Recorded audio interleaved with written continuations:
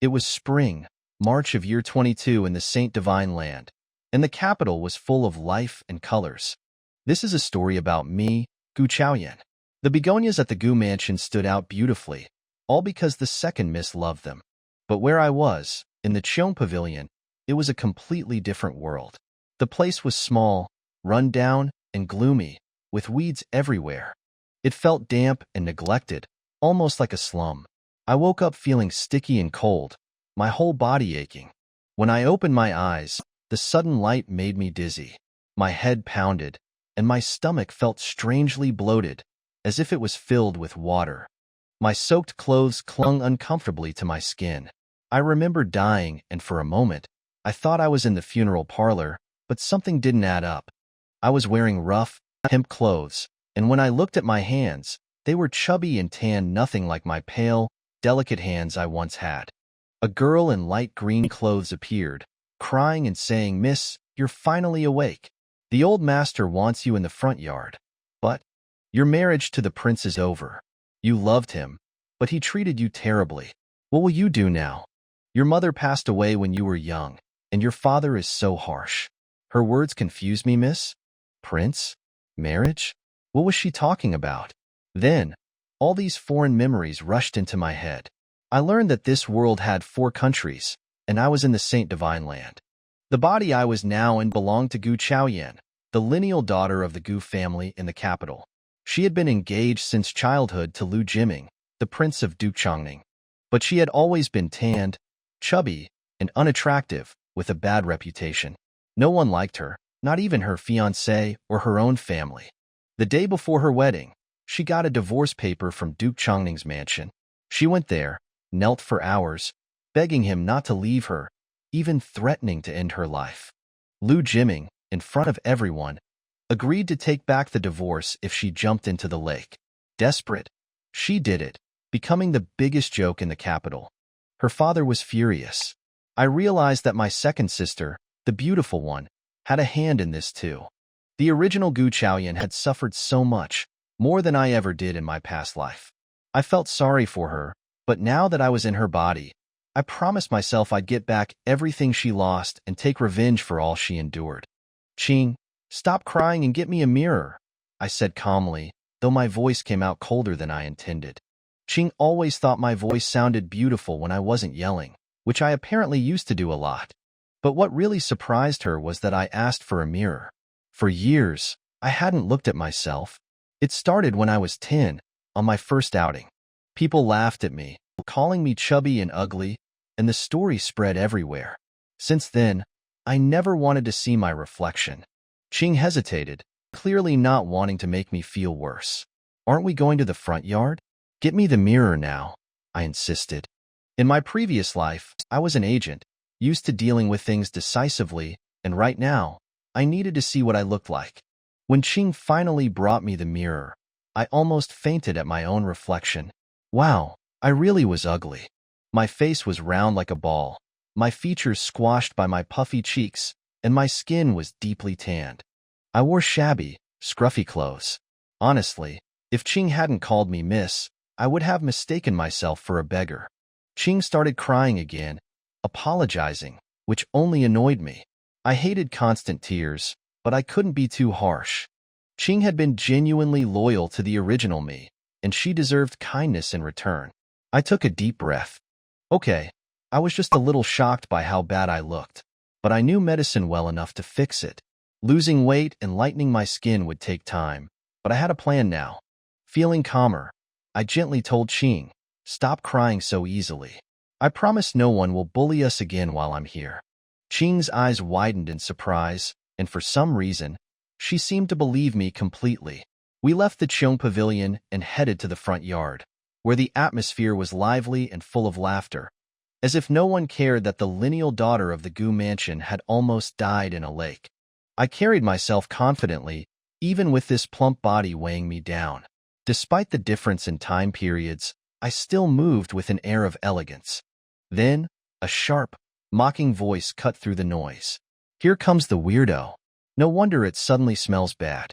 The servants even pretended to hold their noses. But this time, I wasn't going to let them laugh at me. Things were about to change. This time, I didn't get angry or curse at the people mocking me like I used to.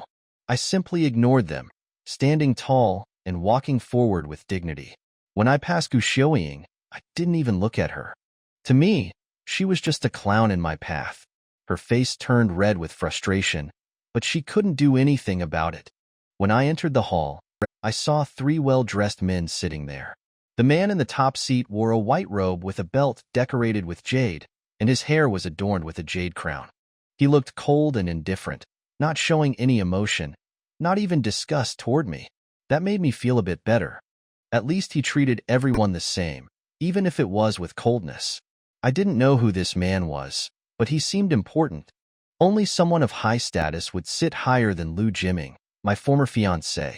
Before Lu Jiming could speak, my father, Gu Zhengkong, angrily shouted at me to greet Lord Huai and Prince Lu Jiming. He was clearly impatient and embarrassed. I didn't let his anger affect me. Calmly, I greeted them in a formal and elegant manner, introducing myself with poise. My behavior surprised Zhou Huaijin, the man in white, who found me interesting.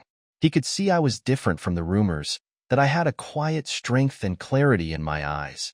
Even Lu Jiming seemed taken aback for a moment, but he quickly brushed it off. He had come to end our engagement, and nothing would change his mind. He had been mocked for being engaged to someone like me, and he felt he deserved better. He even had the nerve to insult me, telling me to look at my reflection in my own urine before thinking I was worthy of him. His words were cruel, but I didn't let them break me. He declared loudly that he would cancel the engagement, whether I agreed or not. Gu Rushue signaled a maid to bring paper and a pen. Lu Jiming eagerly grabbed the pen, ready to write as fast as he could, but then hesitated. He worried I might do something drastic and ordered 2 maids to hold me down, just in case. But this time, I wasn't going to make a scene. When Gu Rushue's servant girls grabbed me without hesitation, I just let them. I didn't resist. Once Lu Jiming threw the divorce letter in front of me, the servants finally let me go. I bent down slowly, picking up the letter despite the difficulty. The moment I touched the paper, Lu Jiming sneered, warning me not to think tearing it would make a difference. Instead of reacting to him, I looked over at my so-called father. He ignored me as if I wasn't even his daughter, acting like the humiliation I was facing wasn't his problem. No wonder I'd been bullied all these years. I adjusted my shabby clothes, the ones I wore because the Gu mansion never gave me anything decent. My sisters had made things worse, beating me up and ruining what little I had. Even so, I straightened myself and put the letter away, meeting Lu Jiming's gaze calmly. "From this day on, I have nothing to do with you," I said, completely serene, as if I'd wanted this outcome all along. Everyone was shocked, even Lu Jiming. He'd expected me to cry, beg, or pull one of my old stunts. After all, I used to do anything for him, like jumping into a lake just because he asked. But this time, I was different, and my composed reaction clearly bothered him. He tried to act generous, suggesting he'd let me be his concubine if I did something for him. His arrogance was ridiculous. I didn't even want to be his wife, let alone a concubine. "Sorry, I won't," I replied firmly. To my surprise, Lord Huai let out a short laugh. It didn't last long, and he soon returned to his usual cold demeanor, but Lu Jiming was furious. He couldn't stand being turned down and stuttered angrily, though he couldn't say anything coherent. Gu Xiaoying jumped in, acting all innocent and asking if I was playing hard to get. She even mocked me, pretending I had any hope left. Lu Jiming felt a bit better, encouraged by her words, and Gu Rushue joined in too, calling me a repulsive nutcase and accusing me of using tricks to win him back. I scoffed. Tricks? Playing hard to get for this scumbag? He wasn't worth it. Smiling slightly, I turned to Gu Rushue. "Sister Xiaoying, you're so clever. You figured out I was playing hard to get so fast. I guess you must use these tricks a lot yourself, right?" When I spoke, Gu Xiaoying's face turned pale. She was horrified that I dared to respond to her like that in front of both the prince and Lord Huai. Her image as a poised lady was crumbling, and I could see the regret in her eyes for not having left me to drown in the lake.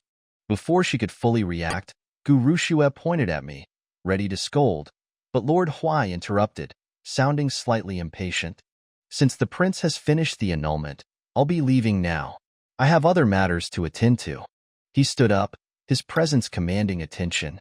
Everyone watched as he left, surrounded by his guards in black uniforms, while the rest of the household bent in respect.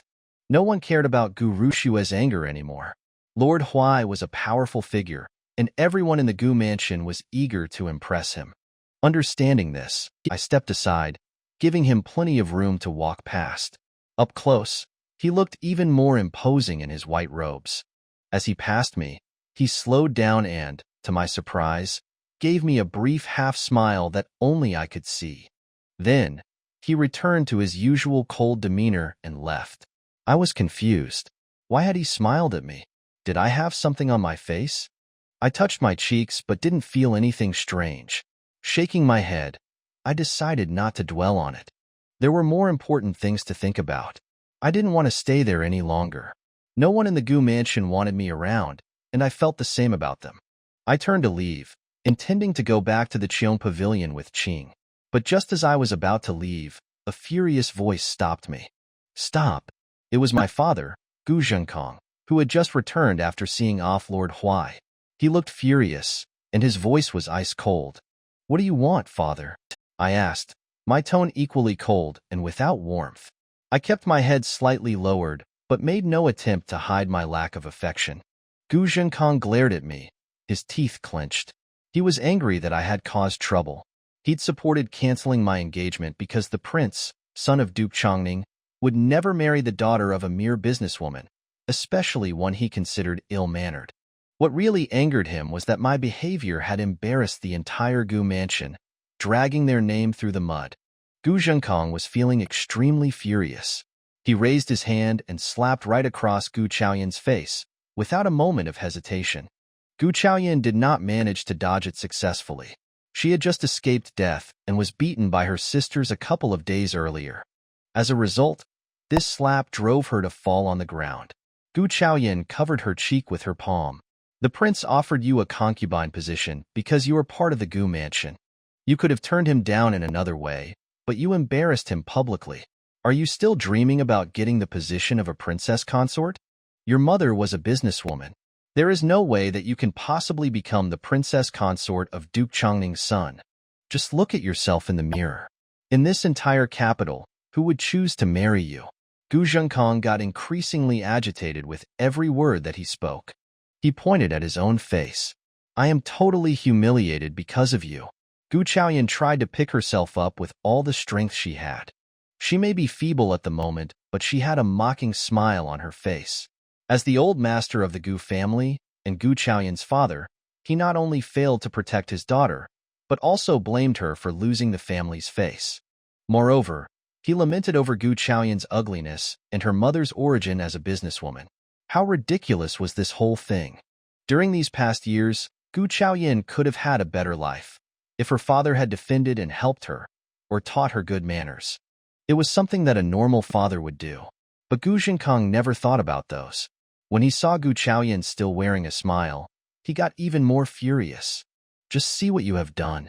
How dare you humiliate your third sister in front of Lord Huai? You can't tell right from wrong. If you want to embarrass yourself in front of the world, go ahead. Just leave your third sister alone.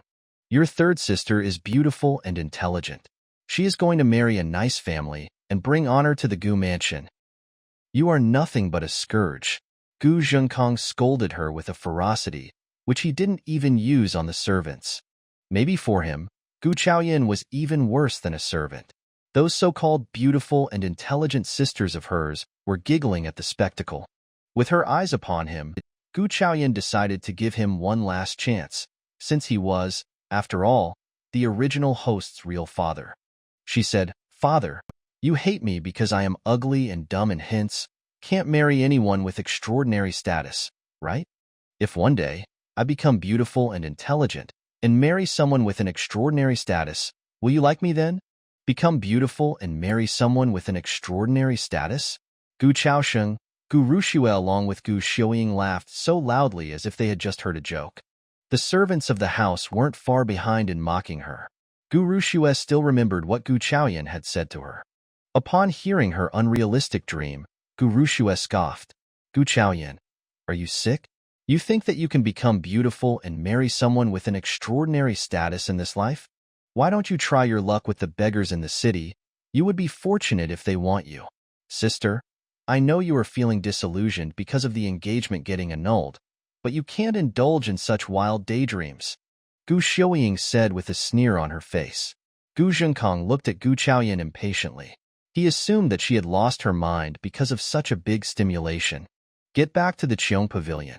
Don't step out and bring us any more shame. Gu Chaoyan was indeed not good-looking, but that did not matter. She was a skilled doctor, and it would only take her some time before she lost the weight and removed the tan. She had checked herself in the mirror before she came to this place. Her reflection showed a pair of large and clear eyes and a high-nose bridge. Her lips were thin and had a rosy color. Yet due to her obesity and tan, these features weren't highlighted currently. The original host's mother, Ms. Lin, had been a beautiful woman. Therefore, she was absolutely confident about her hypothesis. As for intelligence, she had been an assassin in her previous life and had a wide knowledge of everything. No need to worry about that. A woman, who was a top-level mercenary in the 21st century, could not possibly be a weak woman in this ancient era. She was able to survive and enjoy life despite many precarious situations in the previous birth. She would definitely be able to create a promising and shining future this time around as well. What a shame. She had genuinely intended to give the Gu family one last chance. But the Gu family took her to be useless and pitted themselves against her. Otherwise, she could have helped the family status advance by a few ranks in the future. Gu Chaoyan stood up slowly. Her body ached tremendously. She stumbled forward and then paused. She threw a look at this so-called father and showed a slight smile. Her eyes were clear and shining like a crystal. Father, I hope you will not regret what you have done today. Gu Zhenkong snorted. What I regret are my past actions. I should have given your mother an abortion drug so that you, shameless girl, would never have been born. Standing next to him, Gu Rushue said with a smug expression, Sister, if I were you, I would not have any face to stay alive anymore. You have become a laughingstock during these past few years. Different people have different classifications. As for you, you better stay put at the Qing pavilion instead of dreaming about marrying above your status. We can't stand being mocked again and again because of you. Gu Rushue had never liked Gu Chaoyan, so she took this opportunity to ridicule her. But for Gu Chaoyan, she would have become the lineal daughter of the Gu mansion. She truly hoped to see Gu Chaoyan killing herself right now. What Gu Rushue said seemed to meet the approval of everyone present. Gu Chaoyan had no intention of countering her. Instead, she threw a meaningful look at her sisters. This was Gu Chaoyan's real status in the Gu mansion. She was even looked down by the servants, let alone Gu Rushue. But she did not need to get into any conflicts with them. She would not be able to, nor did she want to waste the time. What she needed was to grow strong. When she became powerful, she would strike back and return everything tenfold to them. No one would dare bully her at that time.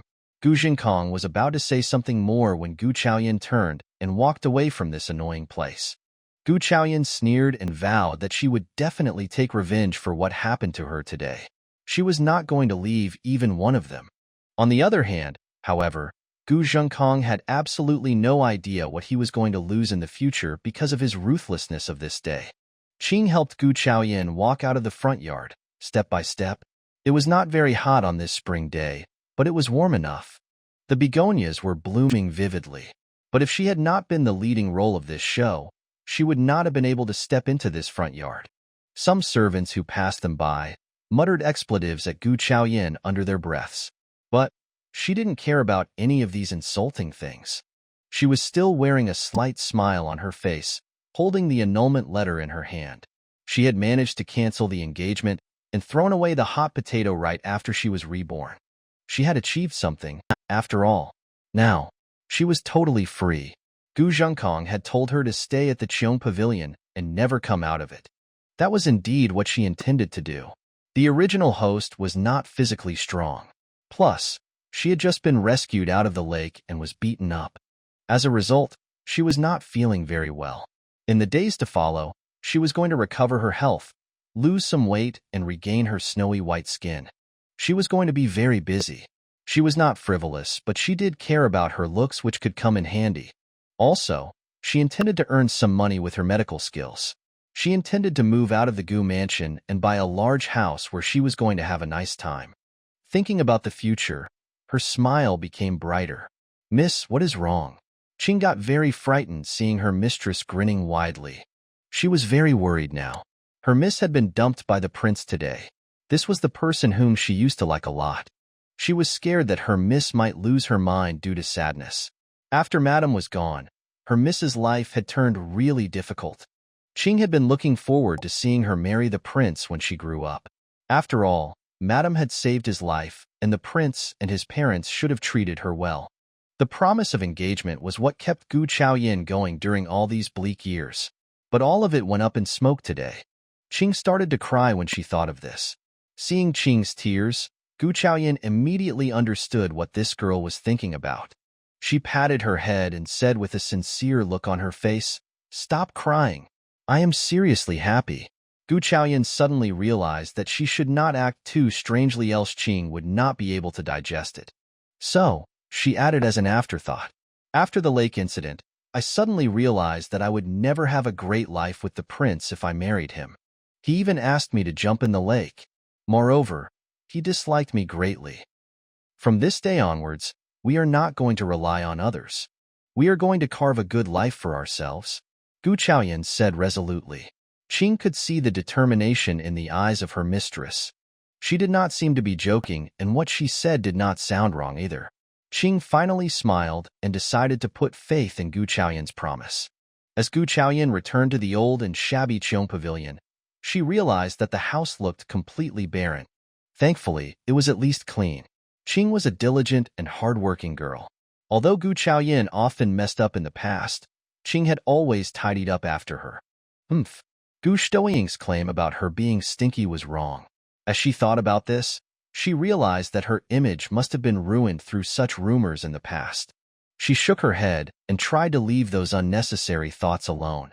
She had better things to do at the moment.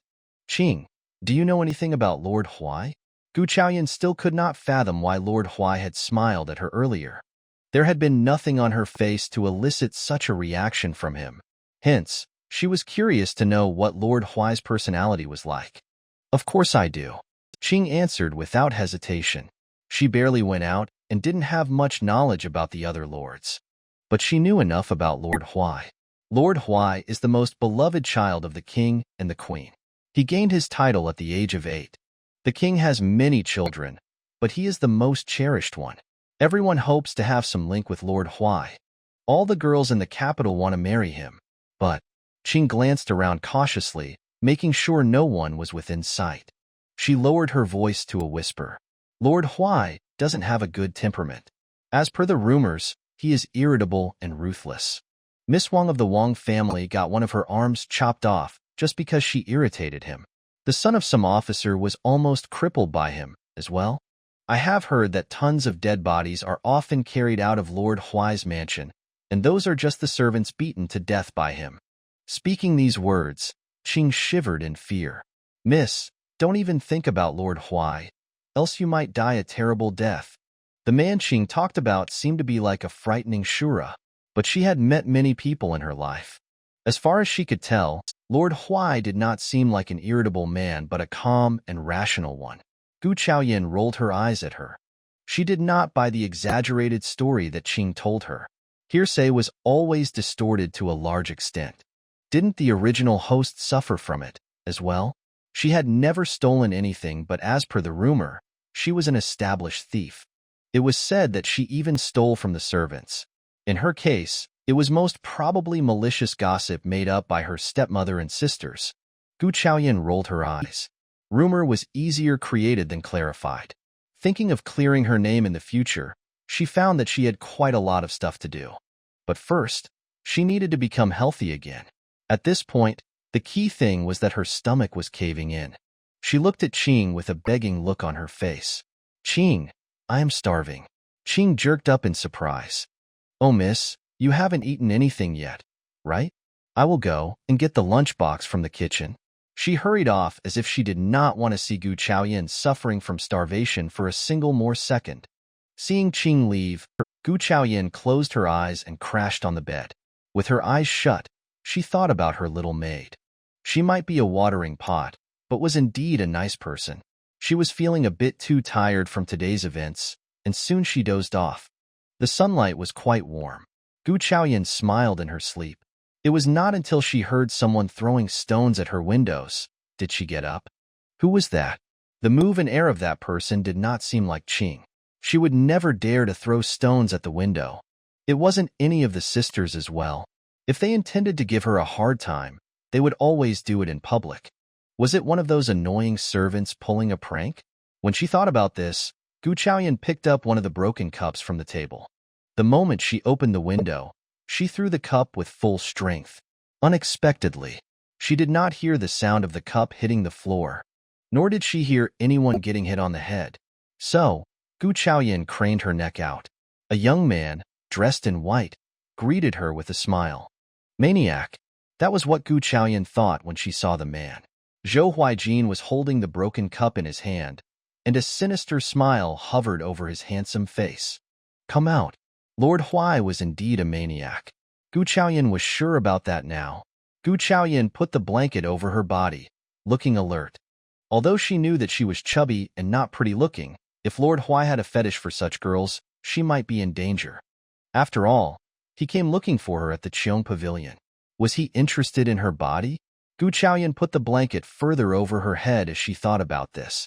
Seeing her staying in and having such a lovely reaction, Huai burst into laughter.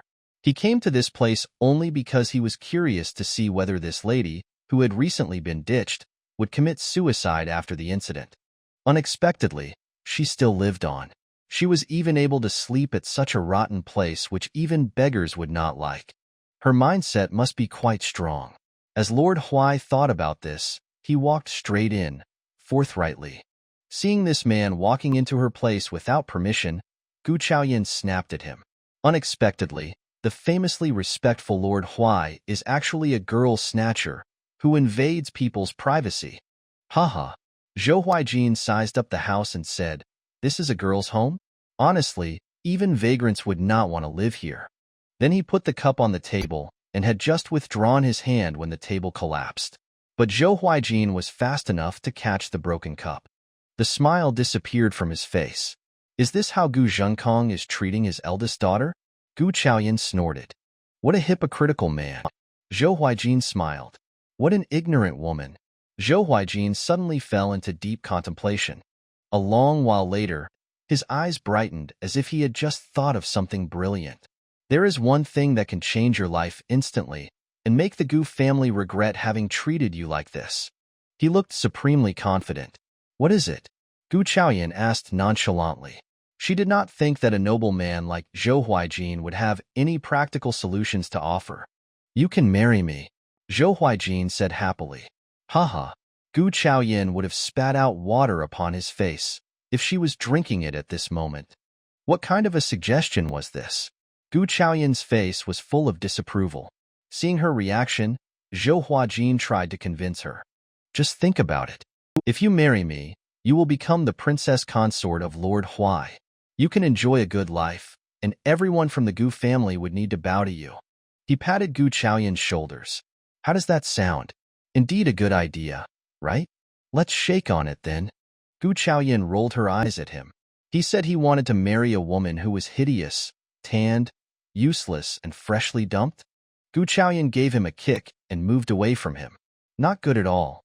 Hearing what Gu Chaoyan said, Huai did not get furious. Instead, he threw a few more meaningful glances at Gu Chaoyan and smiled faintly. This woman had turned him down. He was the one and only Lord Huai. In the Saint Divine Land, all the noble ladies would say yes to his proposal without hesitation. But this abandoned girl had refused his proposal without any hesitation. Just think about it. If you marry me, no one will bully you anymore. Your sisters would get jealous of you when they look at the status and all the good things you are getting. Huai's offer sounded tempting. If you hate someone, I would help you remove them from your path as well. Gu Chaoyan rolled her eyes. What kind of a man was this Lord Huai? He had a pretty face, but his brain did not function that well. He wanted to marry a horrid-looking girl like her? Why? Gu Chaoyan truly wanted to ask him if his mother knew about his stupidity. After a while, she dropped the amicable expression from her face. Sizing up this good-looking man in front of her, she shook her head and snapped at him. I will not forgive those bullies easily, but I want to use my own abilities to pay them back. Looking at the man coldly, she said, Anything else? If not, I need to take a rest now. Having said the words, she snuggled back into her well-worn blanket. She ignored the man purposefully. She was genuinely exhausted. She had been injured earlier and was feeling feeble and drowsy now. Hearing the light sound of footsteps, Gu Chaoyan knew that he had left the house. So, she dropped the alertness and fell into a deep sleep, feeling safe and secure. It was not until evening when she woke up. Surprisingly, Qing was still not back. Normally, it would take just a couple of hours at most for Qing to get the lunchbox. But now the sun had already gone down, and she was still nowhere to be seen.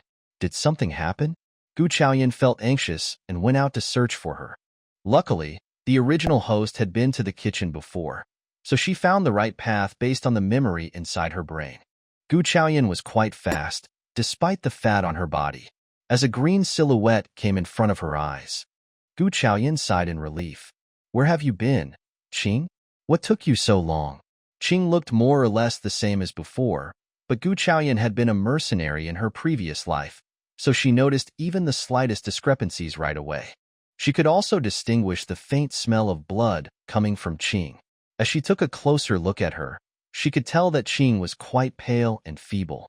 Her hands holding the lunchbox were trembling. When she saw Gu Chaoyan, she passed the lunchbox to her without much strength in her hands. Miss, you must be starving. Let's go back and eat something. Qing's eyes held concern for her even in this state. Gu Chaoyan felt her eyes burn up with hot moisture. In the 2 lifetimes, this was the first time someone had treated her so nicely. Qing was worried about Gu Chaoyan's well-being, not her own injuries. She took the lunchbox from her hand and helped Qing walk back to the Qing pavilion. Then she pulled up Qing's sleeves and saw the wounds on her arms. Who hurt you? Gu Chaoyan asked her sharply. Qing pulled her sleeves down in panic, refusing to let Gu Chaoyan see her wounds any longer. It is okay, miss. I will be fine in a couple of days. Tell me, who hurt you? Gu Chaoyan asked her with her teeth clenched, looking furious. She knew that Qing did not want her to take revenge for her and get injured in the process. That was why she wanted to hide her injury. But Gu Chaoyan was no longer the same timid girl. She was going to extract payback from all those who dared bully her girl. Seeing her Mrs. Resolute look, Qing said weakly, it was the second Mississippi looking at Gu Chaoyan's angry face. She got worried that Gu Chaoyan would be as impulsive as she used to be. She quickly said, Miss, I am okay, let's just forget about it. Both the old master and the old madam like the second miss a lot. Now that she is marrying the prince, we can't afford to irritate her. Let's just wait until she gets married. Then we will be fine. They had become used to being bullied. So, every time they tried to forget about the whole thing after it happened. But that did not work, and had made the situation worse over the years. Gu Chaoyan thought that she needed to change Qing's mindset of forgiving and tolerating. But first, she needed to get some herbs to treat Qing's wounds. Those were becoming handy now. Hang on. Gu Chaoyan rushed out of the house like a blast. She found some wormwood in the cluster and smiled. Wormwood was helpful in stopping the blood. It was good that the yard had such wild plants. Otherwise, she would not have managed to find another medicinal herb to stop the bleeding at such a short notice. Back in the house, she ground the leaves and put them over Qing's wounds. What is this, miss? Qing asked curiously. Herbs that can stop the bleeding, Gu Chaoyan answered. To stop Qing from asking her further details regarding the plant, she changed the topic. You just said that Gu Rushue is marrying the prince? Qing turned pale again. Why did she mention that? She had just blurted it out thoughtlessly a minute ago. Her miss would feel very sad now. Gu Chaoyan rolled her eyes. I have lost interest in the prince already, so don't worry. I am not sad. Don't hold back your words. Tell me everything you know. Qing smiled embarrassedly and withdrew her arm. The next second, tears leaked out of her eyes. Oh man, what are you crying for again? Gu Chaoyan looked helplessly at the foolish girl in front of her. Qing said between sobs, I am feeling sorry for you. You are such a nice person and a lineal daughter. You were the perfect match for the prince. But now you have been replaced. But this was an engagement made by the madam when she was alive. What are you going to do, miss? The old master would not help you with your marriage. It seemed as if God could also feel Qing's sadness. It started to rain suddenly. Taking Qing's hands in hers, Gu Chaoyan said, Silly girl, don't cry due to these stupid matters anymore. My mom died, and no one from this family ever treated me as one of them. What we need to do is to think and make plans for ourselves. Qing pondered over Gu Chaoyan's words for a long time after. On the other side, Gu Chaoyan was thinking about how to get even with Gu Rushue. She was definitely going to take revenge for what that woman did to Qing. It was quite early in the morning. A gleam arose from the east, immersing the blue sky in an enchanting golden glow. The shabby Chong pavilion stood surrounded by a thick plantation. Gu Chaoyan was sitting down amongst this cluster when Qing arrived there with the food box that she had just got from the kitchen. Miss, what are you doing here? Come and have some breakfast. Got it, Gu Chaoyan replied. Yet she was unwilling to leave. She had accidentally found wormwood yesterday that could stop bleeding. She came today in the hope that something better may be waiting for her here. That was why she was here groping so early in the morning. And she was not disappointed. She had not only found aloe vera, but also some other herbs that could aid her in making a few types of poison. In this era, plants that could bloom beautifully were often considered to be noble and important. But people had no idea how much they could do with these useless plants. Now, she was going to make full use of these plants. Gu Chaoyan smiled brightly. Qing, get some clean water here. Soon Qing got the water ready. Gu Chaoyan put away other herbs and washed aloe vera first. She squeezed out the juice and washed her face with it. Actually, Gu Chaoyan's skin was currently tanned, but the quality of her skin was excellent. Her face was smooth. As soon as she was able to remove the tan, she would become much prettier. Gu Chaoyan could not understand why a boudoir girl like her would manage to acquire such a dark skin tone, which was worse than the servant girls in the mansion.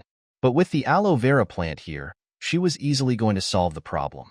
She was even going to put some aloe vera juice on her body while taking a bath at night, so her whole body could acquire a lighter tone too. She had to remove the tan from top to bottom. Miss, what is this green thing that you use to wash your face? Qing asked her in confusion. She had been noticing her Mrs. Weird behaviors during these past few days. It was as if she was a completely different person, but Qing still trusted her deeply. After Gu Chaoyan was done, she replied calmly in a good mood. It helps to remove the tan from skin. Excellent stuff, she said as she poured away the water. When you find time, you can try it yourself. Qing gasped in surprise and curiosity. She was taken aback at how her miss had gained such knowledge about these plants. But more than that, she wanted to check whether this plant truly could bring about the so-called effects. She was about to ask her further when she saw a group of people headed in their direction. Qing spoke in a hushed tone. Miss, it is the second miss.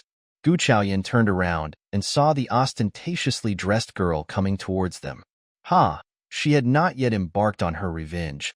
Instead, the perpetrator had delivered herself to her doorstep. Qing, get me a chair, Gu Chaoyan said calmly. She picked up a small batch of the herbs which she had pulled out earlier and hid them in her sleeves. They were fresh, so Gu Chaoyan was not sure if they would be as effective. Yet, Gu Rushue should be able to get a taste of her first strike. Qing had just brought the chair outside when Gu Rushue came to them and sneered. You have learned to behave. Just as she was just about to take a seat, a silhouette beat her to it and sat down. Gu Chaoyan looked at Gu Rushue, who still seemed to be in a daze. What are you doing here, second sister? How dare you? Before Gu Rushue was able to respond, her maid walked up to her and wanted to slap Gu Chaoyan. Gu Chaoyan frowned slightly. Grabbing hold of the maid's hand, she broke it easily. The bone was snapped in a fluid motion. The servant girl started howling in pain as she held her hand, but she did not dare to take another step forward. That move had already brought her so much pain that her face turned completely pale. Gu Chaoyan looked at the ferocious girl. Qing, slap her. Qing hesitated for a moment, but soon she went up and slapped 3 times on the girl's face. Pa pa pa. She looked at Gu Chaoyan and saw that she was not asking her to stop, so she shrugged and continued. But Gu Rushue got so angry that her face turned purple. This worthless girl. How dare she slap her maid? She must have gotten tired of living. She pushed Qing away and came up to Gu Chaoyan. She was about to raise her hand to slap Gu Chaoyan when Gu Chaoyan took the initiative and started slapping Gu Rushue's cheeks, one after another, instead of allowing Gu Rushue to even touch her. Gu Chaoyan, you witch! Gu Rushue could not believe that Gu Chaoyan had just slapped her. With one hand over her face, she pointed at Gu Chaoyan with the other. Second sister, I am teaching you a lesson. Gu Chaoyan looked at Gu Rushue with a bright, innocent expression on her face. The first slap is for your servant. I am the eldest miss of the Gu family, and she is just a servant. How dare she insult me and try to raise her hand at me? The second slap is for your own actions. How dare you, the daughter of a concubine, scold and slap me, the lineal daughter? In fact, I should have hit you harder. The third slap is for my servant, Qing, and the justice she deserves. Gu Rushue stopped smiling. Then she looked at her with a cold expression on the face. Are you convinced now? Gu Rushue was totally stumped. She pointed at Gu Chaoyan but couldn't utter any words. This ugly wrench had hit her. How dare she? How dare she? She was nothing but the abandoned daughter of the Gu family. She saw her maid linger with her broken wrist and realized that she was not a match against this obese girl right now. Gu Rushue felt frustrated. Had she brought some more people with her, she would not have fallen into such an awkward position. She looked at Gu Chaoyan fiercely. I will tell father and grandma about you hitting me. Gu Chaoyan shrugged. She did not really care. She went back to the chair and sat down, closing her eyes to enjoy the warm sunshine. She threw a disdainful look at Gu Rushue. Get out of here if you have nothing more to say. I want some peace. Gu Rushue suddenly burst into laughter. She needed to take revenge for what this girl did to her just now. But she had another purpose in coming here. Gu Chaoyan, you may not have heard yet. Father has fixed my engagement with Brother Jimming. I will soon be the princess consort. Brother Jimming is handsome, enjoying a high social status. He is never going to marry you. Stop daydreaming. After such disgrace, you should really die. Gu Rushue looked at Gu Chaoyan with cruel intentions. She was well aware that this mental girl had nothing to hold on to apart from that marriage contract of hers. Gu Chaoyan had put all her hopes on the engagement for her survival. She had been pestering Brother Jimming during the past few years. But Gu Rushue was in for a disappointment. When Gu Chaoyan heard the news, she did not cry or get furious. Instead, she remained seated in the chair and looked at Gu Chaoyan coldly. Then, she spoke with a bright smile, showing 2 rows of bright teeth. Do you think that it is something worth showing off, second sister? You are simply getting what I discarded. Her gaze was filled with mirth. Gu Rushue's pretty face turned pale, and she flushed in embarrassment. She had never expected that this girl would dare to say something like this about the prince. A fiery look flashed across her eyes. She raised her hand and was about to slap Gu Chaoyan when the latter said with a smile, Second sister, are you sure that you want to try this again? Have you forgotten what just happened? She truly was unable to do anything at this moment. Gu Chaoyan, just wait and watch. Let's go. The lady and the maid looked perfect together, one with swelling on the left cheek and the other with a swollen right cheek. They walked away in fury. Gu Chaoyan massaged her wrist. She felt the ache in it because of all that hitting. She needed to find time to train Qing, so that she did not have to do the heavy lifting herself the next time. She stretched languidly and felt like indulging in a good sunbath right here. But the corner of her eye caught sight of Qing, who was shivering in fear. Mississippi, you have just hit second, Mississippi. The old master is not going to spare you. What are we supposed to do? Maybe someone will come to our yard later. After spending so many years in this mansion, Qing knew clearly what this would result in. Gu Chaoyan rolled her eyes. Well, it was understandable. Qing and the original host had been bullied too many times. She patted Qing's shoulders. Don't worry, no one is going to come here.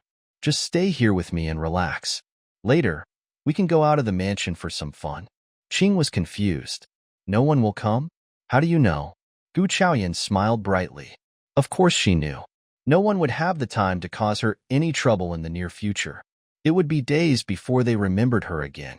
It was a good thing that she had canceled the engagement. That had at least got her the freedom. But she was in a terrible situation otherwise. Her mother passed away when she was young, and no one apart from Qing in this mansion treated her well. She had to find some way to financially support herself in this era. She needed to leave the mansion to see what the capital was like, so that she could make proper plans for the future. She rested for 2 hours. Qing noticed that no one had actually come to beat them up till now. She looked at her miss in admiration, thinking that she was indeed a skilled predictor. Normally, they would get beaten badly as long as they made even a small mistake. But now 2 hours had passed and no one came. Qing's faith in her miss increased multifold. All right, stop looking at me like this. Get ready to go out, Gu Chaoyan said and adjusted her clothes. But we are not supposed to leave the mansion. The old master set this rule. As long as you follow my instructions, I guarantee that you will be going out of the mansion today, Gu Chaoyan said confidently. Miss, how are we going to do that? Gu Chaoyan looked at Qing as if she were staring at an idiot. She sighed softly. This girl was nice in every way, except that she was a little slow. How to get out of the mansion? She knocked at Qing's head lightly. Of course, we are walking out of the front gate. Qing was confused and looked at her mistress like a fool. Front gate? But the old master set the rule that we are not allowed to step out. The guards would definitely stop us. But what Qing received was not a proper answer, but another knock on the head. Qing touched her head and followed her in confusion. Gu Chaoyan felt quite happy and started to walk out with a bright smile on the face. They stepped out of the Qing pavilion and no one stopped them. Qing ignored the pain on her head and was totally surprised. Why was no one stopping them? What happened? They were always questioned whenever they walked out of the Qing pavilion in the past. What Qing did not know was that everyone in the Gu mansion was busy taking care of the second miss right now because something had happened to her. But this good luck didn't last for long. They were finally stopped as they reached the front gate. The guards looked at the chubby miss and her maid with disdain on their faces. There was not even a hint of respect or friendliness in their expressions. They bellowed as if they were talking to beggars. What are the two of you doing here? Are you going outside to bring more shame to the mansion? The old master has given the order that you are not allowed to step outside the mansion. During the past decade, Gu Chaoyan had only been outside the mansion twice. One was when she went to the temple as a little girl to pray. She gained the title as the most hideous person at that time. She understood later that the reason why she was maligned like this was because of her stepmother. The second time happened a couple of days ago, when the original Gu Chaoyan rushed out to Duke Chongning's mansion after receiving the news regarding the divorce paper. That was also when the original Gu Chaoyan died. Since Gu Chaoyan was not allowed to leave the mansion after her first visit, how did she manage to go out last time when she went to meet the prince? Gu Chaoyan was reminded of this by the guard's words. Mississippi Qing tugged at Gu Chaoyan's sleeves. Gu Chaoyan came back to herself and said, I'm allowed to go out of the mansion. The guards sneered as if they had just heard the biggest joke. How could that be possible? You can ask the old master if you don't believe me, Gu Chaoyan said with determination. Guards looked at the confident girl in confusion. Not long ago, the second miss got a bad allergy and developed rashes all over her face. Within a quarter of an hour, numerous doctors went in and out of the mansion. The guards did not dare bother the old master for such a small matter. While the guards were still hesitating, Gu Chaoyan had already walked out with Qing. Since the guards had not figured out if she was telling a lie or not, they could neither stop her nor leave her alone. Gu Chaoyan and Qing took advantage of this confusion and hastened their steps.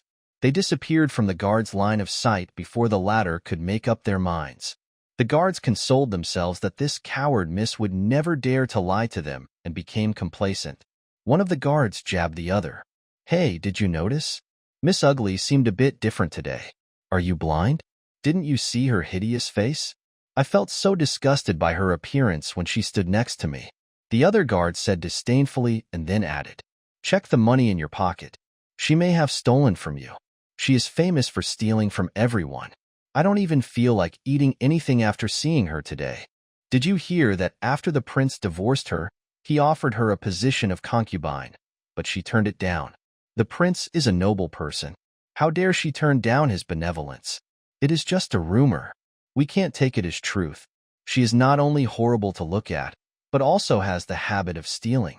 If she really became a part of the Duke Changning's family, the Gu mansion would have definitely experienced worse luck because of her.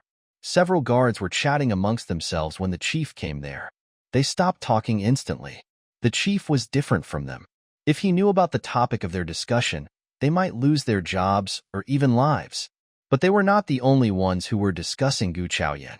Even people on the street were pointing at her at the same time. She stood out in the crowd because of her chubbiness and a light red birthmark on her face.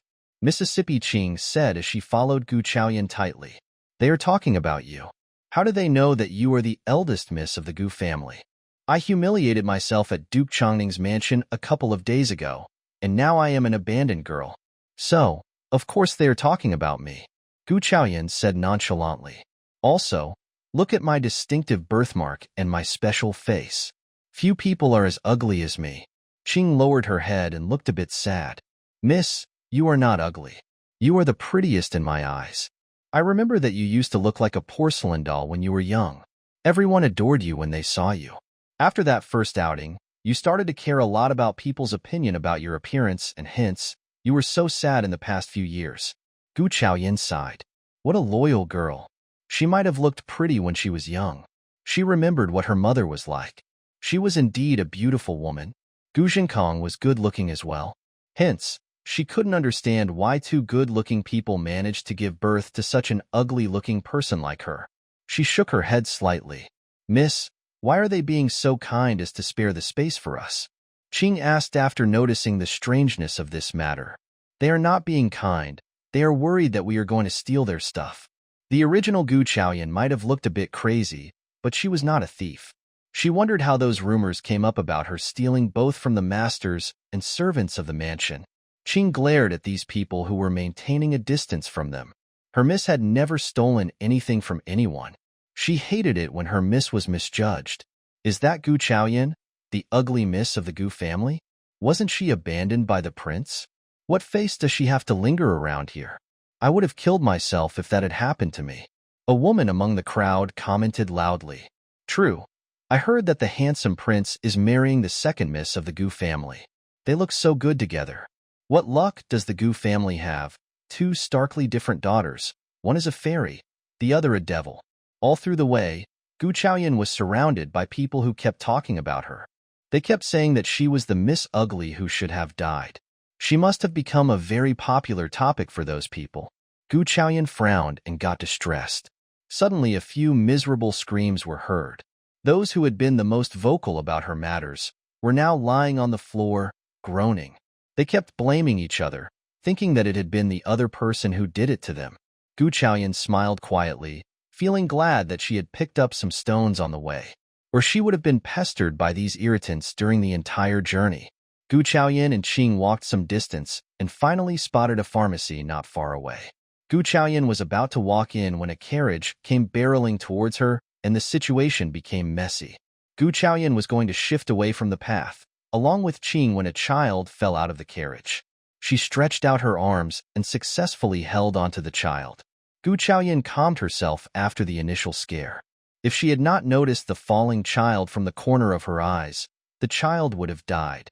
But why was this child not crying after this incident? Gu Chaoyan examined the boy carefully and realized that he did not look well. His entire body was twitching uncontrollably. No wonder he did not cry even after experiencing such a fright. She brought out a silver needle and managed to control the problem. The child finally stopped twitching.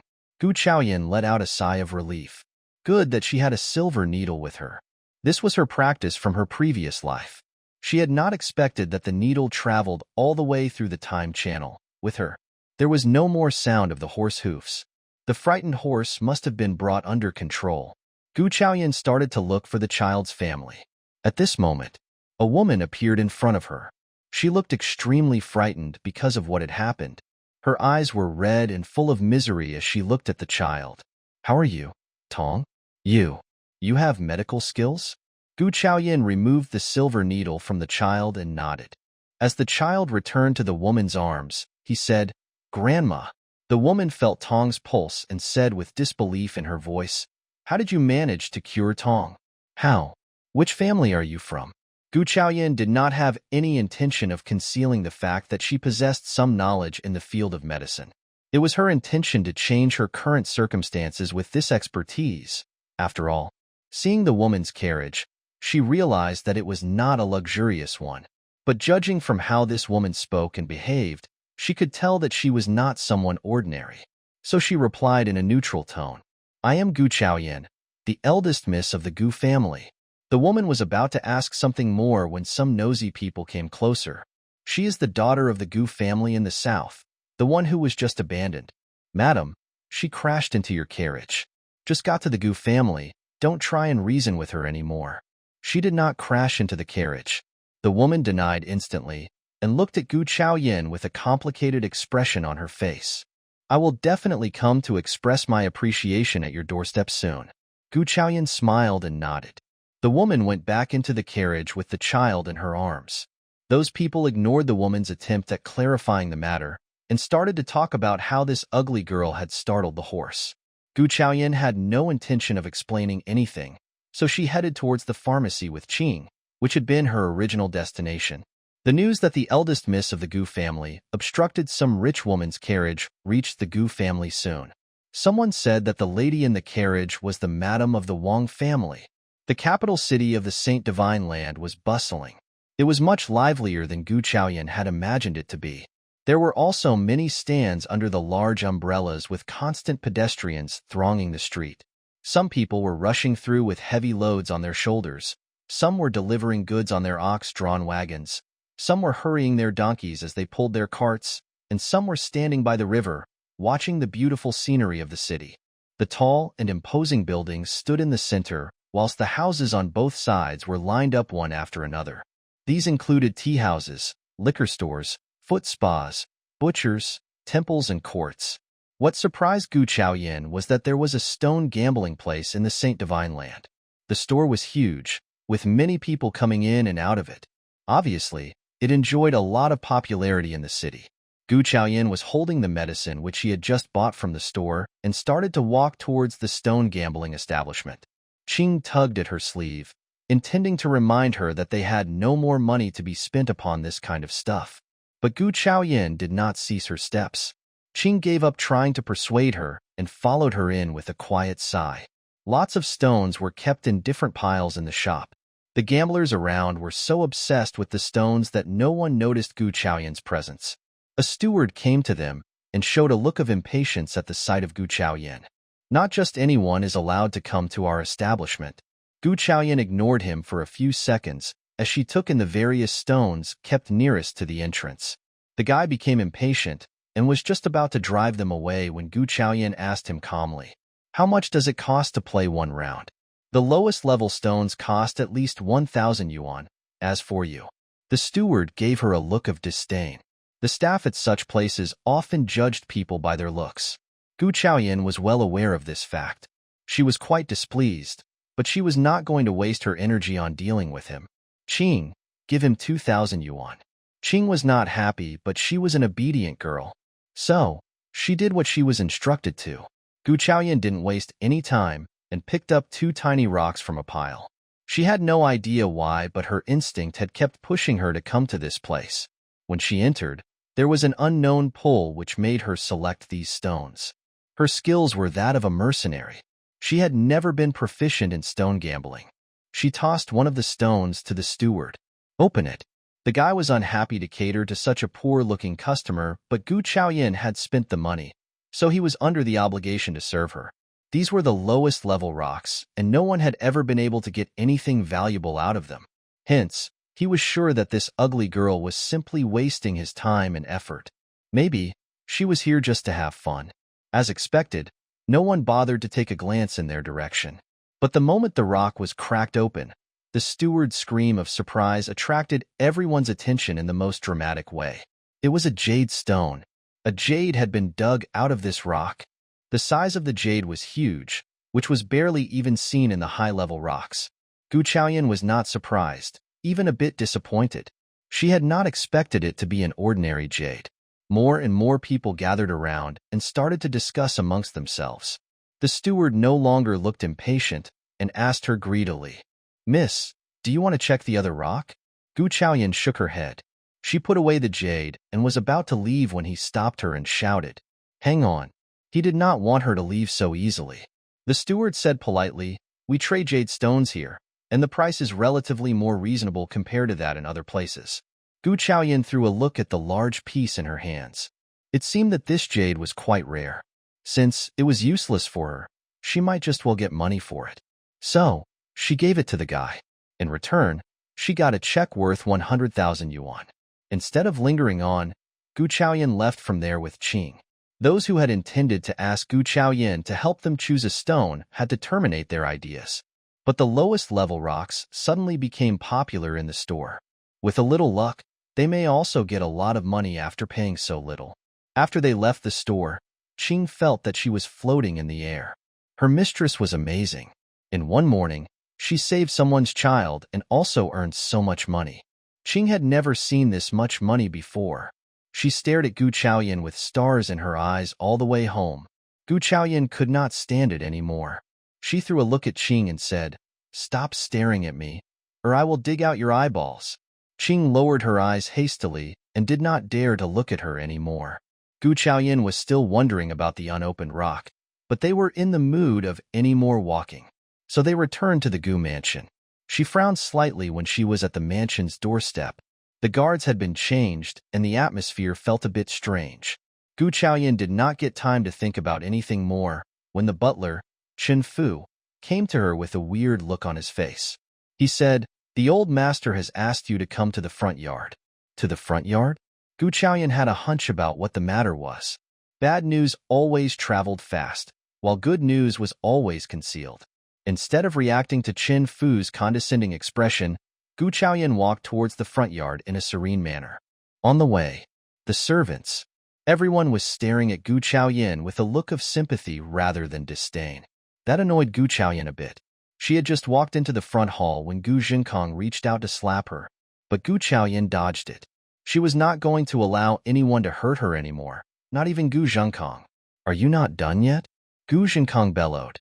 "Do you know what a huge mistake you have just committed? You were forbidden to leave the mansion. How dare you go out? If you want to die, die. Don't drag us along with. How dare you crash into the Wang family's wagon? You even hurt the young master. 10 lives of yours are not even worth 1 life of his." Hearing Gu Jinkong bellow at her, Gu Chaoyan's hunch was confirmed.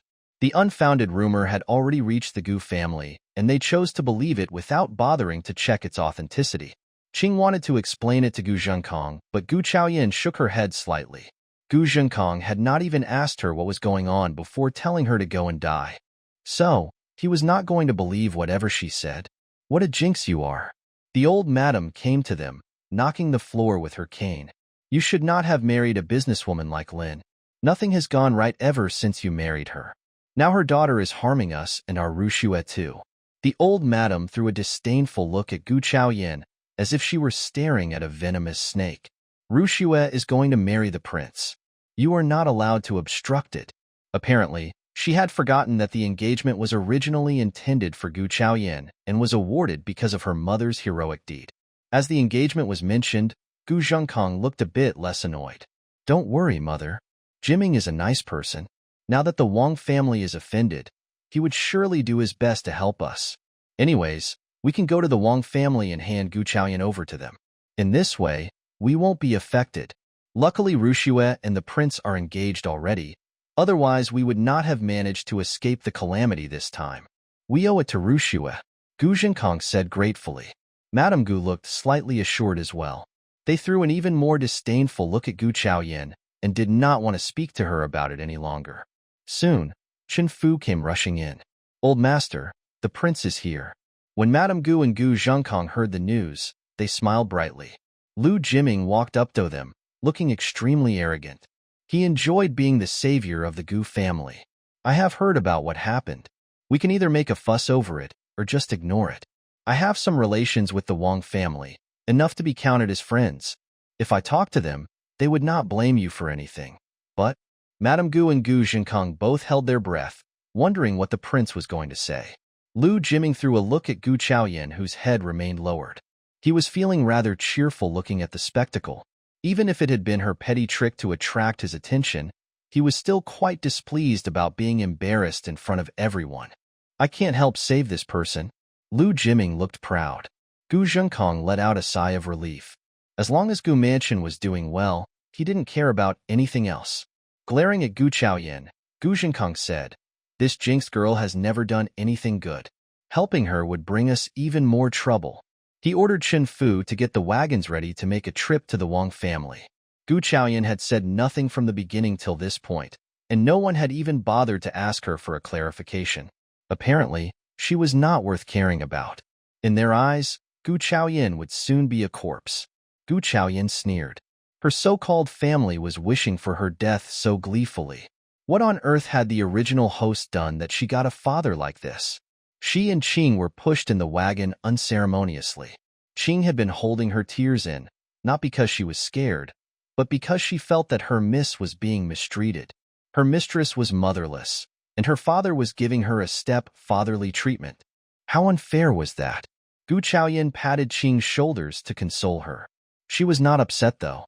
Gu Zhenkong was not her father anyway, so she had no expectations, hence no disappointment. Soon they reached the Wang family. The place was big enough to house a large family comfortably and in style. Thanks to Lu Jiming, they entered the house directly. Gu Chaoyan, however, was forced to follow them under the supervision of the guards. They came to the mansion's hall. Lu Jiming came to stand next to Gu Chaoyan and said arrogantly, "What a shame. If you had agreed to marry me as a concubine, you would not be left alone like this. You would have, at least, kept your life today." Having said the words, Lu Jiming looked at Gu Chaoyan, hoping to see misery and fear on her face. Gu Chaoyan, however, displayed absolute calm. She was standing there with a detached expression on her face. This made Lu Jiming extremely unhappy. He snorted. "Huh, just die then." He walked away on a huff and went forward. Gu Zhenkong was feeling quite nervous. It was the first time for him to visit a grand place like this. He was here to apologize. But, if the whole thing went smoothly, he might end up establishing a good relationship with the prestigious Wang family. Wang Ziyuan entered the hall wearing a bright smile on his face because he had heard that the Gu family were here. But when he came into the hall, he saw Gu Chaoyan surrounded by the guards in the middle of the hall. He stopped smiling. Wang Ziyuan had never met Gu Chaoyan, but he had heard a bit about this girl. His wife had also described her to him. As a result, he could tell that she was the one his wife had talked about. "What is going on?" Wang Ziyuan asked as he looked at Gu Chaoyan. His face was impassive, and it was impossible to tell whether he was happy or not. But he did look intimidating. Fearing that he would annoy this man, Gu Zhenkong immediately said, "Sir, my name is Gu Zhenkong, and this is my disobedient daughter. We are here to apologize. I heard that she crashed into Madam's wagon and hurt the little boy." Wang Ziyuan took the central seat and looked profoundly around him. Only now did he realize that Officer Gu had erroneously assumed that his daughter hit his wife's wagon. Is that why he was treating her like this? That was understandable. Wang Ziyuan looked slightly relieved. Seeing the expression, Gu Zhenkong mistakenly assumed that his words were correct. As long as this senior person was satisfied, the Gu family would not have to get involved with this affair. Also, the prince was here to help them. So he continued to speak in an ingratiating manner. "Officer Wang, I have brought this girl to you all. You are welcome to do anything to punish her, even kill her. We won't interfere in the matter." Gu Zhenkong remained pleasant and polite, showing his sincerity. "Nonsense." A furious voice arose in the hall. Gu Zhenkong shivered as if he had said something wrong. He turned to look at the prince, seeking his help. Lu Jiming smiled. "Greetings, Madam Wang." Seeing Lu Jiming here, Madam Wang said politely, "How do you do, Prince of Duchongning?" Then, she took the seat next to Wang Ziyuan. When she heard from the butler that the old master of the Gu family was here instead of Madame Gu, she had decided not to show up. After all, she was a woman and did not think it was proper to discuss affairs with the old master of the Gu family. But now she was glad that she came to take a look at the proceedings. Otherwise, she would not have not gotten to know that the Gu family wanted their daughter to die so callously. She looked at Gu Zhenkong with a dark expression on her face. "What did you just say, Officer Gu?" "I did not catch that." Gu Jinkong did not know how to respond to her question and gave a helpless look to the prince, who was standing next to him. Lu Jiming nodded slightly, assuring Gu Jinkong. Hence, Gu Jinkong repeated his earlier words calmly. I just got to know that my daughter bumped into your wagon and hurt the little boy today. Hence, I have brought her here to offer apologies. You are welcome to punish her as you deem fit. This ugly girl's mother passed away when she was young. No one could groom her, and that is why she grew up to be a crazy person. Since she is the one who made a mistake, you can do anything you want as a way of compensation. We won't complain even if you want her dead. Having said the words, Gu Jinkong looked at Officer Wang and Madame Wang with slight unease. It seemed that something was amiss, but Lu Jiming was oblivious to the atmosphere in the hall. He said arrogantly, Officer Wang, Madame Wang, the Gu family has told me what happened today. This stupid woman caused an accident, almost harming your family. So, she is at your mercy. The Gu family has nothing to do with her. Hopefully, you will not blame the Gu family for this girl's actions. So, the father was trying to get rid of this daughter, and unashamedly so. Wang Ziyuan and Madame Wang understood his intention. Madame Wang asked him furiously, What do you mean? Lu Jiming and Gu Jinkong looked surprised and confused. They didn't know why the madam was reacting in such a manner. Didn't the ugly chit crash into the Wang family's wagon? Gu Jinkong was just about to say something more when Madame Wang got up and approached Gu Chaoyan. She took Gu Chaoyan's hand into her own and then guided her to take a seat. Miss Chaoyan, I should have visited the Gu family to express my gratitude for what happened today. But Tong is still not well, and the doctor is examining him as we speak. That's why we were delayed. So sorry to have caused you the trouble. What? Gu Jinkong's eyes widened. What did she mean by gratitude? The horse was startled, but that was not Miss Chaoyan's fault. Madame Wang explained. If not for Miss Chaoyan, who helped Tong in that crucial moment, Tong would have died on the spot. How could this be possible? Gu Jinkong mumbled in disbelief. How could it not? Madame Wang looked furious. She had never seen a father who wanted to get his own daughter killed so enthusiastically. Tong has had a serious disease since he was a baby. Over the years, the doctors have told us that it is incurable. Even the imperial doctors could do nothing about it. Tong happened to get very sick today, but for Miss Chaoyan's needle, he would have already.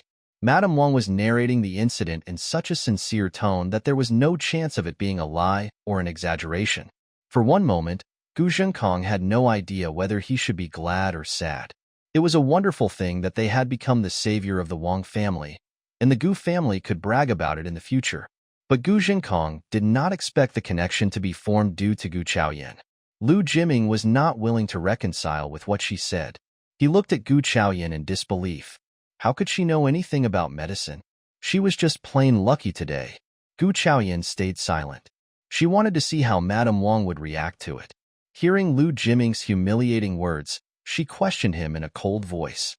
Are you saying that the little boy of the Wang family is alive purely because of luck?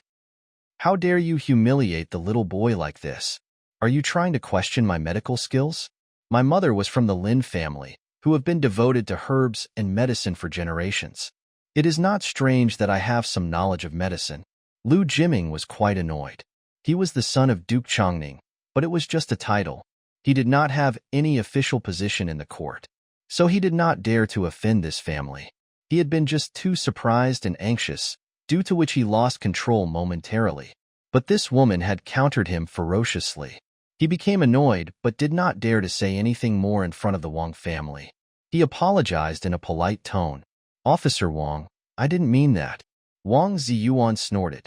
This so-called prince had not left a good impression on Wang Ziyuan in the past. He remembered clearly that this prince got engaged with the second miss of the Gu family immediately after the marriage contract cancellation with Miss Chaoyan. It was already an ungentlemanly conduct on his part, not to mention unfaithfulness. Moreover, he did not even remember that he had once been saved by Miss Chaoyan's mother. It was obvious that he was so fickle and could betray people easily. I don't care about your real intentions, but Miss Chaoyan is our savior, and we are not going to allow anyone to bully her. Wang Ziyuan was not just being polite.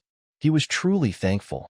Wang Ziyuan's wife passed away at a young age, and Tong was their only child.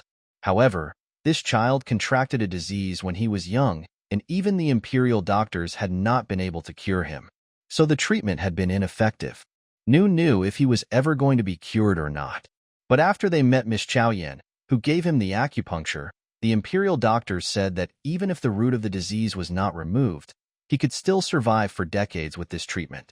Therefore, for the Wang family, Miss Chaoyan was their savior. They had just got the presents ready and were going to express their gratitude towards her the following morning. They had not expected that the old master of the Gu family mistakenly assumed his daughter to be guilty and could not wait to bring her over to avoid trouble to their family. How could there be a father like this in the world? The Gu family had been a hot topic for discussion in the city during the past few years, and he had heard a few rumors. But he had not paid much attention to them since they were not related in any way. Now, the situation was different. If Tong's savior was wronged, he was definitely going to step in. Gu Zhenkong was startled by what Wang Ziyuan said. He had not foreseen this situation. He shivered slightly. Lu Jiming, however, reacted fast and said with a smile, "It's all a misunderstanding. Just a misunderstanding. We are a family from now on." Gu Zhenkong nodded alongside. Wang Ziyuan found these two men to be extremely annoying. They were ruthless people who were not only pretentious, but also disloyal. So, he snapped impatiently. "Tong is still undergoing checkups. Do you mind letting your daughter stay at our place for a couple of days? Madame Wang likes her." Hearing the words, Madame Wang smiled brightly and patted her hand. Gu Chaoyan was quite moved. She had not saved the boy for any reward, but when she saw Madame Wang in the wagon, she deliberately disclosed her real identity, in case she could be of help to Gu Chaoyan in the future. But she had not expected that the Wang family would treat her so nicely. Gu Chaoyan nodded and accepted the Wang family's good intention. Gu Zhenkong looked a bit embarrassed, but he could not turn them down. He asked courteously, "When should I come and pick up my daughter?" "When Tong gets better, we will bring her back. Don't worry, Officer Gu." Wang Ziyuan replied without much affection. Then he asked the butler to see them off at the doorstep. He was trying to tell them that they should leave. In this situation, Gu Zhenkong and Lu Jiming did not feel that it was proper to stay at the Wang family any longer. Gu Zhenkong and Lu Jiming walked out of the door with complicated expressions on their faces. Madame Wang, on the other hand, showed Gu Chaoyan the room that she was going to live in. Wang Ziyuan held a high position in the court, and the Wang family was otherwise affluent as well. But not many people were currently living in the mansion. Apart from Madame Wang and Officer Wang, Tong was the only other person in the mansion. So, they had enough space for her. Madame Wang gave her a room inside her own yard due to her affection towards this girl. When they reached the yard, no one else was around. Madame Wang asked her in a somber manner, "Chaoyan, tell me the truth. What is going on with your father?" Gu Chaoyan smiled helplessly as she held the freshly boiled tea in her hand. "You have seen what happened today, Madame Wang. My father has always treated me in this manner," Gu Chaoyan said as she took a sip of the tea. It was fragrant and delicious, making Gu Chaoyan feel refreshed. She loved tea, but had not been given any good ones during this period. Luckily, she got to drink good tea at Madame Wang's. Madame Wang was fairly experienced and had witnessed almost all kinds of things. Hearing what Gu Chaoyan said, she was certain that she had not had a peaceful time at the Gu family. Also, her marriage had just been cancelled, so she was probably experiencing an even worse time now. "What is your plan? We can help you deal with your father. He won't give you any more trouble, at least for our sake," Madame Wang suggested. It was the best idea she could come up with. Gu Chaoyan shook her head with a smile. Seeing her behavior, Madame Wang was confused. "He is not my father." Gu Chaoyan sounded cold, showing no emotions in her words. Madame Wang was taken aback at her words. She patted Gu Chaoyan's hands and tried to console her. "He might not be a good one, but he is your father. We are women and should listen to the father before marriage and the husband when married. You are disappointed with him, but you will have to depend on him in the future." Gu Chaoyan took another sip of the tea. She could tell that Madame Wang was trying to be kind to her. Madame Wang was a woman of the ancient era, but Gu Chaoyan was not. She was a ruthless mercenary from the 21st century. Moreover, she was confident enough that she would be able to change her fate with her own abilities. But she could not share those thoughts with Madame Wang, fearing that she would get even more concerned. "Don't worry, madam. I am well aware of what is happening, Gu Chaoyan said happily. No matter what happens, come to us if you find yourself in any trouble. Ziyuan might not be high-ranking in the court, but he holds higher authority than your father, Madame Wang said confidently. Gu Chaoyan nodded. Gu Zhenkong was back at the Gu family by this point. The moment he walked back into the mansion, Chun Fu guided him to the hall of the front yard. Madame Gu, Mrs. Gu, Gu Ruxue, Gu Xiuying, and several other people were waiting for him there, impatiently. The entire Gu family had learned the news that Gu Chaoyan offended the Wang family, and they were worried of being pulled into trouble due to this. The moment Gu Zhenkong walked in, Madame Gu felt assured when she did not see Gu Chaoyan. Mrs. Gu smiled as well. Her daughter, Ruxue, was getting married soon. The ugly girl had held the position of the eldest daughter of the legal wife all this while. But now that Ruxue was getting married, she wished that she would disappear, so Ruxue could become the eldest daughter instead. "Old master, what happened? Did the Wang family blame us?" Mrs. Gu asked him. Madame Gu frowned at her impertinence. She was not pleased with Mrs. Gu's behavior. She was still around, and this woman dared to mention something inauspicious in front of her. With her eyes trained at her son, Madame Gu asked him, "What is it going on, Zhenkong?" Gu Zhenkong's face was pale. He struggled to come up with the right words to describe what actually transpired at the Wang mansion. Seeing Gu Zhenkong's expression, Madame Gu became worried instantly. She assumed that things had turned for the worse. Everyone knew that the Wang family only had one son, and if anything happened to him, the Gu family would have to take full responsibility. Thinking about this, she said with an annoyed expression on the face, "Your father should never have let you marry that businesswoman for the sake of her money. Our family has not experienced anything good since then. This girl should have died with that cheap mother of hers." Madame Gu looked rather furious, so she snapped harshly. Hearing these words, Mrs. Gu would have burst into laughter, but for the weird occasion. She was just about to add something when Gu Zhenkong shook his head. "Mom, that isn't the case. We did not offend the Wang family. Instead, Officer Wang said that the hideous girl cured the little boy. He said that she was his child's savior.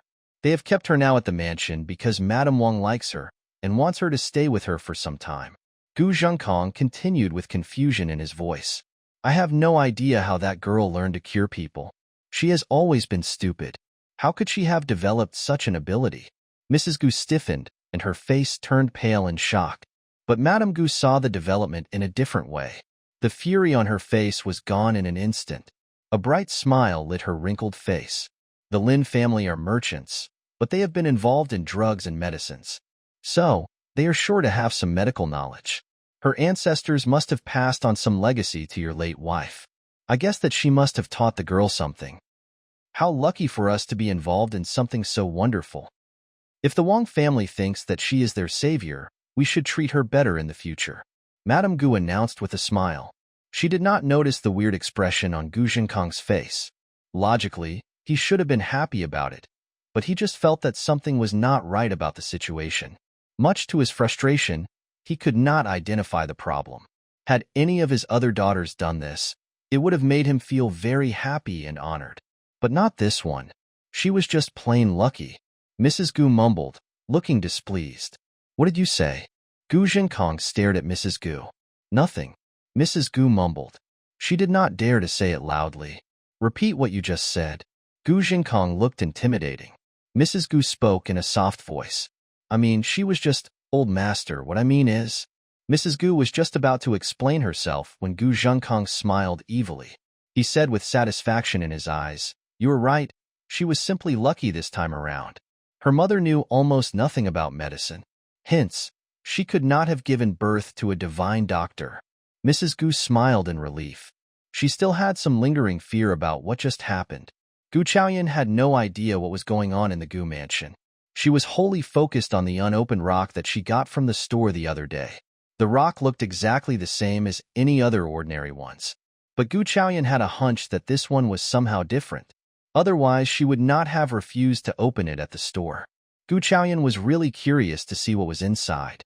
Gu Chaoyan exerted some force, and the very next second, the rock cracked. She had been a hitman in her previous life, so she was definitely not weak. It was not too tough for her to crack open a stone. She observed the broken rock carefully and noticed that there seemed to be a white light twinkling in it. This was indeed a different rock.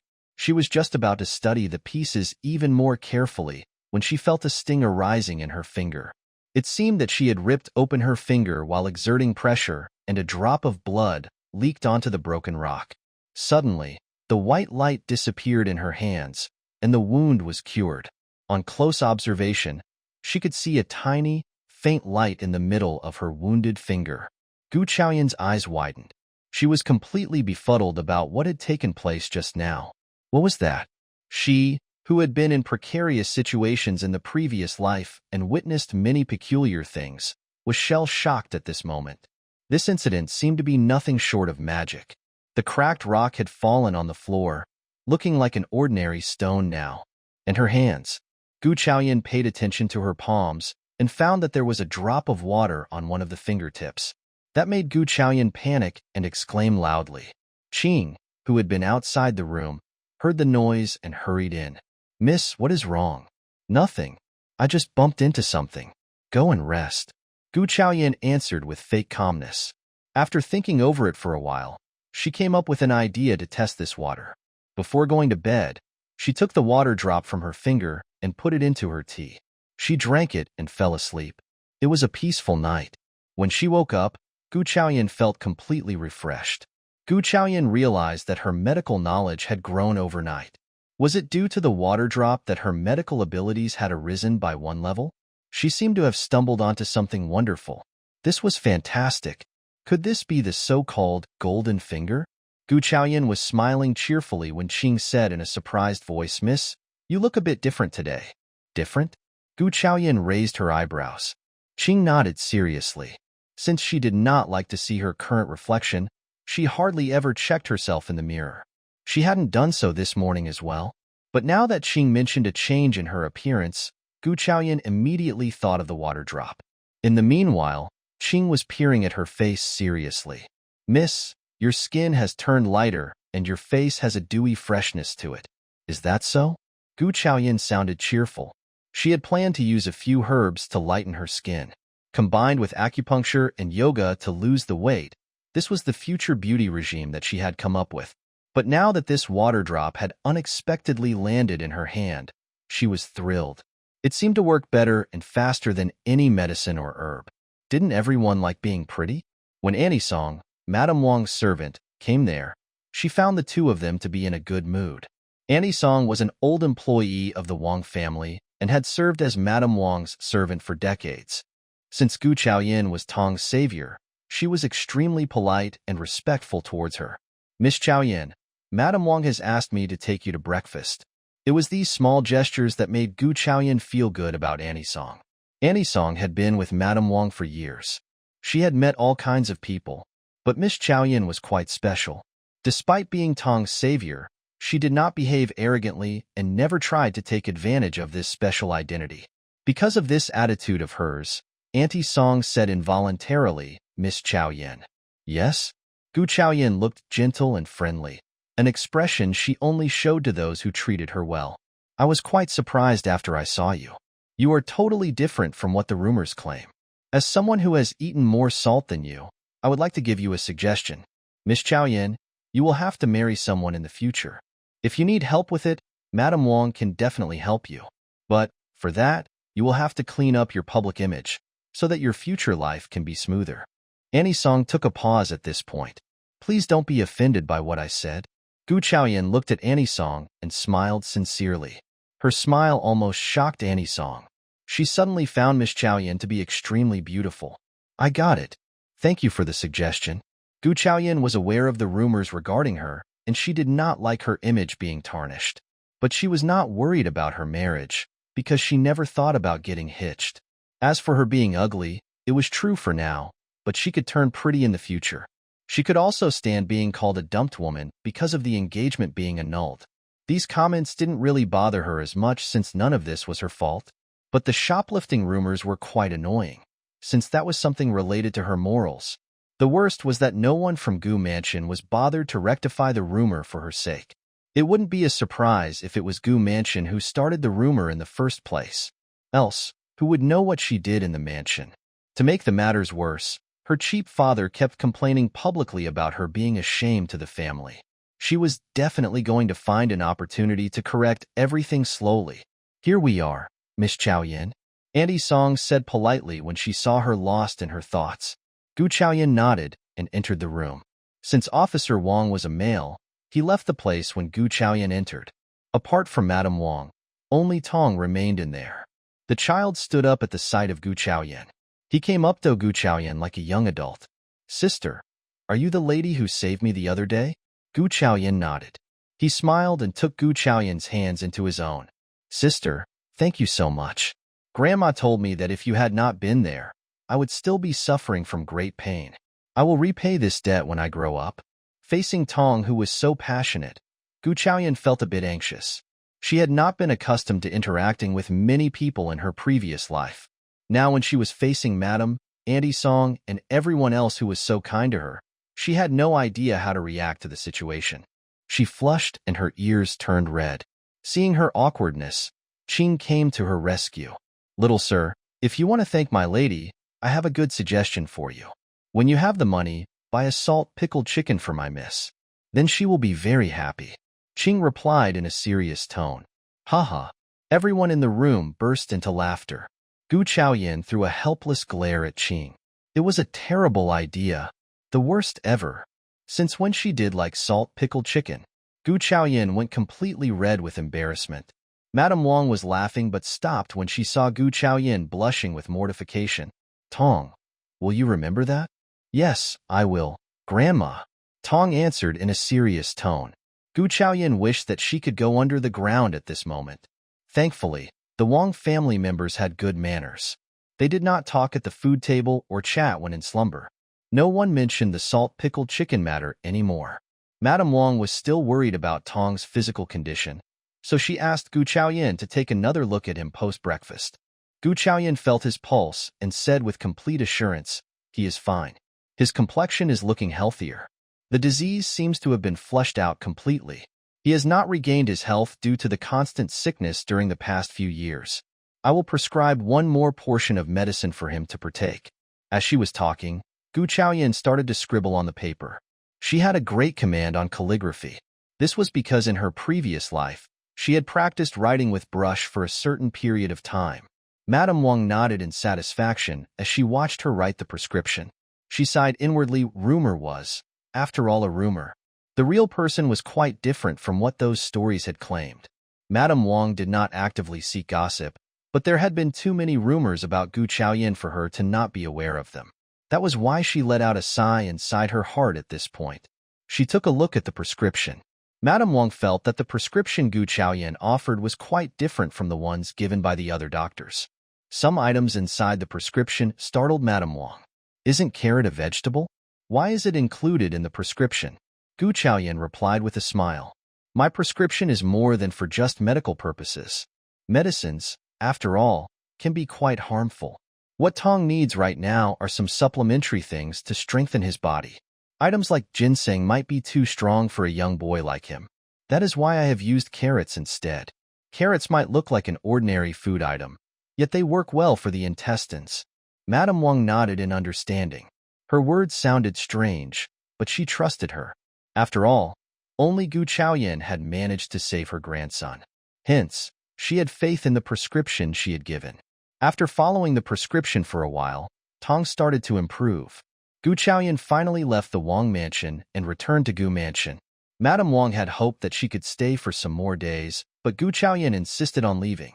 Madame Wang had no other choice but to let Auntie Song accompany her back. She also stressed repeatedly that Gu Chaoyan should visit her soon in the future.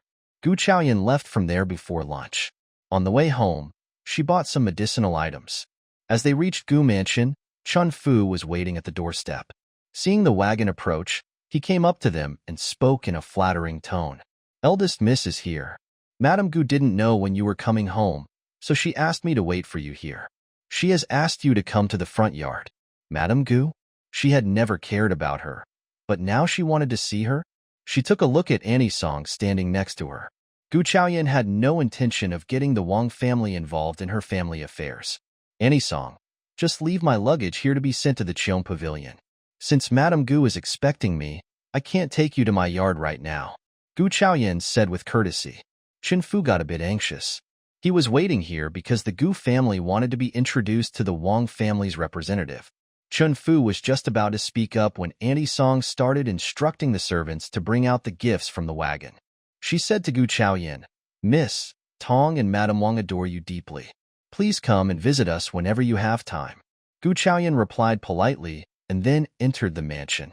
Seeing Gu Chaoyan's figure move further away, Auntie Song found herself liking the girl more. She had not shown any arrogance because of her status as Tong's savior. Even at her own home, she did not intend to show off the Wang's gratitude towards her. But Chen Fu did not like how the matters were unfolding. He thought that the miss was so stupid that she did not even understand that the Wang family's representative should be invited to speak with Madame Gu. Instead, she drove the guest away. He would like to see how an idiot like her would face the Gu family now. As they came to the front yard, she noticed that everything looked the same. The begonias were still blooming. Many servants were busy taking great care of the flowers because Gu Rushua loved them. But there were a few subtle differences. Those servants, who used to display arrogance and curse at her or kick her, were completely silent in front of Gu Chaoyan now. Gu Chaoyan smiled briefly. She was quite satisfied with these minuscule changes. Her life's direction was slowly but surely beginning to shift. Here is our Chaoyan. Madame Gu was seated in the middle seat. Her aged face was stretched into an affable smile. But for the memory in Chaoyan's mind, she would have assumed that Madame Gu was a friendly person. "Greetings, Madame Gu and father," Chaoyan said politely. She stood there calmly, sounding distant. Madame Gu frowned, feeling a bit displeased. All children of the Gu family would try and flatter her every time they saw her. But Gu Chaoyan was clearly not one of them. Due to her relationship with the Wang family, Madame Gu did not show her dissatisfaction. Instead of frowning, she maintained her friendly expression and beckoned Chaoyan closer. "Come to me, Chaoyan." Gu Chaoyan did not feel like complying with her command, but after a moment of hesitation, she still did as Madame Gu said. In this era, as a woman, she was on a back foot. Although she was under the protection of the Wang family, she still didn't have a strong background to go up against the whole Gu family. So, she had to seek protection from Madame Gu at this moment. Madame Gu was a woman who only cared about profits and her own interests. Anyone who could bring benefits to Madame Gu would get protection and preference from her. "Grandma," Chaoyan said softly. Although she looked a bit indifferent, she still called her by her title. Madame Gu smiled brightly and patted Gu Chaoyan's hands. "Good, good. You have worked hard at the Wang family. I have asked the servant to clear up a new yard for you. You can move in today itself." That surprised Chaoyan. She had not expected that the Wang family was so important in the Gu family's eyes. Just because she had some connection with the Wang family, she was being given a new residence? But Qiong Pavilion was a shabby place, and she had no attachment to it. But she enjoyed living there. Isolated from the rest of the family, no one from Gu Mansion would ever think about visiting that place. So, Qiong Pavilion was basically left alone in peace most of the time. She planned to start losing weight these days, and Qiong Pavilion suited her needs. As she thought about this, Chaoyan shook her head. "Thank you for your kindness, Grandma, but I have been used to living in my yard all these years." Seeing Gu Chaoyan turning her offer down, Madame Gu did not insist on it again. Anyways, Madame Gu had wished secretly that she would turn down her offer of a new yard. The Wang family might be thankful to the Gu family at the moment, yet gratitude did not last forever, especially from a family like the Wangs. Everyone tended to forget about the favor after some time. At that point, this ugly girl would be useless to the Gu family. She did not want to see this girl showing up in front of her when that became true. It would not be pleasing to the eye. For a girl, her appearance was the most important thing of all. But this girl had nothing. Even if she had been pretty, since the Wang family's gratitude would not last forever, Madame Gu did not want to spend too much time and energy upon her. Seeing Gu Chaoyan's ugly face and chubby body, Madame Gu said a bit coldly, "Go back to your pavilion and take a rest. Come to the front yard for dinner." Chaoyan bowed slightly and left from there. She could see the changes on Madame Gu's face. Was she that unpopular in the Gu family? Gu Chaoyan left in large steps, feeling no willingness to linger on. She had just gone out of the hall when Gu Zhenkong caught up with her. Gu Zhenkong looked serious and said to Gu Chaoyan in a displeased manner, "It was your luck that you managed to cure the little boy. Just luck. Don't ever think that you would be able to achieve something big out of it." In his eyes, he did think that the Wang family's gratitude was of great importance. But a useless girl like Gu Chaoyan would not be able to extract any benefits from it. To begin with, that face was disgusting, and because of that, she won't be able to marry in any good family. Moreover, her mother had belonged to a merchant family, which made the situation worse. Finally, he reached the main point of this conversation. In a stiff and stern voice, he said, "Go and cure Rushua's face. She has got rashes." Haha. Chaoyan laughed brightly. "Me? Cure Rushua's face? You just said that I had only been lucky to know some medicinal knowledge. So, now you are asking me to try my luck on her?" Having said the words, Gu Chaoyan continued to laugh indifferently. She had never met anyone more ridiculous than Gu Zhenkong. If he had been a tough man, she could have taught him in a different way. But after showing strictness, he was still turning to her for help. What thick cheeks he had! What are you talking about? Seeing Gu Chaoyan's behavior, Gu Zhenkong bellowed in disgust. He pointed at Gu Chaoyan's face and said, "She is your sister. Cure her if you know how to. Are you hoping that her face becomes as ugly as yours?" Gu Chaoyan looked calm and replied coldly, "To answer your question, I would be lying if I said no. As for your request, I know how to cure her, but I refuse." With chin raised, she looked at Gu Zhenkong in a dominant manner, making him dizzy for a moment. At that moment, he believed that it was not his daughter standing in front of him, until Gu Chaoyan's ugly face brought him back to reality. "How dare you?" Gu Zhenkong was furious. "I am going to punish you according to the family law." "Understood." The servant answered when he caught Gu Zhenkong's gaze and went to fetch the tool. Gu Zhenkong did not want to see Gu Chaoyan's face for even 1 second, because her face scared him. He feared that Gu Rushua would become equally ugly in the future. Rushua was considered as the prettiest girl in the entire city. She was the hope of the whole Gu family and was the princess-to-be. Mississippi Qing was shivering. She was obviously scared. The next second, she kneeled down on the ground and started to kowtow. "Old master, punish me instead.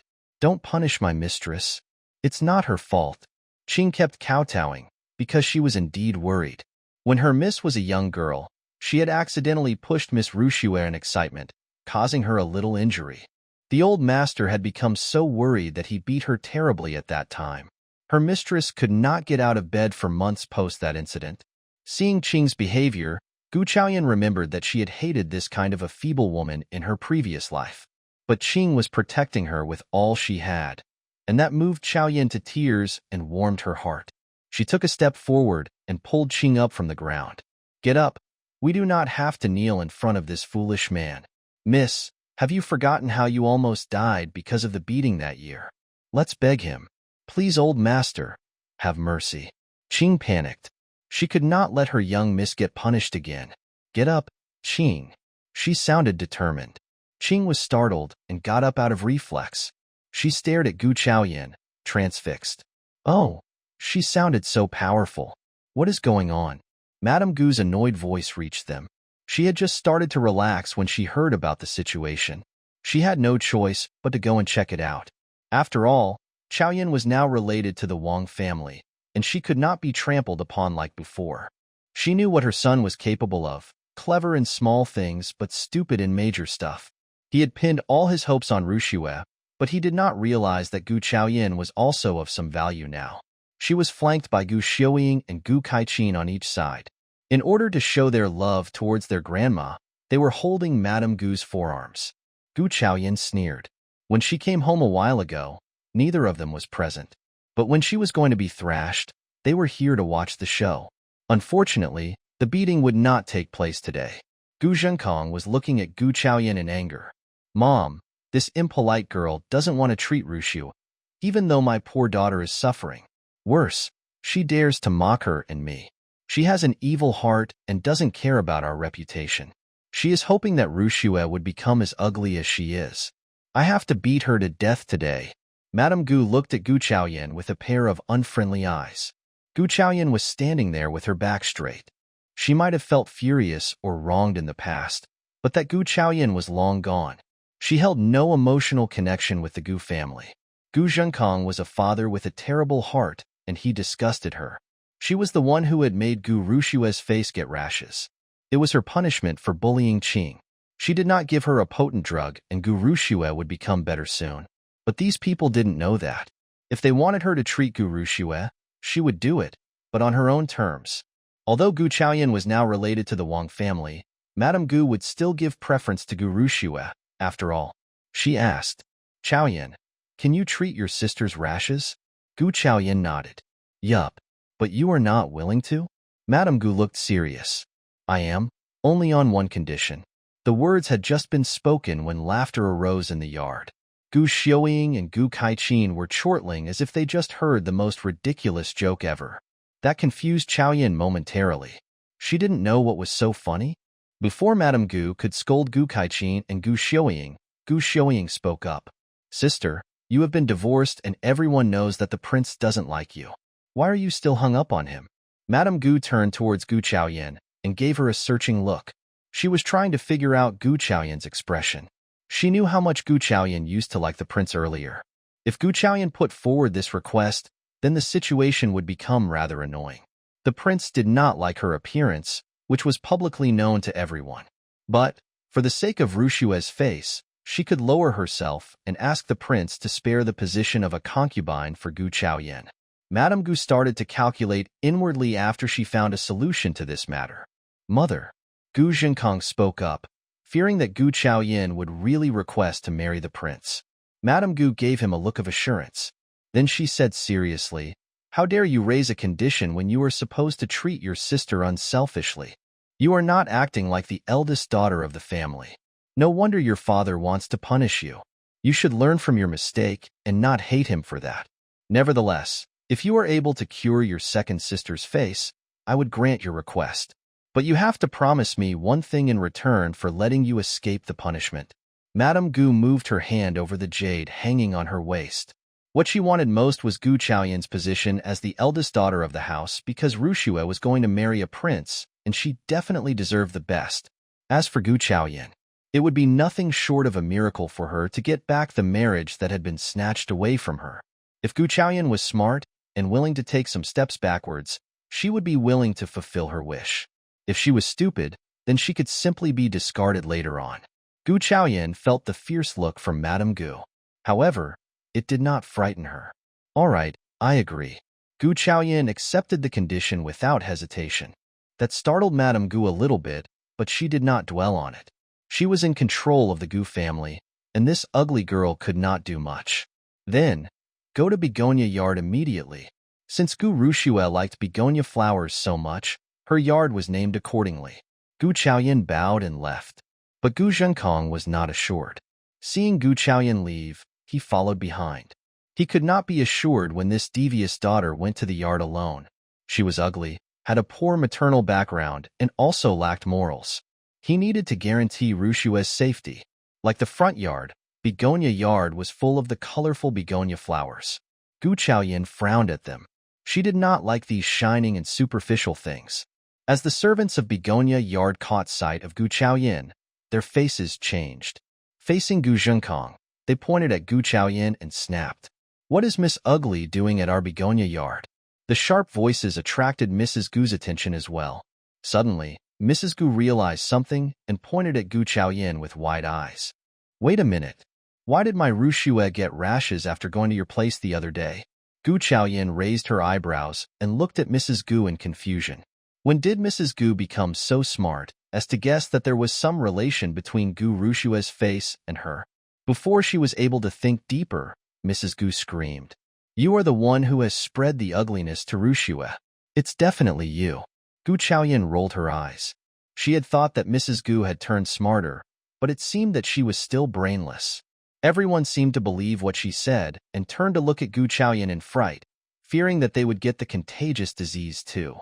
"Aunt Zhang, you are wrong. I am just tanned and chubby. I have no rashes on my face like your daughter. How will I be able to spread this kind of disease to anyone?" Gu Chaoyan looked at Mrs. Gu as if she were staring at an idiot. Mrs. Gu was dumbstruck and had no reply. First of all, she did not expect that Gu Chaoyan would counter her. And secondly, when she looked at Gu Chaoyan carefully, she saw that this hideous girl's face was clear except for the tan skin, the chubby cheeks, and the red birthmark. This displeased Mrs. Gu. She got so upset that she did not even notice that Gu Chaoyan was not addressing her as mother. You. Mrs. Gu pointed at Gu Chaoyan, unable to utter a word. Gu Jinkong stepped forward and said, Mother asked her to examine Rushua's face to see if she can help her recover. She? Mrs. Gu's voice sounded sharp. We would be thankful if she doesn't ruin our Rushua any further. Old master, have you become slow in your head or something? Since when has she become a doctor? Mrs. Gu mocked ruthlessly. She did not hear about how Gu Chaoyan cured the little boy of the Wang family, since she had spent most of her time at Begonia Yard with her convalescing daughter during the past few days. So, Gu Zhenkong had to recount the entire story. Mrs. Gu stared at Gu Chaoyan in disbelief. She didn't want to believe the claim, but didn't know how to refute it. After all, this girl's maternal family had indeed been engaged in medical business. None of the doctors can do anything about Rushua's face. Just let her try. Gu Zhenkong suggested. He had chosen to believe Gu Chaoyan after what she did to the little boy of the Wang family. But Mrs. Gu was still not convinced. Doctors had told her that Rushua's face was incurable. So she said, Ugly, you can take a look at Rushua, but you have to be careful. If anything goes wrong with Rushua, you will have to pay back with your life. Got it? With her life? How dare she, a concubine, raise such a proposal to the daughter of the legal wife? Her life was indeed worse than an ant. Gu Chaoyan threw a look at Gu Zhenkong, who was standing next to her. Hearing what Mrs. Gu said, Gu Zhenkong nodded along, in full agreement. In his eyes, Gu Chaoyan's life was indeed not good enough when compared with Gu Rushua. He was just about to add another warning when his gaze clashed with a pair of sharp eyes, making Gu Zhenkong take a step backwards, subconsciously. Are you sure about this? Gu Chaoyan asked coldly. Seeing Gu Chaoyan's behavior, Mrs. Gu felt a bit frightened too. But as far as she knew, Gu Chaoyan would not be able to do anything. Otherwise, she would not have been suppressed by the family for years. Even if Gu Chaoyan possessed some knowledge in medicine, it didn't change her circumstances or status in the family. She bellowed loudly. Gu Chaoyan frowned deeply. She wished to slap this woman badly. She approached Mrs. Gu and looked down at her from a commanding view. Mrs. Gu was from the south, so she was quite short in height. If Madame Gu had not given me a promise, I would not have been here today. Aunt Zhang, you want my life for your daughter? Well, I would very much like to see if you dare take it. Mrs. Gu cringed. She was frightened by Gu Chaoyan's current behavior and demeanor. Suddenly, she got furious. What did this girl call her? Aunt Zhang? No one had dared to address her in this manner for years. Well, had she started to think of herself as someone outstanding? Just because she got the Wang family's grace, she dared to humiliate her? She raised her hand to slap Gu Chaoyan. Girl, what did you just call me?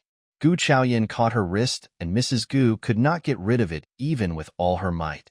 She called out to Gu Zhenkong with a wronged expression on her face.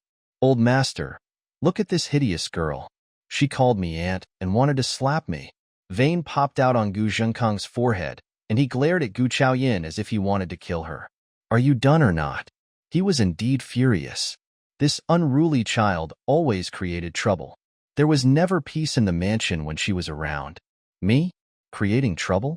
Gu Chaoyan sneered. Please tell me, father, what trouble have I caused? A concubine's daughter is sick and a legal wife's daughter has to die for her sake? As for Aunt Zhang, did I call her by the wrong name? I did not serve Aunt Zhang before, so the etiquette process is not yet completed. So, of course, she is just an aunt for me. If I'm wrong, please correct me. Having said the words, Gu Chaoyan glared back at Gu Zhenkong. Gu Zhenkong opened his mouth but was stuck, not knowing how to counter her argument. The Gu family members considered themselves to be cultured people who always knew how to behave with decorum. But Gu Zhenkong had a bias inside his heart, so when no one pointed out those regulations and rules, he didn't think that he had made a mistake. Since Gu Chaoyan was speaking the truth, he had no words to counter her. During all these years in Gu Mansion, there had never been any distinction between the daughters of concubine and legal wife, because everyone thought that Gu Rushua was the eldest lady with the most outstanding appearance.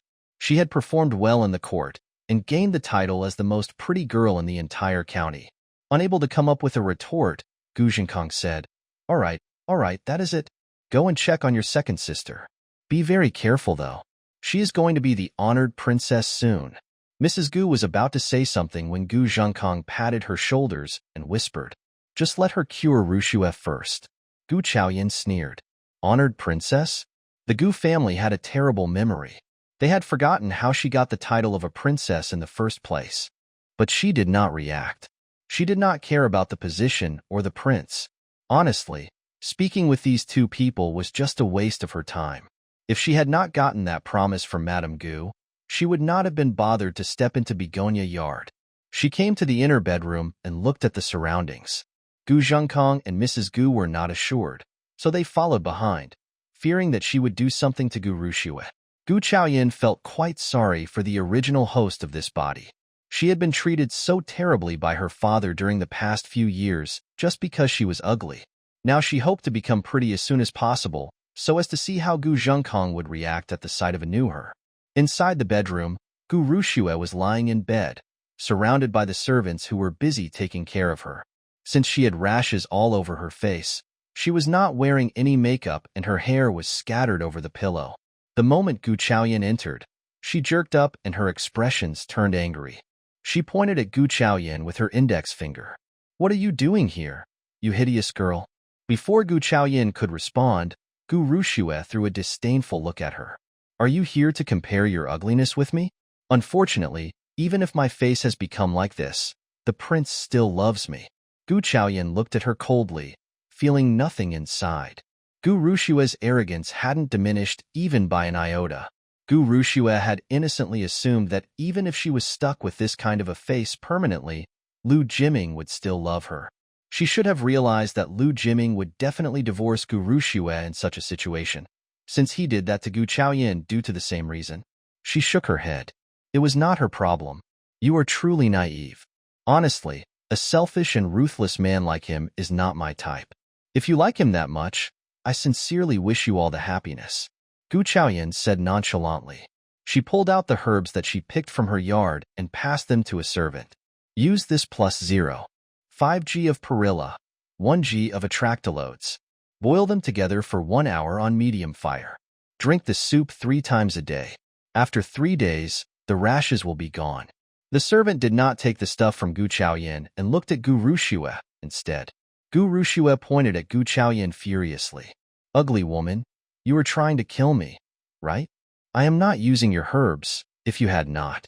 Gu Chaoyan raised her eyebrows, wondering if Gu Rushue would spill the truth that she had been slapped by her the other day. Sure enough, Gu Rushue did not continue but looked at her parents with a wronged expression on her face. Dad, Mom, this fat eye is jealous of me. Her intentions are malicious. Hearing these words, Gu Zhenkong glared at Gu Chaoyan, intending to scold her. Gu Chaoyan was not bothered and said calmly, you have no choice but to use it if you want to get better. Then she stuffed the herbs into the girl's hands. As she turned around and met Gu Zhenkong's eyes, she said, inform Madame Gu when her face gets better. I will go and get my condition fulfilled. She looked so intimidating that no one dared to take a step forward to stop her. She started walking out when she seemed to remember something and paused. Move the begonias out of the yard. I am afraid that the rashes on her face were caused by those flowers. Having said the words, she left decisively from there. It was not until Gu Chaoyan disappeared from the begonia yard did Mrs. Gu suddenly come back to herself. She asked Gu Zhenkong in an unsure voice, Old master, can we trust what she said? The Duke Changning's mansion is sending people to make the marriage proposal soon, and none of the doctors have a way to cure her. So, we have to give it a try. After all, she was able to cure the little boy, so she might have some knowledge in medicine. Also, we can ask a doctor to check the prescription before using it. Gu Zhenkong analyzed both the drawbacks and advantages of using her prescription. Gu Zhenkong was a clever person. Otherwise, a minor scholar could never have become an officer at the official's temple. Mrs. Gu heard him and thought that it was the only option left in front of them. She asked the servants of Begonia Yard to show the prescription to the resident doctor of Gu Mansion and to boil the medicine if he instructed them to. Hearing her mother give instructions, Gu Rushue's eyes widened and she screamed in disbelief. "Mom, how can you make me drink the medicine prescribed by that hideous girl? She wants to kill me." Gu Rushue could not trust Gu Chaoyan, so she refused to drink anything given by her. Seeing her behavior, Mrs. Gu consoled her in a small voice. "Rushue, none of the doctors are able to cure you, so we have to try this prescription. She would not dare to cause you trouble so blatantly. Your father warned her before she came to the yard. He told her that if your condition doesn't improve, she will have to die because of that. I believe that she won't do anything harmful to you for her own sake." Only at this point did Gu Rushue get a bit assured. "Really?" Mrs. Gu nodded, assuring her daughter earnestly.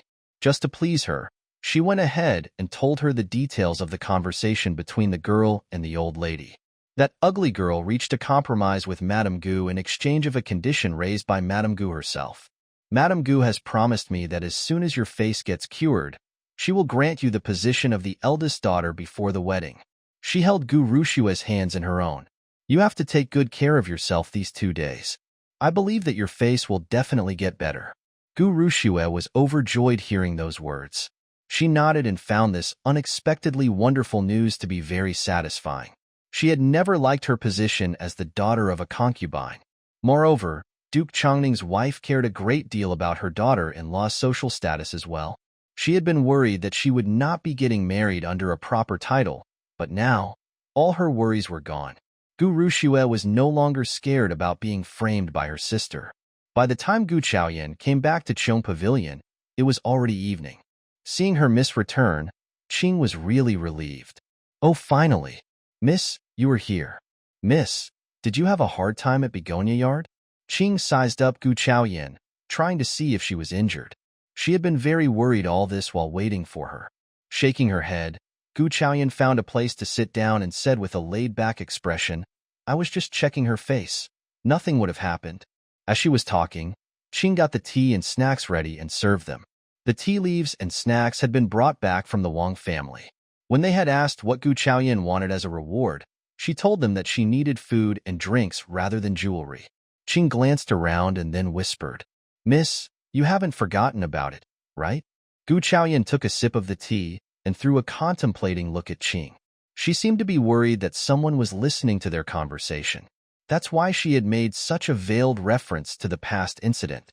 This girl was not that silly as she had thought. "What are you talking about?" Qing dropped her voice to whisper, "Miss, have you really forgotten about slapping the second miss? She will definitely take revenge. You know that everyone, especially Old Master and Mrs. Gu, are on her side." Haha, she had never thought about this matter. Though Gu Rushue did like making small reports, she also liked to maintain a good reputation. So, she would always make up stories showing herself in a good light. As a result, the slap episode would always remain a secret, because Gu Rushue must have felt humiliated due to it.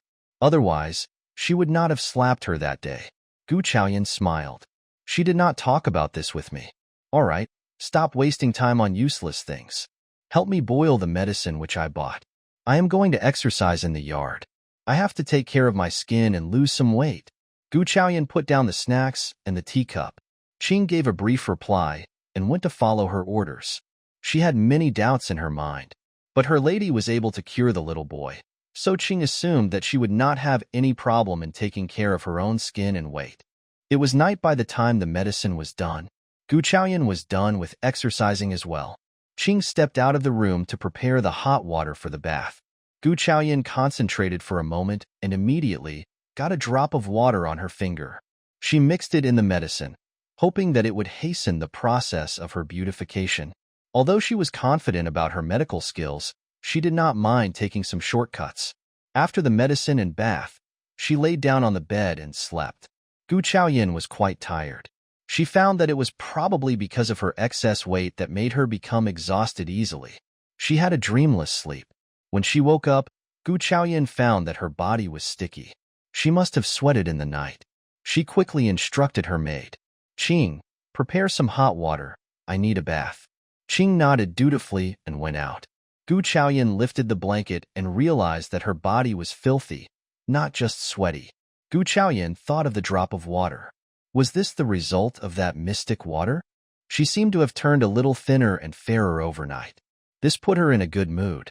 Qing had hot water ready and said, "Miss, go and take a bath."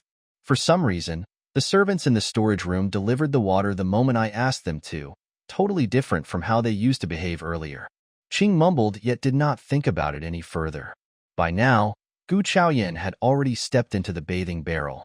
After the bath, Gu Chaoyan felt extremely refreshed. "You don't have to get breakfast from the kitchen today.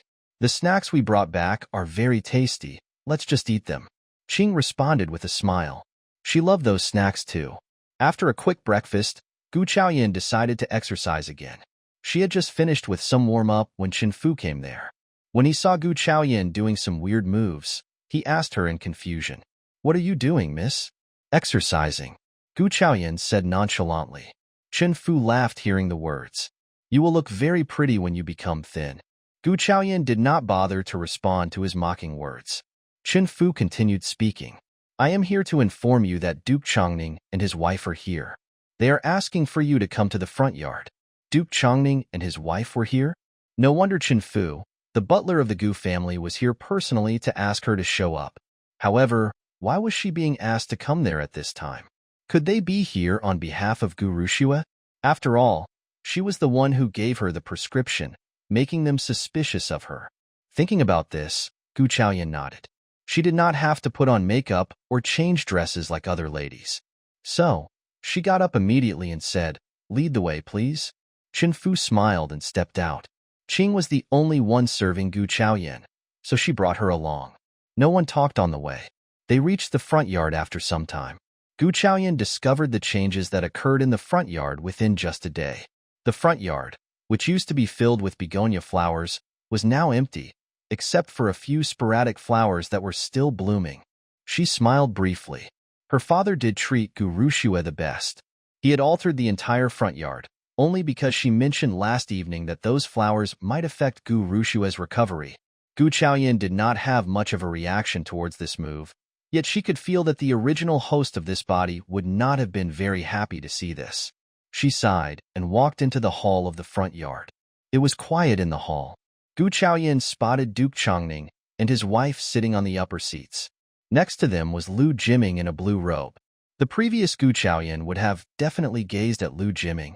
He was a terrible man, yet he was indeed good-looking.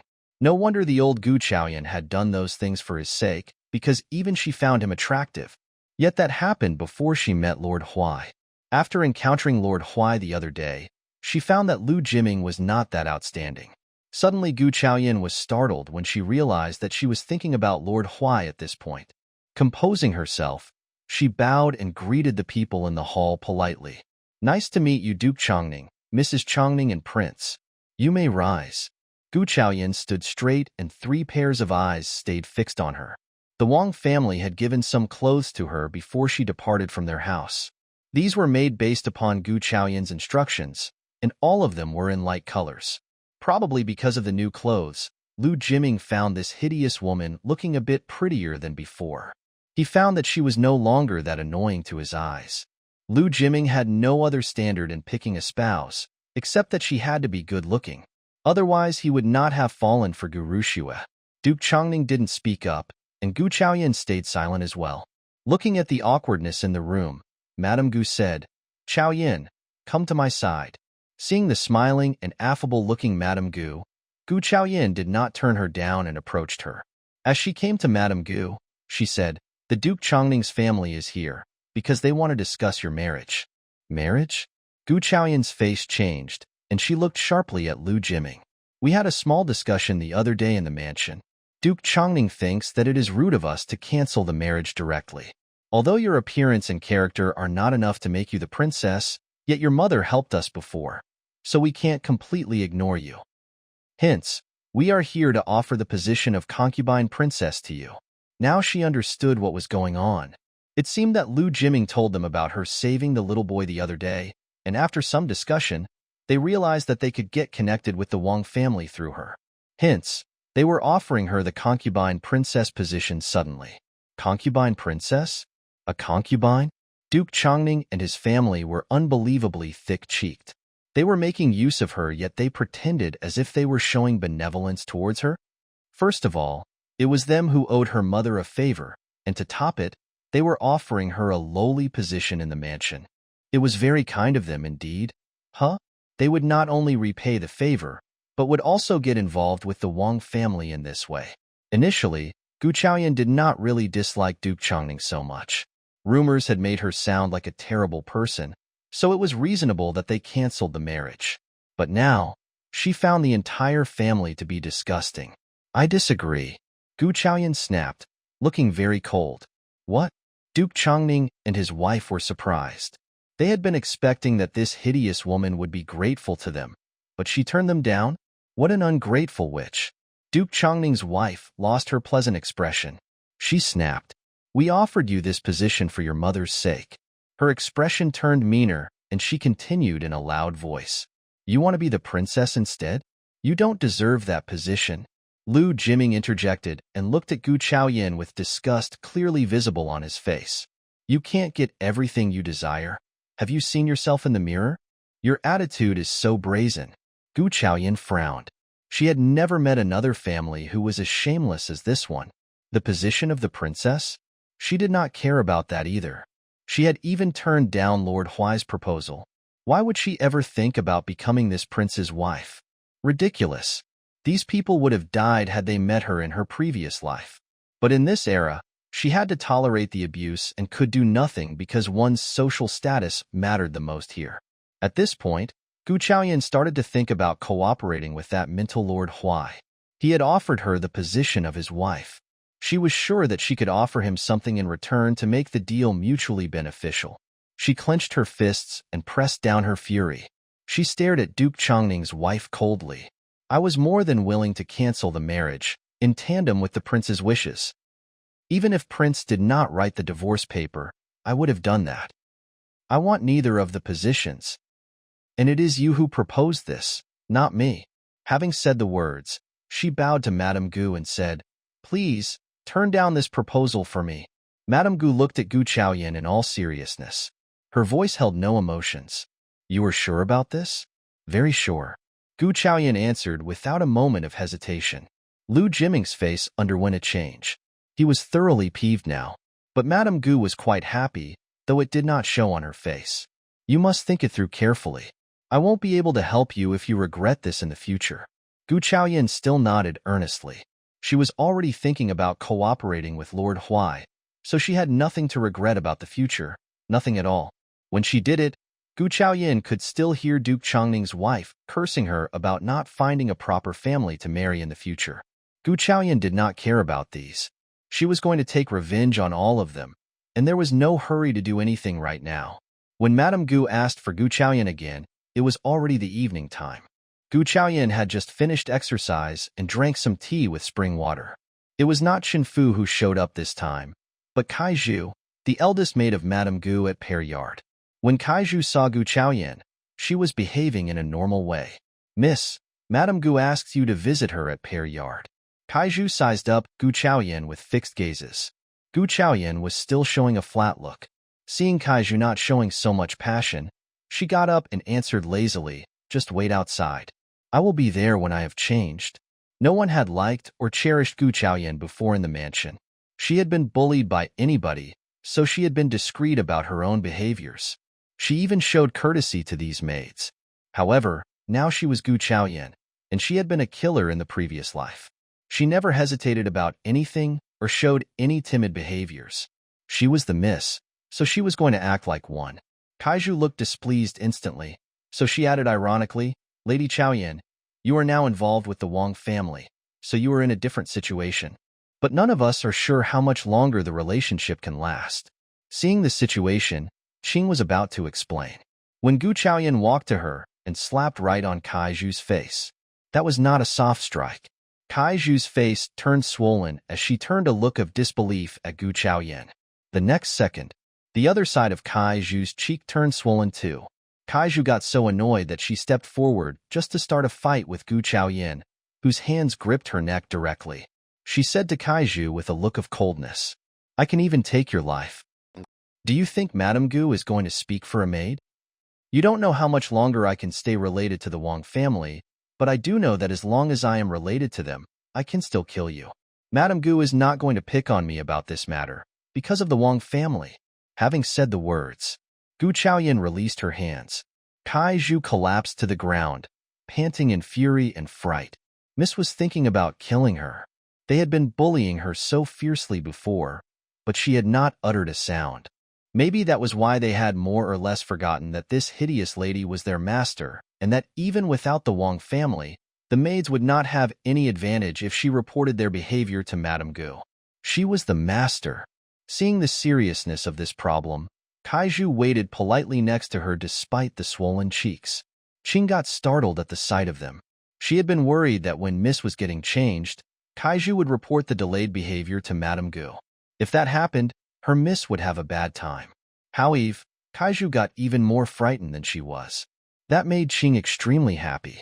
Gu Chaoyan did not have Qing with her when she went to the front yard. She expected Qing to take a break, and she also worried that Kaiju was so unconvinced that she would take the chance to bully Qing. As they came to the front yard, Madame Gu spotted the injury on Kaiju's face. Her face sank. "Kaiju, what happened to your face?" she said as she turned a displeased look at Gu Chaoyan. Kaiju had just been to Qing Pavilion, so it must have been someone from Qing Pavilion who caused the injury. Kaiju's worried face was brightened up when she assumed that Madame Gu asked her first to get her justice done. She threw a provocative look at Gu Chaoyan just to see if Lady Chaoyan was panicking. Kaiju had decided that if this ugly woman begged her, she might forgive her. So she did not answer the question directly. Instead, she waited for a little while longer. During this interval, Gu Chaoyan did not even spare a look at her. That displeased Kaiju, so she said furiously, "Madame Gu, you have to help me. I am your eldest maid and my duty was to ask Miss to come here." But she slapped me right on the face. Madame Gu looked at Gu Chaoyan, wondering if she had got so arrogant just because of her relationship with the Wang family. Gu Chaoyan did not have the intention of dodging Madame Gu. She was a frank person and a profit lover like Madame Gu would not defend her beloved. She was furious at the moment because she felt humiliated. She never cared a thing about the life and death of Kaiju. She had thought about giving up Kaiju if she never mentioned a thing. But since Kaiju decided to mention it, Gu Chaoyan had no intention of letting the revenge go. So she said straightforwardly to Madame Gu, "Grandma, I slapped her because I had to. I am the Miss of the Gu family, ugly yet still the blood of the family, the Mississippi. This maid pays me no courtesy and calls me names. If the maid dares to bully me now, I am worried that she will bully you in the future if I don't give her a lesson.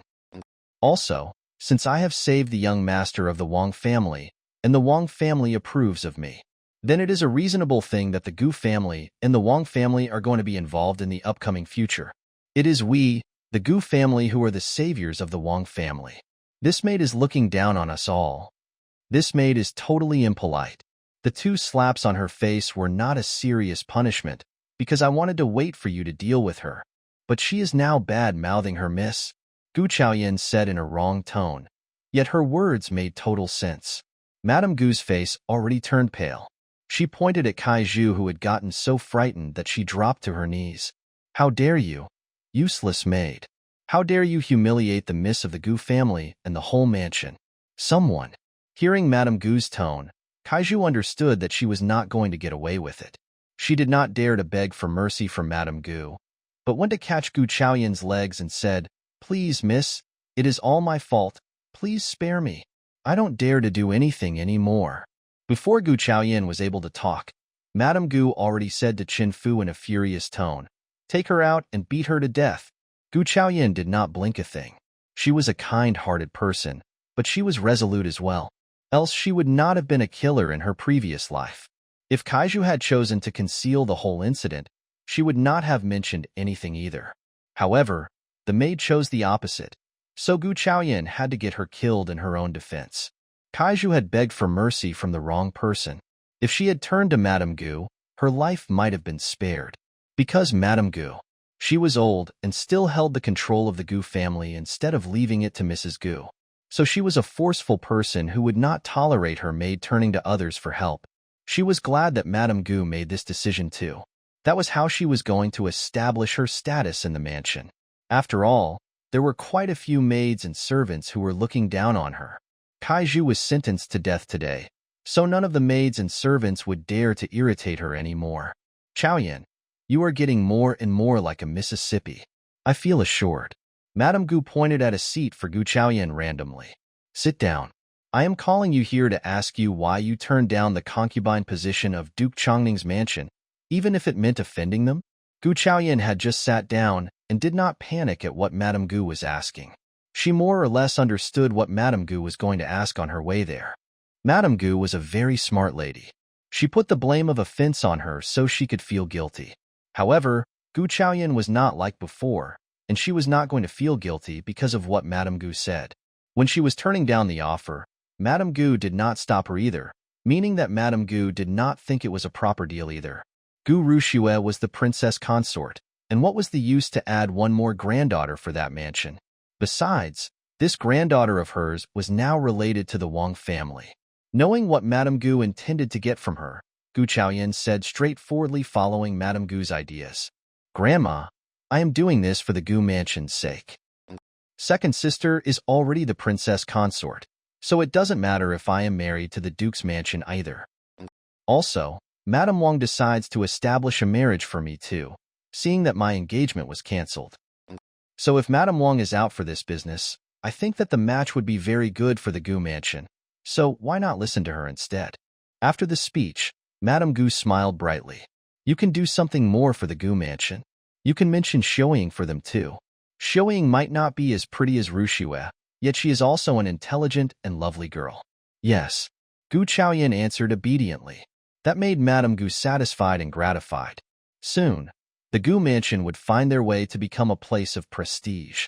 Zhengkong the old master had been working at the temple for years, but it was a terrible working place with very little payment. Now he was connected with Duke Chongning's mansion and the Wang family. He would soon get promoted. She had no other expectation for her remaining life anymore. She just expected that her son would get promoted, so she could get a title of Imperial Madam before she passed away. Madame Gu was satisfied. So was Gu Chaoyan. Kaiju died, but was soon forgotten by Madame Gu. So she smiled friendly. Chaoyan, just go back to your place now. Eat dinner at your Qing pavilion tonight, but come to join us for breakfast here in the front yard tomorrow. We can have the meal together. Okay. Chaoyan bowed and left. Seeing her miss coming out, Qing sized her up first and saw that Miss was not injured. She let out a sigh of relief and went back to Qing pavilion behind her back. As they came out of the front yard, Qing whispered as she saw that no one was around. Miss Kaiju is dead. I worry that we are falling into deep trouble. Ha ha ha. Chaoyan laughed brightly. She pinched Qing's face. Don't worry, no one will come to us, and no one dares either. They don't want to be beaten to death. As she was speaking, Gu Chaoyan suddenly thought of something and said to Qing, Qing, no one from this mansion, either the staff in the kitchen or the servants, would dare to bully you.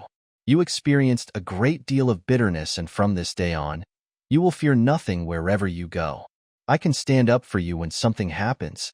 Really, miss? The evening arrived, but Qing's eyes were brightened as she turned to Gu Chaoyan. Really? Qing cheered.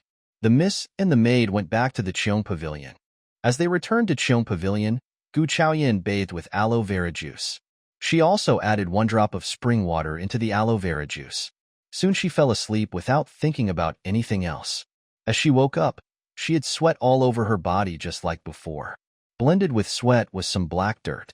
Gu Chaoyan understood that the spring water worked, so she was losing the tan. So she took another bath. One maid from Pear Yard was here. Now it was Kai Ming, also one of the major maids from Pear Yard. She was slightly older than Kaiju, obviously more mature. She showed full courtesy at the sight of Gu Chaoyan. Miss, Madame Gu is asking me to pick you up for breakfast in the front yard. So this time, this maid was behaving properly. Since Kai Ming was paying her respect, she would too. She nodded with a smile. Let's just leave now. I am ready. As they were leaving, she did not have Qing with her, because the maid was out in the kitchen for breakfast alone. She needed to spend a lot of time in the front yard, and what Qing could do as a maid was waiting outside all alone rather than getting any breakfast. She did not want Qing to experience such misery, so she asked her to stay. Kai Ming did not understand the meaning of it, but she did not ask her for the reason. Any more improper words might lead to the same consequence as Kaiju.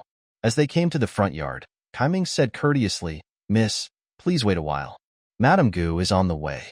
Gu Chaoyan nodded and started to drink the tea alone. The tea offered at the front yard was indeed tasty, and the scent was quite strong too. It must be more than breakfast for her. This was the third day after the treatment for Gu Rushue was started. If her face did not have any change, she was here to take revenge. If her face did change somehow, she was still here carrying out the deal they had made before. What she wanted was the dowry of her deceased mother. What about Madame Gu? Chaoyan was still in the middle of contemplation when the sound of footsteps arose. They were on the way here. She was an agent in her previous life, so she had a better hearing ability. It took a while before she heard their voices and saw Madame Gu arriving with a group of people. Madame Gu had a slight smile on her face. That meant that Gu Rushue was getting better. She got up and greeted her. Madame Gu waved her hands directly and said, "Your prescription worked. Rushue's face has been cured." Standing next to Madame Gu, Gu Rushue did not show a sense of gratitude, and instead looked down at Gu Chaoyan. She had been furious about Gu Chaoyan for daring to raise an exchange condition, but now Madame Gu was here helping her to get the position of lineal daughter so she could get married openly. So Gu Rushue was not that displeased for the moment. Instead, she was showing much pleasure on her face. "Great Gu Chaoyan, you were smart enough not to hurt me. It is already humiliating enough that you are ugly in the mansion," Gu Rushue said disdainfully as she sat down one seat lower than Madame Gu. "Hee," Gu Chaoyan said disdainfully too. Madame Gu had no intention of irritating Gu Chaoyan because of Gu Rushue at the moment. Chaoyan was indeed a very planning girl. As she thought back at what happened to Kaiju, she realized that it must have been a purposeful job done by Gu Chaoyan. If she was irritated now, it might not be so easy to get her lineal daughter's position. So she said, "We talked about this before. If Rushue's face is cured, you will get one thing from me as I will from you. I will try my best to meet your demand, as long as it is reasonable. I have got one demand here. Your second sister is now engaged with Prince, and she is going to be the princess consort soon, the most promising girl of our family. So for the sake of the Gu family and the children of the Gu family, I hope that you can give up your position as the lineal daughter for your second sister so that she is able to marry Prince openly and reasonably. She needs the position as the princess consort, understand?" Madame Gu fixed her blurry gaze at Gu Chaoyan. She was asking her if she understood what she meant, not whether she was willing to give up. Hearing this demand, Gu Chaoyan felt her heart freeze. She had thought that the Gu mansion already did everything bad they could to hurt her, but now they were still trying to deprive her position as her mother's daughter. That was how the Gu family tried to trick themselves and others. She was the lineal miss, and no matter how the past few years had been like for her, she was still the miss, but now, they were trying to get her lineal position. Gu Chaoyan laughed out of extreme anger. "All right then, I agree." Madame Gu had been prepared to make a long speech, but now the words were stuck in her throat. She had not expected that she would agree so fast without hesitation.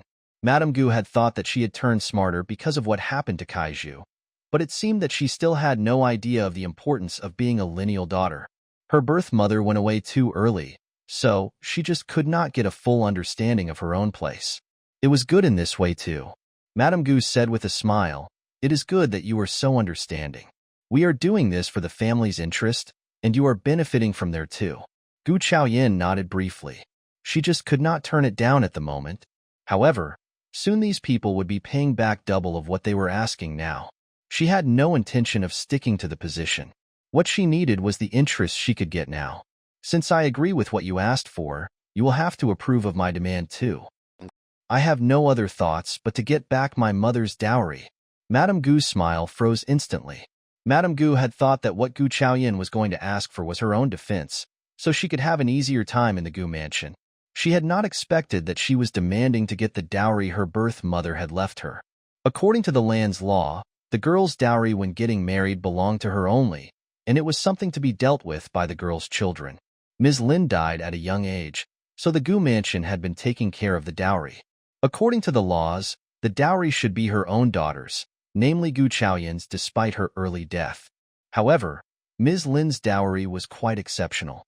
The Lin family was in the medicine business and had relations with the imperial court, so the dowries were quite abundant. The Gu mansion could be so wealthy right now mostly because of the dowry from the woman. The Gu family had been a family with literacy, yet none of the men stood out because of their knowledge. So the whole family had had a very poor life. That was the reason why Gu Zhengkong married Ms. Lin back then. Although he married Ms. Lin for her money, he just did not want to mention this woman at all. That was why Ms. Lin had been a rare mention in the entire Gu mansion. Even Madame Gu almost forgot that it had been the stores, which were from Ms. Lin's dowry, that kept the expenses going on for the entire Gu mansion. Silence dominated the entire hall. Gu Chaoyan was very sure by now that Ms. Lin's dowry was very abundant. The Gu family just did not want to give them up. No wonder Gu Chaoyan had been deserted in the Qing pavilion these years. If she had not noticed the leases of these stores in the Qing pavilion a few days earlier, she would not have thought about the dowry at all. What an excellent thing. Great. Madame Gu's face expression turned, and then she replied with slightly calmness. The dowry from your birth mother will be given to you when you are married. Madame Gu was offhand with her. She was just trying to convince Gu Chaoyan for the time being. Gu Chaoyan did not believe those words but said straightforwardly, Grandma, what I mean is that you can put mother's dowry in my hands. I was too young and too busy to take care of the dowry, but now I am going to become an adult and the marriage has been recently cancelled. I truly feel insecure not to have the dowry with me. Mrs. Gu, who had been watching the show, was now not very glad. If the hideous woman got the dowry, what should they do about Rushue's dowry? Rushue was a very nice girl, and she deserved to have those things rather than this hideous woman. However, Mrs. Gu could not spill those words, so she said, there are so many stores in Ms. Lin's dowry, and you are not able to manage them well. When you get married, those will be yours anyway. You don't trust me to take care of them? No. Gu Chaoyan said without blinking. You. Mrs. Gu pointed at Chaoyan furiously. Gu Chaoyan had no fear at all. Everyone knows what kind of life I have had in the Gu mansion these years, so of course I don't trust you. Gu Chaoyan said with a smile, if you don't agree with my demand, then our deal is off. I am still a lineal daughter. As the words were spoken, Gu Rushue got more nervous. She tugged at her mother's sleeves, blaming Mrs. Gu inwardly. The most important thing right now was the position as the lineal daughter, but her mother kept talking about dowry. When she got the position as the lineal daughter, the dowry would be in their charge anyway. By Gu Rushue's suggestion, Mrs. Gu suddenly understood the point and decided not to continue. She turned to Madame Gu to see how she was going to deal with the situation. Madame Gu was a very smart person. Soon she started to think, and then turned to Gu Chaoyan. If you insist on that, then dowry can be transferred to your hands. Then she turned to Mrs. Gu. Just try to sort things through and get them to Chaoyan these days. Take your time. Madame Gu and Mrs. Gu looked at Gu Chaoyan with surprise, looking a bit expectant with joy. Ignoring their look, Gu Chaoyan said straightforwardly, you can do that when I am ready. Madame Gu and Mrs. Gu let out a sigh of relief. Good, good. Good, good. The two obviously failed to notice what Gu Chaoyan said. She said that she would take them when she was ready. Things went on smoothly. After all, the lineal daughter's position was obtained. As for the dowry, they would still be in charge of them. Chaoya was just a young girl who was not worth paying attention to. So neither Madame Gu nor Mrs. Gu paid much attention. Madame Gu thought of something. So before the breakfast started, she added, Chaoyan, you and your mother as well as sisters are attending the banquet held at the Huai mansion tomorrow, and Madame Wang is definitely going to be there. Don't forget to introduce your sisters to Madame Wang, remember? Gu Chaoyan sneered inwardly. She used to be considered as an ugly being by the whole mansion before, and she was never taken out to attend anything in case she brought humiliation to the family, let alone to a banquet. Now this time, she was allowed to attend the banquet only because they wanted her to introduce Gu Rushue, Gu Xiuying, and Gu Kaiqin to Madame Wang. Gu Rushue was going to be the princess consort soon, and if she was related to Madame Wang, Duke Chongning would be glad about it. And if Madame Wang took favor of Gu Xiuying and Gu Kaiqin, the girls would surely have great suitors for marriage in the future. These were all for those sisters, and she was not at all one of their concerns. She was not even given any new clothes. Gu Chaoyan's heart sank.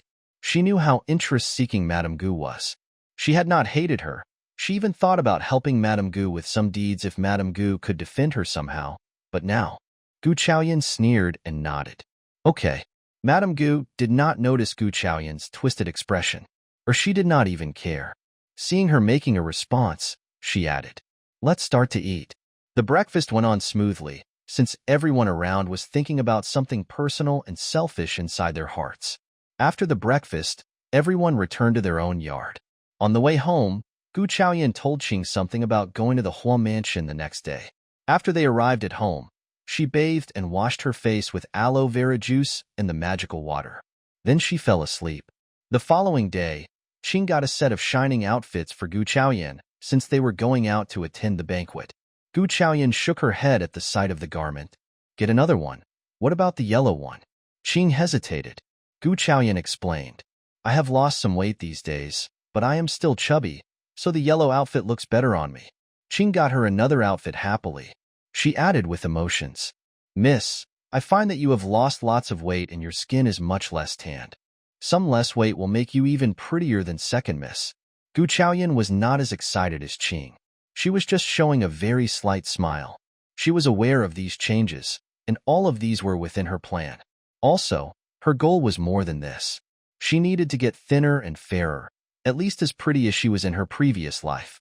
She got dressed and ate some breakfast. Then Kai Ming from Madame Gu's yard was there asking for her. She was behaving in a very polite and silent manner. As she arrived, Mrs. Gu, Gu Rushue, Gu Xiaoying and Gu Kaiqin as well as Madame Gu were all waiting there. However, Gu Chaoyan did not believe that they were waiting for her out of kindness. As she approached them, Gu Xiaoying shrilled, What a star you are, letting us wait for you to come. As the words were spoken, Madame Gu appeared. She clicked her cane as she heard the voices, frowning. What are you arguing about? Gu Xiaoying did not fear a thing. She bowed and pointed at Gu Chaoyan, saying, Grandma, I am talking about her. She knows the time, but comes later on purpose. We are all waiting for her. Gu Rushue laughed loudly. She had to make Madame Gu hate Gu Chaoyan. Madame Gu turned to Gu Chaoyan with displeasure on the face. Chaoyan, did you do that on purpose? Kai Ming went to her late, and she did not know about the time of arrival at all, so she did not hold back her thoughts. She looked at Madame Gu and then at Mrs. Gu and her gang as she said, I am the lineal daughter of the Gu mansion, the eldest miss. What is the problem of me coming so late? Having said the words, she gazed at Gu Xiaoying. No wonder you are the daughter of a concubine. You are such a shame to have not learnt the rules. Gu Xiaoying flushed out of anger rather than humiliation. Stuck with words, she pointed at Gu Chaoyan. You hideous woman! How dare you? The words had just been spoken when a slap landed upon Gu Xiaoying's face. Before Gu Xiaoying was able to say anything, Gu Chaoyan bowed to Madame Gu. Grandma, we are all people of literacy, and what we need most of all are rules. Third sister is not obedient enough for her to be at the Huai mansion. Madame Gu was both furious and surprised. She was furious that Gu Chaoyan had slapped Xiaoying before she gave an order. Xiaoying might be annoying, yet she was both good-looking and intelligent, and she was definitely going to marry someone better than Gu Chaoyan. So she did not plan to wrong Xiaoying in any way. What surprised her was that Gu Chaoyan was right about the positions and rules. However, thinking that Rushue would soon become the lineal daughter, Madame Gu thought through and decided to agree with Chaoyan this time. Madame Gu said to Gu Xiaoying, just stay here today. You are grounded for half a month. Gu Rushue and Mrs. Gu had no idea how to beg for mercy, so they gave up. Madame Gu had made the decision, after all. Mrs. Gu was surprised too. She had not expected that the weak and crazy Gu Chaoyan in the past had now become so intimidating. She even asked for the dowry the day before. Now she regretted that she should have killed her in case of potential trouble. At the Huai mansion, or more precisely, the home of Elder Hua. Elder Hua invited the Gu family to the banquet not because they were in a good relationship with each other, but because as the elder of the court, he invited every official above rank 5. That was why Madame Gu was pretty sure that Madame Wang would be present too. They had just entered the Huai mansion when a maid bumped into Gu Chaoyan accidentally. The maid was aware that she had bumped into a lady, so she kneeled down in front of Gu Chaoyan directly and kept kowtowing. Sorry, miss. Sorry, Mississippi. She kowtowed and mumbled constantly. The passing servants, madams and ladies could not help but turn to this position. Before Madame Gu could say a thing, Gu Rushue appeared and said with a gentle tone, just rise, please. She turned to Gu Chaoyan afterwards. Sister, she bumped into you accidentally. Don't blame her anymore. The bystanders threw a very meaningful glance at Gu Chaoyan. Blaming the servants would be all right if conducted at one's own mansion, but a lady should not blame servants outside her home. That was not a good thing for reputation. Gu Chaoyan had not said a thing before Gu Rushue defined her in this way. Gu Chaoyan felt a paper bag stuffed in the maid's sleeves, and she realized that it was her second sister who had been involved in this trick, though she thought that it was a normal conduct of people from the Hua family. No wonder the trick had worked out so successfully. She laughed coldly as she threw a few more looks at this maid. Since my second sister, the daughter of a concubine, is so broad-minded and stops me from giving you the blame, then just rise. The maid looked up, threw a few looks, kowtowed, and hurried off with head lowered. Gu Rushue looked at Gu Chaoyan with an angry expression on her face. She just could not throw a temper in front of those people. What was it going on with this hideous woman? She was soon going to give up the position as the lineal daughter, and now she was still talking more than she should. Apart from Gu Rushue, Madame Gu was not pleased either. Apparently she hated the feeling when her granddaughter was out of control, so she clicked her cane and said, "Chaoyan, you are not often out on a banquet, so do not talk about what should not be spoken. This is the Hua mansion. Blaming the servants is not allowed. Rushue is just giving you a reminder." Madame Gu was defending Gu Rushue, for sure. Gu Chaoyan had not gotten a very strong sense about this when she was at the Gu mansion, but now when she was out with the family, she clearly understood the feelings when she was scolded in public. She nodded and continued without saying anything more. During the process, Gu Rushue came and whispered something into her ears with gritted teeth. Gu Chaoyan did not care. She was just thinking that if the maid who had set her up was from the Hua mansion, then it must have been an order from someone in the mansion. She was famously hideous, but she barely went out, so she could not possibly have offended anyone from the Hua mansion. So there was only one possibility why she was set up. The lady of the Hua mansion was a friend of Gu Rushue. Gu Jinkong the father was just a minor officer, so he could not possibly have any relationship with the elder Hua. Then it must have been the prince of the Duke Chongning who had introduced them all. She was now getting curious to see what kind of trick they were going to do today. The Hua mansion had arranged a very nice position for the Gu family, probably because of their potential marriage arrangement with the Duke Chongning's mansion. "That is your eldest sister?" A girl's voice arose. Gu Chaoyan looked up and saw a girl in red standing by Gu Rushue, as she looked at her with disdain. They were friends. Why is she out for the banquet when she is so hideous? The girl in red asked in disbelief. Gu Chaoyan frowned. She disliked people who had no politeness, but in this annoying dynasty, ranks were important. Otherwise she would have gone up and given her several punches. Huai was not whispering, so the madams and ladies around Huai started to whisper. They were all talking about how this hideous Gu Chaoyan was divorced from her marriage arrangement.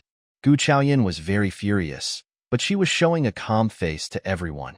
She would not hit anyone, because Huai and Gu Rushue were trying to irritate her and to see if she would get angry. Unfortunately, she would not do anything like that. So she stood there with a cold face. "I heard that the most ugly woman is here. Where is she? Let me have a look." Another bump arose again. Gu Chaoyan was just at the edge of rolling her eyes. A princess was here, when Mississippi Hua had just stopped. Gu Rushue was indeed a capable person who was able to team up with a princess. Gu Chaoyan wanted more and more to cooperate with Lord Huai. "Madame Gu, I told you not to bring this hideous woman here today. We are humiliated again." Ms. Gu was speaking with a loud voice. She was not blaming Gu Chaoyan, but trying to set up a bad image of Gu Chaoyan so that she would not think about the dowry all the time. Hearing Ms. Gu's words, Gu Rushue smiled and looked at Gu Chaoyan with a proud look on her face. Then a red silhouette broke in. Instead of coming towards Gu Chaoyan, she glanced about and said with disappointment, "Didn't you say that the most ugly woman in the capital is here? Where is she?" Hearing the princess's question, everyone around changed a different expression, especially Gu Rushue. Anxious, she pointed at Gu Chaoyan. "Princess Yunxi, that is her." Princess Yunxi threw a look at Gu Rushue and then at Gu Chaoyan. Dressed in a yellow outfit, Gu Chaoyan had apparently lost a lot of weight because of the aloe vera juice and magical spring water. And the outfit of that color made her skin look fairer. She looked cold, yet she stood there with a straight back, as if she were not affected by those bystanders who intended to make fun of her. Seeing Gu Chaoyan, Princess Yunqi said nothing, but glared at Gu Rushue. Who do you think you are to have lied to me? Hearing the words, Gu Rushue turned pale. I am not lying to you, princess. Having said the words, she realized what princess meant, so she pointed at Gu Chaoyan and explained instantly, Princess, that is the hideous woman. I am not lying to you. She is my sister. Of course I know who she is. Princess Yunqi threw a few looks at Gu Rushue and said no more. Gu Rushue let out a sigh of relief. By this hour, Princess Yunqi came to Gu Chaoyan and said, You are so disappointing. The cold-looking Gu Chaoyan looked at Princess Yunqi with interest now. I heard of you wherever I go these days. They say that you are the most ugly woman in the whole city. I overestimated you. I came here just to take a look at you, and you are not ugly at all. Lose some weight. You may even exceed that sister of yours. Yunqi said with honesty. Gu Chaoyan was about to express her gratitude when Huai suddenly let out a scream. With a loud sound of scream, everyone turned to Huai. No one lingered upon what Princess Yunqi was saying. Even Gu Rushue gathered up to Huai's side. As Gu Chaoyan looked into the direction, she saw rashes appear upon Huai's face. Allergy? One glance, then Gu Chaoyan understood what she was dealing with. It is you. Gu Rushue pointed at Gu Chaoyan suddenly and interrogated with a sharp voice. Those who were looking at Huai all turned to Gu Chaoyan. She suddenly understood from the look that the maid who stuffed something into her at the doorstep must have succeeded. Trouble was waiting for her. She sneered coldly. What made you say so, second miss? Humph. I got the same kind of rashes a few days ago, and I only had it after I left your yard. Now she is having rashes too. Wei spoke ill of you just now, and you hate her for those words. That's why you are playing this dirty trick upon her. Everything makes sense. Gu Rushue elaborated in a very reasonable way, and even put forward what she had experienced before as proof to convince everyone present. Many people were drawn to this position. They were all looking at Gu Chaoyan quietly, waiting for her to explain. And most of those bystanders had already believed what Gu Rushue said. After all, Gu Rushue was from the Gu family and had the same experience. It was very difficult not to believe her. Princess Yunqi showed interest in this scene. Gu Chaoyan frowned and asked peacefully, Any evidence? Even cases sent to Dali Temple require evidence, but second miss points at me directly without evidence. People might think that you are trying to set me up. And do you have any evidence about the rashes on your faces too? Well, I cured your rashes. You have not only refused to thank me, but now you are blaming me. That is not what a gentleman. Speaking of this, Gu Chaoyan suddenly thought of something and said, Oh right, you are not a gentleman? Instead of making a fuss, Gu Chaoyan put forward everything one point after another in a very clear way. Bystanders started to whisper among themselves. This lady ugly knows medical treatment? It can't be true. By this point, Madame Wang appeared to arrive and testified. Mississippi Gu does have knowledge of medicine. You all know that Tong has had problems since he was little, but she cured him. Now she is the savior of our family. What Madame Wang said caused some vivid response. They all started to discuss how skilled this girl from the Gu family must have been in medicine. Seeing that she had reached the goal, Madame Wang did not say anything more but turned to Gu Chaoyan. Chaoyan, what is it going on? Gu Chaoyan was about to speak when Huai interrupted. Madame Wang, she caused the rashes on my face. She hates me for what I said about her. Same went for Rushue. The same thing happened to her before. Huai was the miss of the Hua family. As a spoiled lady, she did not care about what the trend was like among the bystanders. She knew how Madame Wang was treating Gu Chaoyan. She was afraid that what happened to her would make the Wang family hate her. However, what happened could not be altered. So she continued. I got the same rash on my face as Wei did today, so I have suspicion. What about searching her to see if she is hiding anything? Searching her? That was an utterly huge humiliation for a lady who was unmarried. And it was her second sister who had put forward this proposal. Expressionless, Gu Chaoyan showed sufficient anger. It seemed that the original host gained a bad reputation in this way. The old Gu Chaoyan could not counter the situation, but now she could. Hearing the words, Madame Wang stepped forward and said, No. What? Madame Wang is trying to defend her in my house? Huai asked with displeasure. Gu Chaoyan patted Madame Wang, telling her to get assured. Madame Wang did not step down. She was old enough to know well how the tricks worked in those mansions. Even if Chaoyan had not done that, she might have been framed. That was why Madame Wang tried to stop the possibility. If something did come out of Chaoyan's pocket, her life would be ruined. Gu Chaoyan whispered as Madame Wang was about to speak. "Don't worry, Madame Wang." The words had just been spoken when she took a few steps forward. She came to Huai and Gu Rushue and threw a cold look at her. "Yes, you can do the searching, but what if you find nothing? Then you get your innocence back, if nothing is found," Huai said with anger and impatience. If not for Madame Wang's sake, she would not waste so much time talking with this hideous woman. She was a kind of person who would never have a bright future, so she did not fear her at all. Gu Chaoyan bowed and nodded, but her fists were tight. There was nothing else she could do to prove her innocence in this case. No one was helping her here, but what made Gu Chaoyan displeased was that no one of the Gu family was defending her at all. What a cold family. "Chaoyan, it is just a body search. If you have got nothing on you, we can pass on." Madame Wang spoke, seeing Gu Chaoyan not responding. She would not have said a thing if not for Madame Wang's presence. Gu Chaoyan threw a look at Madame Gu. A cold look. It was Madame Gu who had suggested her being here for this banquet, but she was not at all trying to defend her. "Great, great. Then do the search. If you have found nothing, then I am left out of this case and you, Mississippi Hua, must apologize to me." Having said the words, she looked about. "We are all girls here, so do the search here." She was not showing off her courage. She was trying to prove herself in front of the crowd, in case Gu Rushue and Huai set up something else just to frame her when they were alone. Huai had lost her patience. She did not care where she was searched. As for the apology, she was sure that she would find something, so she was not going to apologize anyway. She answered without hesitation, "Deal." Then she said to the maid next to her. The maid was doing the search for a while with a relaxed expression on her face, when her face started to change, and Gu Chaoyan had been observing her all this time. Now she was more sure that she had been framed. A long while later, sweat appeared on the maid's forehead as she mumbled, "How come nothing is here?" Seeing the scene, Madame Wang knew that nothing was found. So she said with certainty inside her heart, "Well, still not done?" The maid had to stop. She was no longer relaxing as her body kept shivering. "I didn't find anything." "What?" Gu Rushue was confused and her voice exposed her. Seeing the situation, Madame Wang understood what was going on here. With a cold face, she gazed at Gu Rushue. "So you were expecting that something would be found on her?" Mrs. Gu gave Gu Rushue a push. Gu Rushue shook her head. No, it's good that nothing was found." Gu Chaoyan adjusted her clothes and threw a cold look at Huai.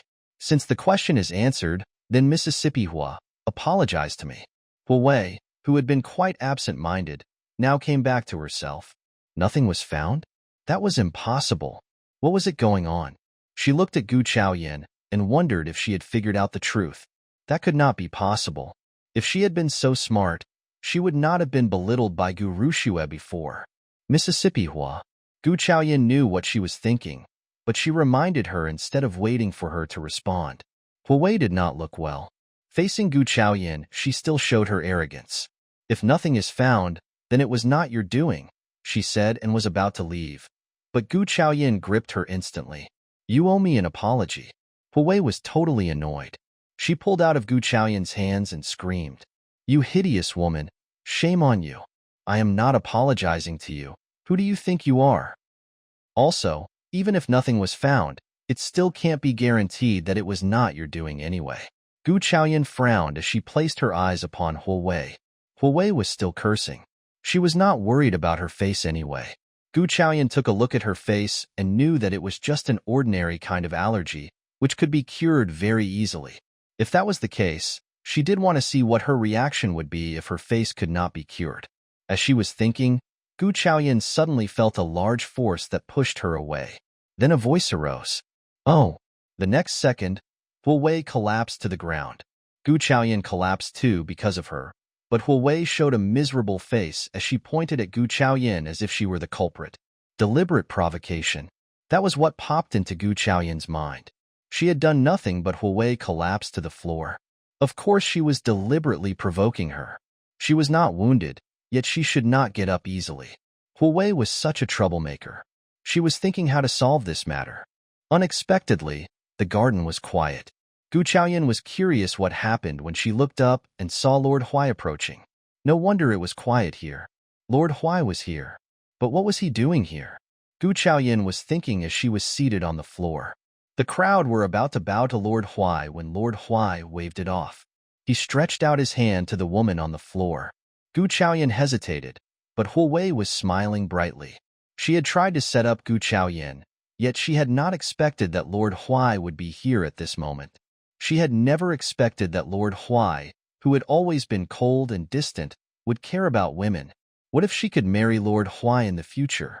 She was thinking as she stretched out her hand and was about to place it into Lord Huai's hands, when Lord Huai instantly gripped Gu Chaoyan's instead. It was very quiet in the surrounding. Everyone was gasping in surprise. It was a banquet held at the Huai family. They thought that Lord Huai appeared only for the Huai's sake. So when the two of them collapsed on the floor, they assumed that it would be Huai whom Lord Huai tried to pull up. No one expected that it would be Gu Chaoyan. The lady ugly. Lord Huai just used a little force and helped Gu Chaoyan up. It was very quiet in the surrounding, so the ringing of the bells echoed across the yard as she got up. Huai was still down on the floor. Seeing Lord Huai pulling up Gu Chaoyan, she thought that she would be next. So she stretched out her hand again. However, instead of sparing another look at her, Lord Huai asked with a face of seriousness, "What is it going on?" Office Hua and Madame Hua, who had been invisible, all hurried to the place. Seeing Lord Huai and Princess Yunqi, they bowed. "Greetings, Lord Huai and Princess Yunqi." Lord Huai did not let them get up now, but cast a look at the couple. That brief pause almost made Huai sweat. If he had known that Lord Huai would be here for this minor banquet, he would not have allowed his daughter to make the fuss. Now Gu Chaoyan understood what was going on. No one from the Huai family was defending justice, because they were trying to give their daughter the chance to make a fuss. What on earth had she done wrong so she was framed at this banquet for no reason? Gu Chaoyan suddenly felt very pleased to see the Huai family behaving in this way. She showed a small smile. A short pause later, Madame Gu stepped forward, shivering. She bowed slightly. "Greetings, Lord Huai. The girls were just having fun. No big deal." Madame Gu did not dare to look up. She knew that she should never offend Lord Huai.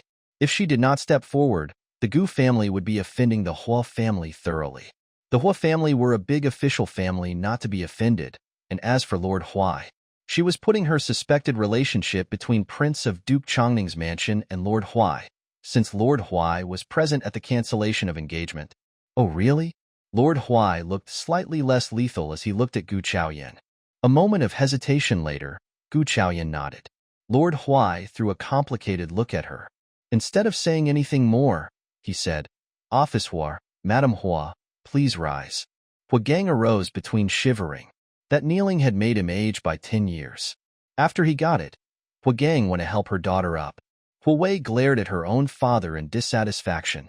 Then she threw an unconvinced look at Lord Huai, who was just looking somewhere else. She stomped on her feet.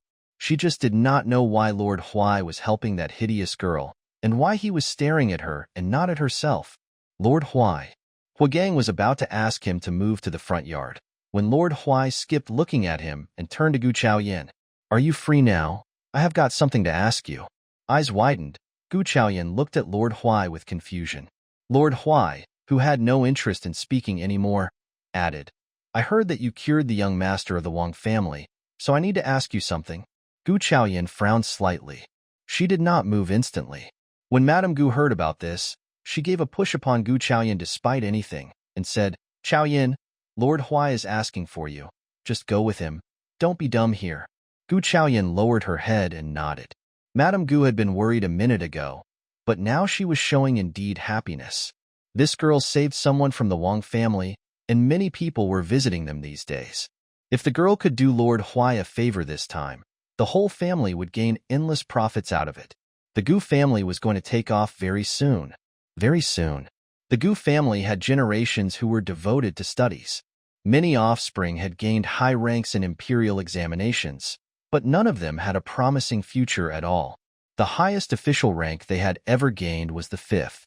If they could go upwards a little, She would live up to the expectation of the old master before he died. Great, that was just great. Madame Gu looked at Lord Huai and Gu Chaoyans, leaving silhouettes with radiance on her face.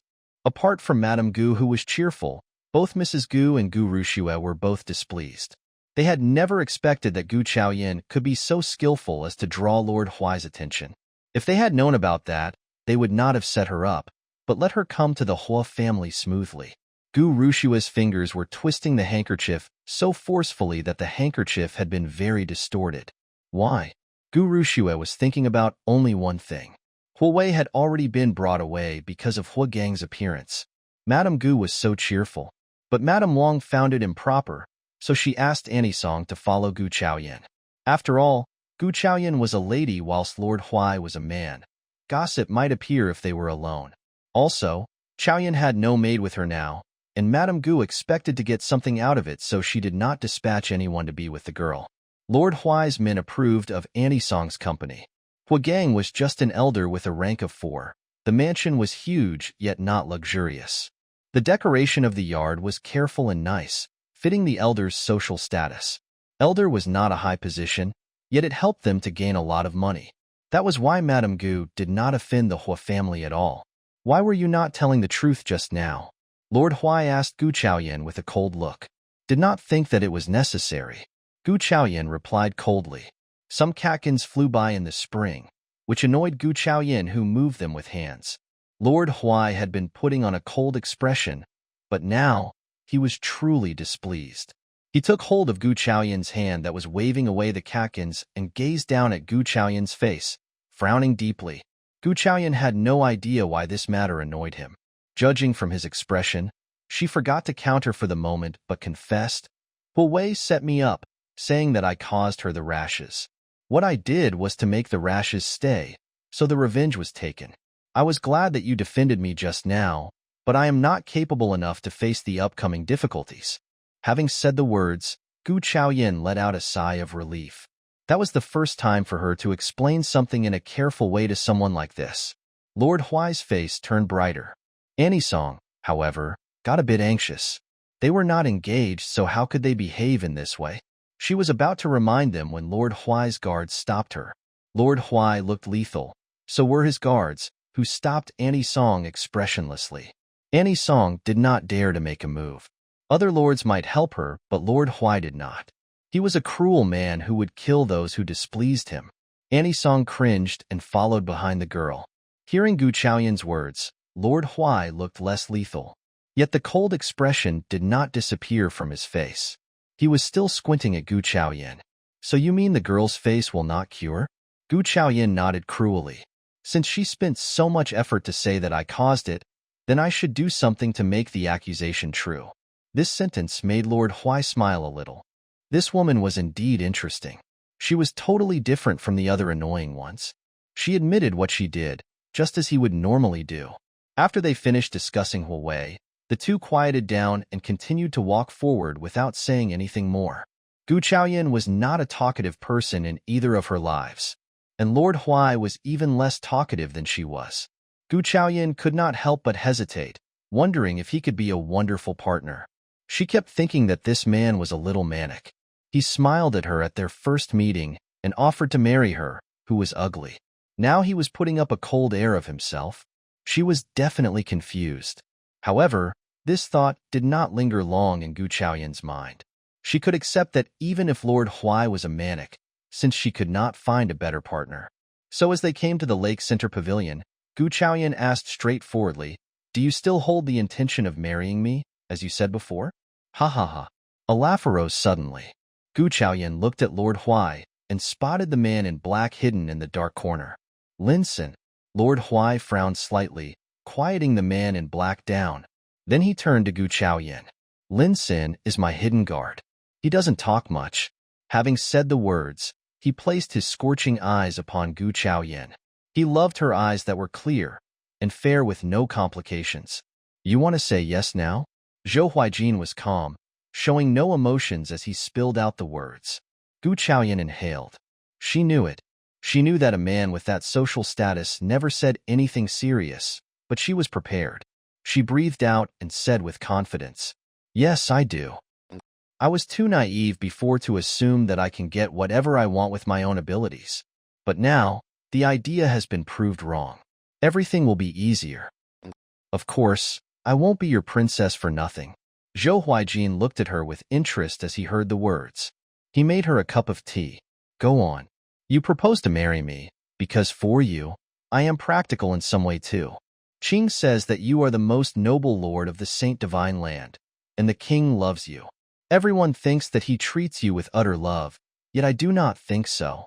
Lord, Rong Chuxian bellowed furiously and threw a hostile look at Gu Chaoyan. Shut up. Zhou Huaijin threw a cold look at her, but turned to Gu Chaoyan with a look of gentleness. Please, continue. Others might be frightened by the situation, but seeing the reaction of Zhou Huaijin's men, Gu Chaoyan was more assured about her assumption. If he adores you out of a true heart, why would he get you exposed to the public so that you become enemies with everyone else? If he were truly adored, he would have the most likeliness to inherit the throne. Yet other lords would not be convinced. When they were not, they would definitely team up to kill Lord Huai. It was an easy thing to figure out. The worst always came later. Having said the words, Gu Chaoyan threw a sneaky look at Lord Huai, who had a cold expression on his face, but he did not seem to have the intention of throwing a temper. So she continued boldly, I can help you. I am a skilled doctor with knowledge that exceeds everyone else. You must have heard of me saving Tong of the Wang family. He has a disease that even the imperial doctors can do nothing about. And don't worry, I am just using the status as the princess. I would not require to start a real family with you. When you are done with your mission and me with mine, you can divorce me. Then I will find a place totally unknown to the outside world and live on as a hermit. Finishing the statements, Gu Chaoyan smiled brightly with eyes upon Lord Huai. How does that sound, Lord Huai? A variety of expressions appeared on Lord Huai's cold face. He had been frowning, feeling sympathy for this girl young, who had to make a plan for her future life. She even said that she would not start a family with him and need a divorce paper. Zhou Huaijin got angry. So she would run away after she finished using him? That was not what he would allow to happen. He replied with a frozen face. It sounds horrible. Gu Chaoyan's confidence suddenly collapsed. Yeah, he, a noble man, could not be easy to cooperate with. So she had to think of something else. Zhou Huaijin was furious, but seeing her confused look, he felt reluctant. Chaoyan, you don't have to think and plan so much. He touched her head and said, I can make the deal with you. I will make the proposal at your mansion in a few days' time. Gu Chaoyan gasped. She just could not believe what had just happened, but she was feeling a bit cheerful too. For 1 second, she had no idea what to say. A long while later, Gu Chaoyan came back to herself and said, a few more days would not be proper. I still have other things to do. When I am done, I will tell you when to do the proposal. Zhou Huaijin nodded and smiled. Gu Chaoyan again started to think that Lord Huai was a maniac. Anyway, she was a doctor. She could check up on him later. If he was not seriously damaged in the head, she might be able to cure him. If Zhou Huaijin knew that Gu Chaoyan was thinking in this way, he would have spat out a mouthful of blood. When they were done, Gu Chaoyan finally noticed Anisong, who was not far away. Only now did she realize that they had spent too much time together. So she got up instantly. Anisong is here. Madame Wang is probably asking for me. I am off now. Zhou Huaijin lowered his head and nodded, replying with a face of gentleness. Come to me when you need anything in the future. Gu Chaoyan shivered. Finding the promise a little over the top, she hurried off. Seeing Gu Chaoyan coming towards her, Anisong said quickly, Mississippi Chaoyan, Madame Wang is asking for you. Others might be frightened by the situation, but seeing the reaction of Zhou Huaijin's men, Gu Chaoyan was more assured about her assumption. If he adores you out of a true heart, why would he get you exposed to the public so that you become enemies with everyone else? If he were truly adored, he would have the most likeliness to inherit the throne. Yet other lords would not be convinced. When they were not, they would definitely team up to kill Lord Huai. It was an easy thing to figure out. The worst always came later. Having said the words, Gu Chaoyan threw a sneaky look at Lord Huai, who had a cold expression on his face, but he did not seem to have the intention of throwing a temper. So she continued boldly, I can help you. I am a skilled doctor with knowledge that exceeds everyone else. You must have heard of me saving Tong of the Wang family. He has a disease that even the imperial doctors can do nothing about. And don't worry, I am just using the status as the princess. I would not require to start a real family with you. When you are done with your mission and me with mine, you can divorce me. Then I will find a place totally unknown to the outside world and live on as a hermit. Finishing the statements, Gu Chaoyan smiled brightly with eyes upon Lord Huai. How does that sound, Lord Huai? A variety of expressions appeared on Lord Huai's cold face. He had been frowning, feeling sympathy for this girl young, who had to make a plan for her future life. She even said that she would not start a family with him and need a divorce paper. Zhou Huijin got angry. So she would run away after she finished using him? That was not what he would allow to happen. He replied with a frozen face. It sounds horrible. Gu Chaoyan's confidence suddenly collapsed. Yeah, he, a noble man, could not be easy to cooperate with. So she had to think of something else. Zhou Huijin was furious, but seeing her confused look, he felt reluctant. Chaoyan, you don't have to think and plan so much. He touched her head and said, I can make the deal with you. I will make the proposal at your mansion in a few days' time. Gu Chaoyan gasped. She just could not believe what had just happened, but she was feeling a bit cheerful too. For 1 second, she had no idea what to say. A long while later, Gu Chaoyan came back to herself and said, a few more days would not be proper. I still have other things to do. When I am done, I will tell you when to do the proposal. Zhou Huijin nodded and smiled. Gu Chaoyan again started to think that Lord Huai was a maniac. Anyway, she was a doctor. She could check up on him later. If he was not seriously damaged in the head, she might be able to cure him. If Zhou Huijin knew that Gu Chaoyan was thinking in this way, he would have spat out a mouthful of blood. When they were done, Gu Chaoyan finally noticed Anisong, who was not far away. Only now did she realize that they had spent too much time together. So she got up instantly. Anisong is here. Madame Wang is probably asking for me. I am off now. Zhou Huijin lowered his head and nodded, replying with a face of gentleness. Come to me when you need anything in the future. Gu Chaoyan shivered. Finding the promise a little over the top, she hurried off. Seeing Gu Chaoyan coming towards her, Anisong said quickly, Mississippi Chaoyan, Madame Wang is asking for you. Seeing Gu Chaoyan's confused face, Madame Wang was worried that she would not pass the entry examination with nothing more than medical skills. So she consoled her. St. College only starts the recruitment in the fall every year. You still have a long time to prepare yourself for the examination. You can choose one of the following to learn: playing the zither, playing chess, writing calligraphy, or painting. You have a high chance to enter the school with your medical skills, and we can give you some recommendations too. Although it was definitely going to be the medical department that Gu Chaoyan was going to attend, St. College tended to have strict demands. The examination could expand to the test of more than medical skills. Zither, chess, calligraphy, and painting would be included too. That was what Madame Wang was mostly worried about, but she believed that Chaoyan could make it. Gu Chaoyan let out a sigh of relief when she heard that the examination did not take place until autumn. There were still some months left, which would be enough for her to get back the dowry.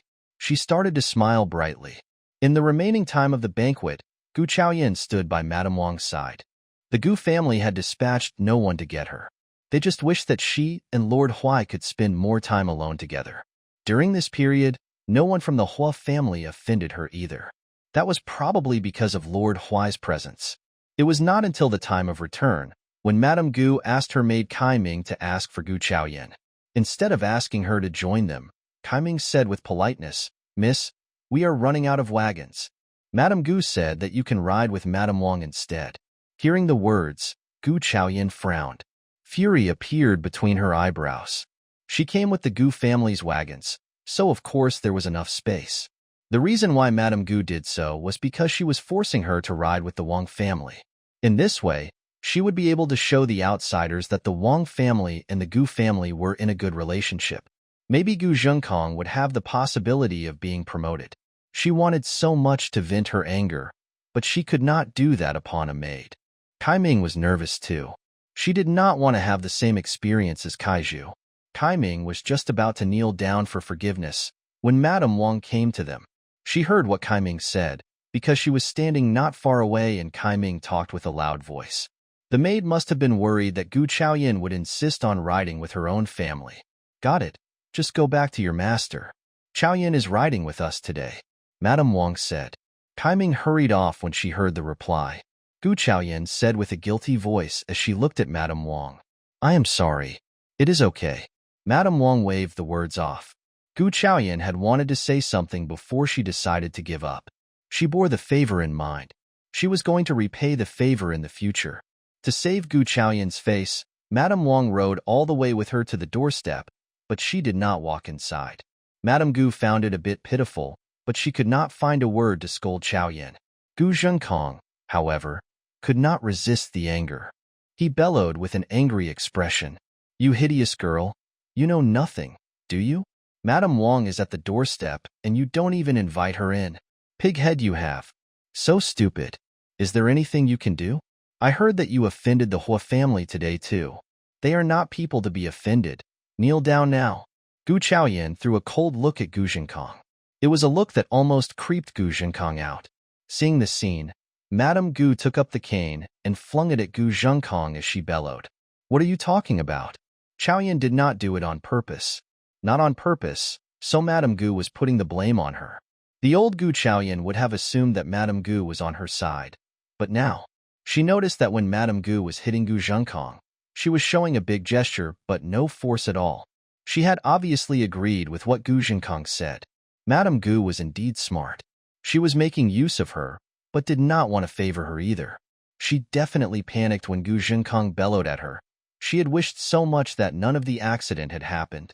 Unfortunately, she was not the old Gu Chaoyan anymore. Standing right on the spot, she showed no sense of panic or guilt. You all know pretty well that I rode with the Wang family. If you are so kind, why not wait at the doorstep of the mansion so that you can invite her in yourselves? I am not on the same level as Madame Wang, so it is against the rules for me to ever invite her in. As for what happened at the Huai family, Mississippi Huai and the second sister claimed that I offended Mississippi Huai, but the misunderstanding had been cleared. How come I offended the Huai family anyway? Are you so dumb in the head too, father? Gu Chaoyan said calmly with her chin raised.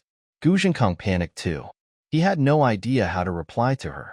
They knew that Gu Chaoyan rode with the Wang family back home, but they themselves did not go to greet the Wang family. So when they heard from Chun Fu that Madame Wang refused to walk in, they forced all the blame upon Gu Chaoyan. The words she said were all true, but Gu Zhenkong was still angry because of the arrogant air he was holding. He pointed at Gu Chaoyan and was about to bellow at her when Madame Gu snapped with real anger. Shut up. Gu Zhenkong got both surprised and angry. During the past few years, he had been used to being the master of everything in the mansion, but he did not dare to snap back at his mother. So he just stood there in displeasure. Madame Gu was angry too.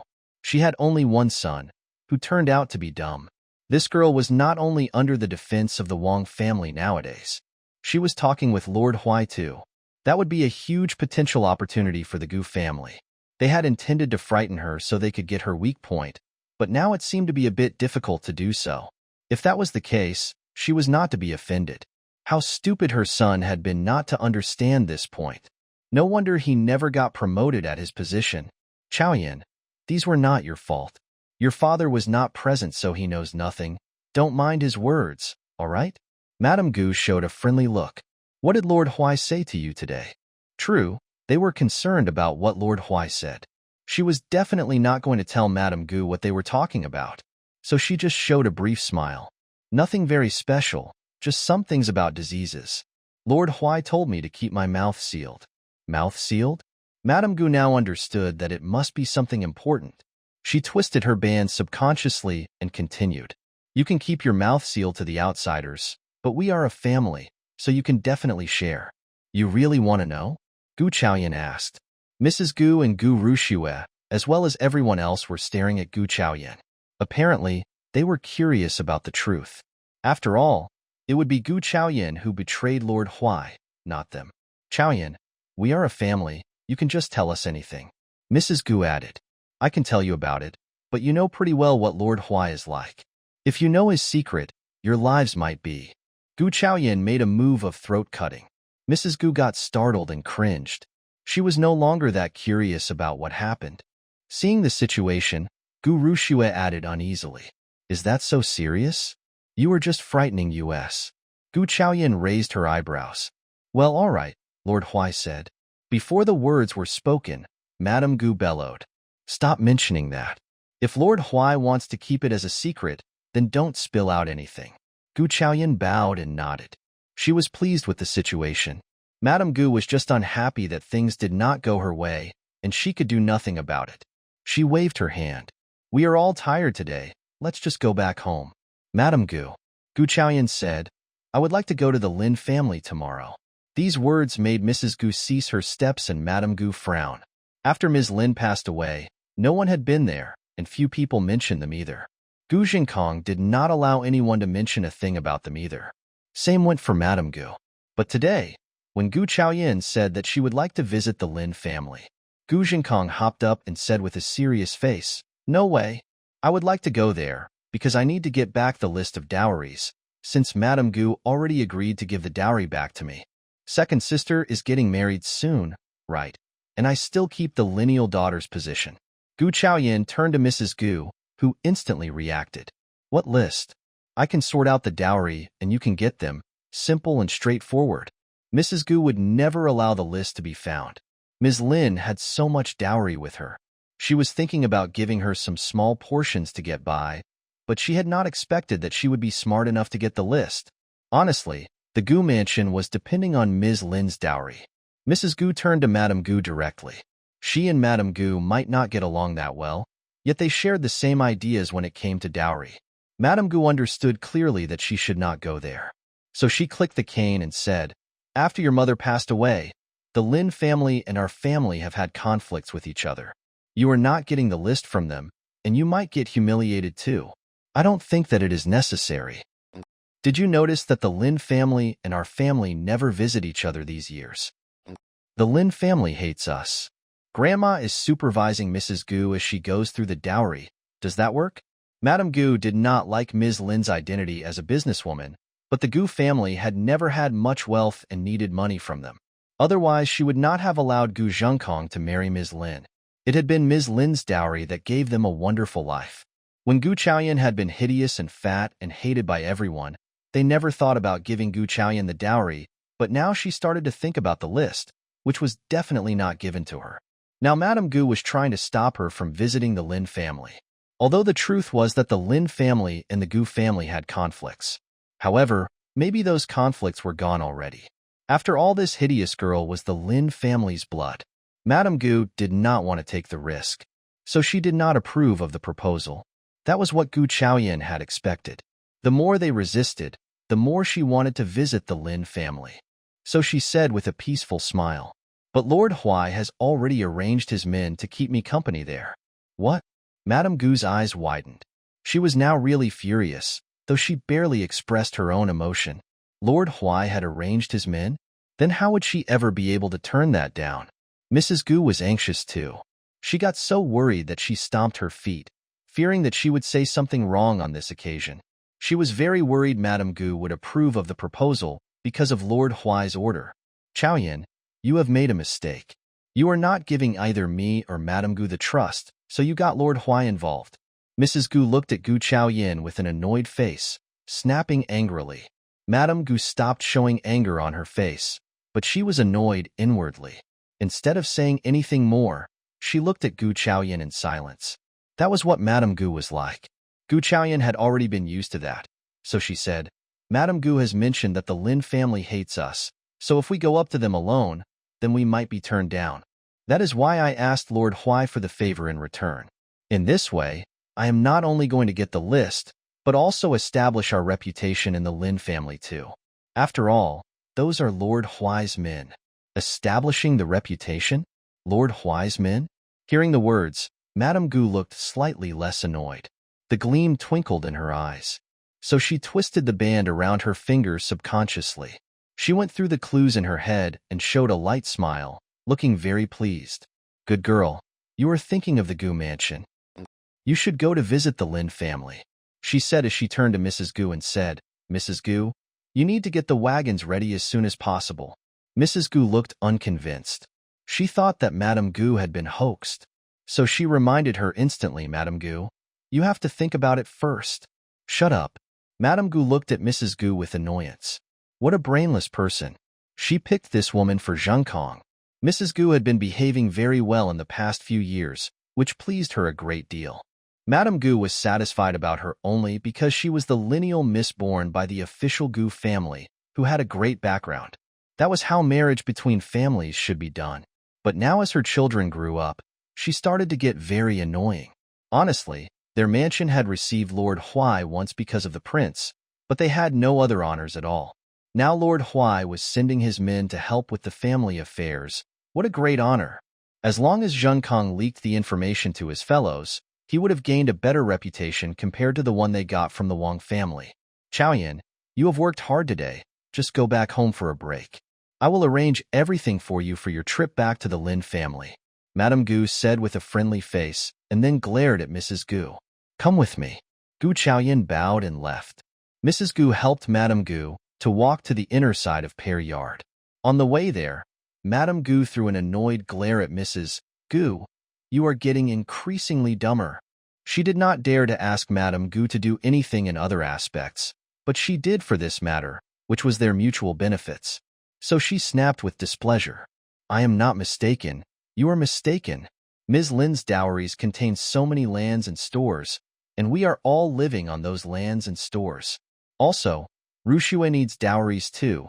She is not marrying an ordinary family, but the prince. We can't look shabby with her dowries. What does that hideous woman want those dowries for? She may have a little knowledge of medicine, but she is too ugly for any man to marry her. Madame Gu, you have to help the important one, not the unimportant one. Mrs. Gu had her own ideas, so she did not like how Madame Gu dealt with this matter. That was why she countered her. Hearing what Mrs. Gu said, Gu Zhengkong nodded in agreement. Mom, that makes total sense. Madame Gu got so angry that she turned pale. Both of them were so stupid. How come this son of hers did not resemble her in any way? If he could be a little bit smarter like she was, she did not need to worry about so many things.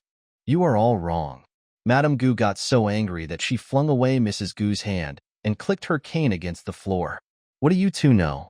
The ugly girl says that Lord Huai's men are following her to deal with this matter, and that is a great honor for us. If those from your department know that we are in a close relationship with Lord Huai, you will be honored, and you may get promoted in your career too. But we all depend on the dowries, Gu Zhengkong argued. He was of course aware of Lord Huai's presence, but they just could not possibly become poor again. Madame Gu shook her head. This son of hers was so dumb-headed. She sighed. She knew that any more scolding would not change the way he was thinking, so she explained. Now the ugly girl is a friend of the Wang family as well as Lord Huai. If she wants the list, just give that to her. She can't take control of the dowry with a single piece of paper.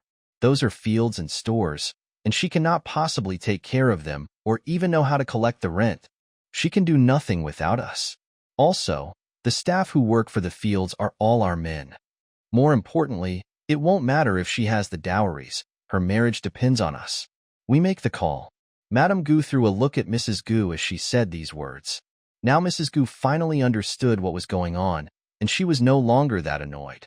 This ugly girl was not even up to the standard of being ordinary. She was way too ugly.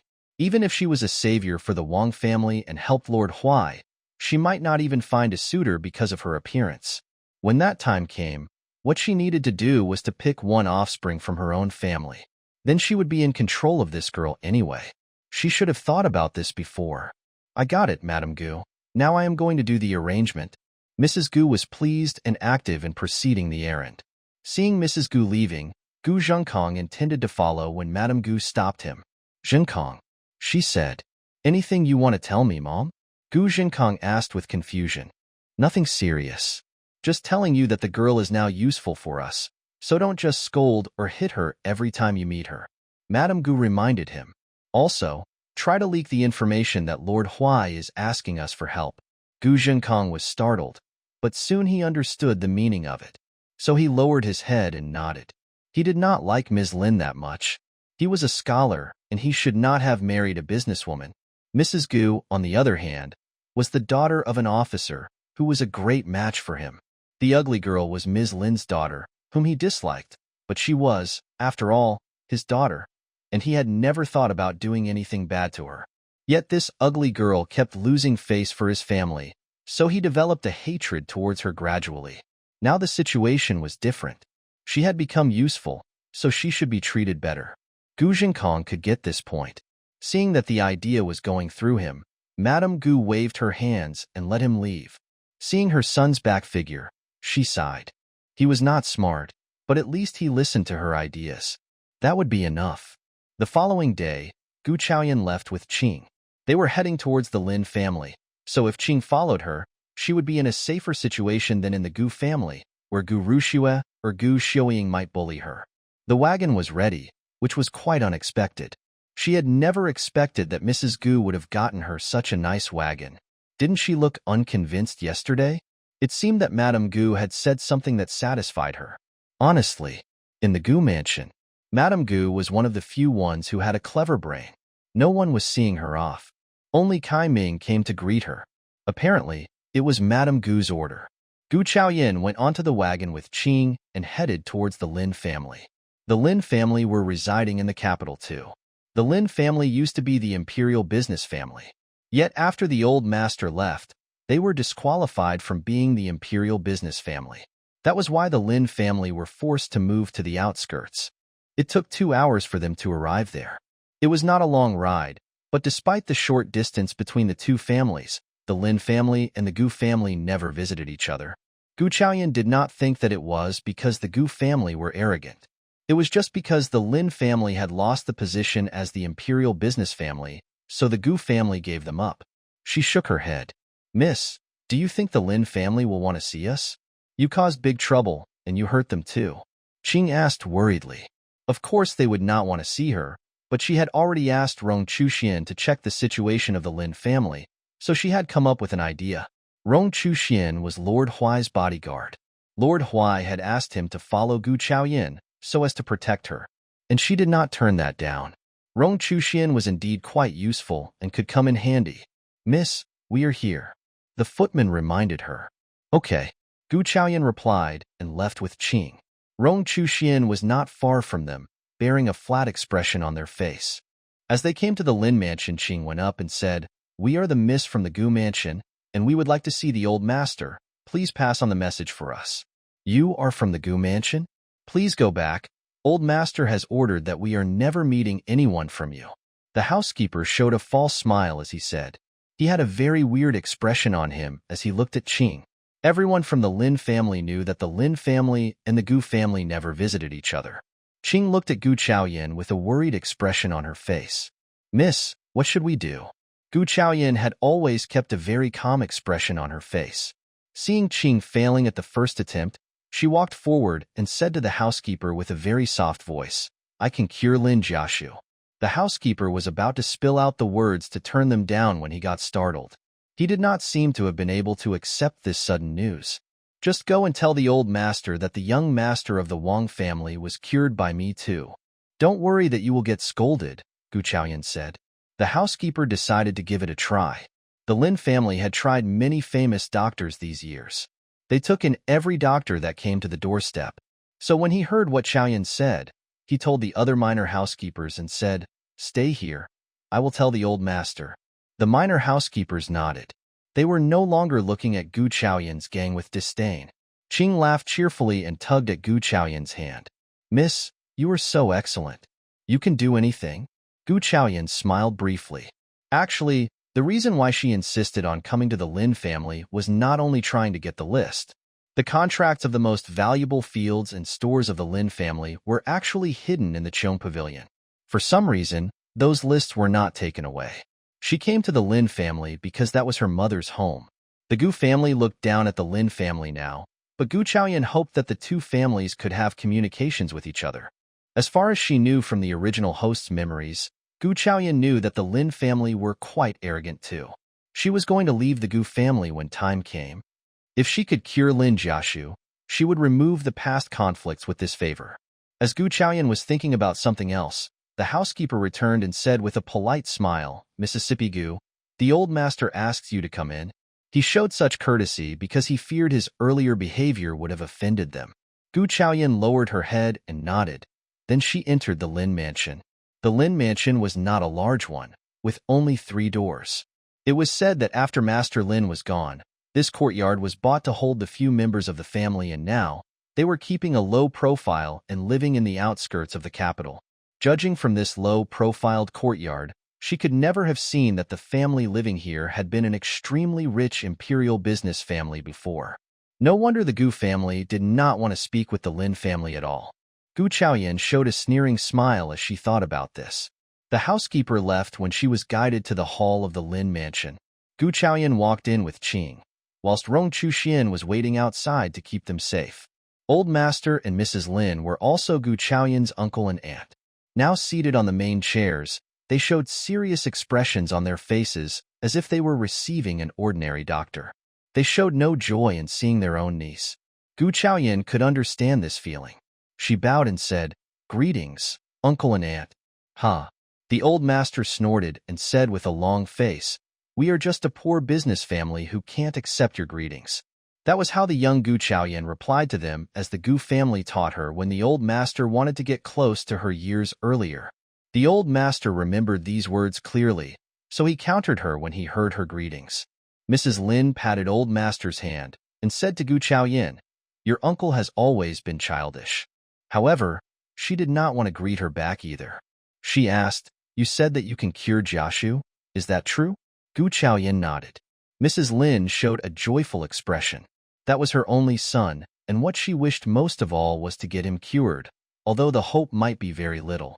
After all, none of the doctors had been able to do that. The old master looked slightly gratified. The seriousness on his face lessened. He had no idea how to start the conversation. After all, they and the Gu family, including Gu Chaoyan, never visited each other anymore. Gu Chaoyan continued, "But I have a condition if he is cured." The words had just been spoken when the old master turned serious again and said to Mrs. Lin, "See, I knew that the Gu family are not here for nothing. They are begging us for help." The old master felt disappointed. When his sister died, he had seen through the Gu family. They had made efforts to try to bring away Gu Chaoyan, fearing that she would live a terrible life. But it turned out that Gu Chaoyan also belittled the Lin family for being poor, for that he had been angry for ages.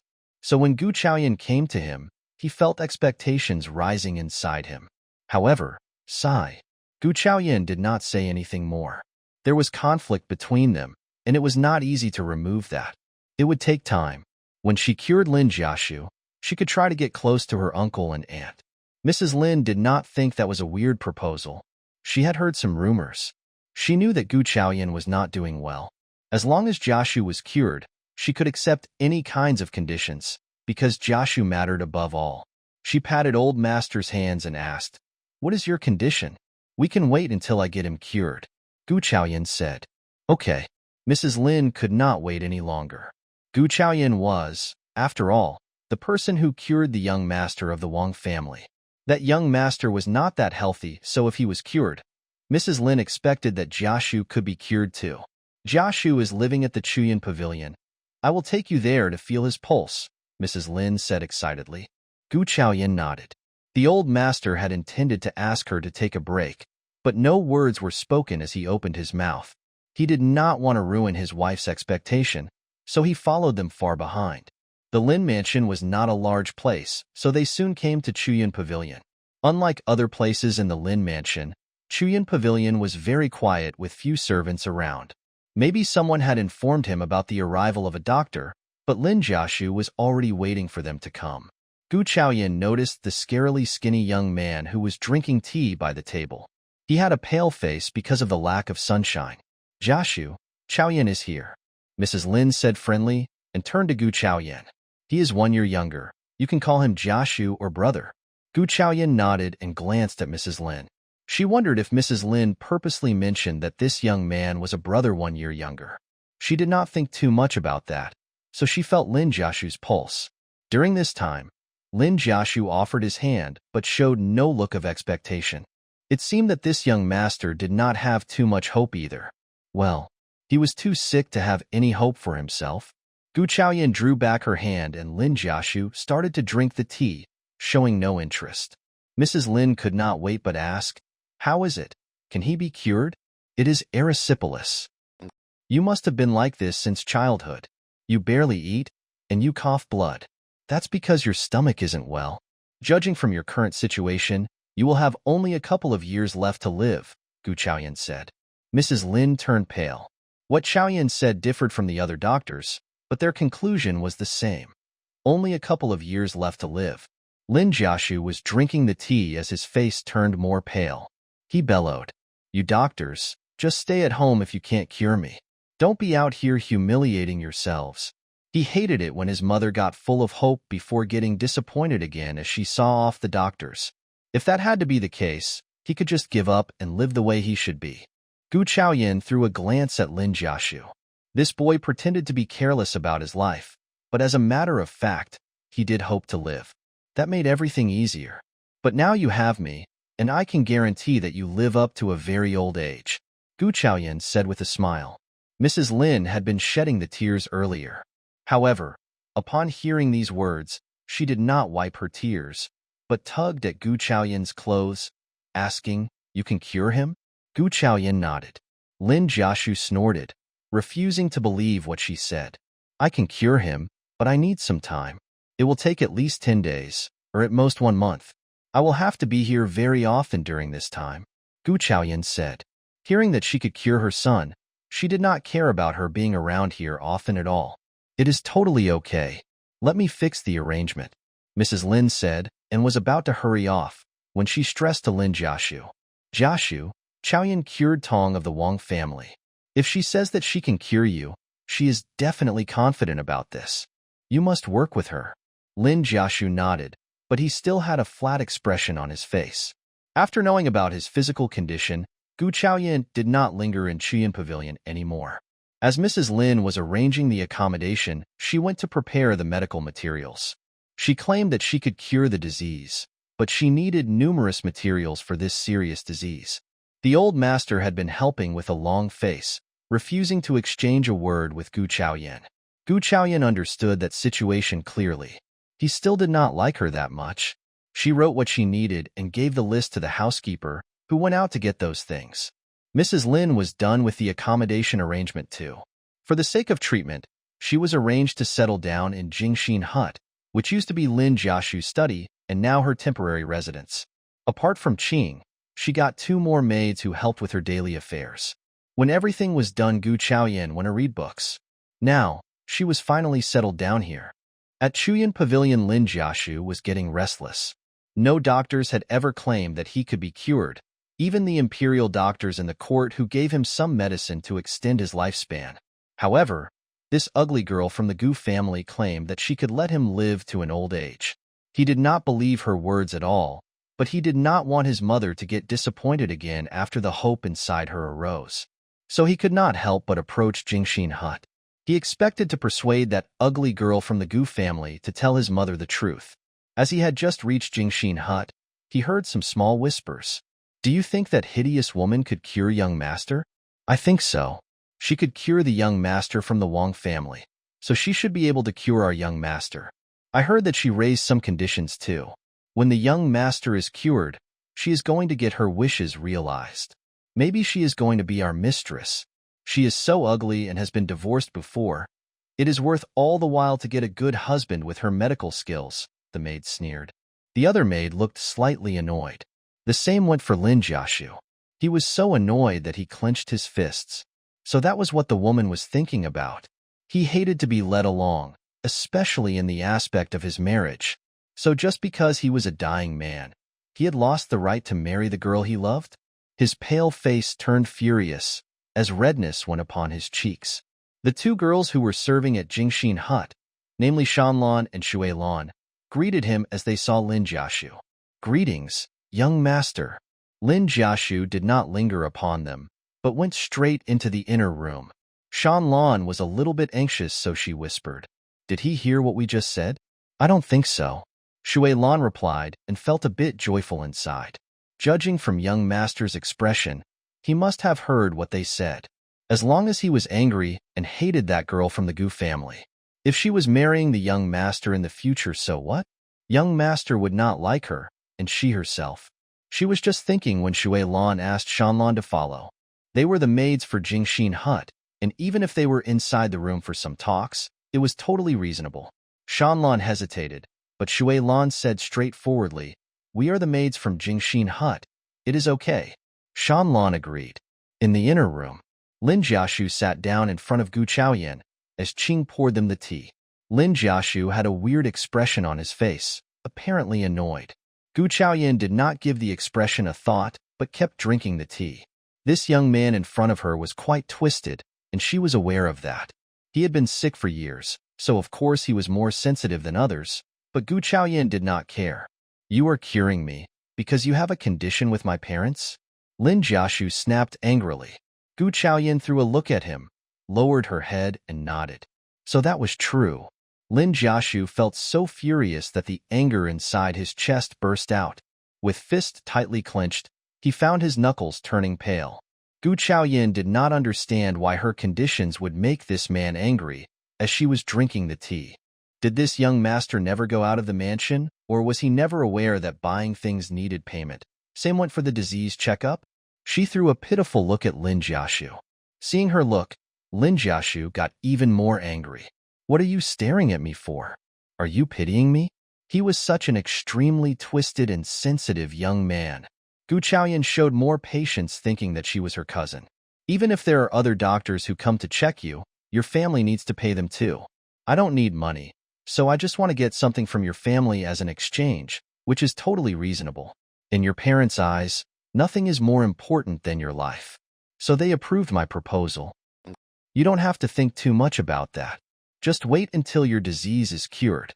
That is what makes your parents happiest," Gu Chaoyan said. Lin Jiashu sneered self-mockingly. True. He was their only child and his life mattered above all. What choice did he have as long as he could stay alive? He did not even have choices with his own marriage. However, he was very displeased. He did not like being forced to do anything. So he snorted and left Jingxin hut. Even Gu Chaoyan found the whole thing confusing. She had no idea that the maids of the Lin mansion were assuming that she was here to marry Lin Jiashu after healing him. "Miss," Qing pursed her lips. "Look at this young master. You are his doctor." Gu Chaoyan smiled calmly seeing Qing's protesting face. This girl simply could not stand her being wronged, on whichever occasion. "It is fine, I don't mind." Gu Chaoyan thought for a while. "Get the hot water ready, please. I am taking a bath." Qing received the order and left in a hurry. The Lin family had got her 2 maids, but she was used to having Qing with her, forgetting that there were still 2 maids waiting at Jingxin hut. As she was bathing, she would do what she was always doing, adding the spring water squeezed subconsciously into the bathing tub. Maybe it was because of the time that moved forward, the drops that were squeezed out, which used to be just 1 drop now doubled in amount.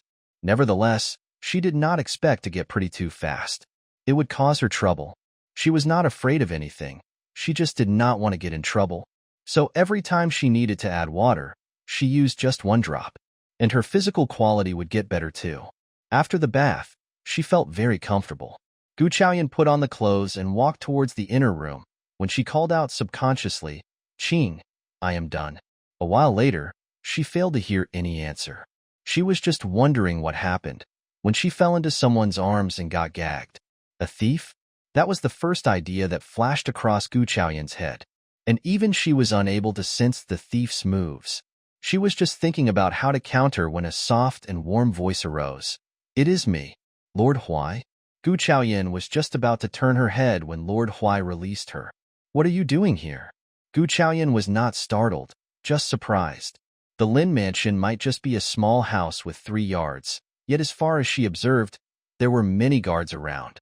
However, this man appeared in her room without drawing any attention. The good-looking Zhou Huijin frowned, and then he threw a displeased look at Gu Chaoyan. "I don't like it when you suspect my abilities." Gu Chaoyan rolled her eyes. She mumbled helplessly, "What is wrong with all the young men in the ancient time?" Lin Jiashu had just left, and now someone more twisted was here. Zhou Huijin did not understand what she was talking about, but he caught the key point. All? Someone else was here too? He swept Gu Chaoyan into his arms and gripped her. Never suspect my abilities and never focus on any other men. Got it? Or what? Gu Chaoyan asked casually, hoping to get rid of his grip. Or I will make you understand how capable I am. Just bear my warnings in mind if you still hope to walk off the bed the following day. Gu Chaoyan flushed. She had had 2 lives, and she did have a boyfriend in her previous life, but she had never done anything flirty with anyone. The boyfriend she had in her previous life was the one that caused her death. Hearing the words, Gu Chaoyan panicked. You. What? You are so filthy. Gu Chaoyan protested. Zhou Huaijin got startled. He noticed that the girl in his arms was still flushing, and when she protested, she was as cute as an annoyed cat. So now, he felt that a stream of warmth went straight down to the lower part of his body. Subconsciously, he released the girl in his arms. Seeing him loosening his grip, Gu Chaoyan instantly got up from his arms and looked at Lord Huai with a look of confusion, as she thought inwardly, did the protest work? Embarrassed, Zhou Huaijin was worried that she would find him way too flirty. After all, they had just met a few times. I need to go now. Take good care of yourself, he said and then hurried off. Strange. That was exactly what Gu Chaoyan was thinking. This Lord Huai was so weird. Seeing him leaving, Gu Chaoyan got tired too, so she laid down and fell asleep. The following day, she had just gotten herself ready when Mrs. Lin came waiting for her at Jingxin Hut. Mrs. Lin was worried and anxious, and she understood that clearly. She skipped breakfast and went to Chuyun Pavilion with Mrs. Lin.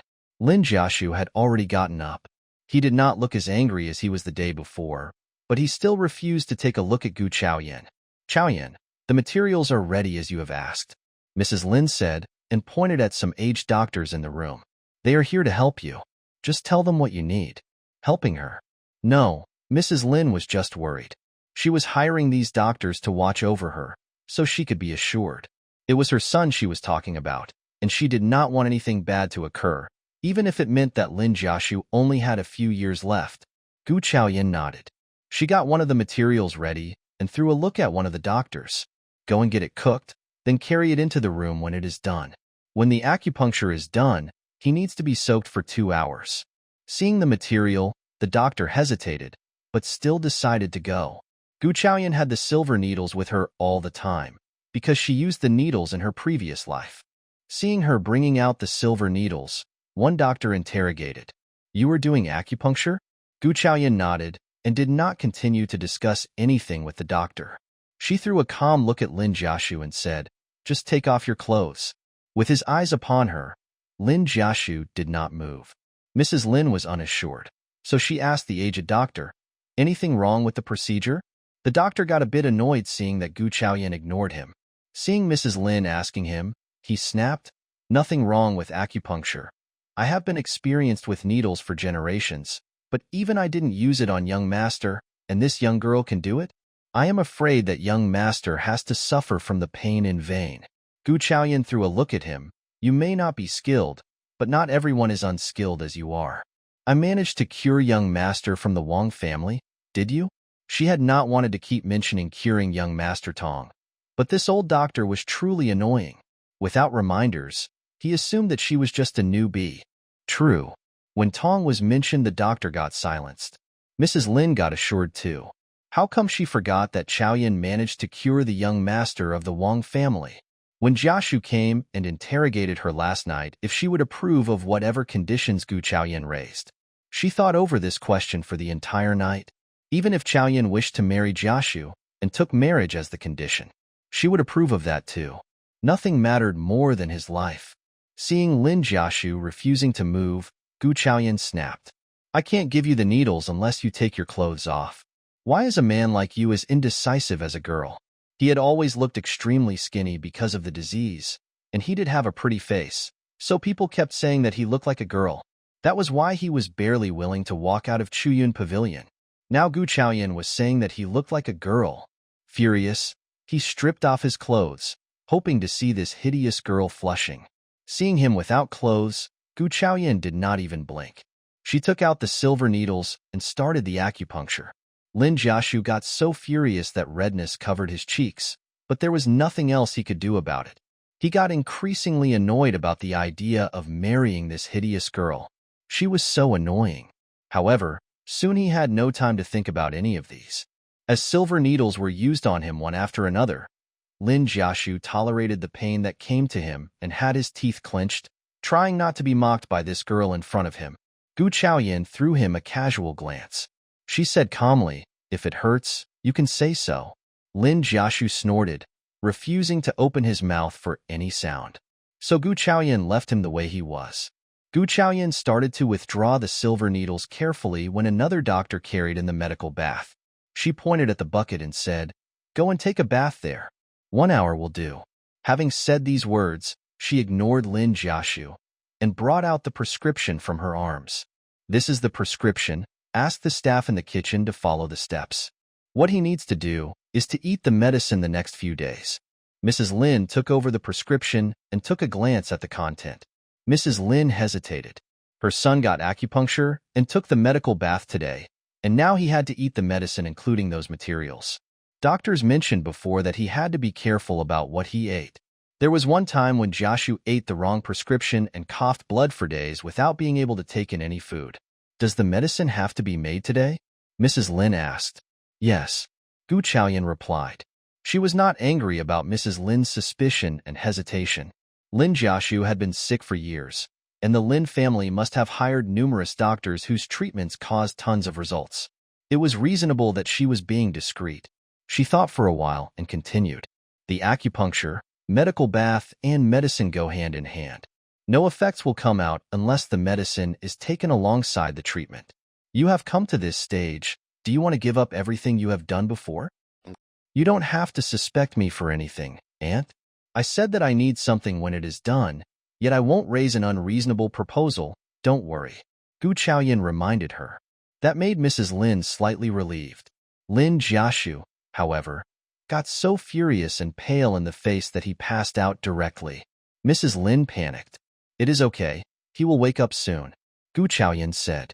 "I will get the medicine ready." Mrs. Lin was worried about Lin Jiaxu, who had just passed out, but she also understood that the medicine was of great importance. Mrs. Lin soon left. Seeing her miss doing fine, Qing stepped forward and reminded her, "Miss, let's go and eat some breakfast." Gu Chaoyan found herself getting hungry too, so she left for breakfast with Qing. When Lin Jiaxu woke up, he did not see Gu Chaoyan at all. "Where is she?" "She want to eat breakfast," Shui Lan said and added, "Don't worry, young master. I believe that Mississippi Gu will surely cure you. She has a deal with the mansion, doesn't she?" When the deal was mentioned, Lin Jiaxu's face sank again. He had become increasingly annoyed. Subconsciously, he intended to get up, but Shui Lan pushed down Lin Jiaxu despite the differential statuses and said anxiously, "Young master, it is not time yet. Don't get up." Shui Lan was really worried. She did not like Mississippi Gu, but Shui Lan did have faith in her medical skills. That was why she did so subconsciously. Lin Jiaxu stopped moving and looked at Shui Lan. Shui Lan was as young as he was, pretty and lovely. Her hands upon his shoulders were fair. When Shui Lan saw Lin Jiaxu gazing at her hands, she intended to withdraw her hands instantly. After all, she did that in the critical situation. She liked young master, but she did not dare to offend him. However, she had just moved her hands when another pair of large hands covered them with great force. Lin Jiaxu could notice that she was truly worried about him, so he became less self-defensive against this maid. "What is your name?" Shui Lan had no idea whether she should cry or laugh. She felt like crying, because the young master had no idea what her name was after she worked for him for so long. She felt like laughing too, because young master was asking her name and his hands were upon hers. Something had changed. "My name is Shui Lan." Lin Jiaxu nodded. "A very nice name. Normally, a young master of a mansion was supposed to get married by this age. If the arrangement was not done, a maid as a future concubine should have been arranged too. He never thought about this before. After all, he was not physical enough to think about any of these. However, now things were different. He did believe that Gu Chaoyan could cure him, so he was going to be normal like everyone else. He was not a real womanizer. He just wanted to see if Gu Chaoyan would still want to marry him when he did something to a maid. That was her condition for the deal, wasn't it? He could approve of it. She was the one that was going to be distracted. As he was thinking, Lin Jiaxu got absent-minded. Shui Lan heard the sound of footsteps and reminded him. Young master, it may be Mississippi Gu. Hearing that she was coming, Lin Jiaxu had an evil thought. He used some force and pulled Shui Lan into his arms. Then he threw a very proud look at Gu Chaoyan, hoping to see if this calm-looking, hideous girl would lose her composure. Gu Chaoyan did catch sight of him as she walked in. She was slightly surprised. She had never thought that Lin Jiaxu, who had been sick all this while, loved women and now he just could not hold it anymore. She turned around and refused to watch the sight but said, "Time is up. You can come out and put on clean clothes." Lin Jiaxu gazed at Gu Chaoyan's back figure. Was she angry? He wondered. Seeing that there was no movement behind her, she reminded him after thinking for a while. "I expect you to keep yourself clean during the treatment. You can do anything you want when you are cured." Hearing these words, Lin Jiaxu showed a mocking smile of. She did mind his behavior. When he was cured and they got engaged, she was definitely going to interfere in his business. If that was the case, he knew what he was going to do. He was thinking as he kissed Shui Lan on the mouth and said, "Get me the clothes. When I am cured, you are mine." Shui Lan flushed.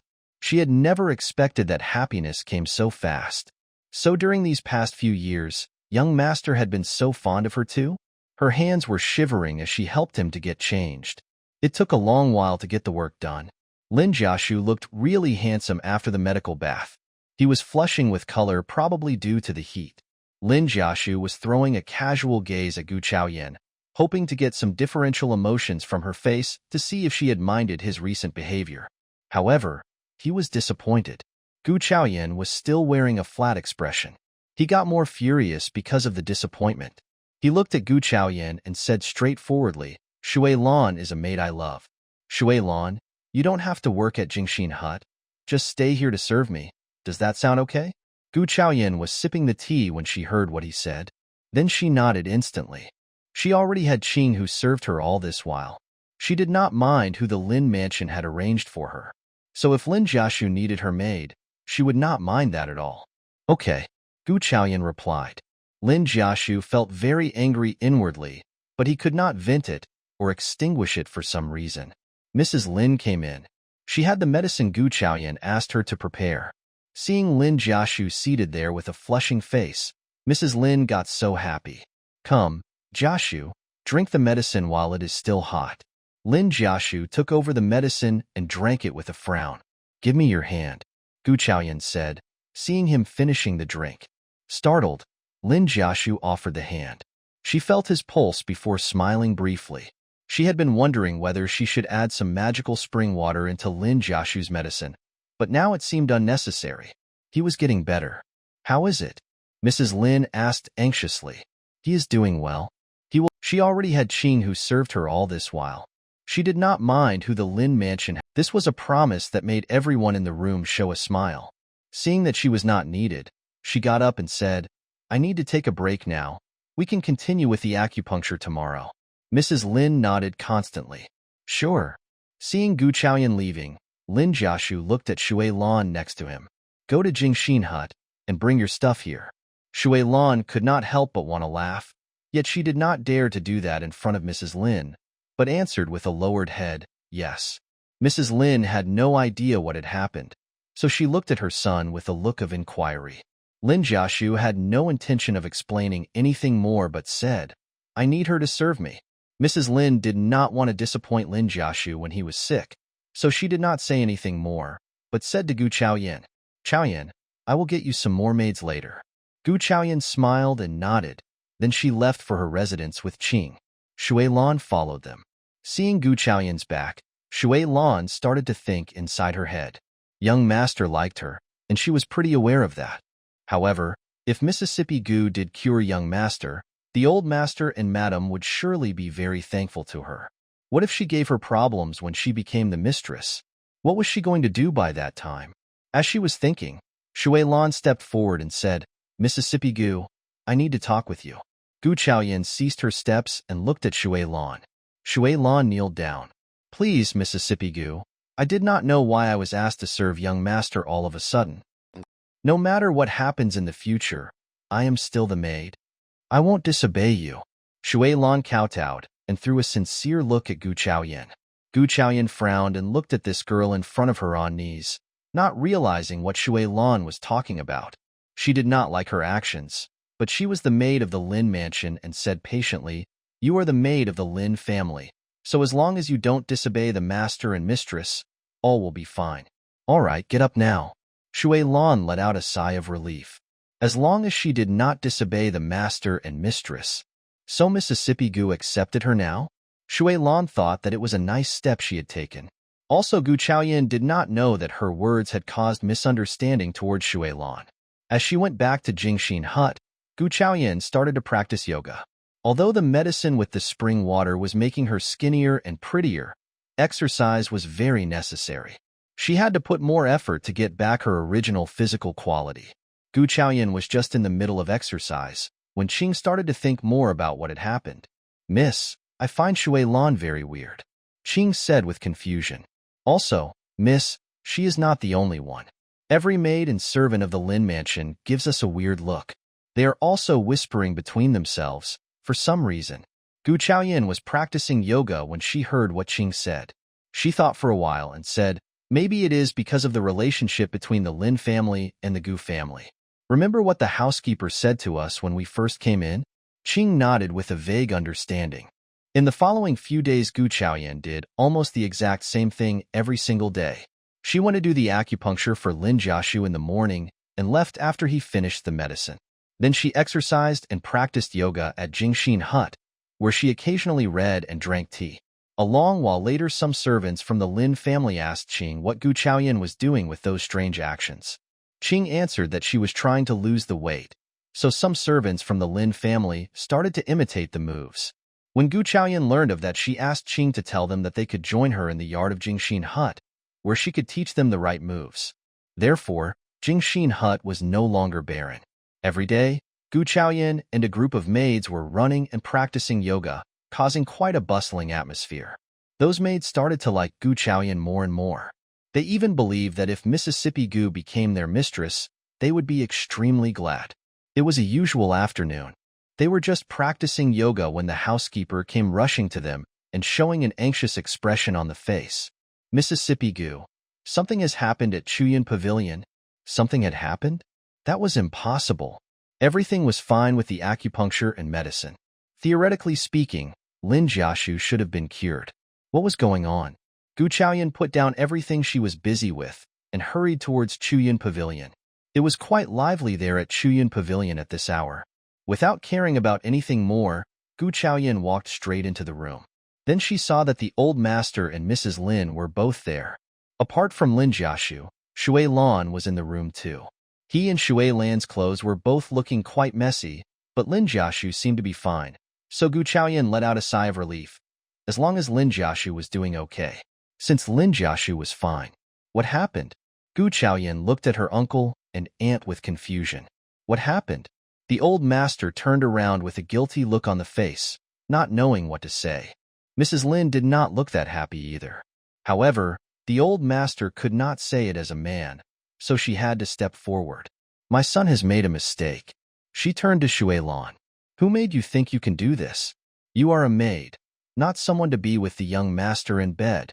Having said the words, she closed her eyes and said decisively, "Someone, get her out and beat her to death." The moment Mrs. Lin said that, Lin Jiashu, who had been keeping his head down, suddenly looked up. He gazed at Gu Chaoyan.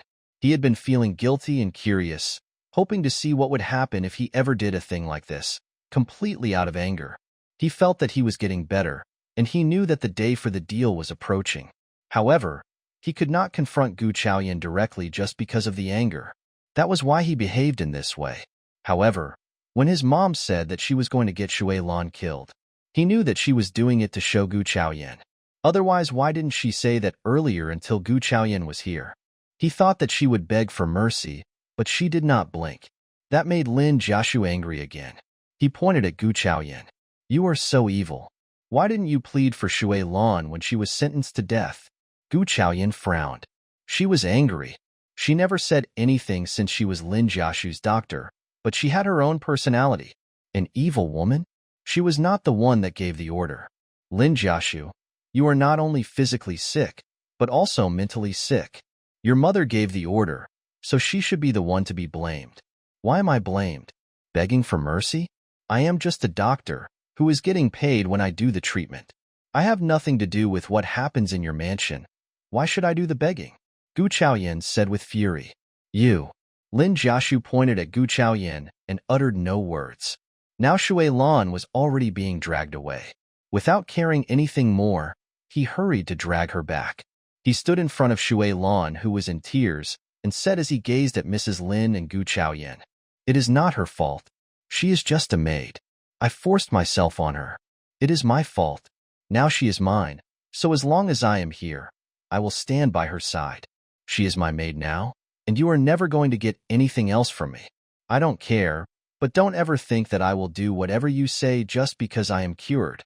Old Master said nothing. He could not help but slap him right in the face.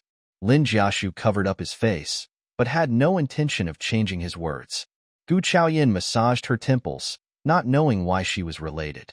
It sounded very complicated. She was just about to say that Lin Jiaxu was totally healthy enough to do this thing in bed, when the old master said, "Chaoyan, we will deal with it properly for you." For her? Although she saved Lin Jiaxu and gave him the second time of life, just like a mother of his rebirth. Yet even if that was the case, she could not be like his real parents who would control who he wanted to marry. What did they mean by for her sake? How annoying. So she had to repeat with patience, "I am his doctor, you don't have to tell me about it." Gu Chaoyan said and intended to leave. "It is not really convenient for me to be involved with the family affairs of the Lin family. I need to take a break at Jingxin Hut." Gu Chaoyan bowed. However, she had just taken one step outwards when the old master dragged her back. When Lin Jiaxing got reunited with his niece, he had been very annoyed and refused to talk with her. But during the past few days, he gradually realized that she was treating Jiaxu with all of her heart, and she was not at all like any of the Gu family. Therefore, as her uncle, he should not make Chaoyan displeased again. Even if it meant that he was displeasing his own son, he had to fight for justice for her sake. "Don't worry, Chaoyan. From this day on, I am standing by your side.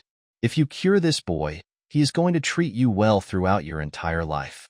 If you are not happy with what he plans to do, he is not going to do anything. If you are okay with his behaviors, we won't allow him to do these things either. When you talked about the deal, we were not very willing to let him marry you just because you cured him. But during the past few days, we have witnessed your manners and ethical actions, so we all approve of you being here. So you don't need to turn us down or get frightened. Me and your aunt will be standing by your side," Lin Jiaxing said with confidence. If a man like him cared to explain this much, it basically meant that he did worry that Chaoyan could be saddened by what happened today. Gu Chaoyan frowned. Now she understood what it was going on. She did mention about a deal after curing Lin Jiaxu. So everyone was thinking about getting her married? No wonder. No wonder Lin Jiaxu's mother stressed that he was 1 year younger. She was indicating something, and then Shui Lan talked with her, and the servants of the Lin family threw her some strange look. Even Lin Jiaxu seemed very displeased about herself. That was all because of the misunderstanding. Gu Chaoyan stayed silent as she went through what happened, but Lin Jiaxing and Mrs. Lin thought that she was thinking about marrying into the Lin family. Lin Jiaxing jabbed Mrs. Lin with the elbow. Mrs. Lin came back to herself and said with a persuading tone as she glanced at Lin Jiaxu, "It is Jiaxu's fault and our fault too, but we are going to defend you so nothing like this will ever happen again," Mrs. Lin said as she glanced at Lin Jiaxu. As a matter of fact, Mrs. Lin was not really willing to defend others against her son. She cared for her son who had been sick since childhood and had no rights to choose the girl he liked. Gu Chaoyan shook her head. "What? If you are displeased, I will get this woman killed now," Lin Jiaxing hurriedly said. "I think you have all misunderstood me." Misunderstanding? Lin Jiaxu, Mrs. Lin and Lin Jiaxu all threw their look at Gu Chaoyan. Gu Chaoyan was still standing there calmly. She was not displeased, nor was she glad either. Just like before. What did she mean? Lin Jiaxing asked hurriedly. Or are you blaming Jiaxu? If that is the case, he can apologize to you, so you can punish him however you want. We won't complain about anything. Then he patted Mrs. Lin. Right? Mrs. Lin nodded unwillingly. Yes. Now she felt very unwilling to accept Gu Chaoyan to the Lin family right now. Lin Jiashu snorted. He threw a cold look at Gu Chaoyan, but he did not say a thing. He stood to Shui Lan's front side, fearing that Gu Chaoyan would do something to Shui Lan who had gotten so moved. Gu Chaoyan shook her head slightly. She looked at Lin Jiaxing. Uncle, you have truly misunderstood me. I did mention about getting something in return, but the condition is that I wish I could get the list of the dowry from when my mother got married. The Lin family and the Gu family never visited each other for years, and Uncle hates me for how I behaved earlier. So if I were here to take the list, you would not even allow me to step over the threshold. That is why I said that you have to promise me one thing when Lin Jiashu is cured. I really need the list, and I hope to do something for my deceased mother's family.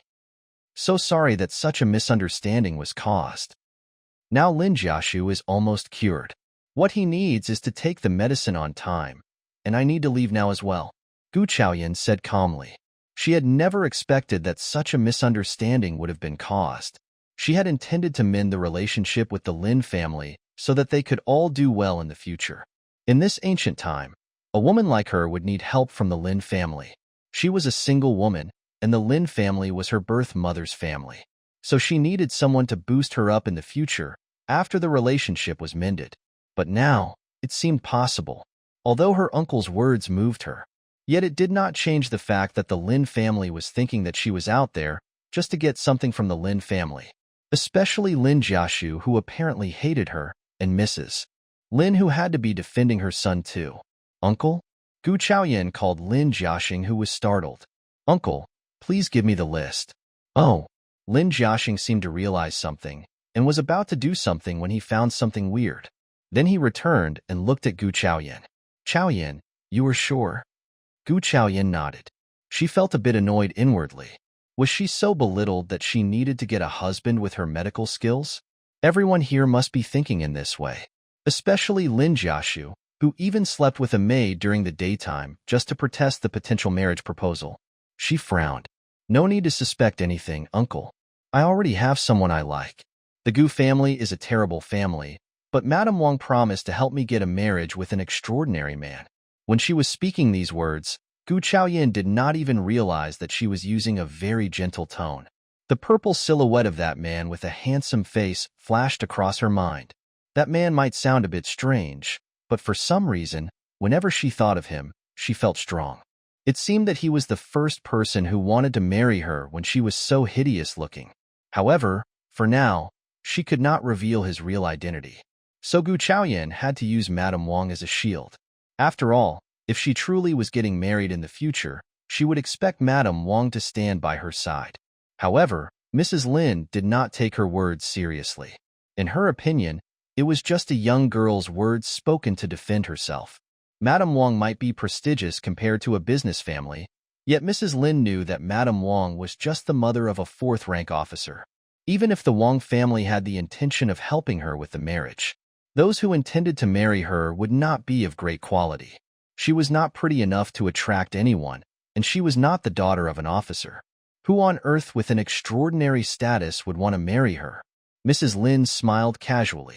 If Madame Wang already made the promise, he would not be too bad. We are assured. It is Jiashu who has no luck to marry you. Mrs. Lin sighed slightly and looked regretful.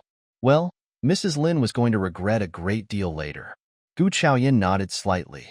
She knew that Mrs. Lin was not truly thinking in this way. She felt furious, and that was quite understanding. She did not have a good name in the country. Mrs. Lin had only one son, and she was not willing to let him marry a notorious woman like her. She frowned and looked saddened. It seemed that she had tons of things to deal with in the following days. She needed to care about her reputation from this second on. She did not think that it was wrong that she was deserted, but if the rumor that she was shoplifting and her ethical behavior were doubted, she would need to prove herself. A while later, she saw that Lin Jiaxing had not yet come. She considered that getting ready for the dowry list might take a while, but she was not willing to stay indoors. So she bowed to Mrs. Lin. I will be waiting for Uncle at Jingxin Hut. Please tell Uncle about this, thanks. Mrs. Lin truly expected Gu Chaoyan to leave. She was very glad, so she said, Sure, I won't see you off now. I need to deal with what is happening here. What a chaotic thing. She was talking about Lin Jiaxu and Shui Lan. Gu Chaoyan did not look at them as she left. Seeing Gu Chaoyan leaving, Mrs. Lin came to her own son. She looked worried, adjusted his clothes, and said with a concerned heart, "It is great that Chaoyan is not marrying you. I can tell that you dislike her, but she is your savior. Great that she is not marrying you." Mrs. Lin stressed twice, feeling very glad to get this result. She said, and then took a look at Shui Lan. She scolded Shui Lan just to put on a show to Gu Chaoyan. Now that Gu Chaoyan was gone, Mrs. Lin had no intention of causing her trouble. It was the first woman her son liked. It was okay if he liked her. After all, the Lin family was large enough to get him concubines. Shui Lan, you will become the concubine in a few days. Lin Jiaxu, however, rushed out as if he had heard nothing. What are you doing? Mrs. Lin asked anxiously. Shui Lan wondered too. She even wanted to run out after him, but with Mrs. Lin here, she could do nothing but stand on her knees motionlessly, with eyes upon Lin Jiaxu. Hearing what Mrs. Lin asked, Lin Jiaxu replied briefly, "I need to ask Gu Chaoyan something." Lin Jiaxu kept thinking of the words Gu Chaoyan said. "You have all misunderstood me. What I need is the list for the dowry." Did he truly misunderstand her? From the first day when Gu Chaoyan moved into Jingxin hut, he heard from the maids that Gu Chaoyan was going to marry him. And later, he asked his mother too. She said the same thing. So inwardly, he believed that Gu Chaoyan was going to marry him. Though he disliked this idea and hated the feeling of being threatened, he still believed that she was going to marry him. However, now she was telling him that they all misunderstood her. That was something he could not accept. Gu Chaoyan was not that annoying either. At least she was indeed skillful in medicine and careful in treating himself. She was distant, silent, and chubby, but he knew that she had never had an easy life. She was forced to get her engagement canceled. She was not good-looking, and rumors said that she often did shoplifting. Even if the Wang family might step forward to help her with the marriage, she was not going to marry anyone excellent. If she married him, though he disliked her, she was not going to suffer in the Lin family since she was his savior. The more Lin Jiaxu thought through the whole thing, the clearer his mind became. As he came to Jingxin hut and stood in front of Gu Chaoyan, he was not panicking anymore. Instead, he was showing a look of confidence. "What is it?" Gu Chaoyan asked distantly with slight surprise. She did not expect that Lin Jiaxu would come to her place. Was he about to give her any warnings? Gu Chaoyan got increasingly lethal as she thought about the possible words, but Lin Jiaxu did not seem to notice any of these. With eyes upon Gu Chaoyan, he said with a pitiful tone, "I have thought about it. I can marry you." Gu Chaoyan threw a very cold look at Lin Jiaxu. Did he not understand what she said, or did his head work terribly? What was he thinking? Marrying her? She was not going to marry him either, even if he wanted to. Mr. Wang might have a high position in the office, but anyone who marries you for his sake would not give you a great life. I was narrow-minded before, but now I have thought it through. I don't like you, but I won't allow you to live in a bad environment. The Lin family will treat you well for your treatment upon me. But I have to be responsible for Shui Lan. You can't punish her. As long as you can accept this condition, I will definitely marry you." Lin Jiaxu mumbled constantly. Having said the words, he suddenly felt rather pleased. Seeing Gu Chaoyan standing in silence, he assumed that she was just being shy, so he said, "I will tell Mom." "Hang on." Gu Chaoyan spoke in a very freezing tone. Lin Jiaxu looked at her with confusion. He had already made everything crystal clear. He had solved every part she was anxious about and displeased with. He believed that he had already done a great job. However, the thing was that he was not going to allow Shui Lan to be punished by Gu Chaoyan. Therefore, what more did she want? Lin Jiaxu did not understand. As long as the things she wanted were not that much, he could approve of them. After all, she had saved his life. Believing that he was right, he stood there confidently, waiting for Gu Chaoyan to speak. Gu Chaoyan took up the cup next to her and poured it directly upon Lin Jiaxu's face without hesitation. The tea already cooled down because of the long speech made by Lin Jiaxu. Lin Jiaxu jerked up after being splattered with tea. He touched his wet face. Then he turned to Gu Chaoyan with disbelief. He was the only young master of the Lin family, and he had always been in the dominating position. It was the first time someone poured water over him. Lin Jiaxu could not stand that anymore, but glared at Gu Chaoyan and snapped. Are you sick? I am not. You are. So I am clearing your head. I told you clearly that my deal is to get the list of my mother's dowry. Lin Jiaxu, I don't like men like you. When you misunderstood me and thought that I wanted to marry you, you were displeased with that. If you were, why didn't you tell me straightforwardly, so the misunderstanding could have been solved back then? Instead, you did not dare to. You hid yourself away. You wanted your life, but you did not want to pay, so you put on a show with Shui Lan. What makes you different from Lu Jiming? I will never like any man like you. Gu Chaoyan shook her head. She did not want to talk with him anymore and went to pack up. Standing there on the spot motionlessly, Lin Jiaxu kept shaking his head. No, that can't be true.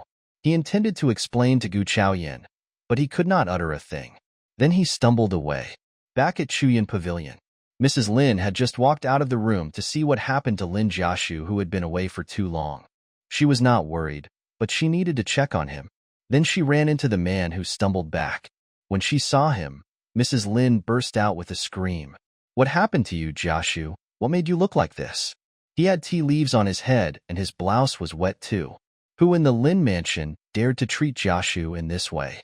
Mrs. Lin suddenly thought of Gu Chaoyan and got displeased inwardly, but soon she felt lucky that Jiaxu did not have to marry her.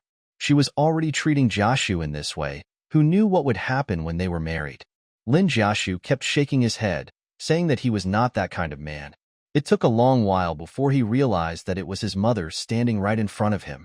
So he asked involuntarily, Mom, am I a very bad person? Mrs. Lin's face sank. Jiaxu, did Gu Chaoyan say that you are? Lin Jiaxu felt wronged. He nodded. She says that she won't like a man like me. Am I so terrible? Lin Jiaxu asked. Jiaxu, it is she who doesn't deserve you. You are an excellent man. You might have been sick during the past few years, but you have done a lot of reading and gained much knowledge. We are not the imperial business family anymore, but we have abundant wealth. Now you are cured. I believe that there are tons of misses who would like to marry you here in the capital. That girl has no appearance, and she has been divorced too.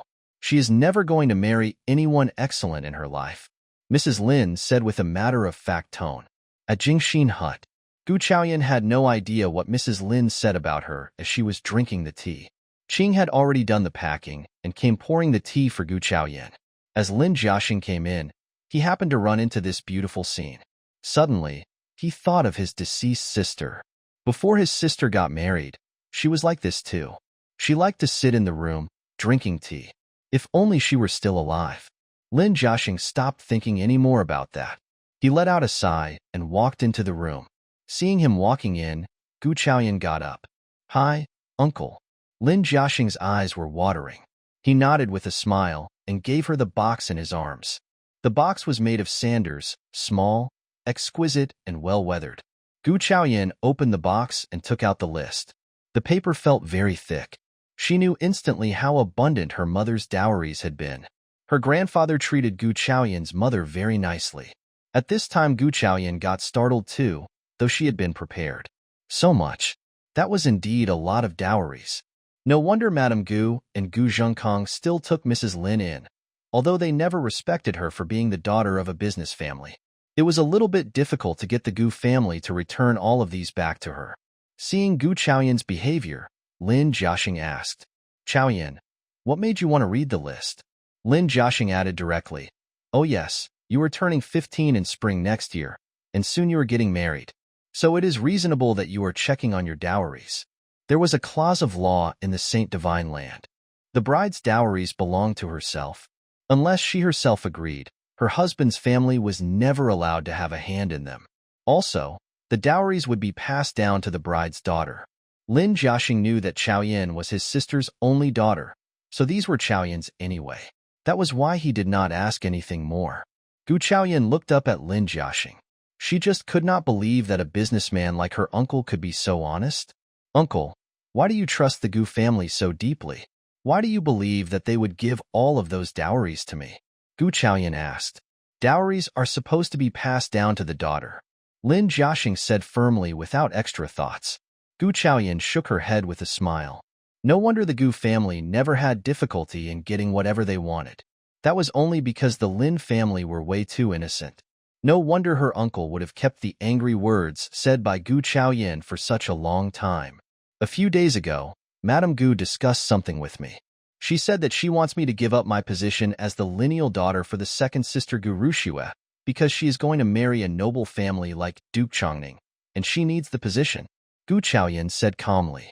Uncle, do you think that a family who wants a position like this would understand anything about rules and stick to them? What? How dare they? Lin Jiaxing's face turned red because of fury. With fists clenched, he said, How dare they raise such a proposal? I will talk with them now. Gu Chaoyan grabbed his arm. Her heart felt warmed. Uncle, don't worry. I have a plan for this. You? Lin Jiaxing said with a look of disbelief. However, seeing Gu Chaoyan's brief smile and calm face, he soon gained back his composure and felt gratified. He knew that this girl was paving the road for herself. He was not that worried anymore. Chaoyan, you have become different. You are more useful than me. When your grandfather passed away, I couldn't even keep our position as the imperial court family. If not for me, your mother would not have been stricken so hard and passed away too. Lin Jiaxing was truly saddened, as if he had just thought of the past, grieving memory. However, what he said made Gu Chaoyan understand.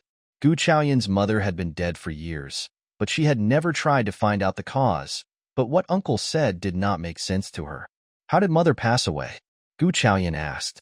When your grandfather passed away, your mother grieved so deeply that she collapsed. During that period, the Lin family were already turning into chaos because of what happened to your grandfather. So nobody noticed your mother. What the Gu family told us was that she was suffering because of sorrow. When our status as the imperial business family was stolen, your mother could not stand it anymore and died. It was my fault, totally my fault. I am so useless. Lin Jiaxing, a strong man, burst out in tears as he mentioned the past. Gu Chaoyan shook her head. She did not think that it was that simple. The original Gu Chaoyan remembered that her mother was not someone who cared so much about the social status or money. Otherwise, she would not have married someone so ordinary like Gu Zhengkong. She did not believe that a woman like that would pass away just because her family's status had been removed. Also, she was now a doctor. She did not think that the whole thing made any medical sense. Gu Chaoyan's mother might have been saddened because of grandfather's death, but she could not possibly die out of sorrow within a short period of time. It seemed that something weird was going on inside. Gu Chaoyan just could not stand that anymore.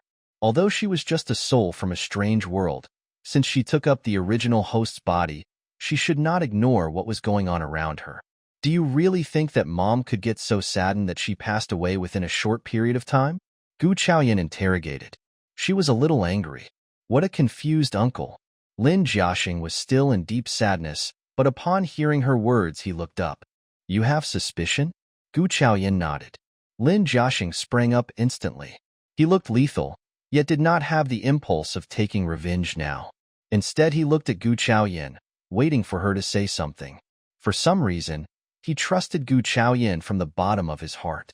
Maybe it was because she managed to cure Lin Jiaxu, or maybe because of something else. Chaoyan, what is your plan? Lin Jiaxing asked. We need to do a thorough investigation. Let's just wait until I come to the Gu family. Then she thought of something and said, Don't tell anyone about what we discussed today. Got it. Lin Jiaxing nodded. I will see you out.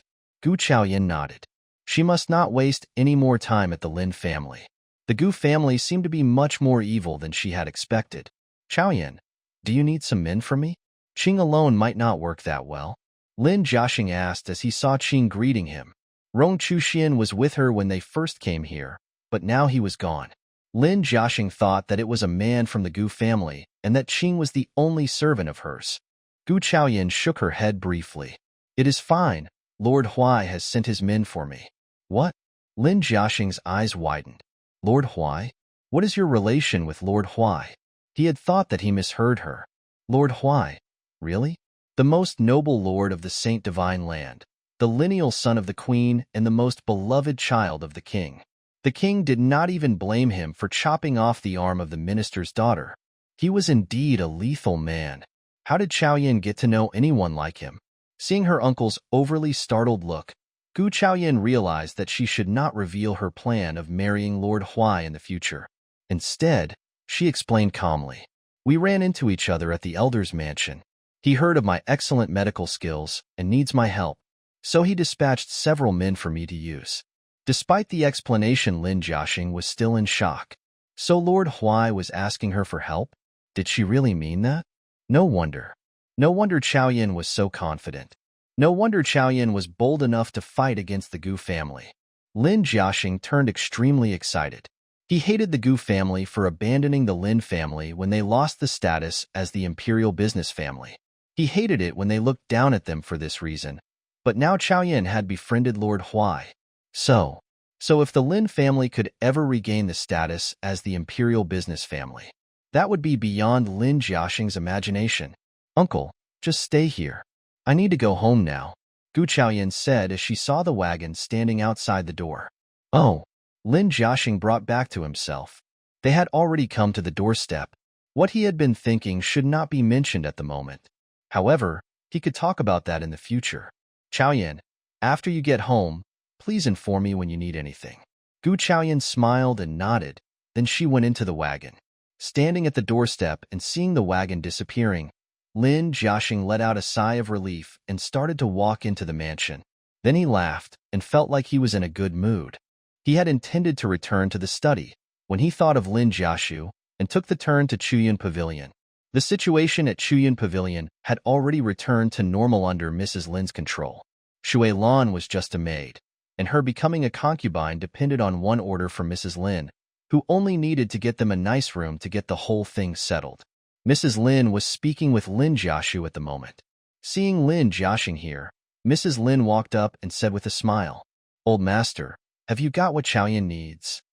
"Chaoyan is not as mild as sister. She is quite intimidating. Please talk with her about it, okay?" She splattered tea water over Jiaxu just because he exchanged a few words with her. She would not make a good wife for any family. Mrs. Lin sounded very gentle, just like a senior who cared deeply about a junior. Lin Jiaxing would not take it seriously if it had been the past, but now things were different. Hearing what Mrs. Lin, he glared at her. If you two had not misunderstood her, Chaoyan would not have gotten mad. "Don't ever badmouth Chaoyan in front of me. She is Jiaxu's savior. Don't you ever forget? You have to treat her nicely and politely." Mrs. Lin's smiling face sank. So now, Gu Chaoyan was more important than Jiaxu in the old master's heart? She did not dare to counter, but sat there in utter silence. At the Gu mansion, Gu Chaoyan had just come to the doorstep when Qin Fu came to her and showed a flattering smile.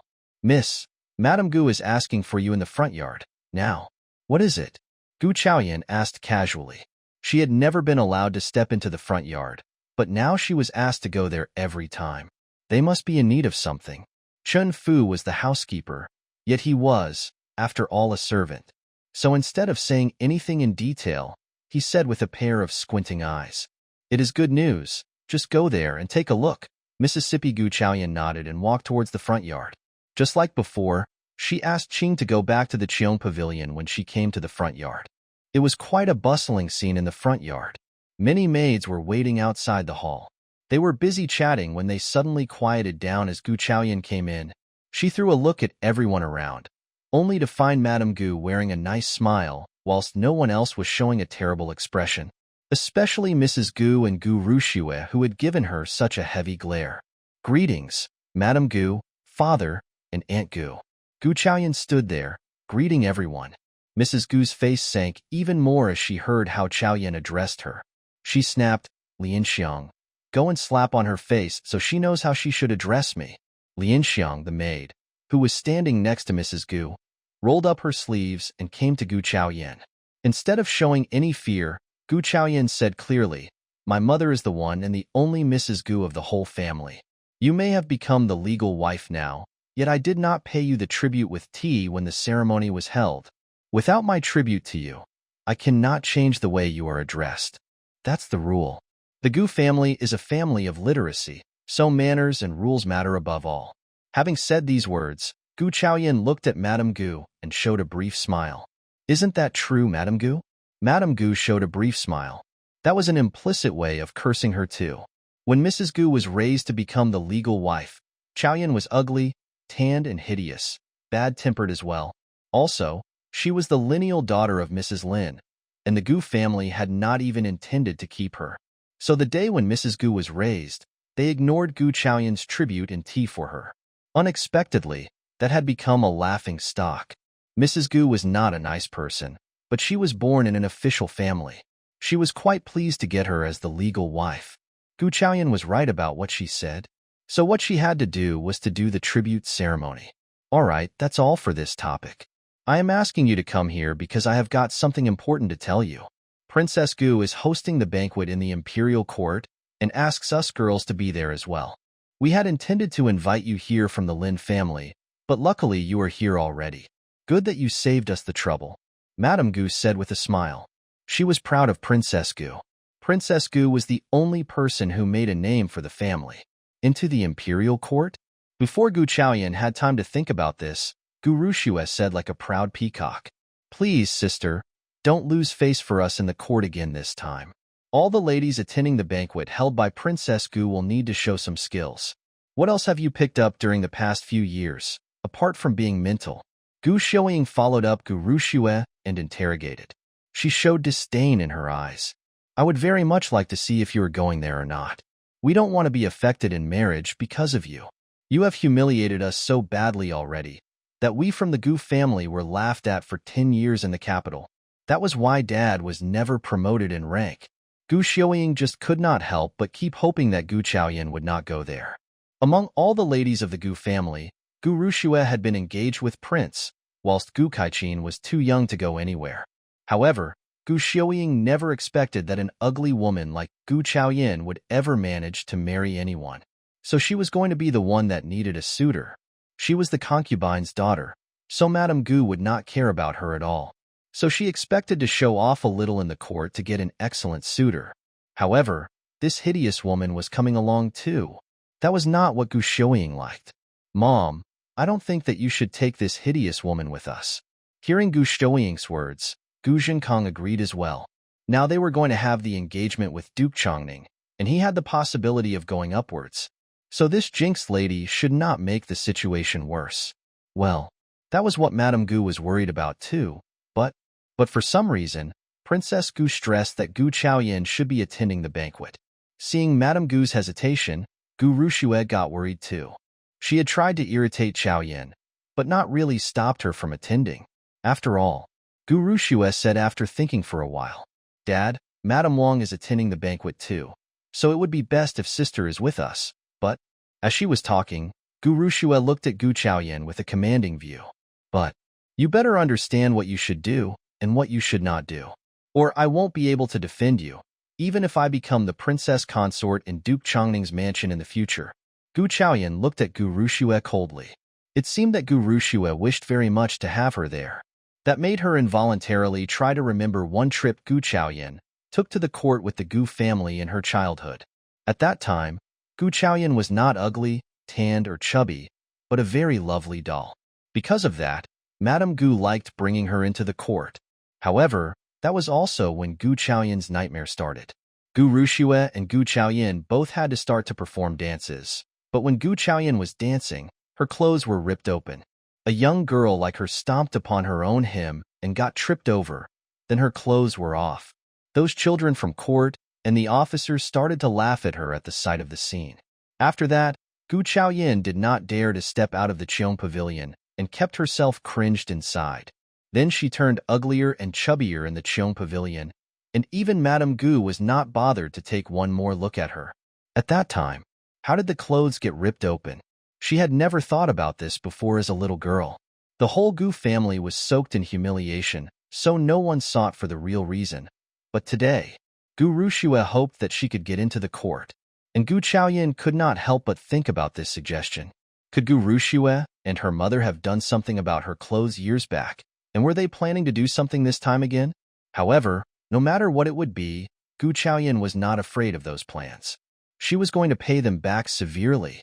With her eyes upon Gu Rushue, Gu Chaoyan showed a brief smile.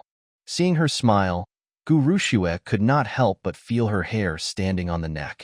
However, it took just a few moments before Gu Rushue regained her confidence. Why did she need to fear this ugly woman? She threw a perfect smile. Well, it seems that Chaoyan is the miss of the Gu family too. We of course are bringing her to the court. I will talk with her about what you are worried about. Madame Gu clicked the cane and said, that's all for today. Just go and get ready for the court. Chaoyan, come to the pear yard with me. Okay. Gu Chaoyan replied courteously. Madame Gu nodded with satisfaction. Gu Zhengkong was about to say something when Madame Gu threw him a glare, stopping him completely. Then he turned to Gu Chaoyan. You ugly woman, if you dare to humiliate me, I will not show you any mercy. Gu Chaoyan frowned and was extremely furious inwardly. She had never seen a father like this, but she could not do anything about him now. So she just threw him a very cold look. Then she turned around and followed Madame Gu. They were silent on the way as they went all the way to the pear yard. Pear yard was probably the most beautifully decorated place in the whole mansion. The golden roof and the stone wall were decorated with all kinds of bird patterns with beautiful colors. The carpets were of beautiful embroideries, showing radiant flame. Gu Zhengkong, the highest-ranked officer in the Gu family, was working at the temple. So the reason why Madame Gu was able to live in such a luxurious yard was probably because of her mother's dowries. It was time for her to get everything back. Madame Gu was walking in front of her, so she had no idea what Gu Chaoyan was thinking. In Madame Gu's eyes, Gu Chaoyan had been a very obedient person. It was not until Madame Gu took a seat that she said slowly, do you know what I need to tell you when I asked you to come here? Gu Chaoyan shook her head. If Madame Gu had not asked her to sit down, she should not have. You are going into the court the day after tomorrow. You have to be very discreet about how to behave and what to say. After all, the court is very different. Don't mention a thing about what you experienced in childhood. And be sure not to do anything wrong this time. Obey Rushue carefully. And do not be unconvinced and displeased. Rushue is your second sister. She is prettier and smarter than you. She is one of the most talented girls in the Saint Divine Land. Now she is going to be the princess consort. So listen to her and help her, all will be fine. As long as you listen and help her, she will know that you are a good girl and she will help you when you need it. Got it? Madame Gu asked. She would not have said a thing in the past, but now Gu Chaoyan stood out for her medical skills and prescriptions, so she had to remind her for the two sisters. If Chaoyan could help Rushue with her medical skills, Rushue was definitely going to have a better and better life. Only in this way would the Gu mansion become better too. Instead of replying directly, Gu Chaoyan said, with eyes gazing at Madame Gu, what makes you so sure it will be me asking her for help, not her asking me for help? Hearing the words, Madame Gu laughed. Young people always like dreaming. Chaoyan, it is good that you are ambitious, but you have to get a clear understanding of yourself. You may be skilled with some medical knowledge, but families with high social statuses would not marry you as the wife just because of that point. You have just returned from the Lin family, and you are pretty aware of how the Lin family treated you. That is what business families are like, let alone official families. You think you are going to have a better future than your second sister? Madame Gu said in a mocking tone, laughed, and shook her head. No wonder Chaoyan insisted on going to get the list of dowries from the Lin family. She was trying to get herself a good family to marry. However, the result turned out to be the same as she had assumed. Don't worry. I will watch out for your marriage. We may not be able to find an excellent suitor, yet he won't be a terrible one either. Madame Gu promised. Just try to think through these matters. You will understand it all. All right, you can leave now. Gu Chaoyan smiled coldly. Just because she was not as pretty as Gu Rushue or as smart, she was going to have a worse future compared to her? She would like to see what expression Madame Gu would have on her face the day when she married Lord Huai. For now, she was not bothered to argue about that at all. So she went back to her residence directly. At Qiong Pavilion, Qing had already gotten the hot water ready. Seeing Chaoyan coming home, she helped her with the bath and asked casually, Miss, what did Madame Gu call you for? We are going to the imperial court. What? Qing suddenly ceased her moving hands that helped her with the blouse. Miss, did you say yes? Let's not go there. What if something terrible happens again? Gu Chaoyan looked at Qing. She was worried, but she had no idea how to put her points forward. What's something terrible?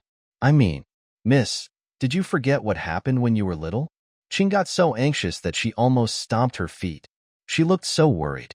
Miss, you became the way you look after you visited the imperial court. Now you are getting better. She knew what Qing was worried about.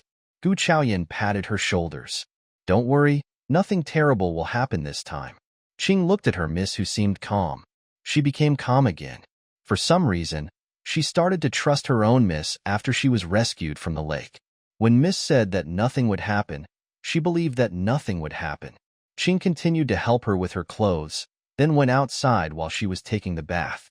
Gu Chaoyan did not like it when someone watched her as she was taking a bath. After Qing left the room, as she had always been doing, she squeezed out the magical water with her consciousness. However, what became different this time was that she saw a well in her mind, a well that had nothing inside. In the meanwhile, she got a few more drops of water out of her fingers. That was a change that startled Chaoyan. It seemed as if she had gotten all the fortune she needed. Again, Gu Chaoyan delved into her consciousness to observe the well even more carefully. The well was dry, but she seemed to see some things around the well. Some unknown yet withered plants were surrounding the well. Gu Chaoyan intended to observe more carefully when the image faded, and she lost a lot of energy too. After she had a short break, she asked Qing to come in and put on a blouse for her. Qing smiled brightly after she saw Gu Chaoyan, who had just stepped out of the bathtub. She dressed her and said, Miss, the aloe vera juice and medicine you use work so well. You are much thinner and fairer than before. No one would ever dare to call you ugly in the future. Honestly, Madam was very beautiful too, and you resemble her a great deal. You are going to be pretty. Look at you. You have lost so much weight. Qing mumbled. In the past, Gu Chaoyan would have thought Qing annoying, but she had gotten used to her babbling during the past few days. Qing was true to her, and Gu Chaoyan felt her heart warm hearing her nagging. All right, you can go and have a rest now, Gu Chaoyan said with a smile. Qing nodded. She helped Gu Chaoyan with the blanket and left the room. Gu Chaoyan became exhausted after using too much of her consciousness, so she fell asleep directly as she laid on the bed. It was already the morning when she woke up again. Qing helped her with her hair and clothes, and breakfast was delivered from the kitchen. After Madame Gu gave the order, she received better treatment in the mansion. At least Qing did not have to queue up in the kitchen to get the food that was as bad as that given to the servants. They had just eaten breakfast when the Qing pavilion became bustling. A maid said that second miss was here. Gu Rushue? What was she doing here? Before Gu Chaoyan thought it through, Gu Rushue entered just like a peacock standing in the middle of a group of maids. The moment Gu Rushue entered the Qing pavilion, she frowned and sized up the whole place. Sister, you aren't a particular woman, are you? There is nothing inside the room, and have you ever done any cleaning? The chair looks filthy. Then you can just stand there. Gu Chaoyan replied indifferently. The stores and fields of Mrs. Lin's dowries were still controlled by the Gu family, and what they had given to Gu Chaoyan was the worst place of the whole mansion. Gu Rushue had all the best stuff, so how shameless she was to dislike this place of hers. When she regained all the dowries, she was never going to become this proud. Gu Rushue snorted. She would not possibly stand. She'd just like to make some complaints. She pointed at the maid next to her and asked her to wipe it clean with a handkerchief, and then sat down unwillingly. You think that I would like to take a seat here? It is my mother who is kind enough to get you clothes for the visit at the imperial court. She waved her hands. Then the maid placed the clothes upon the table. Just take a look at them to see if they work. Well, you have no right to dislike them. You have never worn such beautiful clothes before, right? Gu Rushue said as she stood up and was about to leave. Gu Chaoyan leafed through the clothes. They were so ordinary, so she shrugged. They are really ugly. You can bring them back. You. Gu Rushue had not expected that Gu Chaoyan would dislike them. You have to put them on no matter what. The visit to the imperial court isn't a thing to be done casually. If you ever lose the Gu family's face, you will not be able to afford the consequence. Don't ever think that I would defend you just because I am going to be the princess consort. Having said the words, Gu Rushue snorted. Then she left. As they walked out of the pavilion, Gu Rushue's maid Ming'er asked anxiously, Miss, what if the hideous girl doesn't wear them? Don't worry, she will. She has never seen anything as good as those before. She may be stubborn now, but when the day comes, she will still wear them. Gu Rushue was confident. All women liked beautiful things. Even Gu Xiaoying did not even get to wear those wonderful clothes.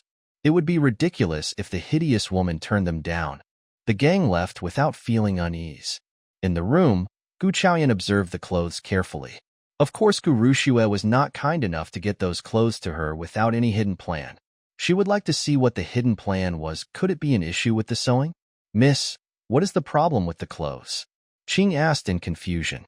Gu Chaoyan nodded and observed it carefully. Suddenly, she seemed to catch a strange smell, so light that it was almost invisible without careful observation. Soon, Gu Chaoyan found what was wrong with the clothes. She checked the shoulder. Gu Chaoyan sneered. She did make many efforts to set me up. How did she come up with such a plan? Gu Chaoyan shook her head. Qing, go and wash the clothes, and then sew them repeatedly. Miss, what is it with the clothes? Qing asked. She had no idea what the problem was. The thread on the shoulder is the point. The thread must have been blended with alums and will break open when touched by water. So, Gu Chaoyan just could not imagine what would happen to other girls if they ran into this issue. They might not even be able to live on because of this. The guests needed to perform at the banquet. If the clothes came loose, then the news would spread all over the entire capital city. Girls cared a great deal about reputation. If such a thing happened, marriage would never happen to them. Gu Chaoyan had not had a good reputation. So if such a thing happened, Madame Gu would give her up directly. What would it matter if she was skilled in medicine? She would at most be a doctor or an imperial doctor. Unfortunately, Gu Rushue had placed the conspiracy on the wrong person. She was not going to let her plan succeed. Since Gu Rushue dared to set her up, she would definitely pay her back. It was her motto to take revenge upon those who once framed her. Miss, how'd her second mistreat you like this? Qing was still in shock. If not for her, I would not have been like this at all. Gu Chaoyan smiled. Don't worry, I won't be framed. Just go and do that. Qing looked at her concernedly, but she went to wash the clothes. Gu Chaoyan started mixing some medical powder. She knew what was on the clothes by the smell, and it was very easy to make a similar one. It would be a very tremendously shocking scene if the prettiest girl of the capital city had her clothes coming loose in public. After all, who would care about the loosened clothes of the ugliest girl? Gu Chaoyan thought inwardly. The day for the visit in the imperial court finally came. It was sunny. No one dared to make Gu Chaoyan come late. The visit to the imperial court was a very magnificent thing for the Gu mansion, and no one dared to play tricks at this time. Even Madame Gu was wearing a very serious expression on her face. She got everything ready, the maids, the wagons, and many others, as if they were facing a heavy battle. Gu Rushue and her mother shared the same wagon. Madame Gu rode alone. So Gu Chaoyan and Gu Xiaoying ended up being in the same wagon. Gu Xiaoying had never disliked Gu Chaoyan this much. This hideous girl had lost so much weight, and she was not as tanned as before. And Gu Chaoyan was wearing the clothes Mrs. Gu gave her. The clothes were bought from South by the housekeeper at the order of Madame Gu last year. She knew that the material was excellent. Look at herself. She was wearing her best clothes. Yet those were bought from a store in the city and they were made with ordinary material. Why? So she might look slightly prettier now, yet she was not as pretty as she was. Why didn't Madame Gu spare any concern for her? On the way there, Gu Xiaoyan kept thinking about those ideas. She was glaring at Gu Chaoyan all the time. Gu Chaoyan shrugged.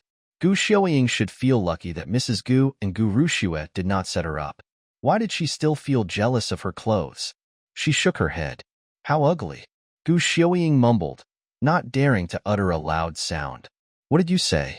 Gu Chaoyan threw a cold look at her. Gu Xiaoying did not utter a word. This ugly seemed to get increasingly scary, as if she were about to slap her right on the face. She would not fear this ugly woman if they had not been on the visit to the imperial court. Gu Xiaoying showed an equally intimidating air, but Gu Chaoyan did not care about her anymore, because Gu Chaoyan realized that the wagon had stopped. When the wagon stopped, it meant that they were already at the gate of the court. Gu Chaoyan felt a bit nervous too. After all, it was the imperial court. People kept saying that the imperial court was a very dangerous place, and she wondered what she was about to face in the imperial court of the Saint Divine Land. However, Gu Chaoyan's nerves soon went away. The feeling was already gone. She saw Qing, who had red cheeks, not far away. So, she was slapped in the wagon. Qing was her only maid. She was sharing the same wagon with either Gu Rushue or Gu Shouying's maids. The reason why they dared to hit Qing was because they did not think that anyone would care about this tiny matter on this important day. However, Qing was Gu Chaoyan's maid, and she was not going to let the incident be buried. Gu Chaoyan pulled over Qing and asked, "Who hit you?" Qing was unwilling to say a thing, because she did not want Gu Chaoyan to defend her at this moment. She tugged Gu Chaoyan's sleeves, telling her to forget about it. "Qing, let me ask you one more time. Who hit you?" Gu Chaoyan raised her voice. Gu Rushue heard the words. She pursed her lips and said nonchalantly, "She is just a maid. We don't have to talk about this right at the gate of the court." The guards threw a look at Gu Rushue and felt what she said was a bit strange, but they could not say a thing. They were ladies, after all. Just a maid? Gu Rushue, you don't think your maids are important, okay? But my maid is a human being too, and she should not just get hit for no reason. Then she looked at Qing. Who did this? Qing pointed at the two girls next to Gu Rushue. Gu Rushue snorted. So what, are you going to hit my maids back? Gu Rushue was so certain that Gu Chaoyan would not dare to behave rudely in front of the gate that she looked extremely arrogant. However, the next second, Gu Chaoyan approached the two maids and slapped them several times on the face. She was so fast that before Gu Rushue realized what happened, her maids' cheeks already swelled up. They covered their own faces, not daring to make a sound. They were at the gate of the imperial court. Any more sound would get them killed or severely scolded by Madame Gu. You. Gu Rushue pointed at Gu Chaoyan in disbelief. How dare you hit them? She was about to step forward to slap Gu Chaoyan, when Gu Chaoyan also raised her hands without fear. Madame Gu noticed the chaos and came to them. What happened? Gu Chaoyan noticed that next to Madame Gu, there was one eunuch who came to pick them up. The Gu family was low in social status, and it was not that easy to enter the court. Madame Gu, sister just hit two of my maids, Gu Rushue said straightforwardly. Hearing these words, Madame Gu looked annoyed. She glared at Gu Chaoyan. Is that true? The eunuch behind Madame Gu looked at Gu Chaoyan with displeasure. She just hit the maids, which made the eunuch think that this miss liked hitting servants. That was why he had a bad impression of her. It is true. Gu Chaoyan replied straightforwardly. Those two maids punished Qing when I was not with her. I was just paying back what they deserved. Qing behaved totally properly, and even if she ever made a mistake, it should have been I who punished her. How dare these two maids punished her without my order? I was worried that these two maids would cause some trouble in the court, so I punished them directly. You can blame me if you want to, Madame Gu. Gu Chaoyan said frankly. Madame Gu had no idea how to vent her anger, but the eunuch behind her looked at Gu Chaoyan with a different look on his face. All right, let's just get in. Anyone who dares to make trouble inside the court will be punished seriously by the family law. Madame Gu snapped seriously. Then she led them in. As Gu Chaoyan passed by the gate, she saw a guard thumbing up for her. That made Gu Chaoyan feel strange. What a funny guard. As they came to the court, what had happened just now was simply not worth mentioning. Inside the magnificent imperial court, everyone had their head lowered out of extreme courtesy. It was very quiet as they walked in. Soon Gu Rushue broke the silence. She looked at Duke Chongning's wife and her son Lu Jiming not far away in surprise. Madame Duke Chongning, Prince, what are you doing here? Seeing Gu Rushue, Madame Duke Chongning smiled, but as she saw Gu Chaoyan, Madame Duke Chongning's smile froze. Now everyone is allowed to enter the imperial court? Then she looked at Madame Gu. Madame Gu, don't you ever forget what happened before. Princess Gu is not going to have any peaceful time if any trouble arises for her here. Madame Duke Chongning was not as young as Madame Gu, but she did not care about the generation difference and behaved arrogantly. Madame Gu was displeased, but she did not show anything. We are here anyway. It was a very vague reply, though she was quite worried inwardly as well. However, Lu Jiming behaved differently now. He did not criticize Gu Chaoyan sarcastically as he saw her. How unexpected. He found something was different about Gu Chaoyan when they had not seen each other for a long time. She had lost a lot of weight, a little chubby still, yet her skin had turned fair. She was so comfortable to look at, when her eyes were large and clear. Lu Jiming even found her a little bit attractive. He felt his heart hopping as he saw her standing there in a confident and calm way. He regretted as he had eyes upon her. He should not have been so determined to have cancelled their engagement, and he should have been more sincere when asking her to become the concubine. In that way, he might be able to get both her and Rushue. How wonderful would that be? However, that was just a momentary matter. He soon realized something. The reason why Chaoyan had lost so much weight must have been because of sadness. She had been admiring him for the past few years, so she must have turned skinny because he never liked her. He could explain to her in a fine manner when they both had time later. As long as Chaoyan could lose some more weight, he could consider giving her a nice wedding. When he married Rushue, Lu Jiming smiled as he made up his mind. Gu Chaoyan did not know that many weird ideas had flashed across Lu Jiming's mind during this brief period of time, but Gu Rushue had noticed his strange behavior. That was how Lu Jiming stared at her a while back. How dare he? How dare he stare at the ugly woman in this way? Prince. Gu Rushue called him with a lovely tone, bringing Lu Jiming back to himself. He looked at Gu Rushue. What is it, Shui? He had just said the words, when he saw the two maids next to Gu Rushue. The two maids who had swelling cheeks should have returned at Madame Gu's order, but Gu Rushue insisted on making them stay. Now seeing how Lu Jiming was looking at her sister, Gu Rushue was glad that she had kept the two girls. Now they came in handy. Prince, are you attending the banquet too? Gu Rushue asked gently. Lu Jiming nodded and asked instantly, what is wrong with the two maids? Hearing Lu Jiming's question, Gu Rushue got delighted inwardly. However, she could not show that on her face, but said with a concerned tone, Sister hit them as we were waiting outside the gate. We are visiting the imperial court today, so we have no medicine with us. We have to wait until we meet Princess Gu to see if they can be given the medicine. Hearing these words, Lu Jiming felt very concerned about her. Rushue was also so gentle and kind, and she even showed concern to two maids and thought about giving them the medicine. Gu Chaoyan, on the other hand, he no longer liked her. What was the point of getting prettier? She was still so evil. He glared at Gu Chaoyan. What an evil woman. Gu Chaoyan threw a lethal look back at him and asked coldly, who are you referring to? Maybe it was because of the intimidating air Gu Chaoyan put on, but Lu Jiming did not answer directly. However, Madame Duke Chongning did not lose the chance and said with a sneering tone, Jiming said nothing wrong. You are evil to hit your servants. Luckily we cancelled the engagement, or our servants would suffer. It seems that no one at Duke Chongning's mansion has any manners.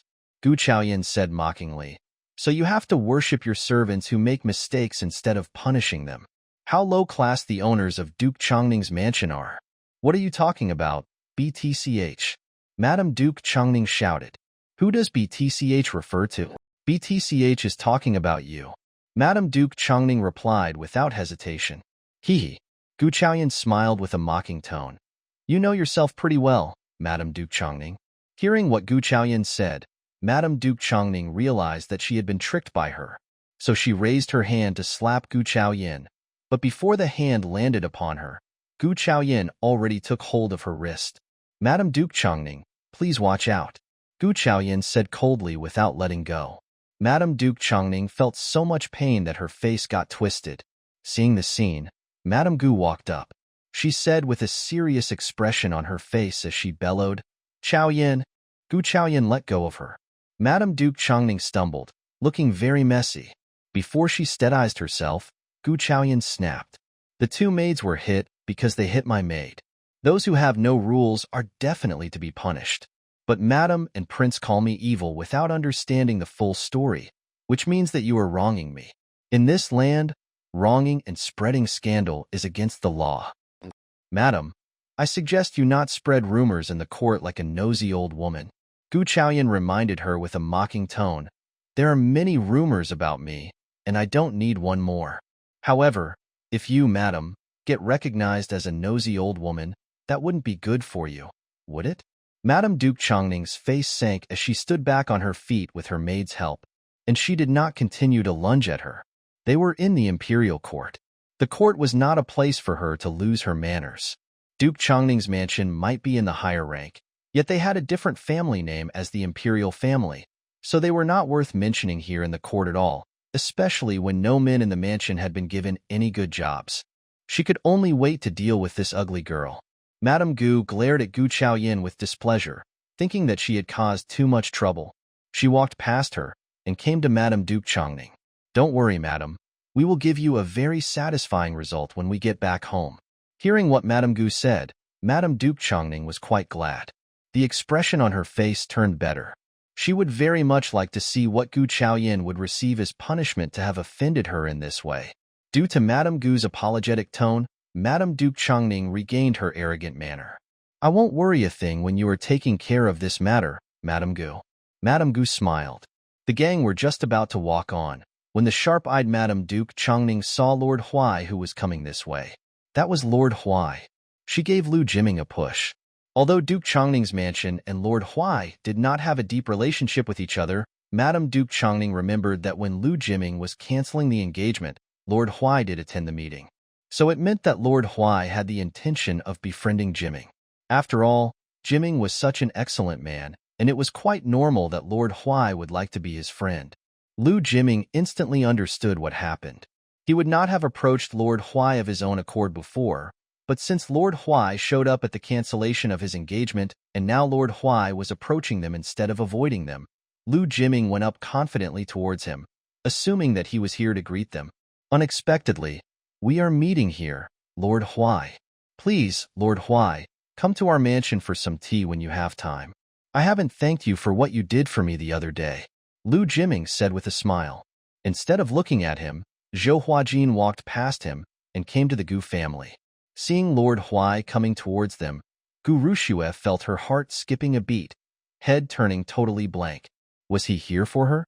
She was the most pretty girl in the entire capital city, so if Lord Huai suggested, she could give up the status as the princess consort. She believed that she could get a better man, someone noble like Lord Huai.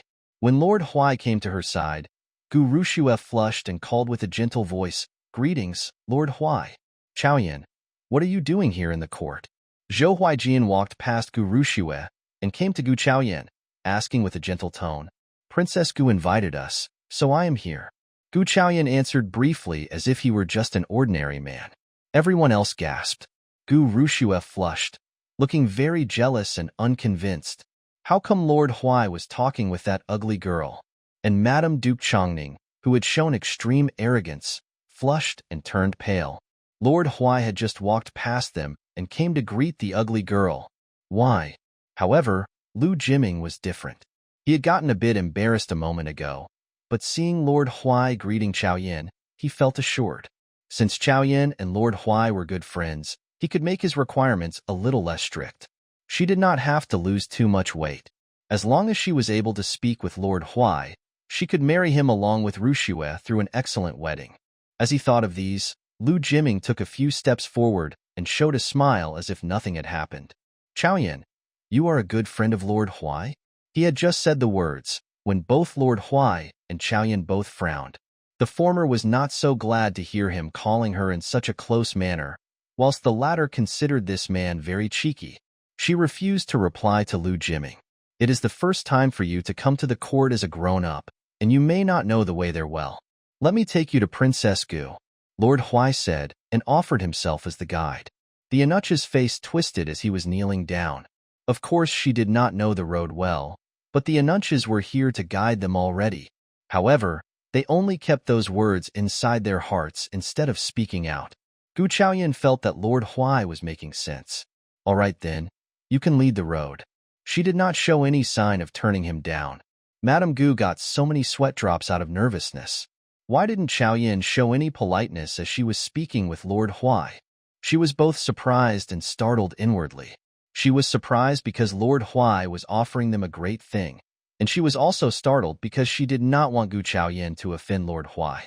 Lord Huai looked very glad, however. He guided Gu Chaoyan and presented her all the yards and landscapes every now and then, as if they were on a trip. No one dared to utter a word behind them, especially Madame Gu. It was not until they came to Bichuan Palace when Madame Gu finally felt relief and joy. What an honor that Lord Huai could bring the Gu family to Bichuan Palace and show up together with them. In this way, even Princess Gu might get promoted. As she thought about this, Madame Gu got rather nervous. The eunuch in the lead said with a raised voice, "Here comes Lord Huai." A chaotic panic arose in Bichuan Palace.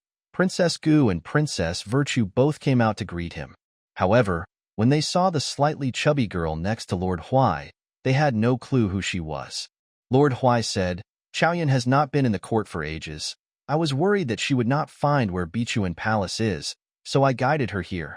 Princess Gu got so startled that she could not even think for a moment. Chaoyan? Wasn't Chaoyan the famous ugly girl of the Gu family? Princess Gu still could not believe that. This so-called ugly girl had not only become prettier, but also befriended Lord Huai. She threw a glance at Madame Gu behind their backs, hoping to get confirmation from her about the real identity of this girl. Madame Gu got Princess Gu's look and showed a proud smile on her face full of wrinkles. She nodded slightly. Princess Gu got both startled and glad. She was about to talk with Gu Chaoyan to show their family relationship when Lord Huai said before anyone did, "Now she is here, I am off. Take good care of Chaoyan." The words had just been spoken when Lord Huai left. Princess Virtue here was one of the top 4 princesses, whilst Princess Gu was one of the princesses in the imperial court with a relatively lower level too. Yet Lord Huai did not need to show any courtesy towards them. "See you around, Lord Huai," Princess Virtue and Princess Gu said. A long while later, Lord Huai finally disappeared out of sight. Princess Virtue asked in confusion, "Lady Chaoyan, which family are you from?" Lord Huai was calling her by her given name, namely Chaoyan, rather than mentioning her family name. So Princess Virtue had no idea where this lady was from. Also, she was a stranger to her, though she had met most of the ladies from different families, unless the lady was not the lineal daughter. However, normally, daughters of concubines were not invited to the imperial court. That was why she found it confusing when she found this new lady speaking with Lord Huai. Hearing the question, Madame Gu said instantly before Chaoyan could answer. Her well-weathered face was full of pride. "Princess Virtue, Chaoyan is the daughter of our family." "What?" Princess Virtue looked at Madame Gu with disbelief, and then at Princess Gu next to her. A lady from the Gu family. How did anyone from the Gu family get to be a good friend with Lord Huai? As far as she remembered, the daughter of the Gu family was both chubby and ugly, and her engagement had just been cancelled too.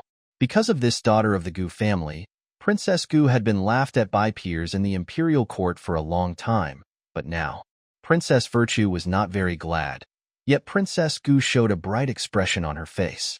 Years had gone before, and she finally gained some nice reputation for herself at Bichuan Palace. It was the correct decision to invite Gu Chaoyan. "Princess Virtue, let's just receive them inside the palace, please," Princess Gu reminded her. Princess Virtue came back to herself. She was still displeased, yet she had to show some manners. So she led the guests indoors. As they came into Bichuan Palace, it became Princess Gu who was out there receiving the Gu family and Madame Duke Chongning. Princess Virtue was one of the top princesses with a much more noble status. The reason why she was out there receiving the Gu family was only because Lord Huai had been there. She would not have shown up herself if Lord Huai had not been there. Not many people were at Bichuan Palace by this hour. The ladies and madams who arrived first were normally from a family with a relatively low rank. The Gu family was one such family. Duke Chongning's mansion was no better, except that the Duke Chongning's mansion had a marquee rank.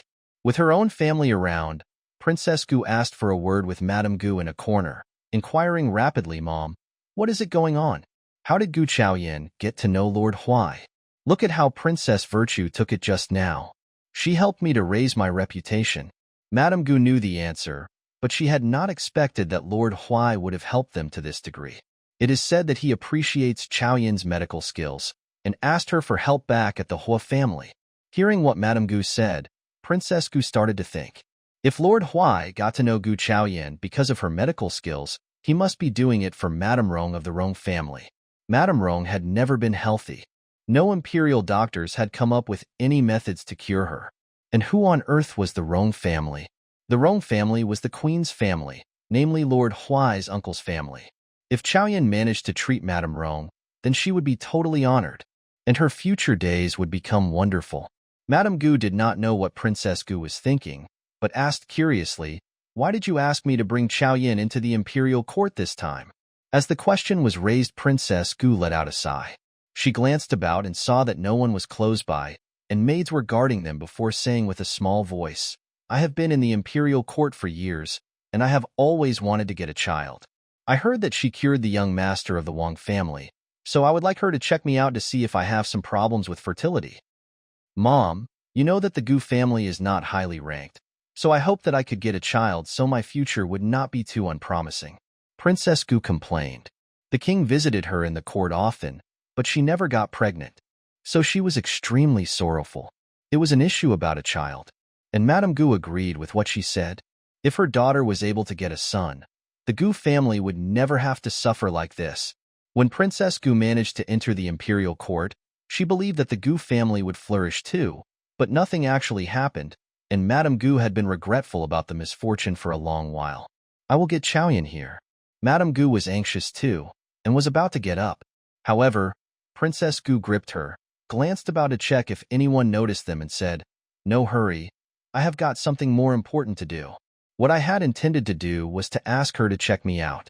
But now she and Lord Huai are in a friendship, and we need to treat her more discreetly. Do tell. Madame Gu was always obedient in front of Princess Gu, who was, after all, the highest-ranked person in the entire family. Princess Gu smiled briefly. Then she looked at the slightly chubby girl who was drinking the tea not far away. Now she had a different value. She had to cling to this useful and practical tool. After she got divorced, no one has made any proposal to her, right?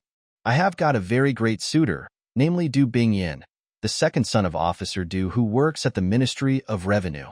You don't have to ask her for her own suggestion, you can make the decision directly. Princess Gu said with a smile. The son of Officer Du of the Ministry of Revenue? That would be a great allied marriage if it could work out. But, Princess Gu, can you make the decision yourself? Who is this Officer Du? Princess Gu nodded and said through her lips, "One of my gang." Madame Gu instantly understood the point. She nodded constantly. "I am thanking you for Chaoyan's sake, Princess Gu." Princess Gu smiled with satisfaction. The girl would soon turn 15, and she would obey her husband's family when she was married. She had to keep this tool within her control by letting one of her gang keep her first. In this way, the girl would be totally under her control. And she would not only have the support from the officers of the Ministry of Revenue on the surface, as well as Lord Huai and the Wang family. If only she could get a son. Princess Gu did not dare to put any more thoughts into this plan. Mom, get Chaoyan here. Though Madame Gu was asked to get her, Madame Gu was of a high status, so she wouldn't go there personally. She told her maid Kai Ming, "Get Miss here." Kai Ming answered and walked towards Gu Chaoyan. At this moment, Gu Chaoyan was drinking the tea, frowning. In front of her was Lu Jiming who kept nagging. Lu Jiming simply could not notice that Chaoyan was displeased. He assumed that Gu Chaoyan liked him a great deal and that she would be glad to be able to speak with him. So he asked straightforwardly, "Chaoyan, when did you befriend Lord Huai?" "Chaoyan, are you still angry with me?" "All right, I misunderstood you before, but don't be narrow-minded and take it as a big deal." Lu Jiming got impatient seeing that she stayed silent. Gu Rushue, who was not far away, snorted. "So what you know is just some medical knowledge. Don't you dare humiliate us when you are performing later." She had never expected that the prince would one day try to console the ugly girl. What was good about this ugly girl anyway? However, she could not do anything here at Bichuan Palace anyway. He walked away from Gu Chaoyan and consoled Gu Rushue with a small voice. "Rushue, don't get mad. I only adore you. The ugly girl is now a friend of Lord Huai's, so she is going to be practical for Duke Changning's mansion. I am consoling her so that she can marry me as a concubine, but she is never going to be a threat to you. You are going to be princess consort, and you can do anything to her. And isn't it good for you too, if she can benefit us at Duke Changning's mansion?" Hearing those words, Gu Rushue felt assured and showed a slight smile. That was the case. She knew that Jiming only adored her. She would not have liked it if Chaoyan was marrying the prince. However, after hearing what the prince said, she found it a very beneficial thing for them all. Gu Chaoyan thought that she was capable, did she? Okay then, she was going to see how much further her daydream of marrying an extraordinary man would go when she came to Duke Changning's mansion, where she was going to be in full control. As Gu Rushue thought of these, she again showed pride. Then she threw a look into Gu Chaoyan's direction. However, the seat was empty. Gu Rushue looked about and did not see Gu Chaoyan within sight. So she asked her mother, "Mom, where's Gu Chaoyan?" Mrs. Gu was confused too. Princess Gu was asking for her, so she went away with Madame Gu's maid. It used to be Rushue who got to speak with Madame Gu and Princess Gu, but now, Chaoyan became the only one to join the conversation. Kai Ming did not even want to bring Rushue with her. How annoying. What was wrong with that ugly woman? I am going to check it out. Unconvinced, Gu Rushue was about to leave, but Mrs. Gu gripped her instead. Without Madame Gu's order, she did not dare to release Rushue. They were in the court, not some casual place. Just continue to talk with the prince. Leave yourself out of the mess over there, Mrs. Gu said. Gu Rushue stomped her feet, giving up the thought. Mom, I have got one more thing to tell you. Gu Rushue suddenly thought of something. Mrs. Gu looked at her daughter. Gu Rushue whispered in Mrs. Gu's ears. Mom, I have changed my mind. Could you please talk with Madame Gu later, saying that Gu Chaoyan and I can marry Prince of Duke Chongning's mansion together? What? Mrs. Gu got shocked. Why, Rushue, why? Gu Rushue hushed her up, telling her mother not to go on. She whispered, she is going to be the concubine, and I the wife. So of course I can take control of her. You know what days she has had during the past few years. But we should never allow her to have a peaceful life. Gu Rushue's face twisted as anger hovered over her face. The prince hated the girl before, but now she was seducing him when she was distracted. So what Gu Rushue was going to do was to make her dream come true. She would very much like to see how much the ugly girl could bear. She also knew that when she got the idea, she was never going to be persuaded. If that was the case, Mrs. Gu nodded. I will tell Madame Gu later. What a piece of cake. Gu Rushue looked slightly relieved. She continued to talk with Lu Jiming. And Gu Chaoyan, on the other hand, came to Madame Gu and Princess Gu under the guidance of Kai Ming. As she was looking at this slightly chubby girl, Princess Gu felt complication arising inwardly. She never expected that she was able to befriend an important figure like Lord Huai. She waved at Gu Chaoyan. Come and sit next to me. Gu Chaoyan saw an empty seat next to Princess Gu, as if she had spared it for her. She did not say anything more, but took it after expressing her thankfulness. Before Gu Chaoyan was able to say a thing, Princess Gu asked, I heard that you cured the young master of the Wang family? Yes, Princess Gu. Gu Chaoyan answered briefly. She was, after all, the miss of the Gu family. So Princess Gu said straightforwardly. She stretched out her hand. I am not feeling well recently. Since you are here, please check me out too. Gu Chaoyan paused and looked at Princess Gu. She was not joking. Soon she realized why Madame Gu was taking her to the imperial court today.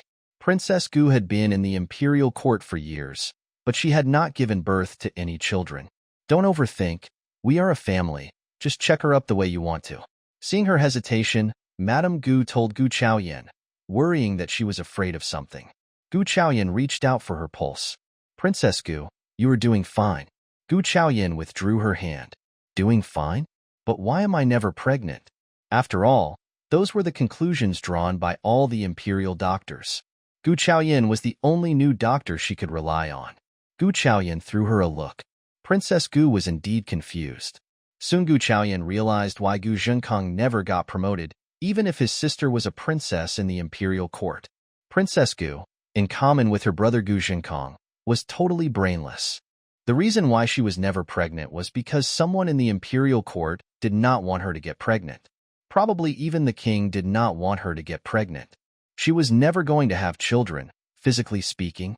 What is it? Princess Gu asked expectantly. Gu Chaoyan knew all of this. Everyone in the imperial court knew of this too, except for Princess Gu.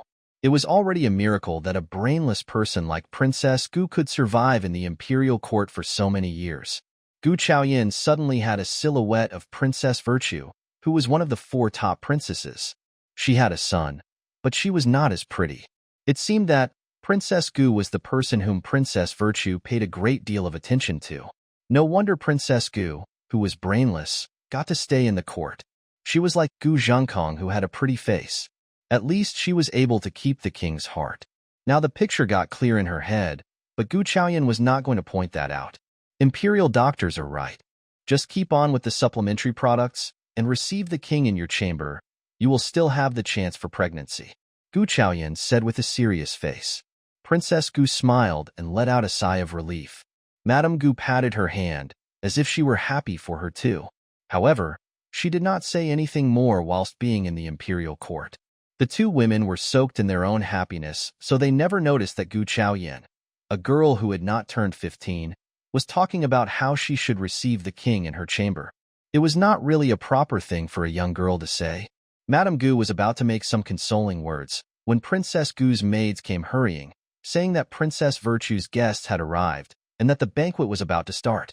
Since the banquet was about to start, Princess Gu and Madame Gu did not speak anymore and hurried off for the banquet.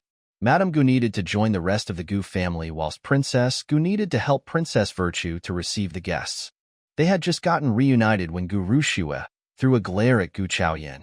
However, Gu Chaoyan ignored her and sat down directly next to her. At the banquet, Gu Rushue exchanged a look with Mrs. Gu. Seeing that the banquet had yet to start, Mrs. Gu whispered to Madame Gu. Madame Gu, Chaoyan irritated Madame Duke Chongning today. But Rushue begged for mercy in front of the prince, and the prince says that if Gu Chaoyan can apologize to Madame Duke Chongning, she is allowed to marry him as a concubine on Rushue's wedding, considering that they used to be engaged. I think this idea works.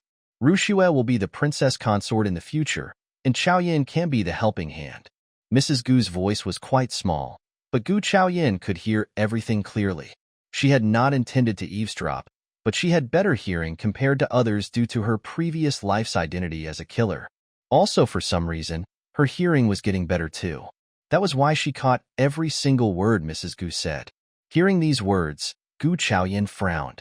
This Mrs. Gu was planning such a terrible idea on her. Lu Jiming did not even deserve her. She did not think that Madame Gu would approve. Sure enough, when Madame Gu heard the words, she said without any hesitation, she can make the apology after she leaves the court. As for Chaoyan's marriage, I have got everything prepared. If Rushue needs a helping hand, get one of the maids from the Gu mansion, or just take Xiaoying if no good maids are picked, but leave Chaoyan alone. Why? Madame Gu, can this hideous girl find any better suitor? Mrs. Gu said in disbelief. Yes, Princess Gu guaranteed a marriage with the second son of the Ministry of Revenue. Madame Gu revealed the secret to Mrs. Gu, hoping that she would not ask Duke Chongning's mansion about the marriage of Chaoyan. What? Gu Chaoyan was surprised as well. A lethal smile hovered over her face. She had underestimated Princess Gu. So apart from asking her to check her out, she was even getting involved with her marriage? The second son of Ministry of Revenue was, according to her old memories, a dumb-headed person. So they wanted her to marry a dumb-headed man. Who did they think she was? And Madame Gu too. She was a woman who only cared about benefits, and Gu Chaoyan never hated a person like that. She even thought about sparing some favor to Madame Gu if she could help her every now and then, but now, this old BT was making her marry a dumb-headed man. Gu Chaoyan clenched her fists tightly. She was trying hard to resist the impulse of hitting the Gu family.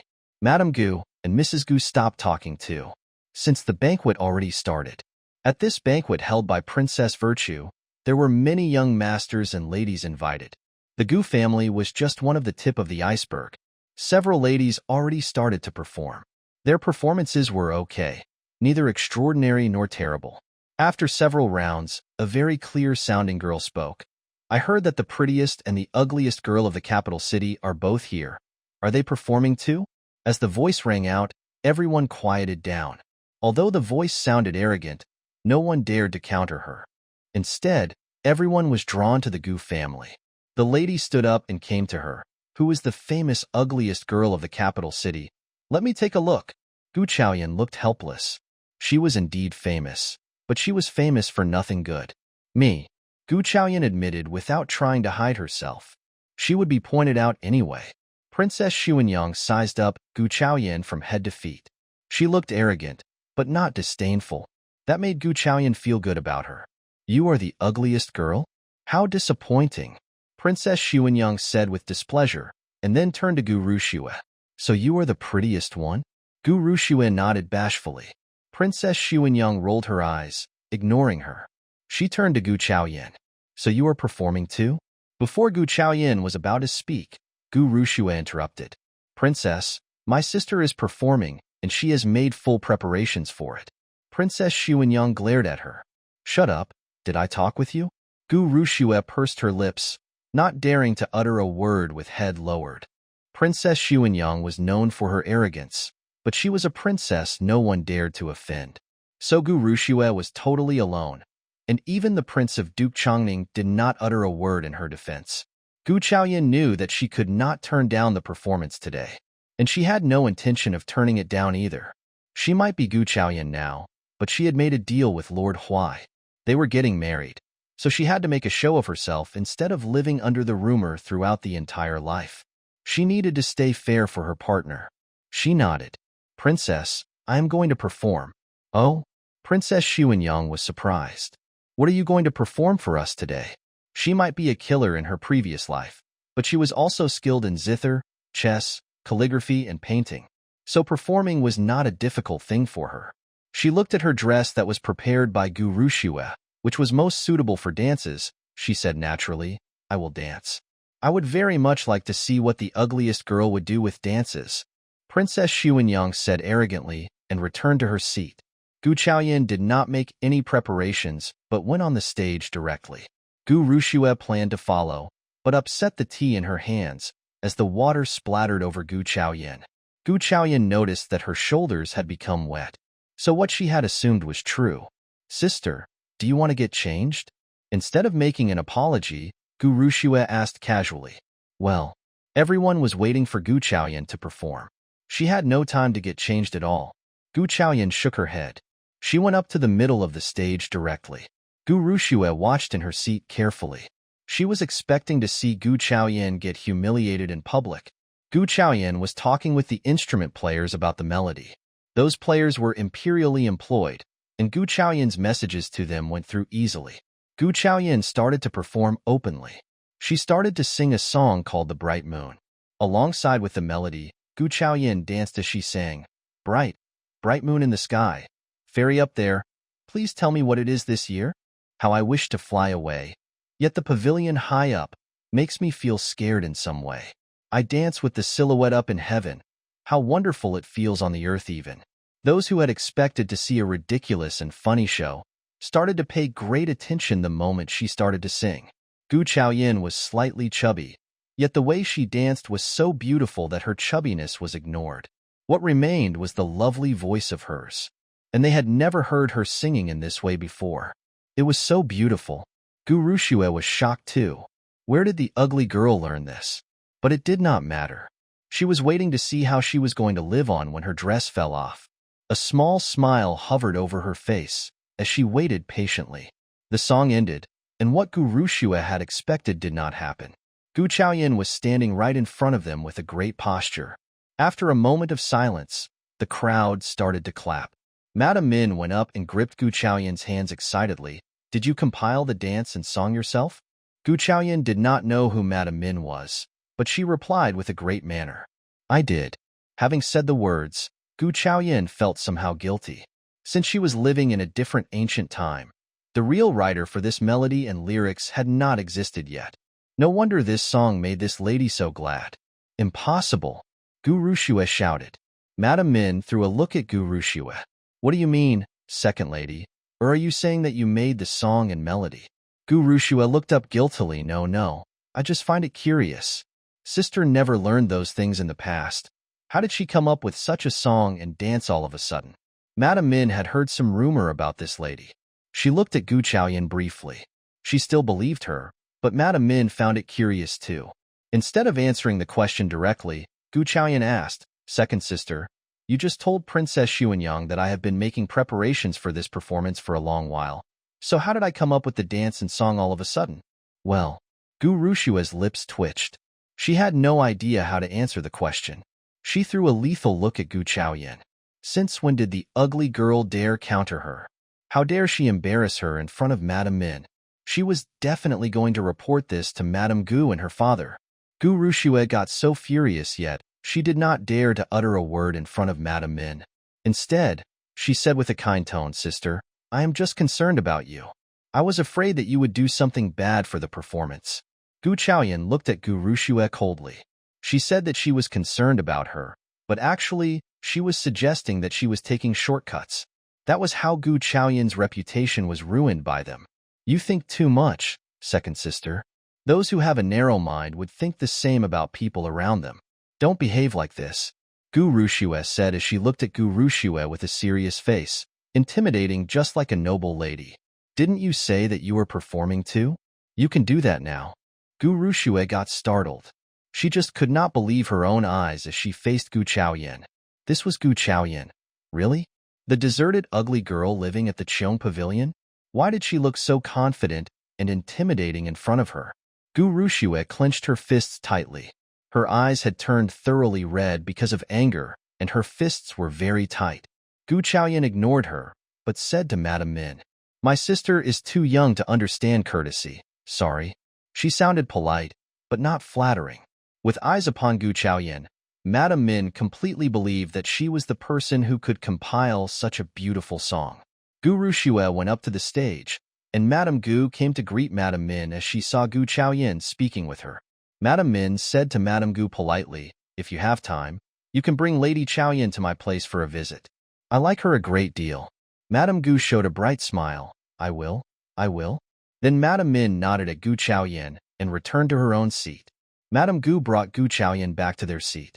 She smiled brightly and patted Gu Chaoyan's hands. "So great that Madame Min likes you." Madame Min is not from an ordinary family.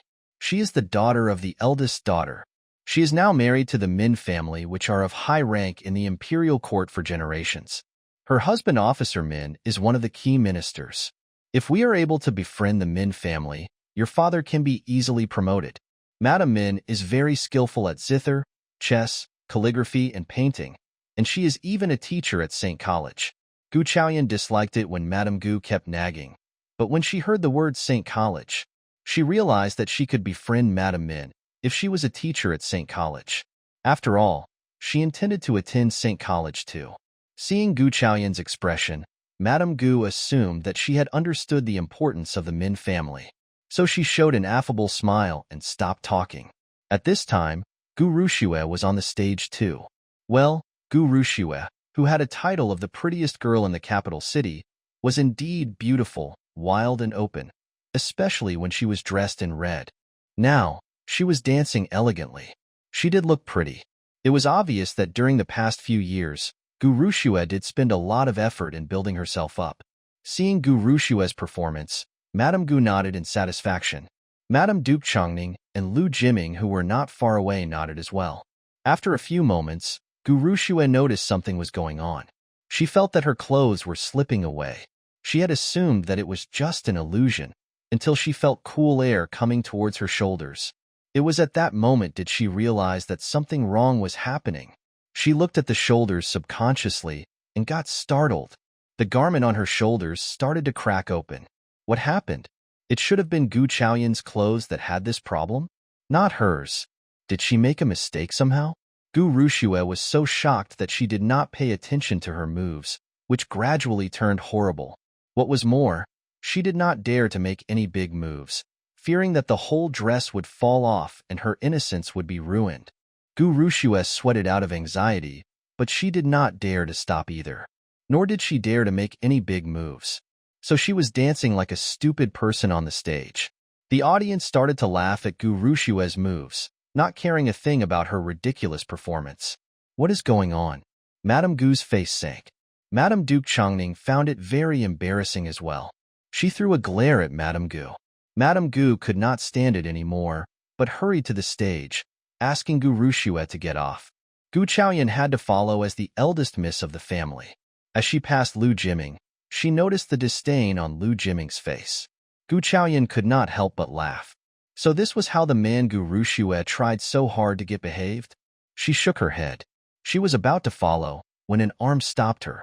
Gu Chaoyan followed the direction of the arm and saw Princess Xuanyang's ironic face. You did this, didn't you? Gu Chaoyan nodded without any denial. That startled Princess Xuanyang.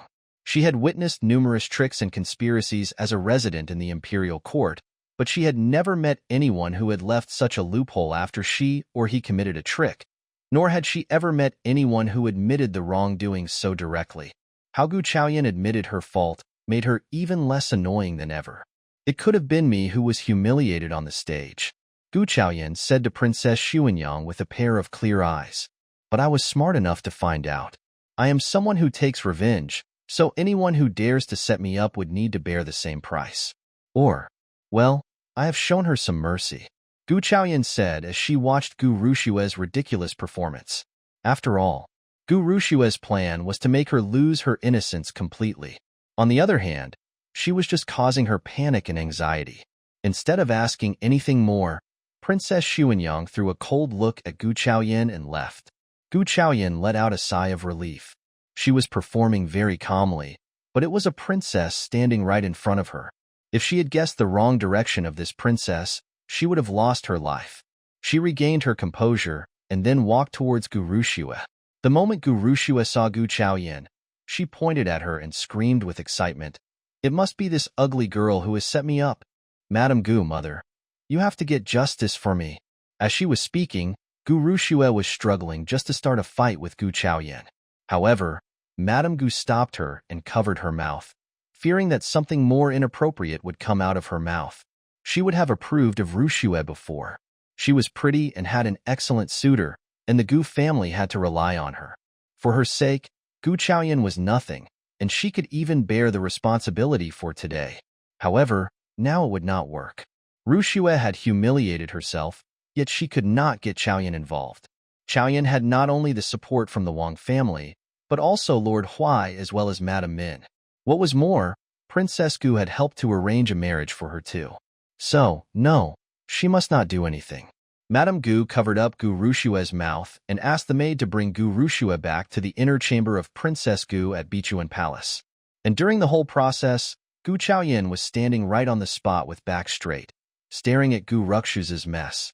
Mrs. Gu glared at Gu Chaoyan fiercely.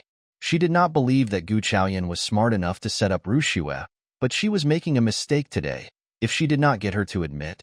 Also, she was angry that Madame Gu was not helping Rushue this time. She took a few steps forward and glared at Chaoyan with a fierce look. Ugly girl, you better admit the wrongdoing today, or you are never going to have a peaceful day in your life. Gu Chaoyan sneered and approached Mrs. Gu, asking calmly, Auntie Gu, did you ask Madame Gu for permission for me to admit the mistake? The words had just been spoken when Gu Chaoyan left without taking one more look at her. Mrs. Gu stood motionlessly on the spot. She felt that something different had happened to Chaoyan, but she could not tell what the difference was. She shook her head. Impossible. She was still the ugly girl that could be easily bullied by them. Mrs. Gu followed the gang. As they came into Bichuan Palace, Gu Chaoyan was on the way to see Gu Rushue when a maid from Bichuan Palace stopped her. It was a stranger who showed a cold expression to Gu Chaoyan as they met. Lady Chaoyan, Princess Virtue is asking for you. Princess Virtue? Gu Chaoyan nodded and left with the maid. It was a fortunate thing if Princess Virtue was asking for her.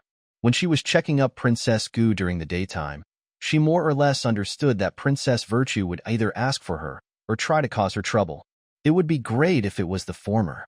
It was always more useful to get one more friend than one more enemy. Princess Virtue was the main princess at Bichuan Palace, so she was residing in the largest hall. There were quite a few maids and eunuchs in the major hall, and the maid led her in. Princess Virtue was seated in full composure. Her well-polished hand was holding the teacup. However, she was not taking a sip from the tea, nor did she show any expression. Gu Chaoyan greeted her politely. After the greeting, Princess Virtue nodded. Sit down. You stood out very clearly today, Princess Virtue said as she was still holding the cup. Gu Chaoyan couldn't help but look at her hand. Thanks, Princess Virtue. Gu Chaoyan replied with a smile. However, you should never get confused by one glorious moment and assume that you can do anything and achieve anything, Princess Virtue said, sounding honest. At the interval, her maid changed a new teacup for her. Gu Chaoyan nodded. I got it. You got what? I am one of the ladies of the Gu family, but I am not helping Princess Gu. Gu Chaoyan replied calmly. She put it straightforwardly when answering Princess Virtue's question, just like before. She was a straightforward person, and after a brief conversation, she understood that Princess Virtue was a very smart lady. Instead of talking implicitly, she put forward everything. Oh, really? Princess Virtue smiled and looked at Gu Chaoyan with interest. You do understand the point. But tell me, why are you not helping Princess Gu when you are in the same family that can give you honor?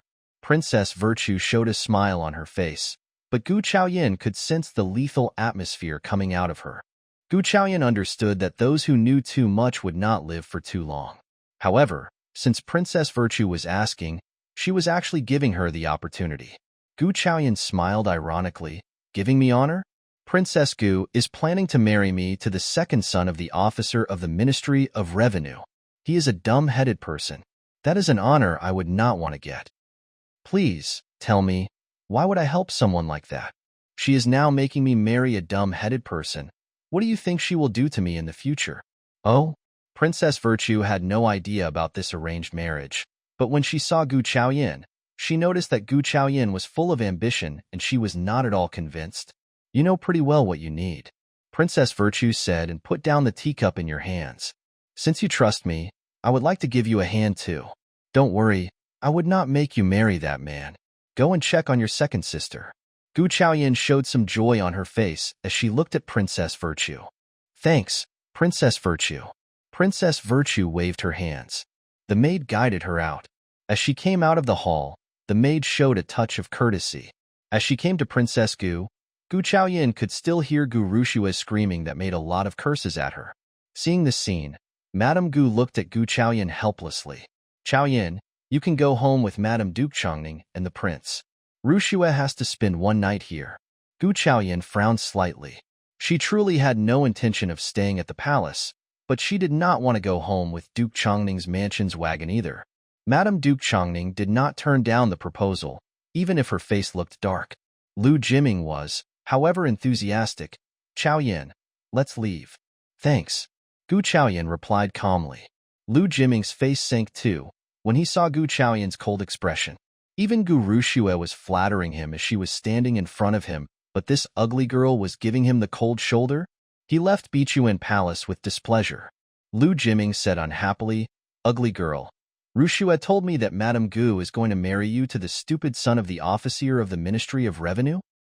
Gu Chaoyin did not reply. If you beg me, I would not mind letting you marry me with an equal amount of presents, Lu Jiming said arrogantly. Now he was offering the deal that Gu Chaoyin could not possibly turn down, or so he assumed. Duke Chongning's mansion might not have actual power, but they had ranks. He understood clearly that a family like the Gu family would flatter them no matter what. The ugly girl performed well at the banquet today, so he was willing to offer the deal. He smiled briefly. Lu Jiming waited for the ugly girl to agree out of excitement. A while later, Lu Jiming had not heard her reply, so he looked at Gu Chaoyin with confusion. Gu Chaoyin looked ironic, straightened up her back without making a big move and said calmly, Equal amount of presents to marry me? Lu Jiming nodded proudly.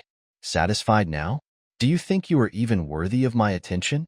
Gu Chaoyin bellowed without saving his face. You. Lu Jiming got furious. He had never expected that this wonderful offer had been snubbed by this ugly girl.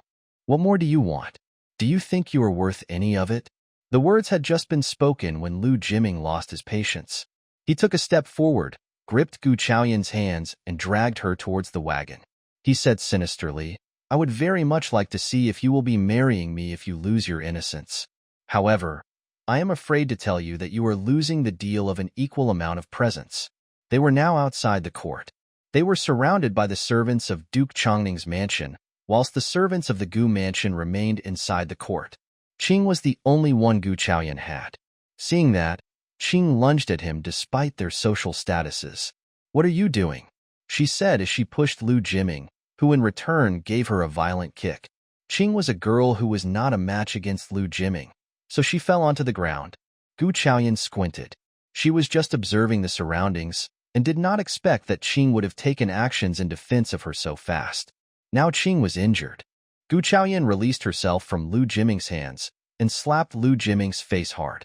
It was so loud that Madame Duke Chongning came running by. What are you doing with Jiming? Instead of looking at Madame Duke Chongning, Gu Chaoyin said coldly, This is for your shameless behavior. The words had just been spoken, and before Lu Jiming understood what was going on, Gu Chaoyin gave him a very violent kick, which sent the tall man directly onto the ground. This kick is for Qing. How dare you kick my girl? Madame Duke Chongning got both angry and concerned seeing her son kicked and slapped. She bellowed angrily, "You witch! How dare you hit Jimming?" Lu Jimming clenched his teeth in pain. "Witch, how dare you stomp on me? I am going to make you suffer. One more kick on him." "Witch." Madame Duke Chongning stepped forward, trying to get hold of Gu Chaoyan. Gu Chaoyan gave his face one more kick. "Don't you ever let me hear you calling me witch, or I will give him an equal number of kicks." "Witch." Madame Duke Chongning did not dare to shout, but glared at Gu Chaoyan furiously. She helped the man on the floor up as she said, "Just wait and see. You lady of the Gu family. How dare you start a war with Duke Chongning's mansion?" Madame Duke Chongning was shouting instead of doing anything more. She helped Lu Jimming up and said with full concern, "How are you doing, Jimming? Are you all right? Let's go home now. I will get you justice." They stumbled and got up from the floor. Lu Jimming looked at Gu Chaoyan with disbelief. He had never expected that Gu Chaoyan would want to hit him. How could that be possible? He remembered clearly that the ugly girl had clenched steamed buns in her arms just to keep the bun warm, just because he said that he liked warm steamed buns. However, then she got burned herself. And back at Duke Chongning's mansion, she jumped into the lake when he asked her to. She loved him so deeply. Why did she hit him now? Lu Jimming just could not understand what on earth had gone wrong. He forgot to interrogate her, but staggered back into the wagon. Madame Duke Chongning found everyone around annoying. She kicked the horsemen. What were these servants doing when Jimming was hit a minute ago? She was going to make them suffer when they were back at the mansion. They were going to experience multiple times more pain than Jimming did. They were just minor servants, after all. The wagon scurried off, bringing up a lot of dust. Qing and Gu Chaoyan were standing outside the court. Qing was worried. "Miss, do you think Madame Duke Chongning would do anything to us?" "Yes." "Then what should we do?" Qing looked anxious and worried. "It is fine, Qing." Gu Chaoyan gave Qing's pretty face a slight pinch. "You don't have to worry about things around me." Qing nodded and looked at her miss. For some reason, what Miss said to her made her very assured. Gu Chaoyan liked Qing more and more. She might get scared occasionally, yet in the aspect of defending her, she could sacrifice her own life. She must be the one that moved her heart above all in her past 2 lives. Seeing Qing's lovely face, Gu Chaoyan just could not help but tease her. "We don't need to worry about Madame Duke Chongning now. There is one more thing that is more urgent at the moment." "What is it?" Qing looked at Gu Chaoyan. "How are we getting back to the Gu mansion?" Qing looked about, then she panicked. The whole Gu family stayed at Bichuan Palace, and Madame Gu had intended to get her to travel home with Duke Chongning's mansion. However, the prince was hit by her miss and had dashed off. How were they getting home? Qing's small face showed an expression of confusion. Gu Chaoyan burst into laughter. "Anyway, I won't tease you anymore. Let's go and rent a wagon." Qing looked helpless, but also slightly delighted. Miss sometimes liked teasing her. It was fun. It took a long while before they got to rent a wagon. So as they reached the Gu mansion, the day had gone dark. No one dared to stop her entry and exit of the Gu mansion or snap at her. The guards saw her walking into the mansion politely. However, they could not help but comment. "Have you noticed that Miss has gotten prettier?" "Yes. She used to be chubby, tanned and ugly, but now she is not ugly at all. If that is the case, she may really be able to marry someone with an extraordinary social status." The guard who spoke the words found the rumor becoming more and more realistic. No way. She may have gotten prettier, but a family like the Gu mansion would not get her an excellent suitor. Gu Chaoyan, who had gone to the Qing pavilion, did not hear what those guards were talking about. After one bumpy and dramatic day, she was very tired. Qing got hot water ready, and she decided to take a full bath. The water drops were extremely useful. Because of the water, her plan to become prettier had been realized ahead of time. She looked at her own reflection from the bronze mirror. Her skin was becoming fair now, and she was still slightly chubby. She believed that as long as she lost some more weight, her face would become prettier. However, Gu Chaoyan felt her left cheek, where a red birthmark was visible. It was quite small, and did not stick out when she was chubby and tanned. But now that she had become fairer, the birthmark was becoming more and more conspicuous. Gu Chaoyan had not yet gotten an idea of how to remove the birthmark at the moment. That sounded a bit unfortunate, But the most important mission right now was to lose weight. That was a very long night. Gu Chaoyan had a very nice sleep since her plan to become prettier went on very smoothly. However, she was still sleeping the following morning when Qin Fu came running to the Qing pavilion. Because of how Madame Gu treated Gu Chaoyan, he did not dare to do anything unfriendly at the Qing pavilion. He was asking Qing to get Gu Chaoyan out. Gu Chaoyan was not in a hurry and did not go out to meet Qin Fu until she was well dressed. Qin Fu was pacing back and forth in the hall of Qing Pavilion when he saw Chaoyan coming out. He said quickly, "Miss, the staff of the government office of the capital city are here to take you to prison. They said that you hit the Prince of Duke Chongning. Madame Gu is not here in the mansion and the old master is just." Qin Fu did not dare to say anything more, but asked Gu Chaoyan to come up with an idea. So, Gu Chaoyan more or less understood what happened. Her so-called father Gu Zhengkong did not care about her at all. "Well, let's go and work with the staff," Gu Chaoyan said calmly and then looked at Qing. "Qing, you stay at the Qing pavilion." Qin Fu was slightly surprised. He was about to say something, but uttered no words. He had thought that Miss had come up with an idea. She had come up with many ideas these days. Was she going to walk into prison now? "Miss, if a girl has been to jail, maybe the marriage will. You know." Qin Fu reminded her involuntarily. Gu Chaoyan threw a look at him. Wasn't this man working for Mrs. Gu? Got it. Hearing the words, Qin Fu had to let go. As she walked out of the Qing pavilion and came to the front yard, Gu Chaoyan was grabbed by the staff from the government office. As they had Gu Chaoyan, the officer said to Gu Zhengkong courteously, "Officer Gu, we are here completing a fair trial, so we have to bring her away." Gu Zhengkong nodded. He took a step forward and looked at Gu Chaoyan, surprisingly finding that this daughter of his was becoming prettier. However, he did not care and said with a frown, "I can't help you about this matter. You should not have hit the prince. You know pretty well who that man is. Now you are going to be jailed. You will learn from this lesson so that you won't bring any more trouble for our mansion." Having said these words, Gu Zhengkong flung his sleeves, suggesting that those men could bring her away. The officers thanked him. It was always very difficult to get the suspect from home. They had thought that they would experience hardship, yet it worked out more smoothly than they had never expected. It seemed that this miss of the mansion was not at all worthy. The officers who took her all the way to the government office not only scolded her but also lectured her, since they understood what status she was in. However, Gu Chaoyan threw no temper, just frowned. It was not until they reached the government office that they met the chief. The chief was a fat man with large ears. Seeing the woman standing in front of him, he snorted at Gu Chaoyan. "So you are the miss of the Gu family, the so-called ugliest girl of the entire city? But you don't look that ugly at all." He reached out his chubby hand, intending to touch Gu Chaoyan's face. Gu Chaoyan glared back at him lethally. "Don't you ever dare touch me." The fat chief withdrew his hand uneasily. His heart was itching, as he saw a fair-skinned lady of a family, totally obvious that he should not conduct such a thing. He let out some dry laughter. "Look at you, wild girl. Do you really think you are the miss of the mansion?" He said to his staff, "Get her in the prison, and do not feed her anything." "Okay." The fat chief snorted, then left. At the Qing pavilion, seeing the staff from the government office taking Chaoyan away, Qin Fu went to tell Qing back at the Qing pavilion, feeling unassured. Hearing the words, Qing sprang up and shouted, "What? The staff from the government office took Miss? No one from the Gu mansion stopped them?" Qin Fu was silent. Qing paced back and forth anxiously. She finally understood that people from the Gu mansion were not reliable at all. What was she going to do? After thinking for a long while, Qing finally recalled the Lin family. She stomped her feet.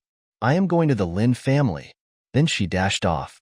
Seeing the scene, Qin Fu did not stop her, but went to attend his own matters. He left the girl alone at the mercy of God. Qing walked very fast. As she was about to walk out of the mansion, she bumped into Madame Gu, who had just come home. Seeing that it was Madame Gu standing in front of her, Qing got so excited as if she had seen a hero. After all, Madame Gu had been treating Miss well during the past few days. She kneeled down on the ground and said to Madame Gu, "Madame Gu, you have to save Miss." Madame Gu got excited. What had happened in the short interval when she was away? Gu Zhengkong happened to be receiving his mother when he saw Qing, who was on her knees. He gave her a kick. Which, how dare you stop Madame Gu? Madame Gu did not care how Qing was doing, but she was curious what happened. What is it going on? Of course it is the ugly girl's wrongdoing. She hit the prince yesterday and Madame Duke Chongning reported her. The staff of the government office came to bring her away. Gu Zhenkong said nonchalantly, feeling somehow glad. What? Mrs. Gu and Gu Rushue laughed as they heard the words. Mrs. Gu said, serves her right. How dare she hit the prince? She set up Rushue back at the court, and I don't think that she should be kept in our mansion anymore. Having said these words, Mrs. Gu looked at Madame Gu. She was worried that Madame Gu would interfere with this matter, so she added, Madame Duke Chongning must be very angry if she reported to the government. She doesn't even care that our two families are soon to be united. If we do anything about it, Rushue's marriage would be affected. Madame Gu, it is not Miss' fault. Qing looked at Madame Gu with a persistent look. Madame Gu threw a look at Qing. Princess Gu had set up a wonderful marital arrangement for Chaoyan, and Lord Huai was helping Chaoyan back at the court too. With all of these taken into consideration, she should go and bring the girl back. But Madame Gu thought for a while and concluded that the girl should be taught a lesson, so she could understand that a skillful doctor like her would need Gu Mansion's help. As the idea struck her mind, Madame Gu sighed and shook her head. I would like to save your miss, but it is not a difficult thing. She is the miss of the Gu family, so when Madame Duke Chongning is no longer angry, the whole thing will end of its own accord. Don't worry, just get up now. Hearing this, Qing got so sad that tears gushed out of her eyes. She was totally devastated. The Gu family did not care about Miss Life and Death. Then she thought of the Lin family and rushed out like a maniac. Seeing the scene, Gu Zhenkong told the guards, stop her. Madame Gu waved her hands. It is okay, just let her leave. She is going to the Lin family, but they can do nothing as a business family. Madame Gu said disdainfully. Gu Zhenkong pursed his lips, saying nothing more. With eyes upon her father, Gu Rushue cried. Gu Zhenkong felt his heart aching. Rushue, what is it? How did the ugly girl set you up? Gu Rushue looked wronged. Mrs. Gu stepped forward. You can tell what happened. Something was wrong with Rushue's dress, as she was performing in the court yesterday. But the ugly girl put on a great show. Of course she set her up. Shut up. Madame Gu scolded Mrs. Gu angrily. She had liked this daughter-in-law of hers before, but during the past few days, she found this woman becoming increasingly stupid. Rushue was set up, but no evidence showed that it was Chaoyan's work. Don't blame her as you wish. Madame Gu bellowed. Gu Zhenkong nodded. You are right, we have to investigate the matter. The ugly girl is too stupid to cause such mischief. Madame Gu was not glad hearing these words, but glared at Gu Zhenkong. She did not like it when he belittled his daughter. He could do whatever he wanted in the past, but now Chaoyan was marrying the son of the officer of the Ministry of Revenue, and she should not be belittled all the time. However, she did not want to scold her own son. So she said, just don't keep mentioning this kind of thing anymore, all right? Drop it now. Having said this, she looked at Kai Ming. Get some money and see what is going on in the government office. Mom, why are you still caring for the ugly girl? Gu Zhenkong was not glad. Your sister set up a marriage for her with the second son of the officer of the Ministry of Revenue. We have to mind her business every now and then, and you should stop being so unfriendly towards her. Madame Gu stressed. Startled, Gu Zhenkong thought it through and smiled. Sounds great. Madame Gu nodded in satisfaction, smiling. At the Lin mansion, Qing rushed in despite any difficulties. Old master, please save my Mississippi. Qing kowtowed without hesitation. What happened to Chaoyan? The old master looked surprised. Mrs. Lin pursed her lips. She knew that trouble would come when she was involved. She doesn't like Joshua, right? But what is she doing now asking us for help? Since she can marry someone better, let that man help her, not us. Mrs. Lin said with a strange tone. Hearing what Mrs. Lin said, Qing burst out in tears, but she had no one to turn to. The Gu family was ignoring them, so the Lin family were the only ones who could help. She kowtowed to them, and as she looked up, blood already came out of her forehead. Please, Miss, save the young master. You have to help her. Seeing the scene, old master helped Qing out. Stop that now. We are definitely helping her, but we are just a business family. I am not sure if we can help. Anyway, Old master turned to Lin Jiashu. Jiashu, go and get a note of 1,000. We are visiting the government office. Lin Jiashu nodded. He was worried too. He had just walked out of the room when Mrs. Lin gripped him. Did you forget what she said to you? Lin Jiashu shook his head, sighed, and still headed on. Old master looked at Mrs. Lin. Stay out of this matter. You are getting more stupid. Why am I getting stupid? Mrs. Lin was unconvinced and caught up with them. That was not a small amount of money for the Lin family. Lin Jiashu was efficient with the mission and soon brought out the note. The two men headed out to the government office with Qing, with Mrs. Lin insisting on tagging along. The old master had to approve of it. The government office was not very far from the Lin family. The capital city was a place full of important officers, so the chief's mansion was not a very important spot. That was why the mansion was located at the border of the capital city.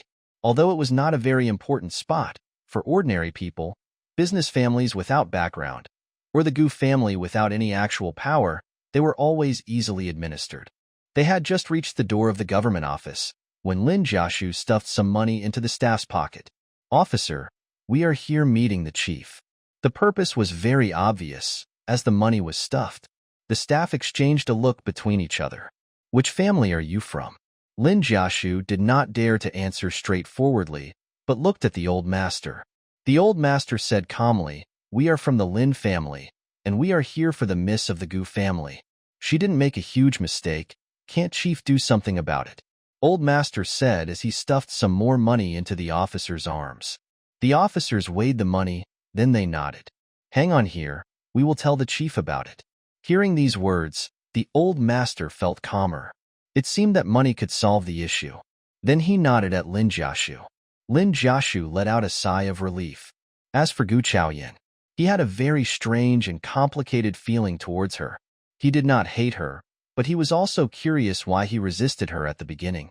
And what she said to him later annoyed him as well, and he was still annoyed by that. What he wanted to see was whom this woman was going to marry, and if that man was truly better than him. However, he never hoped that she would end up in prison. He was going to save her, just to see what this woman could do. The Gu family was not a powerful family, and they were not going to get her a wonderful martial arrangement. Lin Jiashu was just thinking inwardly when some noise arose at the gate. Lin Jiashu looked up and saw a few wagons coming to their way. The wagons were not very luxurious, but they were remarked, meaning that the wagons belonged to a family with a rank. Old Master was confused too. As he saw the marks of Duke Changning's mansion on the wagon, he got startled. Are they too late? He whispered. Your mishit Prince of Duke Changning? Qing nodded. The old master's heart sank. The officer who went inside to pass on the message showed up again. Seeing the wagon from Duke Changning's mansion, he had no choice but said, Old Master Lin, Chief said he has no time for you. The officer said the words and returned to his own spot. When Madame Duke Changning and Lu Jiming got there, they did not notice the Lin family, but went straight into the government office. The guarding officers at the door bowed politely. Seeing the scene, Qing kneeled down directly. Old Master, what should we do? What can Miss do? The old master looked helpless as well. He had the intention of helping her, but he had no other method, since the officers did not give them the chance to meet the chief. The money I had prepared could not come in handy. Didn't you hear? The chief refuses to see us. There is nothing we can do. Mrs. Lin said quickly. It was a 1,000 note that could be saved. When the chief turned them down, Lin Jiashu made a circle on the spot, not knowing what to do. Seeing that the Lin family had no way out, Qing rushed out. She started to beat the drum crazily whilst shouting loudly, Our miss was wronged. Our miss was wronged. She had made some noise when she was brought in too. What are we going to do? Lin Jiashu got anxious. He intended to rush in, but the guards stopped him. Unable to do anything, Lin Jiashu stood worriedly. Seeing that, Mrs. Lin consoled. What can we do?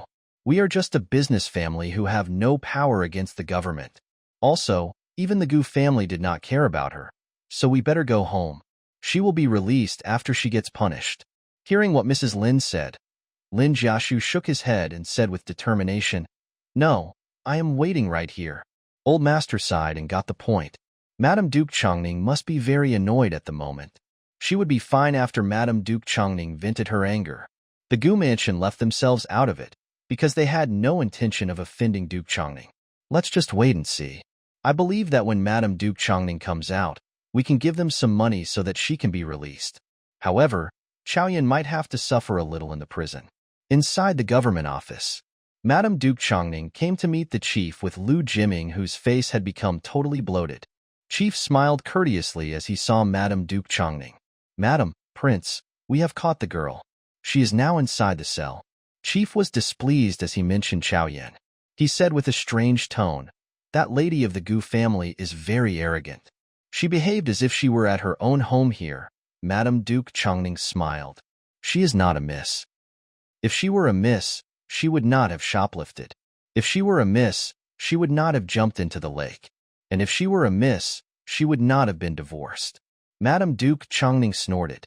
You have spoken too highly of her. She has offended you. And you can do whatever you want with this notorious lady. Hearing what Madame Duke Chongning said, the chief regretted having done nothing with her except for cutting off her food source, just because he worried that she was the lady of the Gu family. He was the chief, and he could do whatever he wanted with this kind of woman. Seeing Chief's expression, Madame Duke Chongning smiled. Where is she? In the cell. I will take you and the prince there. The chief said with a sense of anger. He was going to interrogate this miss of the Gu family together with Madame Duke Chongning and Prince. Madame Duke Chongning smiled with satisfaction. Then she followed the chief into the cell. On the way there, Duke Chongning patted Lu Jiming's hands. Don't worry, Jiming. She will pay back with a higher price. Lu Jiming felt his bloated face and made a hissing sound. He looked furious and said angrily, she is not going to pay back with a higher price, but also become my concubine, and I can do whatever I want with her. Okay. When you vent your anger, I will talk with the Gu family. If the old woman doesn't approve of this idea, we can cancel our marriage with the Gu family. Madame Duke Chongning said with a reasonable tone. Lu Jiming did not counter. As the gang came to the cell, the chief went to open the door, then they entered the cell. The cell was much darker compared to outside. It was daytime, so with an oil lamp on, it could more or less be seen clearly. The cell was a wet place that held prisoners. It was messy and filthy, and the sound of mice hissing could be heard. Madame Duke Chongning frowned. She hated this kind of environment, but as she thought of the ugly girl trapped inside, she felt very delighted again. The guard stopped in front of a cell, and the door was opened. Hearing the sound of the door opening, Gu Chaoyan looked up. She saw the chubby chief standing next to Madame Duke Chongning and Lu Jiming, who looked extremely ridiculous at this moment. If not for his position next to Madame Duke Chongning, she would not have recognized him. Gu Chaoyan smiled with satisfaction. Madame Duke Chongning shouted with a twisted expression on her face. Ugly girl, how dare you laugh at this moment? Don't cry or beg us for mercy. Jiming is badly injured, and you are paying him back. No, you are going to pay back even more. We are keeping you in the cell today, and you are going to become Jiming's concubine tomorrow. We are going to do whatever we want of you when you are at Duke Chongning's mansion. You think you can do that? Gu Chaoyan asked ironically. Lu Jiming snorted. You are playing tough, are you? You don't believe that we can deal with you right here, do you? Gu Chaoyan looked cold. With her gaze upon Madame Duke Chongning, Lu Jiming and this chief, she said, you are using private punishment. If you dare to touch me today, you are going to pay back with a price 10 times higher when I get out of here. Gu Chaoyan sounded lethal. The chief cringed subconsciously. Madame Duke Chongning sneered. Someone, hit her now. Hearing this, the officer came in with a whip. Annoyed, Madame Duke Chongning grabbed the whip and hit Gu Chaoyan twice. The force was so strong that 2 lines of blood burst out. Gu Chaoyan let out a hiss. The next second, Madame Duke Chongning was kicked away. However, it was not Gu Chaoyan who did it, but a man in black. Before the chief realized what happened, a very ferocious voice arose not far away. I would very much like to see who dared to hit her. As the lethal voice arose, everyone in the cell shivered, especially the chubby chief whose whole body was shivering. He had never expected that this lethal man would have stepped into his small government office. He flopped onto his knees and kept kowtowing. Greetings, Lord Huai. Long life to you. Madame Duke Chongning understood what happened. She rolled over onto her knees and pulled Lu Jiming down too, despite her messy hair. They too bowed. Greetings, Lord Huai. Long life to you. Instead of taking a look at those people who were on their knees, Zhou Huaijin walked straight towards Gu Chaoyan and looked at her with scorching eyes. He had not checked up on her these days because of his busy schedule, and she had lost a lot of weight. Then he noticed the blood on her clothes. Zhou Huaijin's heart squeezed, and he frowned. Who did it? He had arranged his hidden guard Rong Chuxian to stay by her side. He thought that with Rong Chuxian next to her, she would not be injured. However, she not only got wronged and ended up in prison, but also got injured within such a short period of time. He turned to the man in black, looking lethal. Rong Chushuan's heart skipped a beat. Since when did this woman become so important in Lord's heart? However, it was not time to deal with him now. Zhou Huaijin said with a gentle and consoling voice, Yin, tell me, who hit you? Madame Duke Changning's legs were shivering. So Lord Huai was going to seek justice for this ugly girl? Why? Why did Lord Huai show so much concern to this ugly girl? What was she going to do? Now she was praying inwardly that this ugly girl would be smart enough to understand that Duke Changning's mansion and the Gu family were in relationship, and that without Lord Huai's help in the future, she would make her pay. Seeing Gu Chaoyan not speaking, Duke Changning let out a sigh of relief. Yet just as she had let out the sigh of relief, Gu Chaoyan pointed at Madame Duke Changning. She did it. Madame Duke Changning looked up and glared at Gu Chaoyan, hoping that she could understand what she meant. Gu Chaoyan looked at her in composure. Madame Duke Changning, don't you remember what I said a while ago? If you dared to touch me, I will make you pay. Now, Madame Duke Changning turned pale. She was praying that she would drop the issue, but the next second, Gu Chaoyan said without hesitation, Now I got 2 whips from you. You will get 20. The words had just been spoken when Gu Chaoyan turned to Zhou Huaijin. Zhou Huaijin nodded and glared at the fat chief. You want me to do it? The fat chief got the point and said, Someone, hit her now. 20 lashes. Several guards came in to deal with the matter. No one dared to counter Lord Huai's order. The guards spared no efforts and started to hit Madame Duke Changning directly. She screamed out of extreme pain, but Gu Chaoyan did not even blink. Lu Jiming, who was on his knees, could not stand it anymore. He crawled to Lord Huai's feet and shouted anxiously, Lord Huai, we are from Duke Changning's mansion.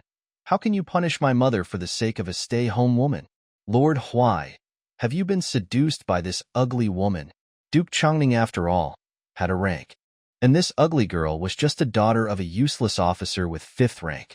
She was divorced and looked ugly. So Lu Jiming could not think of any reason why Lord Huai would help her apart from him being seduced. That was why Lu Jiming dared to say such a thing. But the next second, Lu Jiming was kicked away directly and fell upon the ground, motionlessly. Zhou Huaijin did not blink an eye. He looked at Gu Chaoyan with a pair of consoling eyes. Happy now, Yin? Gu Chaoyan nodded. Then let's go home. You are injured. Zhou Huaijin said. Gu Chaoyan nodded. Zhou Huaijin held Gu Chaoyan in his arms and started to walk out. Seeing them leaving, the fat chief let out a sigh of relief. Hearing the chief's relieved sighing, Gu Chaoyan suddenly thought of something. Hang on. She stopped as she passed by the fat chief. She squinted her eyes and said to Lord Huai, Lord, this chief touched my face. What? Zhou Huaijin frowned and looked furious. Chop of his hands. Having said this, he looked at Rong Chuxian. Rong Chushuan's heart skipped a beat. He knew pretty well what his master was like. He asked him to take care of Miss of the Gu family, but he got careless, so the lady of the Gu family suffered. He was worried that he would not be able to skip being punished either.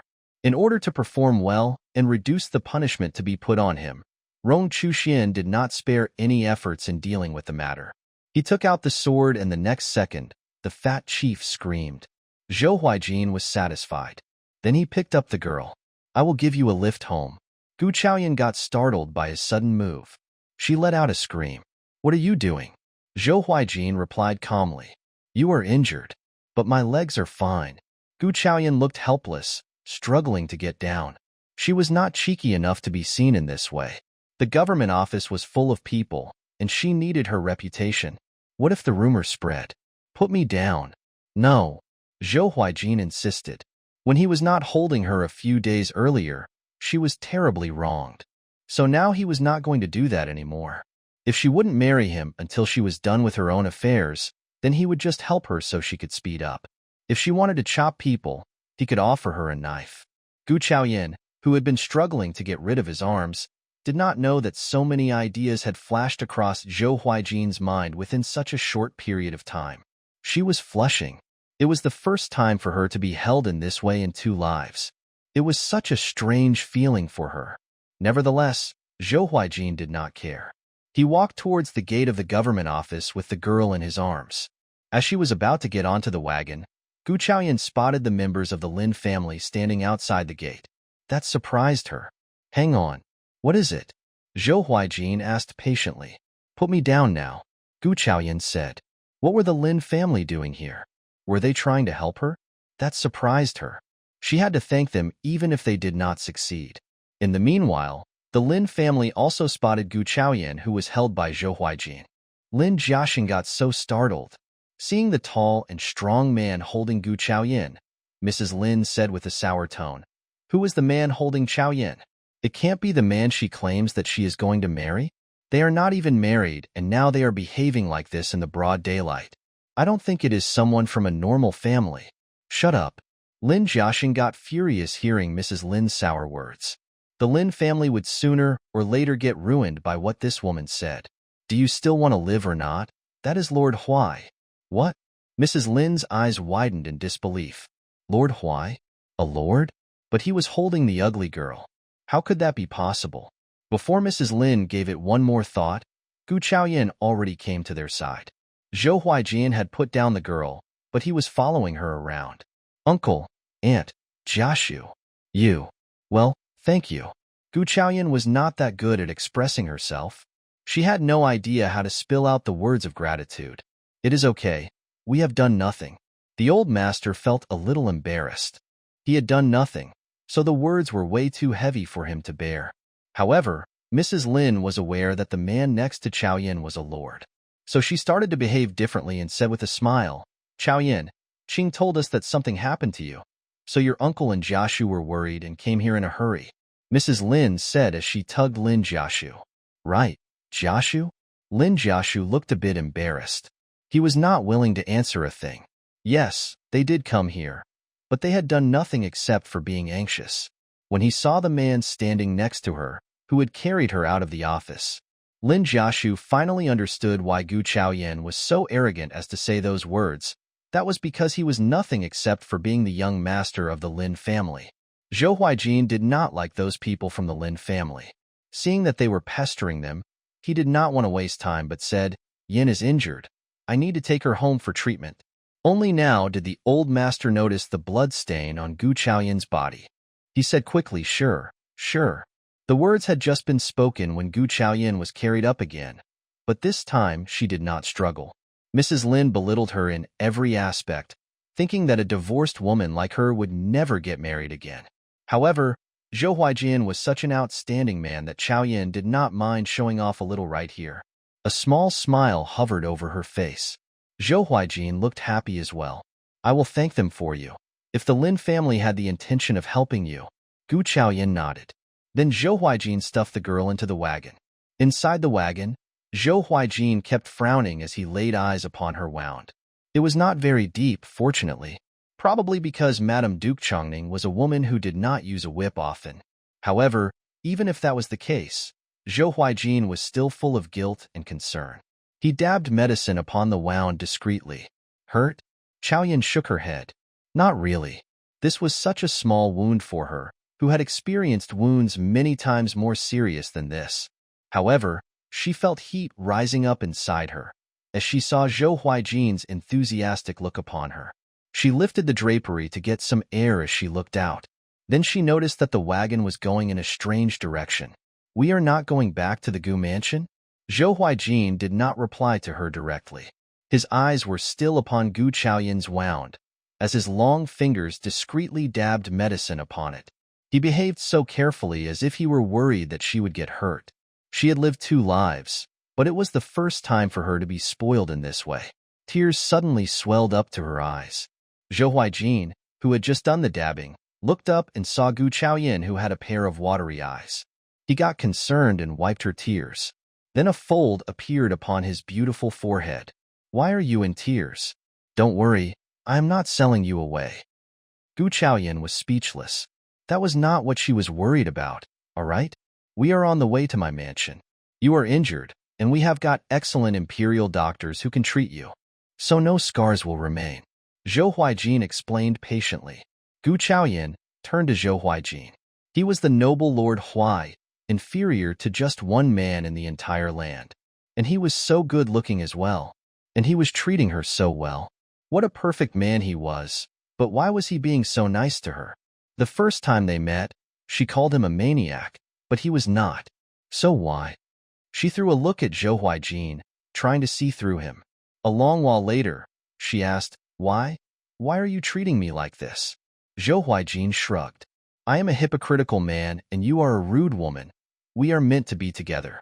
Having said these words, he stretched out his hands to caress her face. All right, no more thinking. Close your eyes and take a break. Gu Chaoyan nodded. She would not ask any further if he refused to tell her anything more. She had been kept in the cell for a long time, starved and injured. So much had happened, so Gu Chaoyan was indeed tired. She fell asleep the moment she closed her eyes. The wagon from Lord's mansion was very comfortable to ride in. As they came to Lord Huai's mansion, Gu Chaoyan was still asleep. Instead of waking her up, Zhou Huaijin carried her back into Lord Huai's mansion discreetly. Zhou Huaijin did not think that anything was wrong with it, since Gu Chaoyan was still sleeping, but the scene exploded inside the entire Lord Huai's mansion. What happened to their Lord Huai who had never had a girl before? Now he was carrying one home? Honestly, apart from the necessary maids, everyone else in the Lord Huai's mansion was a man, and Lord Huai did not seem to have shown any interest to any girls either. The experienced housekeeper, namely Uncle Ji, quickly arranged people to take care of the girl. Gu Chaoyan, who was sleeping deeply, had no idea that her appearance had dropped a big bomb in Lord Huai's mansion. It was a very long slumber, but Zhou Huaijin had been guarding her side all this time. The maid of the mansion had just cleaned Chaoyan's body for her and got her a new set of clean clothes. She removed the hairpin, so her hair was loose. Her hair looked extremely beautiful, raven black and smooth. Gu Chaoyan had been using magical water to clean her hair, which worked well. In slumber, she looked clean and clear, just like a baby. Zhou Huaijin's gaze paused upon Gu Chaoyan's lips. The sleeping girl looked very lustful with her soft lips facing upwards, and the corner of her lips slightly arched. Zhou Huaijin reached out for her. As the fingertips swept over her lips, they were so supple that Zhou Huaijin could not help but want to touch more. From her lips, the fingertip trailed to her neck. Gu Chaoyan made a small sound in her sleep. The sudden noise made Zhou Huaijin withdraw his hand. He was flushing, as his heart started to beat nervously. He inhaled. Since when did he start to get so excited? He got up and poured himself a cup of tea, finally calming himself down after a few sips. Gu Chaoyan slept very calmly and peacefully. However, it was not calm outside the mansion. The chief's hands were chopped off in his own office, whilst Madame Duke Chongning and the prince got so terribly injured that they were carried back home to Duke Chongning's mansion. All of this work was done by Lord Huai. No one apart from the king in the Saint Divine Land dared to counter Lord Huai. Nevertheless, for people of the Saint Divine Land, it was quite normal that Lord Huai had done such a cruel thing. He had been known for being cruel. Look at the daughter of the minister, who had her arms chopped off by his order. The chief and Madame Duke Chongning were not even worth mentioning. Ordinary people talked about these gossips between tea and drinks. They had no idea why Lord Huai did this. What they knew was that Lord Huai was a cruel man. However, at the Gu mansion, when Madame Gu heard the news, she turned pale in fright. Qin Fu, are you sure about that? Qin Fu nodded and could not even breathe. I am sure. When Madame Duke Chongning was carried out of the office, she was covered with blood. The prince was in a coma, and the chief got his hands chopped off. Our miss is not in the cell anymore, rumor goes that. Qin Fu looked up at Madame Gu. He just heard the rumor about his miss, but did not see it with his own eyes. He had no idea whether he should say what he was going to say. Madame Gu was still in the middle of processing the shocking news. She had not gotten the time to answer Qin Fu. Gu Zhengkong had lost his patience. What happened to the ugly girl? Did she get beaten to death by Lord Huai's men? I knew nothing good would come out of this girl. Now both Madame Duke Chongning and the prince were dragged down. Gu Jinkong shouted as he mumbled. When Gu Ruxue knew that something happened to the prince, she almost passed out as she mumbled. What happened to the prince? Sister is mean. How could she drag down the prince? Madame Gu glared at the father and daughter. Just shut up. She got increasingly furious. Her son, who had been weak and feeble, had been a smart person. Ruxue, whom she had so much hope in, was pretty and intelligent, the most promising girl apart from Princess Gu. But now, these two people still had no idea what the situation was like. Chao Yin went into the cell, and the chief intended to privately punish her along with Madame Duke Chongning and the prince, so the whole thing happened. It had nothing to do with Chao Yin dragging them down. Where is Chao Yin? Tell me now. We can go and get her. Madame Gu asked. She might be with the Lin family now. Qing went to beg for help, and the Lin family came to rescue her. So Chao Yin should be with the Lin family now. However, for whatever the reason was, she must not stay at the Lin family for too long. What if they develop ties with each other? What was the Gu mansion going to do? It seems that she is at the Lin family. Chen Fu, get the wagon ready. We are getting her back, Madame Gu said. Madame Gu, she is not with the Lin family.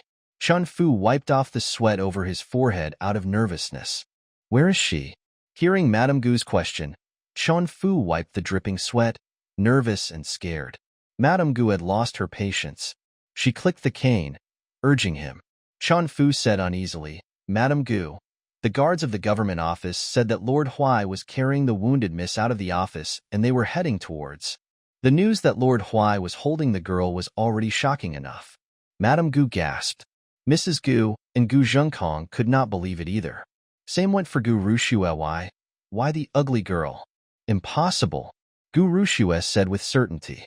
She still remembered how noble Lord Huai looked in the purple dress, whom even she did not dare to approach or dream about. That was a clear-minded, extraordinary man. How could he even hold that ugly girl? Gu Ruxue just could not believe a thing about the story. Madame Gu glanced at Gu Ruxue with displeasure. Instead of showing fear, Gu Ruxue straightened her neck, looking determined and proud. Chen Fu continued. They were heading towards Lord Huai's mansion. If you don't believe me, Madame Gu, I think that we can dispatch someone to Lord Huai's mansion to check it out. She is the miss of the Gu family, after all. It is reasonable to get someone to check, Chen Fu suggested. Madame Gu already became overly joyous. Hearing what Chen Fu suggested, she nodded and clicked the cane out of excitement. Exactly, that is totally right. Chen Fu, go and send someone there. Chen Fu let out a sigh of agreement and then set about doing it. Madame Gu looked joyous and her face flushed. With hands folded, she mumbled, Oh God, please bless us, so that our family could have great achievement. Gu Ruxue looked stricken and mumbled, That can't be possible. How could that be possible? Hearing the words, Madame Gu was indeed displeased. Indeed, she had thought Ruxue was an understanding girl with a broad and nice personality. What made her so narrow-minded? She shook her head. Mrs. Gu, take Ruxue home and stay silent. Something so enormous has happened to Duke Chongning's mansion. It seems that the marital arrangement has to be delayed. Mrs. Gu's eyes blinked as she nodded, and then she took the absent-minded Gu Ruxue away. In the hall of the front yard, Gu Jinkong and Madame Gu were the only two people remaining. Faced with her son, Madame Gu could do nothing but give him a lesson instead of blaming him seriously. Kong, I know that you don't like Chao Yin because of your deceased wife, but she is no longer the stupid girl from before. She has not only established her relationship with the Wang family with medical skills, but also with Lord Huai. You have to treat her nicely in the future, so she won't give up on you as her father, Madame Gu said with a heavy tone. Gu Jinkong nodded. You are the master of the Gu family, and you have to understand how to keep the family running properly.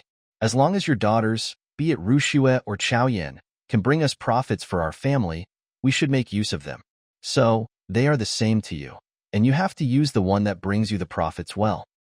If Chao Yin could be appreciated by Lord Huai, the Gu mansion would be completely honored. That's a point you have to understand, Madame Gu said with a persuasive tone. Gu Jinkong looked confused. I got it, Mom, but Mrs. Lin, Madame Gu clicked her cane and looked at Gu Zhengkong with displeasure. What happened to Mrs. Lin was because of her naive actions. She was just a girl from a business family. As she spoke of this, Madame Gu felt a bit worried inwardly. Just forget it. Don't ever mention what happened before. Chaoyan knows nothing about it. And what could she do even if she ever finds out the truth? She is a girl who needs the help of the Gu family.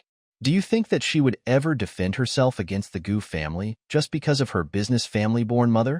Madame Gu smiled with confidence. It would not be possible. Hearing what Madame Gu said, Gu Zhengkong felt a bit calmer. Those words made sense. If that was the case, Gu Zhengkong knew what he should do. Mom, don't worry, I know what to do. Madame Gu nodded with satisfaction. Her son might be weak and dependent, but he was, after all, obedient. Now she was in control of the Gu mansion, but soon she would become too old to take care of anything. Now her eldest grandson Yunhe and grandson Yunshuan could give a hand too, so she did not have to be too worried. As she thought of the Gu mansion's future, Madame Gu was indeed glad. Everything seemed to go forward in a very smooth way, and that made her really pleased. The mother and the son had a long discussion in the front yard. Then Chen Fu came back in a hurry. Seeing Chen Fu, Madame Gu looked surprised too. Didn't he go to the Lord Huai's mansion? What was he doing here so fast? Stop kneeling. Just get up and tell us what happened. Did you go to Lord Huai's mansion? What did they say? Madame Gu asked anxiously. It was a matter of honor for the Gu mansion, so it was important. Chen Fu was panting. He wanted to get up too, but he couldn't. His legs were shivering. Oh God. He just went to Lord Huai's mansion, and he got to speak with the housekeeper. And the housekeeper was treating him nicely too. As the housekeeper of the Gu family, Chen Fu had never expected that he could get such a great treatment ever in his life. His legs were collapsing. Madame Gu, I did. The housekeeper said that our miss is injured, and the imperial doctor says that she needs to take a long break. So Miss is staying at Lord Huai's mansion these next few days. Miss will be home in a couple of days, Chen Fu said as his teeth clattered. Madame Gu got so excited that the cane fell out of her hand. Gu Zhengkong picked it up quickly. What is it, Mom? Madame Gu accepted the cane and said with an excited smile. Nothing. Just very glad. Zhengkong, have Chaoyan's Cheong Pavilion cleaned these days and ask Mrs. Gu to do it. As they were talking, Madame Gu suddenly thought that the Cheong Pavilion was way too broken to get cleaned properly. So she said, forget it. Pick a better yard for her. Sort it out and let her move to the front yard when she returns.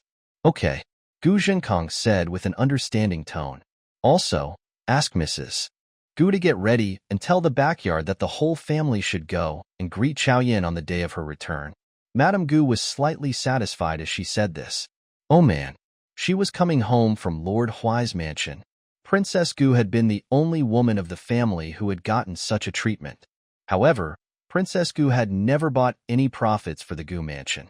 That was what Madame Gu was regretful about.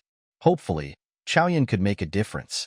When Gu Chaoyan woke up, it was already broad daylight. She had a very restful slumber. Therefore, Gu Chaoyan had been feeling really comfortable as she opened her eyes. The first thing that greeted her was Zhou Huaijin guarding her bedside. Zhou Huaijin was still in a purple robe with the dragon pattern of golden thread. Then she looked up and saw a very handsome face. There was no coldness on the face, just a kind of gentle feeling. Gu Chaoyan suddenly thought of how he carried her out of the office. Then she started to blush. She lowered her head and tucked the blanket subconsciously. What time is it now? Noon. The words had just been spoken when Gu Chaoyan felt her stomach grumbling. The noise made Gu Chaoyan embarrassed, but she was indeed famished. Back at the government office, the fat chief did not feed her. Now she had had such a long sleep that she had not eaten for 2 days.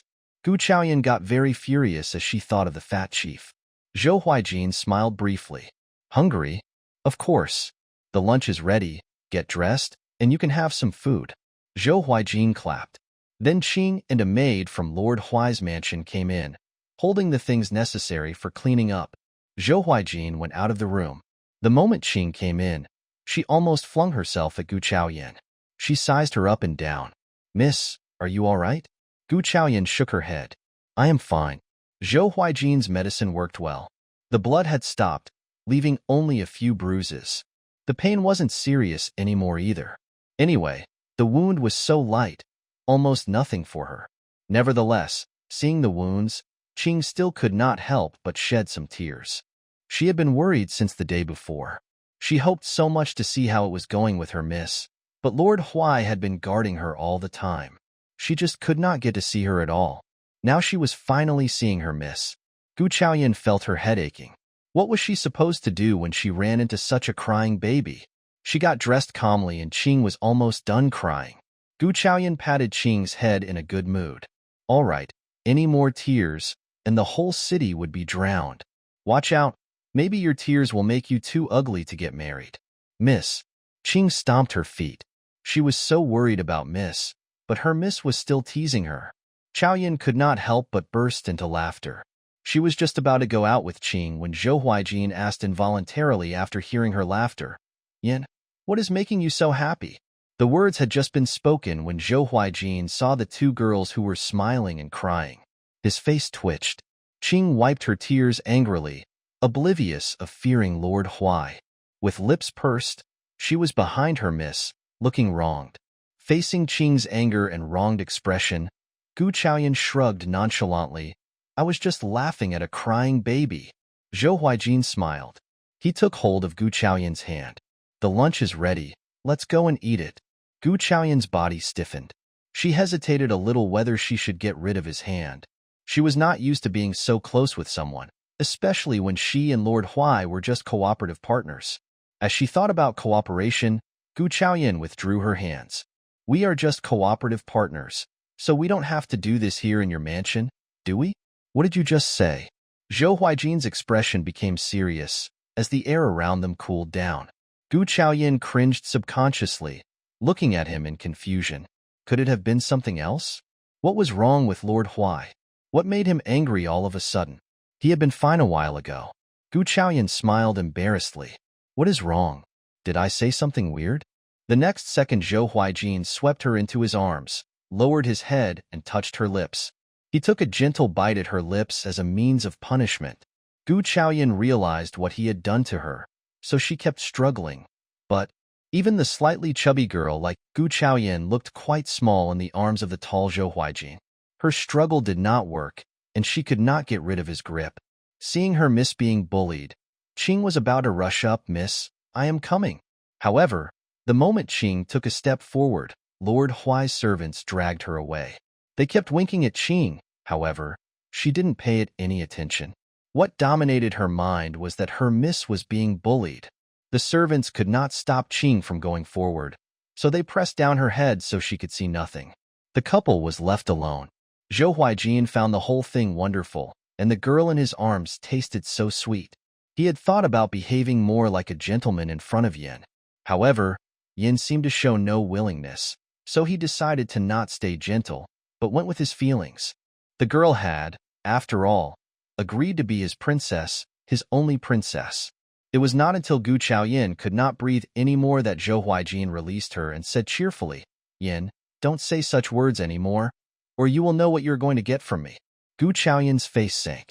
She lifted her fist and was about to hit Zhou Huaijin when he gripped the fist and said, "All right, don't be childish. Let's eat lunch." They were talking as he led Gu Chaoyan forward with her hand in his. Gu Chaoyan was still showing an expression of confusion. So she was not allowed to reveal that they were just cooperative partners? Gu Chaoyan was still flushing with heat. At that moment, she even forgot to fight against Zhou Huaijin. The lunch was very rich. Gu Chaoyan made a rough count and concluded that there were at least 30 dishes, each of which had totally different food. Gu Chaoyan's face twitched. "Are you feeding a pig?" Zhou Huaijin's long fingers covered Gu Chaoyan's lips. "Yin, be careful about what you say." Gu Chaoyan let out a small sound of agreement. She did not understand what he really meant. There were many rules in Lord Huai's mansion. It was an imperial mansion, after all. They sat down. Zhou Huaijin said calmly, "The food served at Lord Huai's mansion might not be as excellent as that of the king. So if you think the food here is for pig feeding, what about the food for the king?" Zhou Huaijin looked at Gu Chaoyan with a pair of heated eyes. Gu Chaoyan covered up her own mouth after realizing what happened. She let out an embarrassed smile. She might have been a top killer in her previous life, Yet she was in a different time when she did not dare to counter the king. She had to be careful about what she said. Instead of saying anything more, Gu Chaoyan focused on eating the food. She was so hungry that she kept stuffing food into her mouth. Yet she was still graceful. As he watched Gu Chaoyan eating the food, Zhou Huaijin became more hungry too. Suddenly, Zhou Huaijin thought of something and said, "The housekeeper of the Gu mansion came and asked about you. But I told him that you were staying here for a few more days and will not return until you recover. Sounds okay? I don't expect that the staff from the Gu mansion will take great care of you." The last sentence he said was full of inquiries and expectations. Maybe because of the concerned look of his, but Gu Chaoyan nodded without realizing that. She was not that badly injured. Her magical water could help her recover by the following day, but all of a sudden, she did not want to use the magical water anymore. It felt really great to be cared for. Gu Chaoyan looked up at Zhou Huaijin with her clear eyes. "Why are you treating me so nicely? You are the future princess of the Lord Huai," Zhou Huaijin said with a natural tone. In the aspect of love and relationship, Gu Chaoyan was not a very smart person, but she knew that love and relationship was always complicated. However, if he approved of her position as the princess, then she was going to make herself worth the title. As the title of princess was mentioned, Zhou Huaijin suddenly thought of something. "Yin, let's get married as soon as possible, so no one will dare to cause you trouble," Zhou Huaijin said and found it a great idea. "I will talk about this with my mother tomorrow." "No." Gu Chaoyan turned down the proposal directly. Why? She could not marry Zhou Huaijin now in this way. The king and the queen might give her trouble, even if no one else dared to.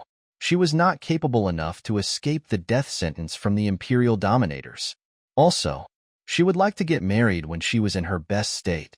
She did not want Zhou Huaijin to be laughed at by anyone behind their back. "Let's talk about this when I turn 15. And I would like to study at St. College." Gu Chaoyan told him about her original plan. "You are going to St. College?"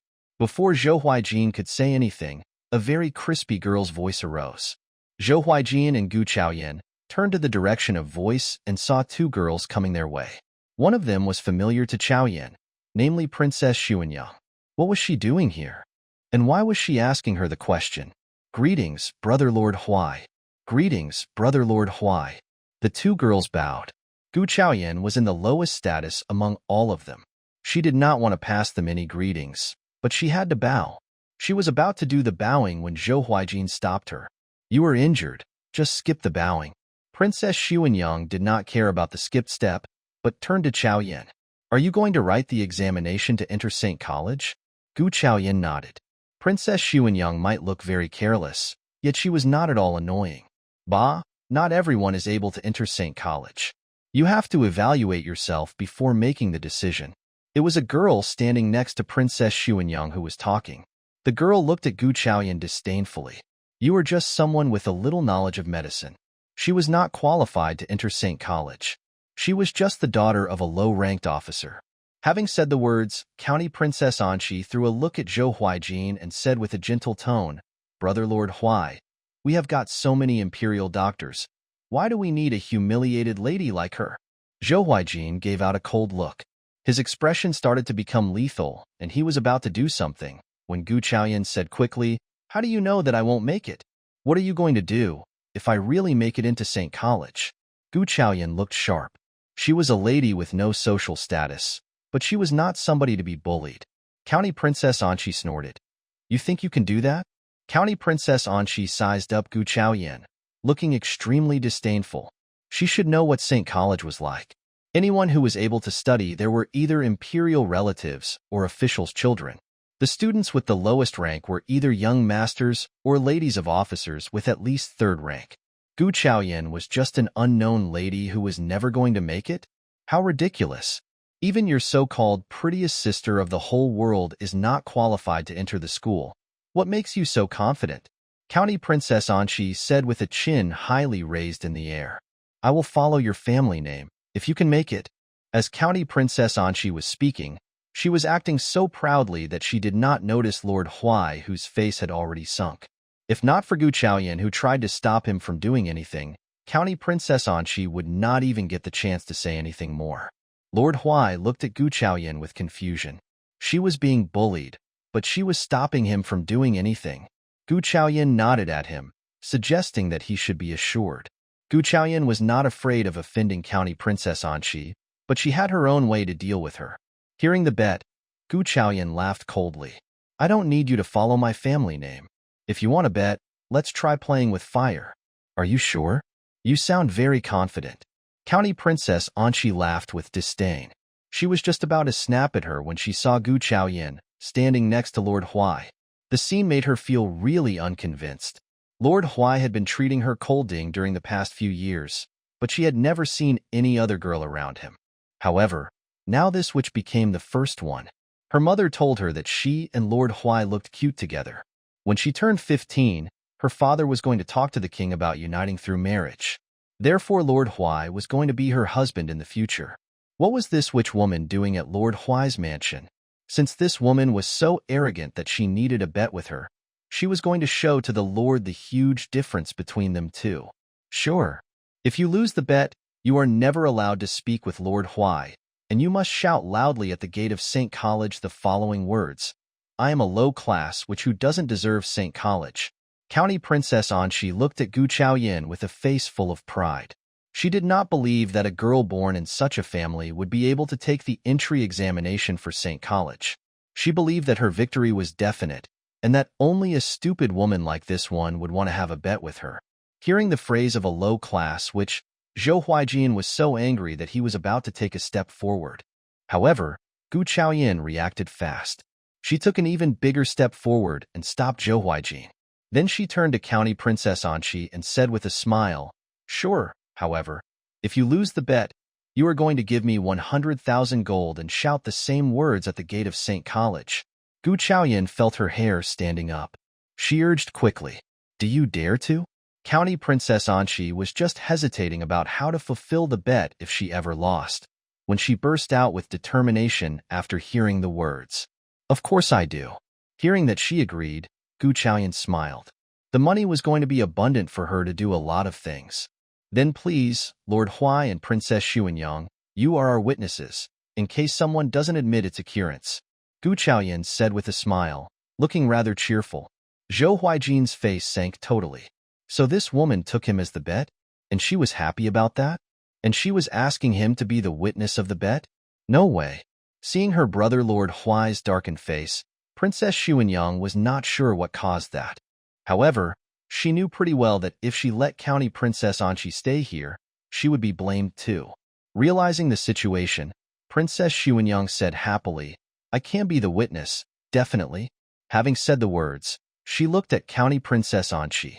County Princess Anqi, we have spent too much time here. Let's go home. As she said the words, she took her away.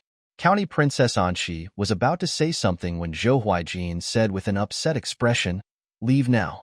Please stay, Uncle Zhou. As Lord Huai said the words, his men quickly saw Princess Xuanyang and County Princess Anqi off, but Gu Chaoyan blinked, sensing that something was wrong. She coughed, took up the teacup and started to sip the tea, as she threw a sympathetic look at Uncle Zhou. Zhou Huaijin glared at her, making her lower her head and stuff a snack into her mouth. She chewed in peace, trying to leave herself out of the issue. Uncle Zhou, you have been working for us for many years. Be careful about whom you let in. You understand pretty well what our rules are. Zhou Huaijin said with a serious tone, face darkened. He was extremely displeased. But didn't County Princess Anqi? Uncle Zhou wiped his sweat. County Princess Anqi used to visit Lord Huai's mansion before, which was never a problem for Lord Huai. He had thought that Lord Huai allowed that to happen. Anyway, County Princess Anqi was the daughter of the eldest princess, so Uncle Zhou did not dare to say anything more. If Lord categorized County Princess Anqi as someone, then he was not going to let her in anymore. Seeing Uncle Zhou getting the point, Zhou Huaijin waved his hand, suggesting that he could leave. Uncle Zhou was so relieved that he left quickly.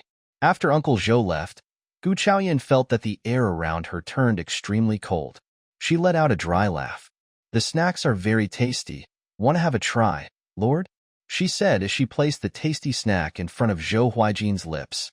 Zhou Huaijin did not turn her down and ate it up. Seeing that he was done, Gu Chaoyan took a look at the table and poured another cup of tea. Drink tea, please.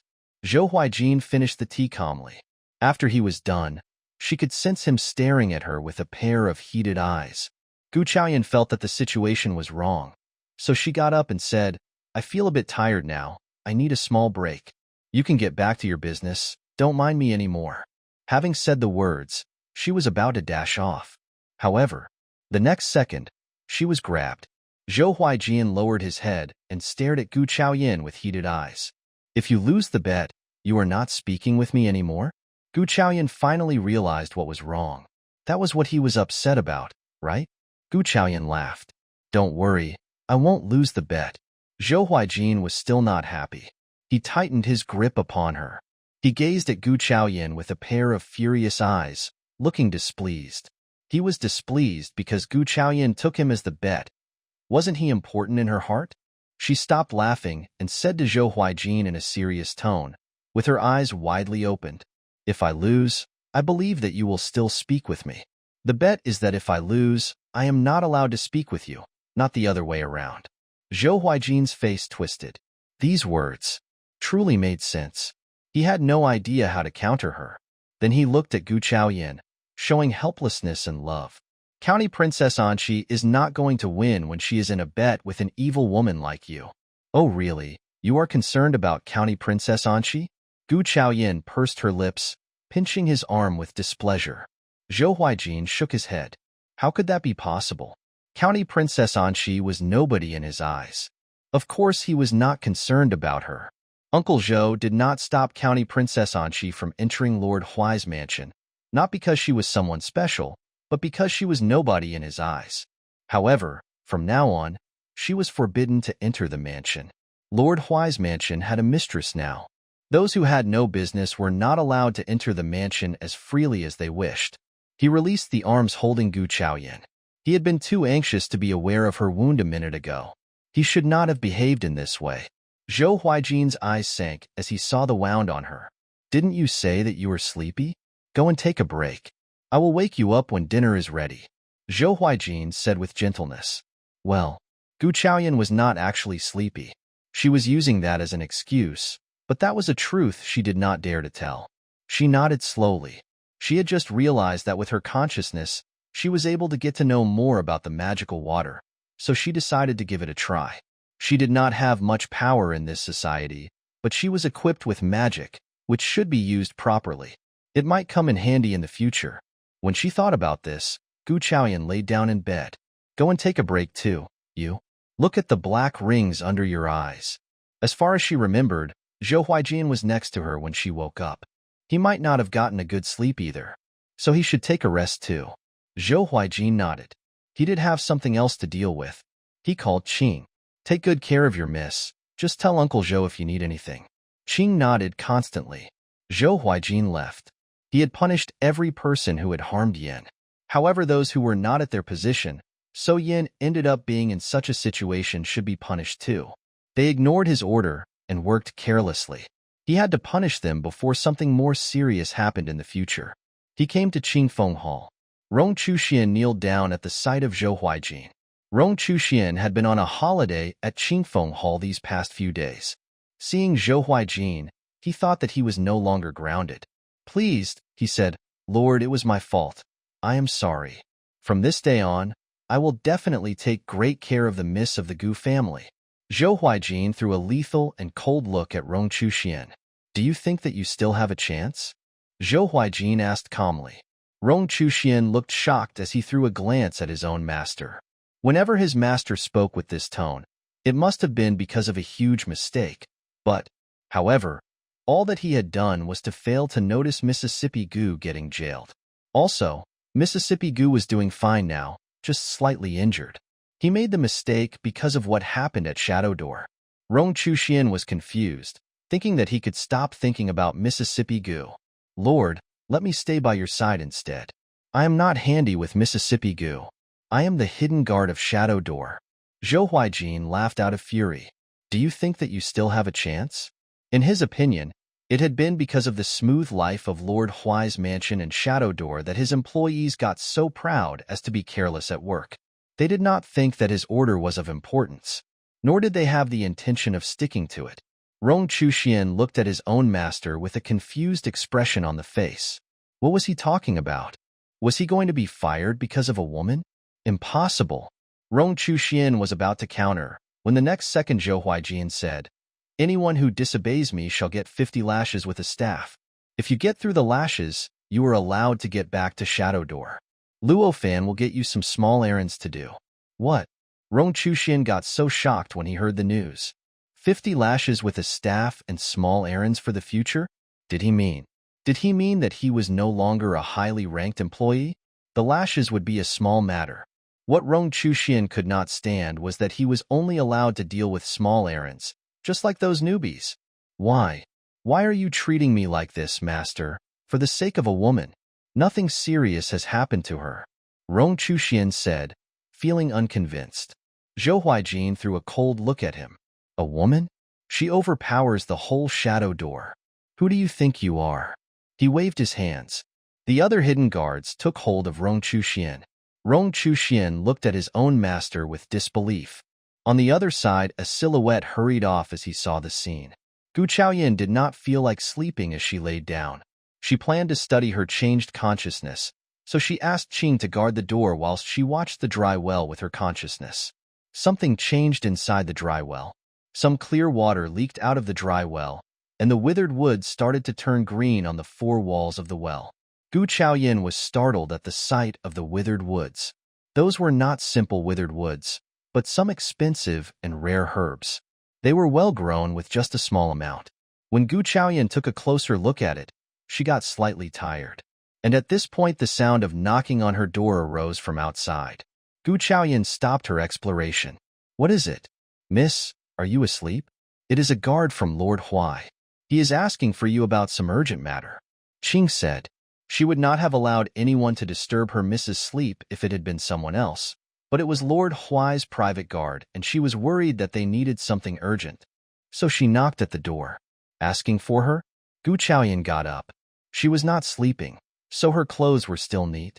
She just did some simple adjustment and walked out. As she saw the man, Gu Chaoyin had a brief impression of him. She had met him back at the Hua family. He, together with Rong Chuxian, were both the guards next to Zhou Huaijin. You are asking for me? What is it? Gu Chaoyin asked straightforwardly. She believed that they needed something from her, so Zhou Huaijin's guard came running towards her.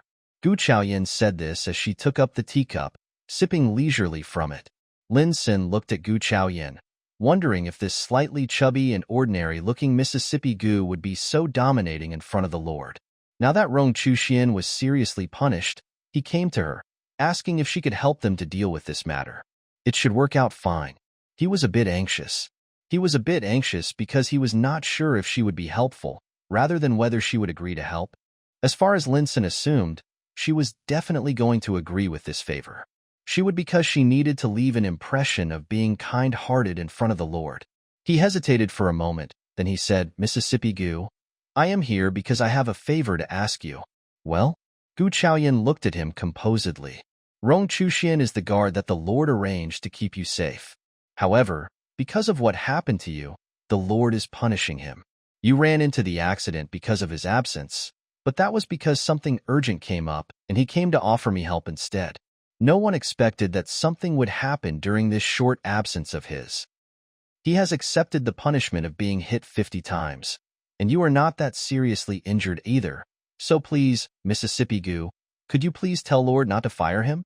Hearing what Lin Sin said, Gu Chaoyin looked slightly colder. She now understood what happened.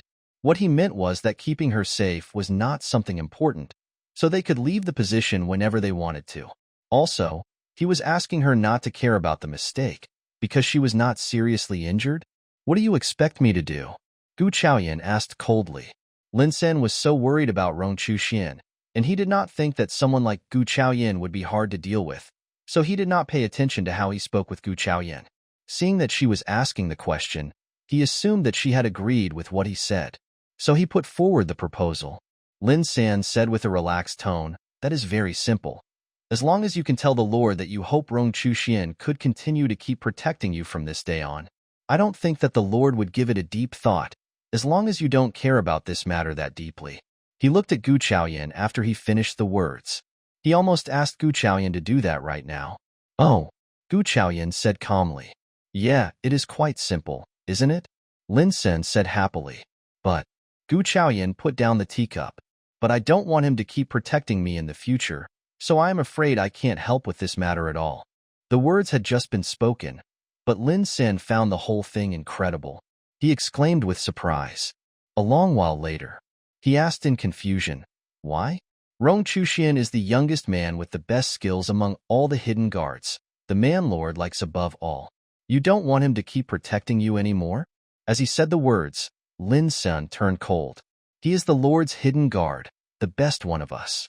When Princess Xuanyang asked for him, the Lord did not agree to it.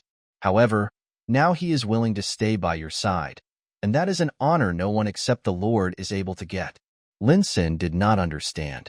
The Gu mansion was a low-ranked family, and their lineal daughter was not qualified enough to be in charge of Rong Chuxian. And now, all she needed to do was to offer some help. In this way, Chuxian would be grateful towards her and give her a hand every now and then. However, she was unwilling to do so. Mississippi Gu, you have been living here for just a couple of days. You do not assume that you are the mistress here, right? Do you? Don't be so arrogant, or you will regret it deeply. Lin Sen reminded her with displeasure. Gu Chaoyan smiled briefly. Why not? However, Gu Chaoyan did not want to say what was in her mind. What the future was like remained for everyone to see. But this guard thought too highly of himself. An honor? The youngest and the most skilled hidden guard? Gu Chaoyan countered. If that is the case, why did he fail to accomplish his mission? Lord Huai ordered him to keep me safe, and that is something he has to obey and achieve. If he fails to complete this mission, how should I continue to trust him as my hidden guard? I really do not have the intention of experiencing jail time again. Just go home now. I am not helping him. He made a mistake, and he has to accept the consequences. If Lord Huai's men cannot bear the consequences, they are not qualified enough to stay by my side. Gu Chaoyan said with a serious tone. As far as she could tell, Zhou Huaijin should improve his own men. Zhou Huaijin was the noble lord, who could be arrogant due to his social status. But his guards behaved way too arrogantly. They ignored those whom they thought were unimportant. If this continued, something unpleasant was definitely going to happen in the future. Gu Chaoyan shook her head. Qing, see guard Lin out, please. Gu Chaoyan had no intention of saying anything more. She turned around and started to walk into the inner room. Seeing her in this way, Lin Sen got both humiliated, startled, and frightened. He had not expected to be turned down, because they were the private guards of Lord Huai. Even County Princess Anxi showed them great respect or even tried to flatter them. However, Mississippi Gu was ignoring the favor they offered.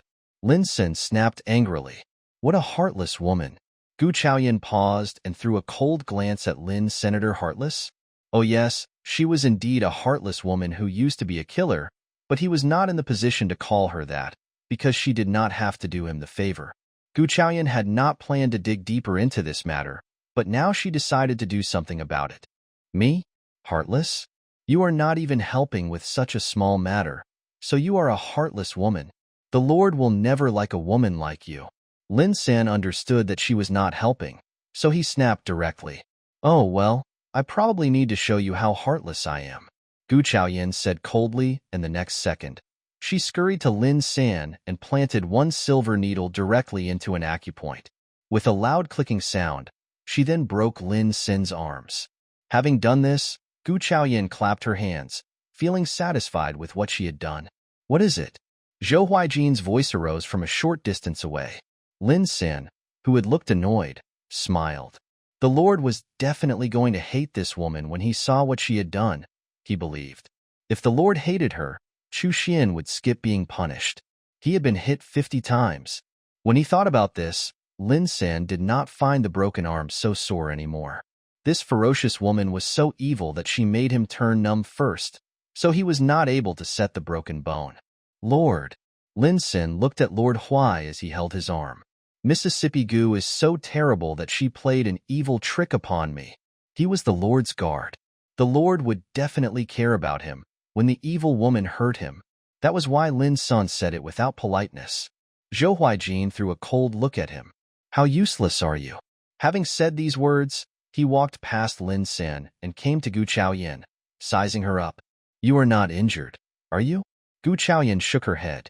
Then she showed a small smile at Lin's senator. It was a smile of revenge. Lin Sen's face sank. Knowing that Gu Chaoyan was fine, Zhou Huaijin started to deal with the situation. He knew pretty well what Lin Sen wanted from Yin. He did not have to think deeply. Lin Sen and Rong Chuxian grew up together like brothers. It was totally understanding that he came begging for mercy. He was a man with emotions, but he made Yin do something about him. That was not a forgivable crime. Yin would not have done a thing about him if he had not offended her first. Lin Sen, you have behaved way over the top. It seems that you guys are losing track of the rules of Shadow Door after being there for too long. Zhou Huaijin said sinisterly, looking rather lethal. Lin San just could not believe his ears. Yes, he did behave a little too over the top, but, the Lord mentioned Shadow Door in front of this ferocious woman. Lord, someone, take him away, Zhou Huaijin said coldly. Instantly, some hidden guards came out from the dark corners. They soon brought down Lin's senator. The whole thing happened too fast. Seeing the scene, Xiaoyan felt envious. It seemed that she needed to train her own men as well. She would not be able to do everything alone. Zhou Huaijian had no idea that Gu Chaoyan had been thinking so many things within a brief second of time. He looked at her in concern. Don't worry, no one would dare to disobey you from now on. I made a mistake before about the arrangement. I will select the fittest one to keep you protected. No more accidents are allowed to happen. Gu Chaoyan nodded. She was definitely going to accept the men Zhou Huaijin offered her. After all, she only had Qing with her, and she needed to deal with quite a lot of matters in the future. With so many enemies at the Gu mansion, she had no idea what would happen in the future. So the more men she had, the better. However, Gu Chaoyan had no idea how much Zhou Huaijian had heard a moment ago. Lin Sen was right. She was a heartless woman, and she was much more heartless than he had expected. She had no idea if Zhou Huaijin would accept such a person like her. If he could not, she would expect that they confess to each other as soon as possible. Your guard was here begging for help, but I turned him down. I am not helping him, and I think that you should punish him seriously. Do you think that I am heartless? Gu Chaoyan asked, sounding a bit uneasy. Zhou Huaijin smiled briefly. With his eyes upon her, he said, You are heartless, and I am sinister. We make a perfect couple together. Gu Chaoyan's face twitched. She felt a bit helpless, but she felt some sweetness too. In this entire world, Zhou Huaijin was probably the only person who could tolerate her. Although she had no idea why from the very beginning, Zhou Huaijin had been treating her with kindness. All right, stop thinking. The dinner is ready. Are you hungry? Zhou Huaijin asked with a warm voice. She had not felt hungry earlier, but as Zhou Huaijin mentioned it, Gu Chaoyan felt her stomach grumbling. The two went to have dinner together. In the following few days, Gu Chaoyan was very well fed at the Lord Huai's mansion. She had not seen Rong Chuxian and Lin San anymore. However, after that day, Gu Chaoyan seemed to receive much more respect among Lord Huai's mansion. She knew that she got the respect because of Zhou Huaijin. Nevertheless, the leisurely days at Lord Huai's mansion had to come to an end one day. She could not live like this forever. After all, she had missions to complete. Therefore, after lunch, Gu Chaoyan said, My wound is more or less healed. I would like to return to the Gu mansion tomorrow. Zhou Huaijin's smiling expression faded, but he understood it clearly. A woman like Chaoyan should not be enclosed inside a small place like Lord Huai's mansion. Your wound is healed. Really? Zhou Huaijin asked. Seeing that he was not keeping her, Gu Chaoyan let out a sigh of relief. She was not worried that she would be trapped. She was worried that Zhou Huaijin would assume that she enjoyed life here so much that she lost her ambitions. Seeing that he was worried about her wound, Gu Chaoyan nodded seriously. Yes, it is healed. Really? Zhou Huaijin looked confused. I don't believe you. Well, Gu Chaoyan's face sank. Then what was she supposed to do? Then get the doctor to check it, then you can be assured. No way. Zhou Huaijin looked serious. Why doctors? No way. As he was speaking, Zhou Huaijin said with a serious and nice tone, Let me have a look at it. If the wound is healed, I will take you home tomorrow. Well, Gu Chaoyan hesitated. He was checking her wound out? but her wound was. Well, what about asking Qing to check for you? Or the maids? Gu Chaoyan suggested. No, I have to check myself, Zhou Huaijin said with a serious tone. It is just a wound. I am not a doctor, but I am concerned about you, although I am a man. The words made sense. Chaoyan looked at his serious face, thinking for a while, and she understood that he must be really concerned. So she clenched her teeth and nodded. She was not a conventional woman. After all, she was a killer from the 21st century who wore very little clothes in summer, totally unlike the people in this age who were wearing thick clothes. She was just a bit surprised. After all, she did not even have friends in the previous life, let alone been close with anyone. Gu Chaoyan kept telling herself that he was just checking her wound out, so she removed the outer dress. For a moment, she felt cool air brushing against her back. Gu Chaoyan turned around and showed Zhou Huaijin her back. That was where her wounds were. Zhou Huaijin's throat tightened. Gu Chaoyan had been bathing with the magical water, so the skin of her back was fair and white. Although she still looked slightly chubby, Zhou Huaijin found her very lovely. The whip wound was healing well, leaving just a few traces of pink scars. As his long fingers caressed the pink scars, Gu Chaoyan subconsciously cringed from the touch.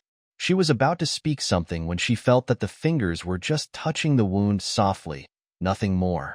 That already made Gu Chaoyan flush. She stayed silent. She had even more wounds and scars in her previous life, but she had been totally alone back then. She dabbed the medicine for herself and took care of the wounds alone as well. That was how she developed her medical skills. She was a killer, so she could not possibly go to hospitals for the treatment of gun wounds most of the time. Under such conditions, she cured the wounds herself.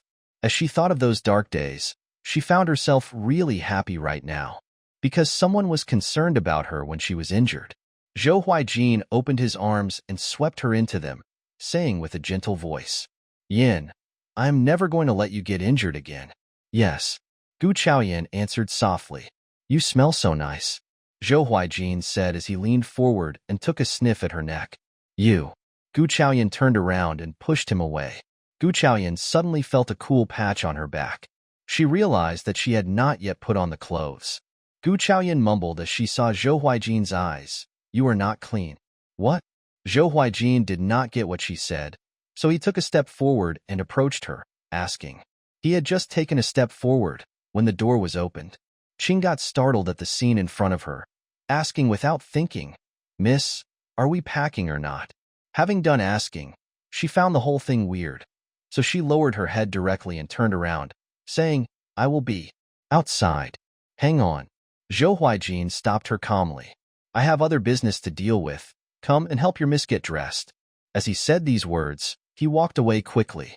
Qing was gasping, nodding dumbly. Seeing Zhou Huaijin disappearing, Gu Chaoyan pulled up her dress. Qing got startled.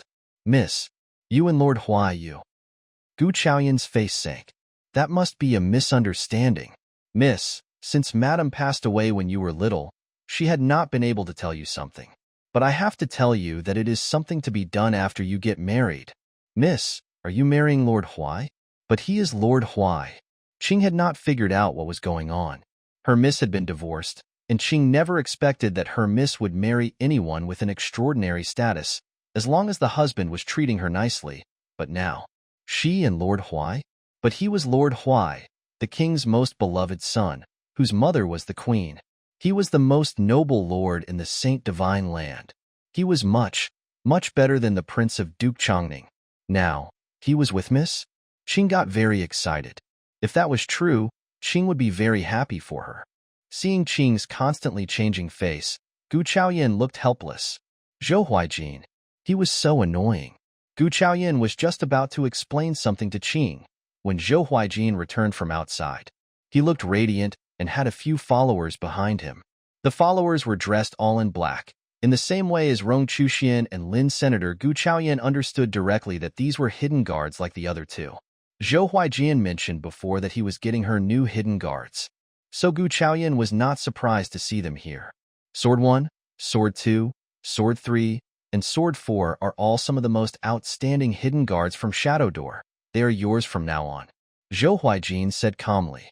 During this interval, Gu Chaoyan, had been observing the expression of these four people. Gu Chaoyan did not pay much attention to Rong Chuxian before, since she knew that he was Zhou Huijin's man, and so she ended up in trouble. Therefore, when she was given new guards, Gu Chaoyan had to take a closer look at them.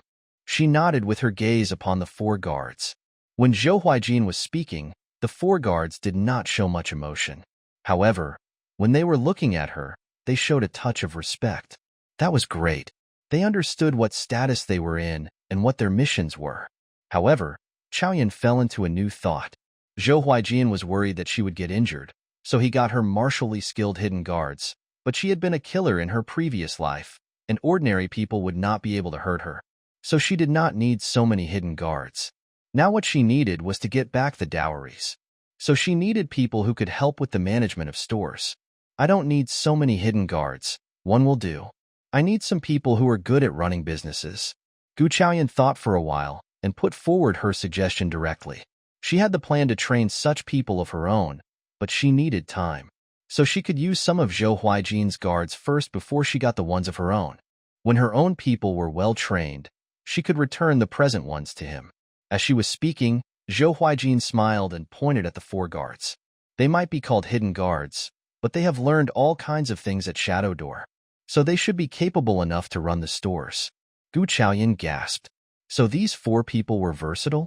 The Shadow Door seemed to be an excellent place full of talents. However, you have to take the whole thing into consideration. The Lin family used to be the imperial business family, and your mother's dowries took up half of the Lin family's properties. The amount might even exceed that of my mansion, so those people are not enough. I will get you some more experienced businessmen these days, and you can hire them whenever you need them. As he was talking, Zhou Huijin thought of something. If you need my help, just turn to me. It would be very difficult to get everything back with your own hands. There are too many of the properties. I believe that the Gu family had their eyes upon the properties when they decided to marry your mother. When your dowries are taken, the whole mansion would fade away. I don't think that they would make the whole thing easy for you. He could use his power when the power was needed. Zhou Huijin was not a saint.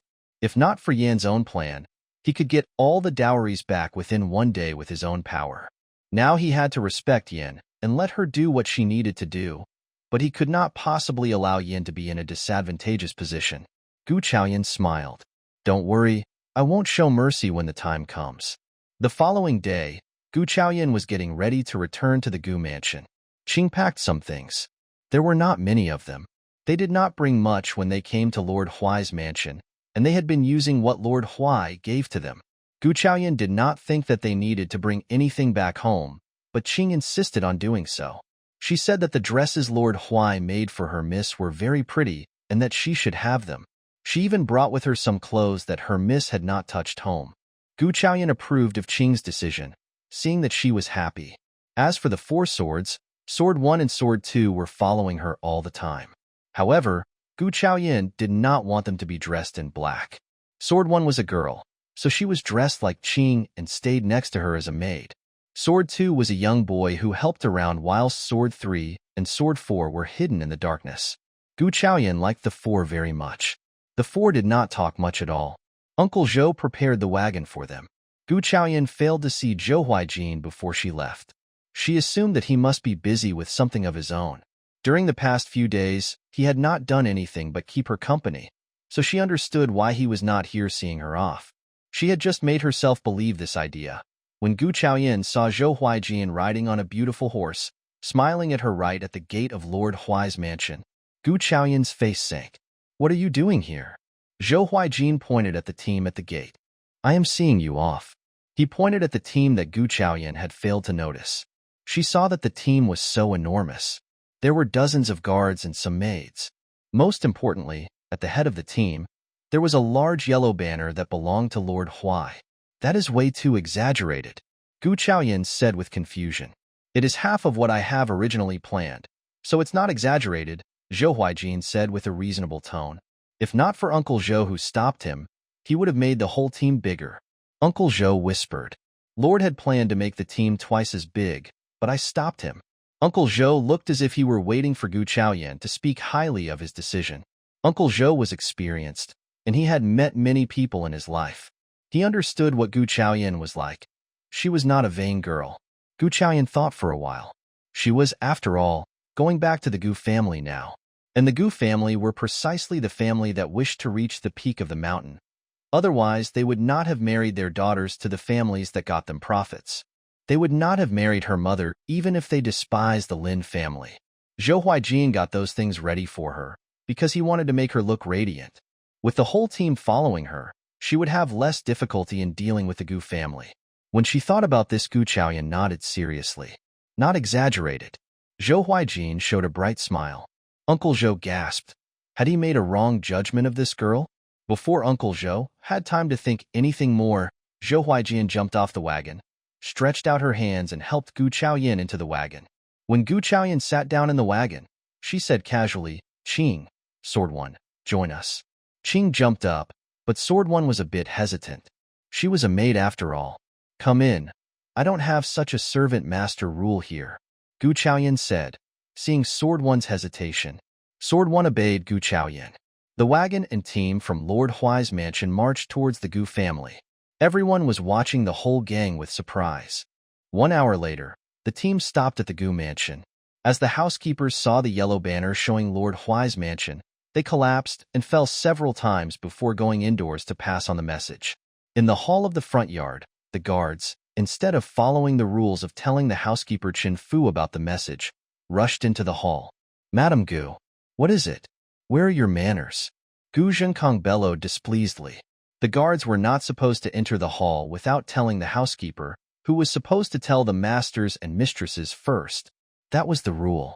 So at this moment, Gu Zhenkong was very displeased seeing that the housekeeper rushed in and broke the rules.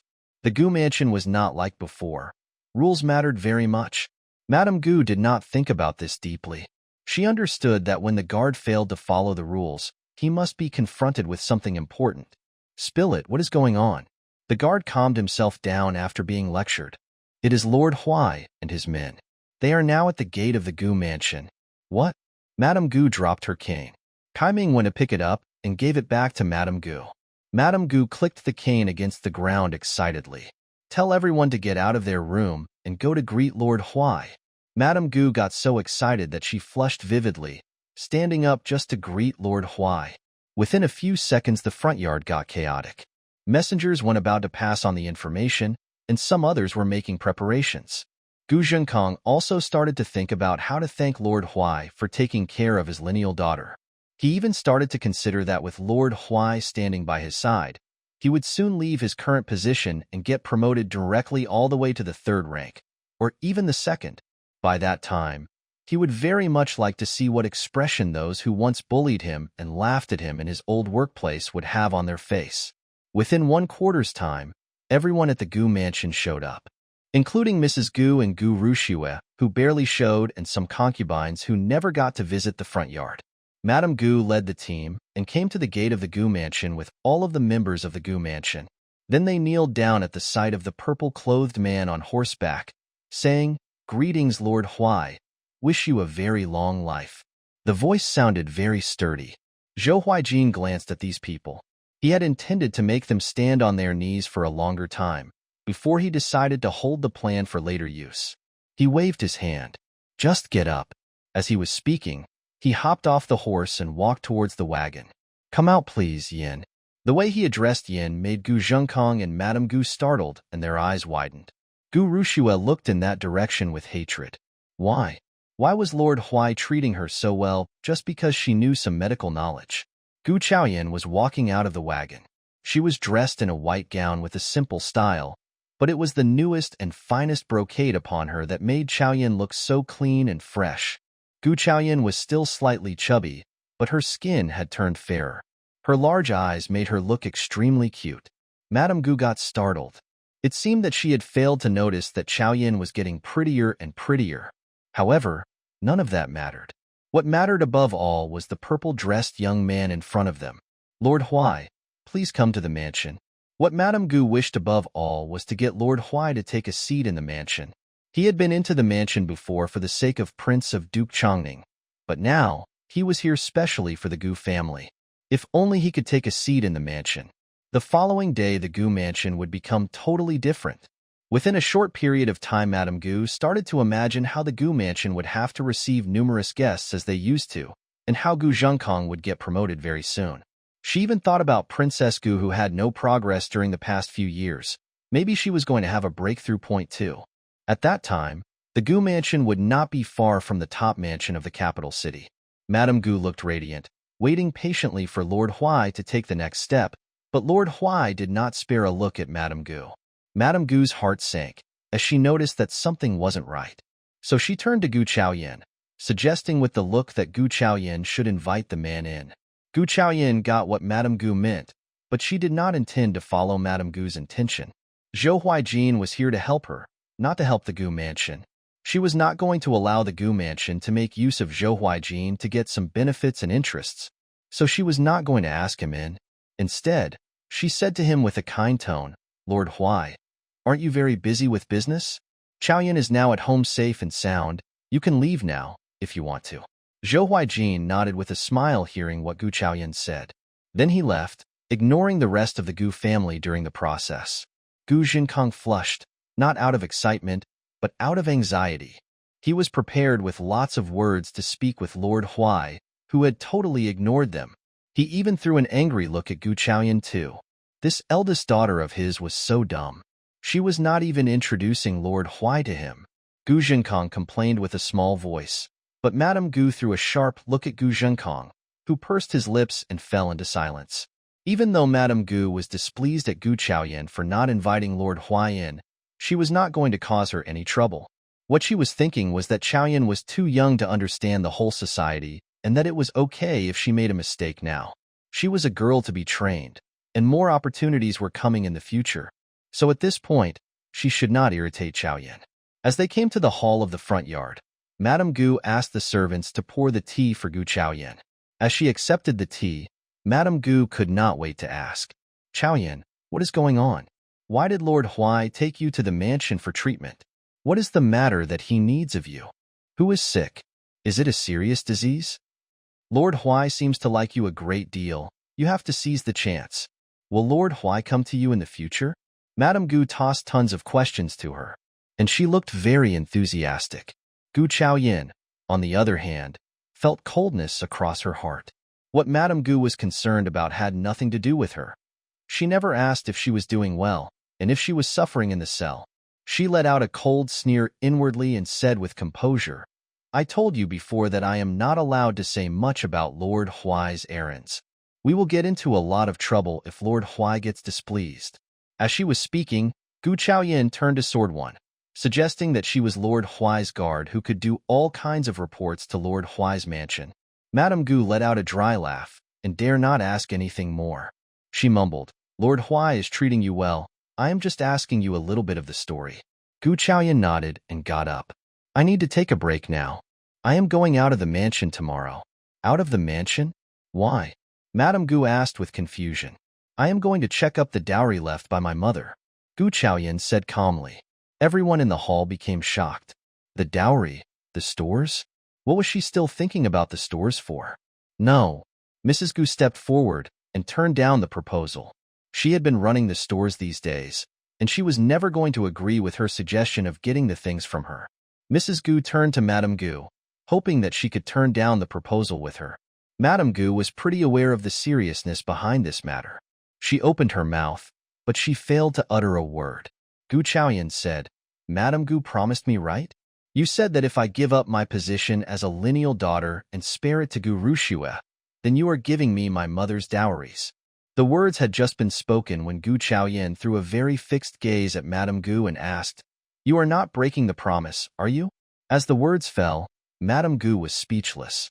She had no idea how to answer. She did make the promise before. That was only because Rushue was supposed to marry Prince of Duke Chongning.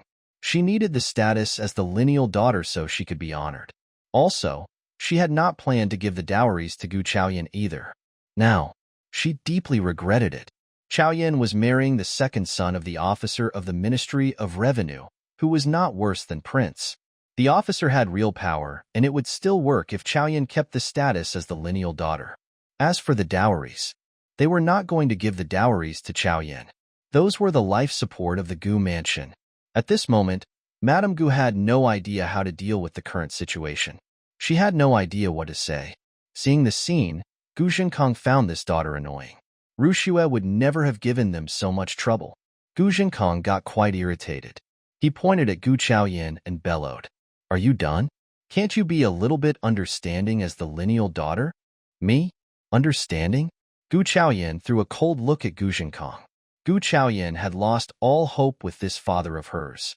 She had no affection left within her towards him as she was confronted with the brainless complaint.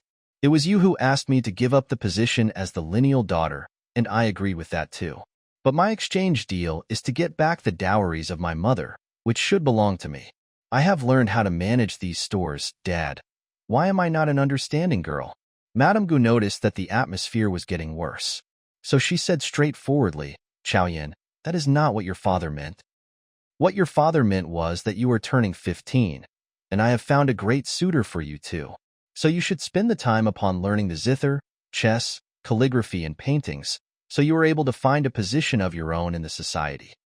As for the stores, you have no idea how to run the business, and it has been the Gu Mansion who helped with the management too. They are doing very well, so you don't have to worry about this. When you get married in the future, the Gu Mansion can still help you with the management. The money earned from these stories would be given back to you directly," Madame Gu said. Chaoyan threw a look at Madame Gu. Madame Gu nodded seriously, making her a promise. With this promise, Madame Gu believed that Gu Chaoyan would not mention a thing anymore. The money earned from the stores would still end up being in their pockets, since the girl was marrying one of Princess Gu's men.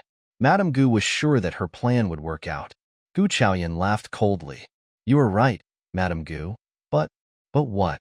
Madame Gu asked patiently. Madame Gu was willing to give her anything she was craving for at this moment. Gu Chaoyan smiled brightly. "But I still want to manage the stores personally." Madame Gu's face sank. "My mother passed away when I was little. I as her daughter have not done anything proper for her. Now I have grown up, and I should do something for my mother," Gu Chaoyan said with a face of sincerity, looking very determined. Madame Gu let out a breath of annoyance. So this girl did not catch the long speech she had just delivered? For 1 second, Madame Gu felt that Gu Chaoyan was no longer as dumb and mental as before, but had become increasingly pestering. And the whole family had no choice but to follow her wishes at the moment. Compared to the dowries, what the Gu Mansion needed more was the potential promotion given through Lord Huai. The official position mattered more, and with a high rank, those stores did not matter anymore. "All right, if that is your wish, you can start the management tomorrow. I will ask Chen Fu to get your trip ready," Madame Gu said, still looking displeased. Gu Chaoyan smiled. "Sounds good." Mrs. Gu was no longer silent. She had never expected that Madame Gu would have approved of this proposal. Was she so old that she got dumb in the head? Those stores were so important for the Gu Mansion. What was she thinking as she nodded at her proposal? "Madame Gu, you." Madame Gu glared at her. Then she turned to Gu Chaoyan. "Go and take a break. We have sorted out a new yard for you to live in the front yard. Ask Chen Fu to lead you there. If you are not happy with it, just get them to do another round of cleaning." "A new yard?" Gu Chaoyan shook her head. "No thanks, Madame Gu. I am used to living in the Qing Pavilion, so I will continue to stay there." Madame Gu would have tried to talk her into accepting the new yard when she heard what Gu Chaoyan said, but Gu Chaoyan had countered her too many times for her to have any energy left to persuade her to do anything. So she just let her do whatever she wanted. She waved her hand, suggesting that she could leave. Gu Chaoyan left without hesitation. The moment Gu Chaoyan left, Madame Gu asked the concubines to leave as well. As they were all gone, Gu Zhenkong and Mrs. Gu could not stay silent anymore.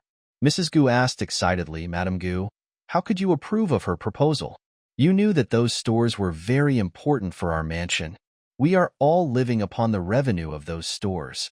What would happen to the Gu Mansion if the stores are all given to her?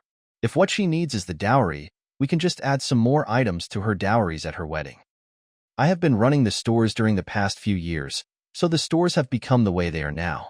The ugly girl has done nothing, and now she is trying to take them away from me," Mrs. Gu said, feeling unconvinced.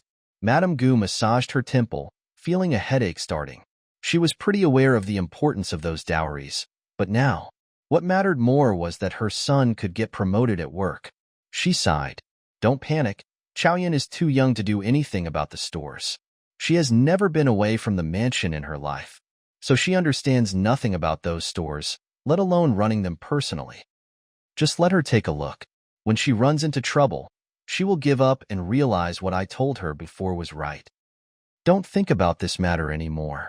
We have got something more important to deal with tomorrow. Something more important? Gu Zhengkong and Mrs. Gu exchanged a look with each other, not knowing what was happening. As she mentioned that, Madame Gu showed a smile on her face. The officer of the Ministry of Revenue and his wife will be here tomorrow to take a look at Chaoyan. After that, the marital arrangement between Chaoyan and their second son would more or less be fixed. Princess Gu has set the arrangement, and she is not getting away from it. Mrs. Gu's face sank. What did this ugly girl have to get this? Gu Zhengkong looked pleased. If we can become the in-laws with the officer of the Ministry of Revenue, then the marriage would exceed that with Duke Chongning's mansion. Madame Gu nodded. That was totally true. The officer of the Ministry of Revenue was in charge of the Ministry of Revenue, which was one of the 6 ministries of the imperial court. The Gu mansion had never imagined that such an excellent marital arrangement would have ever happened to them. Madame Gu found the whole thing so proper. Compared to this, Gu Chaoyan's request of the dowries seemed to be a rather small matter. As she asked Gu Zhengkong and Mrs. Gu to leave, Madame Gu walked towards the pair yard with confidence. At the Qing pavilion, Qing and Sword 1 were cleaning the room while Sword 2 were tidying up the yard. Madame Gu had gotten her men to clean up the new yard rather than the Qing pavilion, so she had to get her servants to do the cleaning herself. Gu Chaoyan was drinking the tea in the room as she said, "Just clean up the trash, leave the rest there. When I get hold of the stores and earn some money, we can hire some people to renovate the house for us." "Really?" Qing asked expectantly. Gu Chaoyan nodded. Apart from renovation, she was going to plant some flowers here too. She was just drawing the plan for the future of the Qing pavilion when Sword 3 came running. He panted heavily as he said, "Miss, something has happened." Gu Chaoyan almost upset her teacup. She threw a helpless look at Sword 3. When Zhou Huaijian presented the 4 guards to her, she thought that they were all hidden guards who did not talk or laugh much. However, it seemed that they did have their own personalities. Sword 3, for example, was a hidden guard who got anxious easily. She suspected if Sword 3 was really a hidden guard. "What happened?" Gu Chaoyan asked helplessly. "I was listening against the wall of the old aunt. It seems that they are setting you up and even arranging a marriage for you." "Miss, aren't you marrying Lord Huai?" Lord Huai showed his intention so clearly today. What is wrong with the Gu family when they think about arranging a marriage for you? Lord Huai is so high in rank. Instead, Lord Huai is just too far-fetched for them to think about. He is high in status, so the Gu family never thought that we can make a couple. They don't think that a man like Lord Huai would ever like a person like me. So how would they ever be able to understand Lord Huai's intention? Gu Chaoyan said. Actually, it was because her previous ugly face had left too deep an impression upon the public. Even if she had become slightly better looking now, they still considered her hideous. And she had a bad reputation before, and she had been divorced. All of these would leave her out of the reach of Lord Huai in their opinions. So if you and Lord are getting married in the future, they will. Sword 3 did not dare to continue to imagine. As her potential wedding with Zhou Huaijin, Gu Chaoyan flushed and glared at Sword 3. "Just go and get your work done." Sword 3 let out a small laugh and left without saying anything more. However, what he could see was that his new mistress might look cold, yet she could get bashful too. After Sword 3 left, Gu Chaoyan started to think about what she was going to deal with. Her uncle mentioned that her mother had a large amount of dowries. So did Zhou Huaijin. Therefore, she was going to stay cautious. She was a killer in her previous life with excellent medical skills, but she was never involved with business. Therefore, she became a little worried. As she was thinking, evening arrived and Qing as well as Sword 1 had done cleaning. Sword 2 had sorted the yard neatly as well. The bathing time had arrived. Just like before, Gu Chaoyan added some magical water in the water. Now she could get more than just a few drops. She was able to squeeze out even more magical water with her consciousness, but she was still worried that if tremendous change happened to her, she might be considered as a monster. So just as before, she only used a couple of drops. As she sat into the basket and closed her eyes, Gu Chaoyan suddenly saw a small patch of vacant land. What was going on? She was sure that she saw the space with her consciousness, and the well she was familiar with was just next to the empty space. Could it be? Could it be the so-called space? And the space got bigger as time passed. Realizing the possibility, Gu Chaoyan suddenly got excited. If she had a vacant space in her hands, she was probably able to arrange her medical field there. She took a closer look at the space that was surrounded by white mist. Gu Chaoyan inhaled, noticing that the air felt very fresh. It seemed that she needed to get some things to start planting here from tomorrow on. After the bath, Gu Chaoyan got a bit too excited to fall asleep because of the empty space. After she made a full plan, it was late at night and she finally felt sleepy and fell asleep. Gu Chaoyan could have slept in, if not for what she was going to do the following day. Gu Chaoyan still got up quite early. After breakfast, Chun Fu came to inform her that the wagon and the servants were all ready for her. That made Gu Chaoyan admire the flexible mind of Madame Gu, who still got everything ready for her today, despite her unwillingness at the hall the day before. Miss, Madame Gu got 2 page boys for you too. Madame Gu is worried that you are not familiar with the world outside the mansion, since you have never been away from home before. So they can protect you, Chun Fu said with a smile. He was now showing utter courtesy towards Chaoyan. Gu Chaoyan threw a look at the 2 page boys. They were not here to keep her safe, but to keep an eye on her. Sword 2 was displeased. No thanks, I can keep Miss safe. Chun Fu threw an embarrassed look at Gu Chaoyan.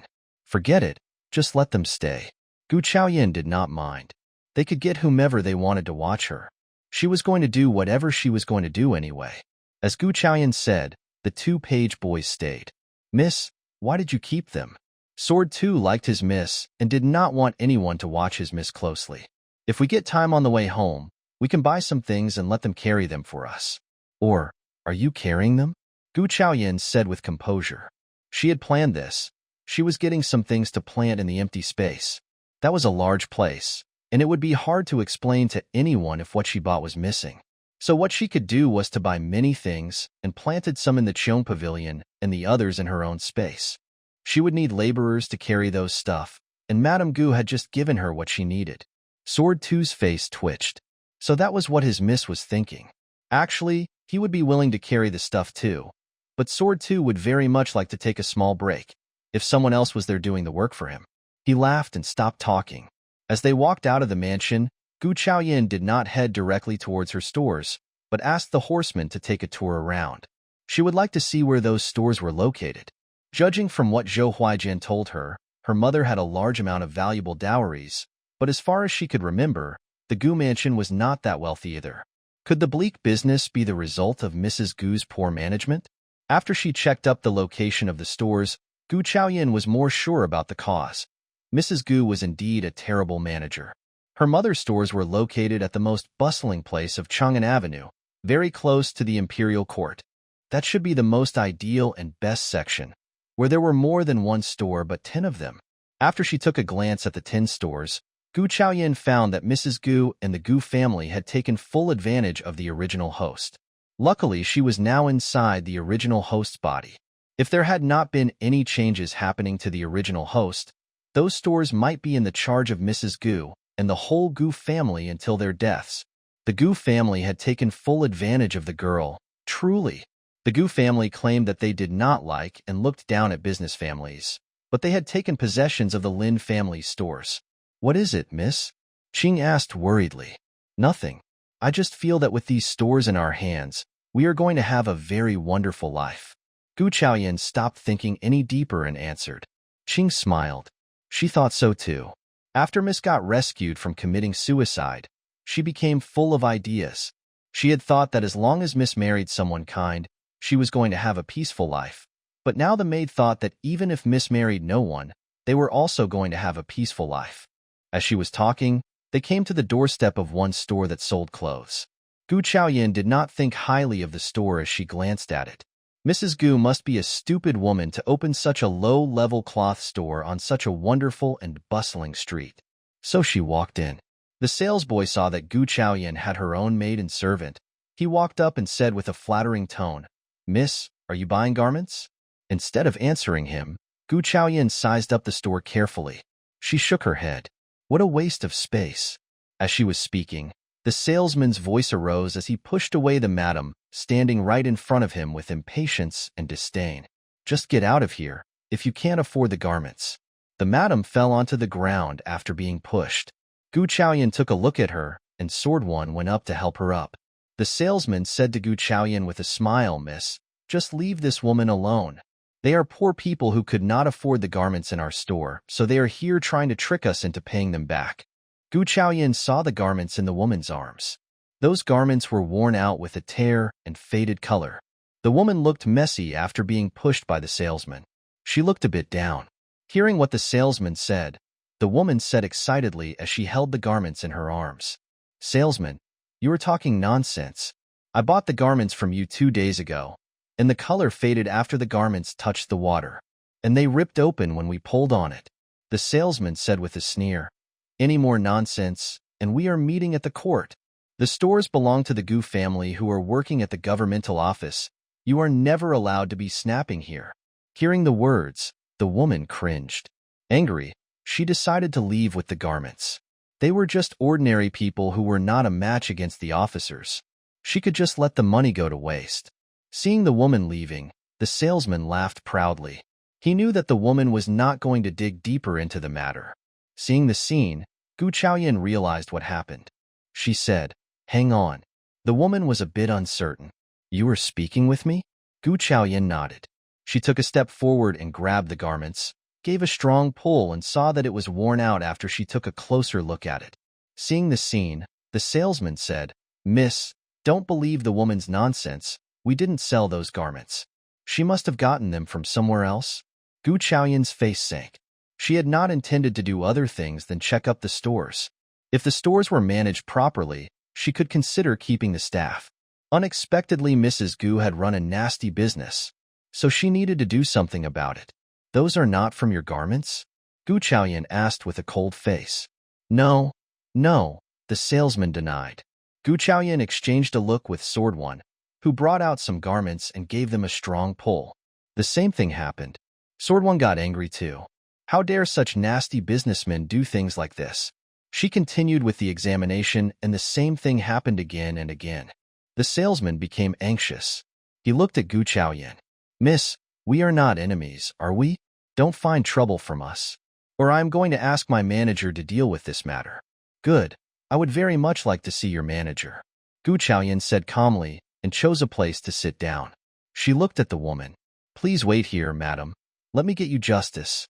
The woman looked at Gu Chaoyan with suspicion. She was about to say something when the manager rushed out angrily. Who is making the mess here? Do you have any idea who is running the store? It doesn't matter who is running the store, but I am the owner, Gu Chaoyan. Gu Chaoyan said without showing courtesy. What? The manager was startled. This was Mrs. Gu's store, how? Gu Chaoyan pulled out the contracts and leases. See these? You. The manager sized her up. You are the lady ugly. Any more offensive words, and you will receive harsher punishments. The manager covered up his cheeks. You. Stop talking. Get the money to pay back this madam, and show me all the bills of this store for the past few years. Gu Chaoyan said with an intimidating tone.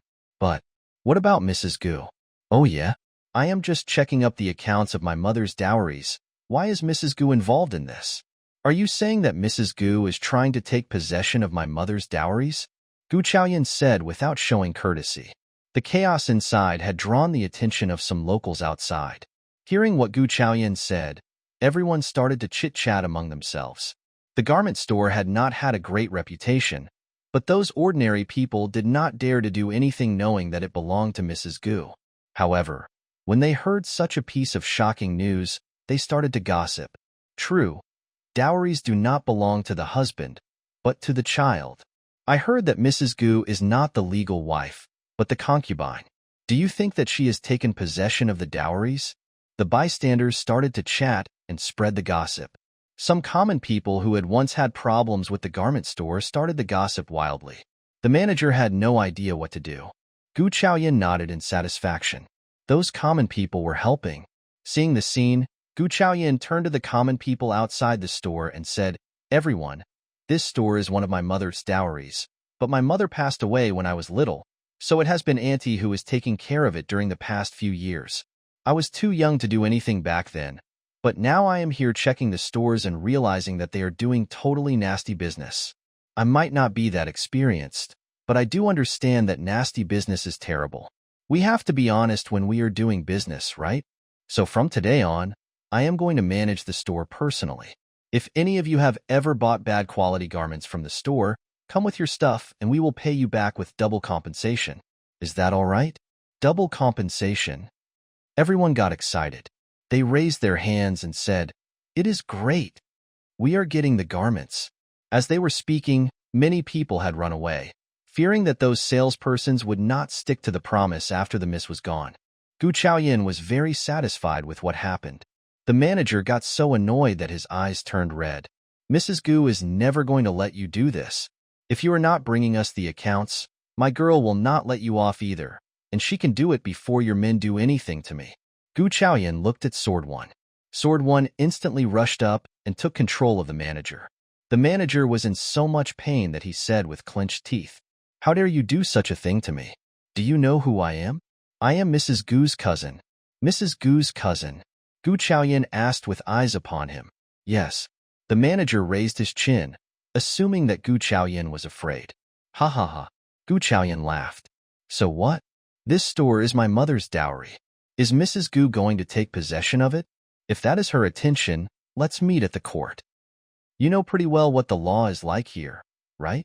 If you ever dare to accuse your stepmother of taking the possession, you are never going to marry anyone," the manager said fearlessly. He had not kept a clear mind about what was happening when he was hit. Now some ideas started to gush in. He did not need to fear a thing. This girl was the Lady Ugly. Her mother died ages ago, and no one cared about her in the mansion. Why should he ever be scared? The manager was just thinking about these confidently when the next second, noise arose suddenly in the store. The common people who had once bought terrible garments from the store were rushing in to get the compensation. Seeing Lady Chaoyan, who talked on behalf of them, the common people became extremely happy. "Lady Chaoyan, here are the garments. Are we really getting double times of compensation?" "Of course," Gu Chaoyan replied calmly. "In your dreams." The manager, who was at the mercy of Sword One, was still acting restlessly. "No compensation will be given out for the sold garments. If you want money, make this so-called Lady Chaoyan pay you back. You better ask her for help now, otherwise she herself will fall into trouble very soon." Slap. The manager had just finished his words when Sword One slapped him right on the face. That was a hard slap that made half of his cheek swollen. Sword One was indeed angry. She had never met anyone who spoke so highly of himself when he was hoaxing the commoners. With hand over his cheek, the manager pointed at Sword One. "How dare you hit me? I am Mrs. Gu's cousin. I will send you to court." "Haha, don't worry, you will be in court before she is," Gu Chaoyan replied without showing any politeness. Sending Sword One to the court? Haha, the court was not going to receive her, considering that she was Lord Huai's guard, no matter if she had made a mistake. Instead of speaking with the manager, Gu Chaoyan came to the counter. She opened the counter, and then she brought out the money. "Come, anyone who wants compensation, bring it to me." Those commoners, who had been worried that this young lady would fear Mrs. Gu, came running towards her cheerfully, seeing that she was not at all scared. Some kind-hearted commoners claimed that they did not need double compensation, just the exact amount of compensation would do. They were not people who acted unreasonably. The garments sold from this store had been of such bad quality that they did not dare use them. Otherwise, they would not have come to get the money back. There was a lot of money on the counter, but there were quite a lot who needed the compensation, so soon the money was out. Seeing the money running out right in front of his face, the manager kept struggling yet failed to get rid of the grip. He kept cursing Gu Chaoyan at the beginning, but Sword One found a piece of cloth to gag him later. The incident at the garment store had caused a sensation in town. One of the page boys who kept Gu Chaoyan company had already run back home to report this matter. As the page boy was done with the report, he came running back. "Miss, Madame Gu is asking for you at the mansion. She needs to have a word with you." The words had just been spoken when Sword 3 joined the crowd too. Gu Chaoyan had been rather busy with the compensation, and as she saw Sword 3, She summoned Sword 3 and said, I still have other matters to deal with at the Gu Mansion. Please deal with the rest of the affair. Give the double payment to the commoners who are here for the compensation. I will go to Mrs. Gu if the money is out. Then she threw a look at the so-called Mrs. Gu's cousin. Sword 1, take him to the court. He has committed the crime, Gu Chaoyan said. The manager was gagged and failed to speak. He got extremely excited. As the page boy saw the scene, he said, Miss, this is Mrs. Gu's cousin. Isn't it improper for him to go to the court? Oh, so Mrs. Gu's cousin can skip seeing the court, even if he commits the crime? Since when did the Saint Divine Land become the domain of the Gu family? Gu Chaoyan snapped roughly. The manager turned pale, and the page boy became silent. Didn't you say that Madame Gu is asking for me? Let's go and check what she needs. Gu Chaoyan did not think that Mrs. Gu was asking for her because of something good. Someone must have told her what happened, and she was just asked to go home instead of continuing with the fuss here. Superficially speaking, Mrs. Gu might be the one in charge of the stores, but the revenue must have flowed into the Gu Mansion. That was exactly what made Mrs. Gu anxious. Gu Chaoyan smiled briefly and asked the horsemen to go through the bustling streets they had just been to. There were many trade stands on the bustling streets. When she passed by this place a moment ago, no fresh herbs were sold. The herbs were probably sold directly to the pharmacies. After all, no one except for the doctors would buy the herbs home for planting. Such a stand would not exist here. Therefore, Gu Chaoyan started to consider planting some fruits in the empty space. She was thinking what kind of fruits would grow in that magical space. The page boys got very anxious seeing that they were not on the way home. Miss, where are we going? Madame Gu is waiting at the mansion. They were worried that Miss would go and make trouble in other stores. If that happened, they would be doomed. We are on the way home, but I need to buy some things, Gu Chaoyan said calmly. The two page boys were not very assured. They were not on the way home. They had taken a roundabout way. Gu Chaoyan ignored them. With Sword 1 gone, she got off the wagon and picked a pile of various kinds of fruit trees from the market. Those trees were already growing. She did not want them to grow too slowly. After the shopping was done, she placed some in the wagon, or asked the page boys to carry them. That made the two page boys even more miserable. Normally, their job was to carry cosmetics when they were out with other ladies. However, when they were out with this miss, they were carrying trees back home. Nevertheless, they did not dare to refuse the order. The miss was no longer the same as before. With these trees on their shoulders, they spent even more time before they finally reached home. Gu Chaoyan was still feeling quite pleased inwardly. She just could not help but imagine what those fruit trees would be like in space. At this moment, a very luxurious wagon passed them by. The young man in white dress could not help but ask after seeing the scurrying wagon. Which family does this wagon belong to? Sir, the mark says that it is from the Gu family. But there are many such families in the capital city. Are we looking into which Gu family it is exactly? The guard replied courteously. The young man in white shook his head. He just found it a bit funny. Which noble lady would buy so many trees? Weren't they supposed to buy cosmetics? Okay, it was a Gu family. He did not need to look into that matter. They would meet when it was time. If that ever happened, he was not going to let her go so easily. Let's just leave. The young man in white replied with a cold voice, and the wagon marched on. The guard let out a sigh of relief. This was an interlude that was totally unknown to Gu Chaoyan, who was seated in the wagon. They arrived at the Gu Mansion, and Sword 1, together with Chun Fu, was waiting for Gu Chaoyan at the doorstep. Miss, Madame Gu is waiting for you at the front yard. Okay. Gu Chaoyan replied calmly and said to the two page boys, take the things to the Qing pavilion. Qing, go and watch them. Then she looked at Sword 1. She was suggesting that Sword 1 should come to the front yard with her.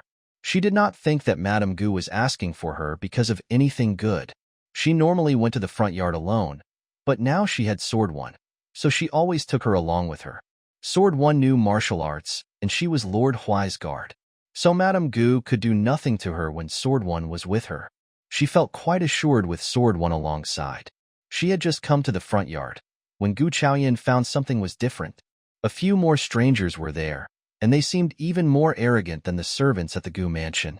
It seemed that the Gu Mansion was receiving someone who had a higher position than Gu Zhenkong.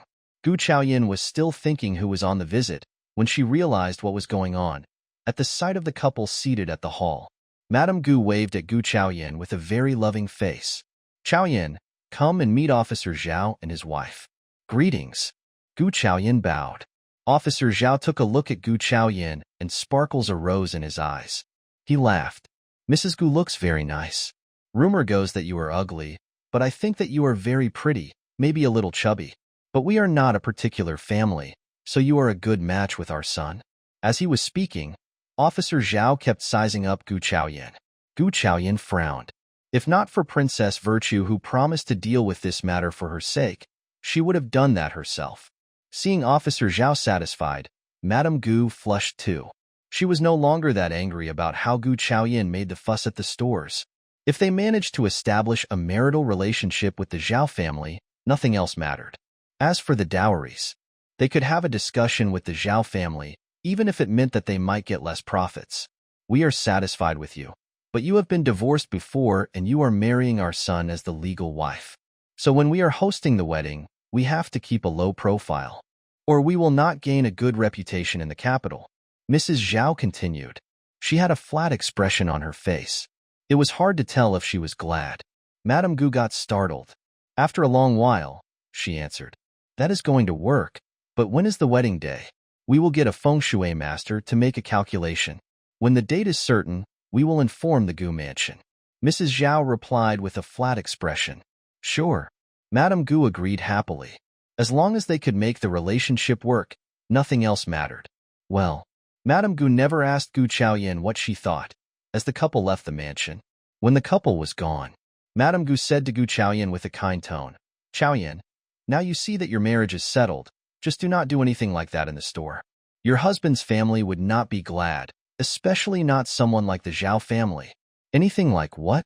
Gu Chaoyan looked at Madame Gu. "That is my mother's dowry. I can even sell them if I want to. I am not doing anything improper." Hearing Gu Chaoyan's harsh words, Madame Gu discontinued her speech. "All right, just do whatever you want. What matters most of all is the marriage with the Zhao family. Just go home and take a break." Gu Chaoyan did not say anything more, but she thought that it could be a great idea to sell the store. She should think about it. "Miss, why are you not turning down the marriage arrangement with the Zhao family?" Sword One was confused. "We don't need to turn it down. This arrangement is not going to work," Gu Chaoyan said calmly, paying no attention to the entire matter. "What?" Sword One was confused. "How did you know that this matter won't work?" After all, none of them received the task to do anything. As for this question, Gu Chaoyan smiled. "Princess Virtue will help me to deal with this problem." "Princess Virtue?" Sword One was slightly startled. The way she looked at her new mistress had slightly changed. What she had known about her mistress was that she was capable. However, she had no idea how capable she could become. But now, Sword One started to feel that she should pay more attention to the new mistress's abilities. Gu Chaoyan nodded. She did not think that Princess Virtue would refuse to keep her promise. Princess Virtue might not need her at the moment, yet Princess Virtue was also worried that she would marry the officer of the Ministry of Revenue. So Princess Virtue was definitely going to help. She did not want to waste her time and energy upon this trivial matter. As she was talking, they came to the Qing pavilion. Seeing Gu Chaoyan here, Qing showed a smile. "Miss, are these trees going to be planted in the yard? We might need some laborers to help with the planting." Qing was very glad to see those fruit trees too. Gu Chaoyan thought for a while. "Sword One, tell Chen Fu to get some people to plant the fruit trees. Qing, go and prepare some snacks. I am starving." As the two girls heard the arrangement, they both set out to do the work. Gu Chaoyan was the only one remaining in the yard. She glanced about cautiously and saw that no one was within the sight. Only now did Gu Chaoyan start to use her own consciousness to put some of the fruit trees into her space. She was not sure if the method worked. After all, she had never tried it before. She closed her eyes. Soon some fruit trees were moved to the space. Gu Chaoyan was extremely pleased. So it truly worked. She then used her consciousness and transported more fruit trees inside again. That amount of trees was enough. Firstly, Qing and the other servants would notice that some of the fruit trees were missing. Secondly, the space was not very huge, so the trees that were able to be planted were limited. As long as the fruit trees grew well in the space, Gu Chaoyan would go and get some herbs to plant. Miss, the snacks are ready. Qing's voice arose, bringing Gu Chaoyan back to reality. Gu Chaoyan started to walk inside the room. I will leave the rest for you to watch over. Qing nodded and ran off cheerfully. Gu Chaoyan went back into the room, drank some tea, and visited the space where she started to plant the trees. 10 fruit trees already took up the entire place. Gu Chaoyan was thinking about how to expand the space, which was not at all big enough at the moment. Before she left, she used the spring from the well to water those trees. As she left the space, she got a bit tired too. The consciousness consumed a lot of her energy. At Begonia Yard, when Mrs. Gu heard how Gu Chaoyan behaved from the 2 page boys, she got so angry that her face was twisted. With eyes widely opened, she bellowed. What? You said that she sent Gu Lin to the court. How dare she? She must have done that on purpose. Mrs. Gu shouted angrily. Mom, I think it is time to give this witch a hard time. Gu Rushue snapped angrily. She had been fed up with her sister during the past few days. Gu Chaoyan, the ugly girl, instigated Lord Huai to hit Prince. Instead of punishing her, Madame Gu got her a really wonderful arrangement of marriage, the officer of the Ministry of Revenue. How dare this ugly girl get an in-law family like that? And now she caused a big fuss at the stores. Who did she think she was? Gu Rushue could not stand it anymore and decided to do something about that. If not for Mrs. Gu, who stopped her all the time, she would not have tolerated it to the present day. We can't do something about the witch now. Madame Gu adores her. Prince is still healing, so we don't have anyone to back us up. Let her do her wild deeds for a few more days. She won't have too long a time to go. Mrs. Gu calmed herself down and thought over the whole thing. Hearing what Mrs. Gu said, Gu Rushue widened her eyes. Mom, you have got a better idea? Mrs. Gu laughed. She did not need to think of any method. That which has been unsteady in mind for years and got a terrible reputation. Do you think that the officer of the Ministry of Revenue would ever approve of this marriage? The reason why she can marry the son is only because the son is crazy. He is crazy and violent. His previous wives were all beaten to death. So the witch will be beaten to death a few days after the wedding day, I am sure. Since she is causing trouble at the stores, let's just make sure that she can't find any fault in the stores. As she was saying, Mrs. Gu looked at her maid Lianxiang. Go out of the mansion and tell the managers of the stores to stay smart. If the witch wants to read the revenue and cost, just show her the list. We won't lose anything when she reads them. Don't think that she can do anything just by reading the paper. Mrs. Gu threw a disdainful smile. She had beaten the witch girl's mother, and this witch girl had been under her control all this while. Now she might have grown up. So what? She was nobody to be scared of. Lianxiang nodded. What about Manager Gu Lin? Don't worry, just let him stay in the court for a couple of days in case he keeps being arrogant. In the meanwhile, he should have some idea of what I am like. Mrs. Gu said calmly. Lianxiang got it directly. She nodded, bowed, and left. Mrs. Gu was very satisfied with the perfect arrangement. She had been feeling rather glad. With her eyes upon Gu Rushue, she stressed. Rushue, you are going to be the daughter-in-law of Duke Changning's mansion. Just learn to stay calm instead of being anxious all the time. Otherwise, you will lose to your opponent easily. Knowing that Gu Chaoyan would sooner or later get beaten, Gu Rushue was feeling extremely happy at the moment. She nodded at what her mother told her without thinking. Got it, Mom. Good. If you have time these 2 days, go and visit Prince. He will be very grateful if you visit him when he is sick. Mrs. Gu said. That was how she made Gu Zhengkong get attached to her easily. She was indeed experienced. As Prince was mentioned, Gu Rushue was no longer enthusiastic like before. She just thought of Lord Huai. Even an ugly girl like Gu Chaoyan could befriend Lord Huai. What about the prettiest girl of the capital city like her? She was capable of everything, and she could probably. After one night's consideration, Gu Chaoyan found that selling the stores was indeed a wonderful method. And Gu Chaoyan already got the candidate of the buyer. Zhou Huijin. It was not very easy to survive in the capital. Look at Mrs. Gu, who was running a useless business. She had a garment store at such a wonderful place, but she was still selling the cheap garments. So she had thought that it was because Mrs. Gu was not good at doing business, but after a thorough consideration, she realized that Mrs. Gu was not a stupid woman. She should have some knowledge as a lady born in an official family. If she was not stupid, why was she using the best store to run the most ordinary business? The only explanation was that that was the only business she was able to run. Why? The stores on Chang'an Street were all managed by the wives of those highly ranked officers, and it was already a fixed thing which person ran what business. Mrs. Gu did not dare to run a luxurious business to steal their business if she wanted to keep the stores. Therefore, even if she took them over, it was still a hot issue to deal with. She wanted to make full use of the stores and earn a great deal of money from it. So she had to devote herself to do the work. However, with her social status and abilities, she was not able to make a big fuss without causing much trouble. So she needed to get Zhou Huaijin involved. She was going to sell half of her stores to Zhou Huaijin. In this way, she was going to get the money and a supporter behind her back at the same time. What a wonderful deal. As she was thinking about these, Chaoyan kept planning.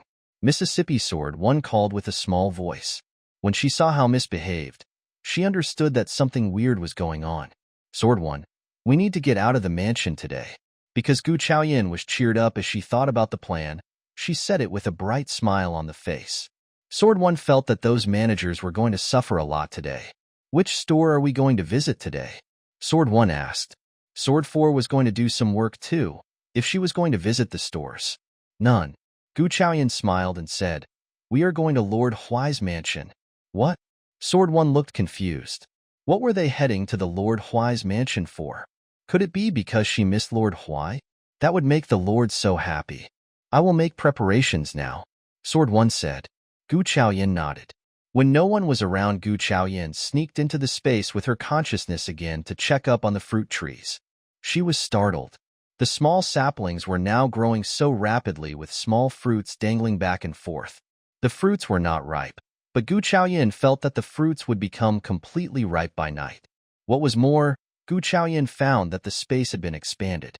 If the situation went on like this, she was going to start her plan of getting the herbs in the mountains as soon as possible. Otherwise, the space would be wasted. She was thinking about getting ordinary ginseng planted here, so that they could become the valuable kind. Gu Chaoyan was in the middle of her beautiful imagination when Qing's voice arose from outside the space. Miss, someone from the Lin family is here to see you. Hearing Qing's voice, Gu Chaoyan quickly came out of the space. The Lin family wanted to see her? What would the matter be? Could it be because of Lin Jiashu's physical condition? No, it could not be possible. She believed that her medical skills were excellent enough not to leave any complications. Gu Chaoyan could not figure out the matter, so she nodded. Let's meet them before we leave the mansion. We can just meet them at the front yard instead of here at the Qing Pavilion. Okay, Qing replied. Then they left for the front yard together. In the front yard, Old Master and Mrs. Lin, as well as Lin Jiashu, were waiting for her anxiously. The Old Master was absolutely unwilling to come to the doorstep of the Gu family. However, for his son's sake, they had no choice but to come to this place. Luckily, the Gu family did not dare to drive them away because of Gu Chaoyan's status. However, the Old Master was still feeling uneasy, probably because he was at the Gu mansion, or probably because they were going to ask Gu Chaoyan for a favor. Uncle, what do you need from me? Gu Chaoyan asked as she approached them. She did not hate her uncle. Apart from treating her nicely, Uncle at least showed up at the government office when she was arrested. So Gu Chaoyan showed respect to the master of the Lin family. Seeing her approaching them, Mrs. Lin greeted her with a smile. She was in a totally different state compared to before. When she was really mean, Gu Chaoyan found the whole thing weird. She dodged Mrs. Lin's outstretched hand towards her and took a seat. Mrs. Lin was not displeased either. She withdrew her hand and said with a smile, "We need your help, Chaoyan." The words had just been spoken when she pulled Lin Jiashu to her side. Not about your cousin. Jiashu is healthy now, and he is just like a normal boy. During the past few years, he might have been sick, but he never idled about. He has done a lot of reading. So we were wondering if you can ask Lord Huai to get Jiashu a job at the office. It doesn't have to be a high position, a normal one will do. Mrs. Lin put forward the whole point straightforwardly. She continued as she looked at Gu Chaoyan with a bright smile. Chaoyan, I had not behaved properly before. I tried to stop your marriage. But now I figure that you are a very nice girl. So if you are willing to accept my son, we won't stop you from getting married. Hearing these words, Gu Chaoyan frowned deeply. She was about to speak when a furious and aged voice arose. What marriage? Why am I not aware of anything about it? Madame Gu clicked the cane. Her face sunk. She had no intention of meeting the Lin family, but Kaiming reminded her that she should check them out to see what the Lin family wanted to get from Chaoyan. That was why she was here. Sure enough, she heard the Lin family mentioning a marriage the moment she walked in the room. She was glad that she was here. Otherwise, the Lin family would hoax the girl into doing something unexpected. What is going on? What marriage? Madame Gu repeated the question with suppressed anger. It is a marriage between Chaoyan and Jiashu. Jiashu is healthy now. He is 1 year younger, but that is not a problem, right? They make a cute couple, Mrs. Lin said. Madame Gu threw a look at Lin Jiashu, who was standing next to her. You mean him? He doesn't work. We already have a better candidate for Chaoyan, Madame Gu said with a proud smile on her face. What? Mrs. Lin's face changed. A better suitor? She had never thought about the possibility of this matter before. After all, Chaoyan was once divorced, so as far as she knew, no one would want to make a proposal to her. If not for Jiashu, who was willing to marry her, Mrs. Lin personally was not happy to accept her into the family. When hearing that there was a better candidate, Mrs. Lin was still not convinced. Who could beat Jiashu? Impossible. Mrs. Lin denied directly. Who can be better than my son? The son of the officer of the Ministry of Revenue. Of course he is better than your son. Don't you ever forget that you are just a business family, and there is a huge gap between the son of the officer of the Ministry of Revenue. I suggest you not fantasize about the possibility anymore, Madame Gu said with a smile. She was very pleased with the arranged marriage. Mrs. Lin's face changed. She turned to this divorced girl with an unexpected look on the face. So the officer of the Ministry of Revenue was here making a marriage proposal with this woman? If that was the case, she had to give it up, but if the marriage did not work, she still needed her to help Jiashu. Chaoyan, if that is the case, we can drop the marriage matter. But please help Jiashu with his job. Madame Gu turned a sharp look at Gu Chaoyan. Madame Gu was very unwilling to let the Lin family get something profitable out of the Gu mansion. Gu Chaoyan shook her head. I can't, sorry. Madame Gu let out a sigh of relief. Why? Chaoyan, I am willing to marry you. Lin Jiashu snapped anxiously, fearing that she turned him down because of some misunderstanding. Gu Chaoyan rolled her eyes. It seemed that Lin Jiashu had been sick physically and mentally for years. She was not helping them, not because of what Madame Gu was thinking, but because she was not going to bother Zhou Huaijin with such a trivial matter. Zhou Huaijin was the Lord Huai, but he could not possibly be out there for everyone and everything. If you want to get a job, go for the imperial examinations. If you are able to pass the examination, there will be jobs for you. Gu Chaoyan said calmly. The words had just been spoken when she shot a long look at the old master. The old master lowered his head out of guilt.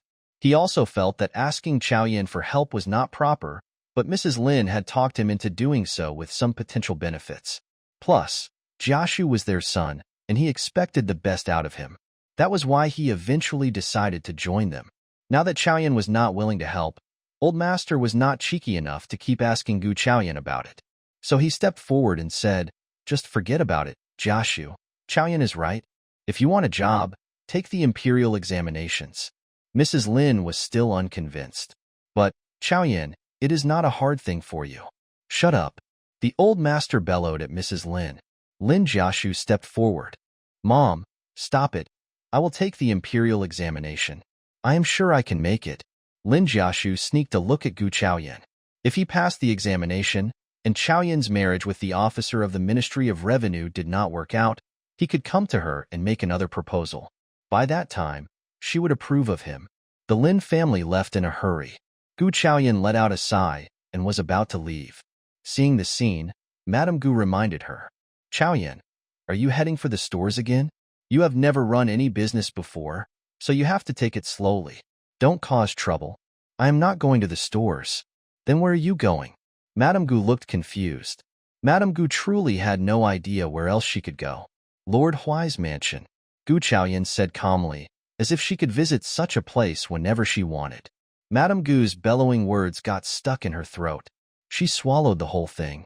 Soon she showed an expression of respect. So Lord Huai is asking for you? Just go. Don't be late. His errand has the highest priority. Gu Chaoyan nodded. Seeing Madame Gu's cheerful face, she thought that if Madame Gu knew what she was going to do with Lord Huai, she would totally stop smiling. Nevertheless, Gu Chaoyan did not delay a minute. She had no intention of wasting any more time with Madame Gu. She left directly. Seeing her leaving figure, Madame Gu had her hands crossed, mumbling, "Thanks, God, the Gu family and Lord Huai's mansion are friends now." As she left the mansion, Gu Chaoyan inhaled some air, feeling that it was totally fresh outside the mansion. On the way to Lord Huai's mansion, Qing kept looking at Gu Chaoyan. Gu Chaoyan could not help but ask, "Qing, what is the matter?" Qing cringed. "Miss, are you still angry with Uncle Old Master?" Uncle Old Master and Young Master went to the government office directly the other day when they heard that something happened to you. In Qing's heart, they were nice people. "I know." Gu Chaoyan nodded. It could not be denied that her uncle and cousin were truly people with kindness. Otherwise, she would not have told her uncle about her plan. However, she knew a little bit more about the Lin family. They were kind people, and her mother's family, so she was definitely going to help them when necessary, but the favor they asked from her today was against her principles. Also, she was going to treat the Lin family as an ordinary family of relatives. Uncle was kind, but slightly stupid. If he was smart enough, he would not have come begging her for help. If she had helped him and given him more responsibilities in the future, she would probably bring him trouble. Gu Chaoyan was even wondering if her grandfather gave up the position as the business family, because he knew that his son was not suitable to manage the imperial business. Nevertheless, she had no way to find out. With her eyes upon Qing, she said, "Qing, don't worry. I won't be mad at them, as long as they don't hurt me for benefits." Qing let out a sigh of relief and smiled.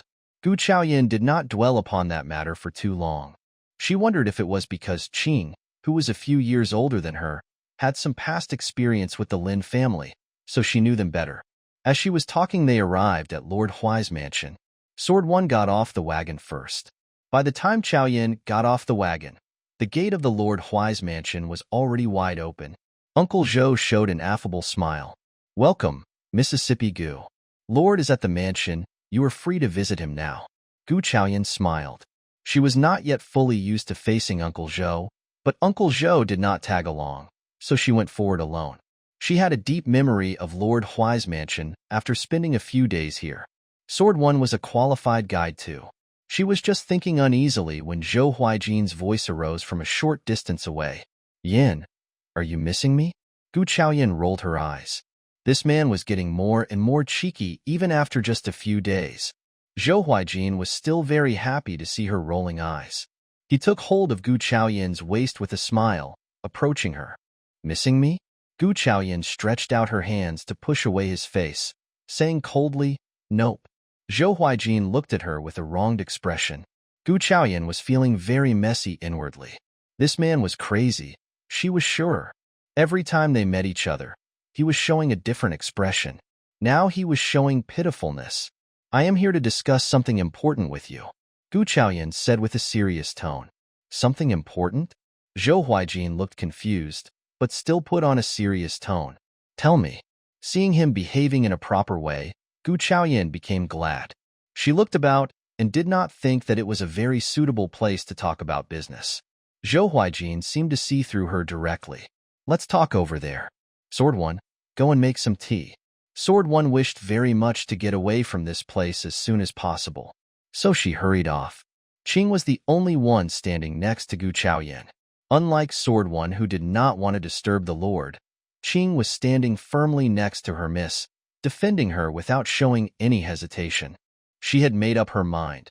If the Lord was about to do something to her miss, she was going to defend her miss's innocence even if it meant sacrificing her life. Seeing Qing's firm expression, Zhou Huijin was wondering how to get this girl a family to marry her off. Nevertheless, Zhou Huijin did not spend much time on that girl, but asked quickly after he took the seat. "Yin, what business?" "I would like to discuss a business deal with you." "Hades, what business deal?" Zhou Huijin felt a little bit startled. "It is about my mother's dowries. I would like to sell half of the stores to you," Gu Chaoyan said with a serious tone. "The Gu family caused you trouble?" Zhou Huijin suddenly turned cold. as if he would remove the whole Gu family as soon as Gu Chaoyan nodded. Well, as long as Gu Chaoyan liked it, Zhou Huijin would definitely do so. Not really. I am not afraid of the Gu family causing me trouble. I would like to sell half of the stores I am about to get, since I have made up my mind to do proper business. Gu Chaoyan said. She had made a plan. She was going to open a restaurant. If fruit trees could be planted in the space, vegetables would definitely be planted there as well. The extra ones could be a supply to the restaurant. The fruits growing on the trees could be used to make the finest brewery. The restaurant would become one of the top ones, as long as Zhou Huijin agreed. Good. Zhou Huijin answered without hesitation. That startled Gu Chaoyan. You don't want to think about it first? I won't need to think over your idea, Yin. How much do you want from me? Tell me the figure, and I will get Uncle Zhou to get you the money. I have got the staff you need ready as well. They were going to come to use these days. Zhou Huijin said without showing pressure. That made Gu Chaoyan's face twist. She had come up with a full business proposal that included income and other things, but none of these was needed. When Gu Chaoyan was distracted, Uncle Zhou came in and whispered something into Zhou Huijin's ears. Zhou Huijin looked at Gu Chaoyan with surprise. Zhou Huijin looked very surprised. Gu Chaoyan showed some confusion too. What is it? Zhou Huijin regained his normal expression, fearing that his look would startle her. He spoke in a very gentle tone. Nothing. Uncle Zhou just said that the second son of the Ministry of Revenue dropped dead at home today. He had arranged someone to fix this matter himself, but someone did it before him. He was a bit surprised about that, but he thought that Yin was capable enough to deal with this matter. No wonder she never got anxious about this arranged marriage. However, none of the 4 guards were used. Since when did she get her own forces? Zhou Huijin could not figure this out. Hearing Zhou Huijin mentioning this matter, Gu Chaoyan was not surprised but explained calmly. Princess Virtue did it. She gave me her word. Princess Virtue? Zhou Huijin thought about how Gu Chaoyan and Princess Virtue met earlier. That was how it worked. He smiled briefly. He did not mind what happened. Princess Virtue was a little cunning, and she had her little plan. That was what those princesses did in the palace. She will deal with whatever she has done, so don't worry. Zhou Huijin said with a smile and turned to Uncle Zhou. Uncle Zhou, how much money do we have in the mansion? Asked this question, Uncle Zhou hesitated. He turned to Gu Chaoyan subconsciously. Zhou Huijin frowned. He did not like it when Uncle Zhou considered Yin as an outsider. If not for his long days at the Lord Huai's mansion, he would have been replaced ages ago. Uncle Zhou understood what Zhou Huijin was like. So he replied, 6 million gold. As for other things in the storage, I need to check the accounts. Before Uncle Zhou finished his words, Zhou Huijin turned to Gu Chaoyan and asked, Enough? Gu Chaoyan gasped. She had been in this era for not too long, but she did understand how much gold was worth. 6 million gold was worth everything she owned. Of course, half will do. I will write you a contract after the payment. Gu Chaoyan suddenly thought of something after saying these words. Oh, don't give the gold to me directly. Put the gold in the bank. Okay? Zhou Huijin nodded and smiled with a loving expression on his face. Okay, now the important business is done. Can we talk about some other business? Zhou Huijin asked. What? Business? Gu Chaoyan was confused. Zhou Huijin sized up Gu Chaoyan and said, Don't you think that your clothes do not fit anymore? Let me take you on the street for some shopping. Gu Chaoyan looked at herself. Her current clothes were a size larger, because she had lost more weight these days. She had been too occupied with her own business to notice that, so she just put on whatever she had.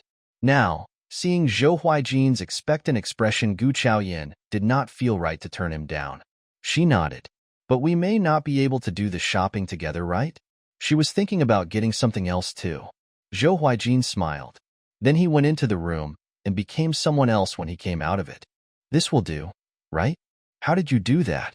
Gu Chaoyan showed a curious expression. Uncle Zhou saw him and said in fright, Lord, you can't go out in this way. Gu Chaoyan got startled by Uncle Zhou's reaction. She had no idea why that was a big fuss. Zhou Huijin shrugged nonchalantly. Don't worry, Uncle Zhou. The words had just been spoken when he turned to Gu Chaoyan with a pair of scorching eyes and explained. You must have heard of me mentioning Shadow Door. That is what their chief looks like. That was why Uncle Zhou got excited. But it is all right. Fewer people have seen the chief than Lord Huai. It is totally fine if we are out together. Then he turned to Uncle Zhou with a warning look. Uncle Zhou withdrew his look of excitement and then looked at Gu Chaoyan. He now realized that Mississippi Gu was more than someone special for Lord Huai. Instead of saying anything more, he replied, "I will make sure all goes well." Zhou Huaijin nodded, then he went out with Gu Chaoyan. It was Fu Bao who was behind him today. Fu Bao was young and had a smile on his face all the time. Unlike Rong Chuxian and Lin Senator, next to Gu Chaoyan were Sword One and Qing. No one was paying attention to this gang. Gu Chaoyan was glad to be out on the street. She had not had the time to walk through the city after she ended up in this place. "There is a silk store ahead of us," Zhou Huaijin reminded her. "Okay, let's go and take a look at it," Gu Chaoyan replied. She had not paid much attention to her outfits, just because she was not quite satisfied with her current shape. However, she was willing to cooperate with Zhou Huaijin, who was happy to help her. The silk store was one of the top ones in the whole city. There were all kinds of silk and garments placed on the shelves. Seeing the gang entering the store, the salesboy greeted them. "Miss, are you here to make clothes or buy clothes?" He was rather polite. "I am buying clothes." Gu Chaoyan thought for a while and replied. She was worried that she would lose some more weight before the clothes were done. It would be a waste. The salesboy guided the girls to the shelves. Gu Chaoyan thought for a while and said, "Qing, Sword One, pick the ones you like too. I have money now." The words had just been spoken, and Sword One and Qing had not yet answered, when a sharp and ironic voice arose from close by. "Isn't this the eldest miss of the Gu family? What are you doing here at Jinxiu Pavilion? Are you able to afford the clothes here? Oh man, even the trash are here trying to get something out of this place." Gu Chaoyan turned to the direction of the voice. Then she saw Huai, who was walking towards her openly. She frowned slightly. Huai. It seemed that she needed some more lessons than the one she got back at her own home. She dared to offend her. "Even a girl like you is here. Why not me?" Gu Chaoyan answered coldly, having no intention to speak with her. She turned around and looked at the clothes. The clothes here were of high quality. Otherwise, Zhou Huaijin would not insist that she should come here for clothes shopping. "I want this one." Gu Chaoyan spotted a green color dress and decided to give it to Qing, so she spoke. The salesboy was about to fetch it when Huai came to her and grabbed the dress, saying, "I want this one too. I am paying 10 more yuan for this." Zhou Huaijin took a step forward and was about to assist the girl when Gu Chaoyan stopped him directly. She had already come up with an idea of how to teach Huai a lesson. She had been fighting against her all this while. So Huai intended to exceed her in all aspects, so she decided to see if she was able to get through the pressure. "I add 50 more, go and wrap it up, salesboy." Having said the words, she threw a disdainful look at Huai. She was displaying her disdainful look upon Huai, who only added 10. "I add 100. Stimulated. Huai shouted out directly. Seeing the situation, the salesboy suggested to another employee that he should get the manager. Those who shopped at Jinxiu Pavilion were indeed ladies like Mississippi Hua, who was noble and wealthy. What was this salesboy supposed to do when two ladies were in a fight against each other? The manager, called Lady Lian, soon arrived. When Lady Lian arrived, Gu Chaoyan had just said calmly, 500. Lady Lian threw a glance at Gu Chaoyan and said nothing. She was watching the whole show in silence. If these ladies were so willing to offer so much money, Lady Lian was definitely bold enough to accept the payment. Huai added without hesitation, 1,000 more. She did not think that she would be beaten by a disgraced ugly girl like Gu Chaoyan. If she added 500, she just doubled that. The moment she bellowed out the figure of 1,000, Huai threw a proud look at Gu Chaoyan. She was sure that Gu Chaoyan was never going to add any more upon the price. She could not possibly have that much money to buy one single dress. Even for a lady like her, 1,000 was almost out of her saving. "So, ugly girl, you don't dare to add any more, right? You are not able to get that much money anyway, are you?" Huai said with a look of disdain.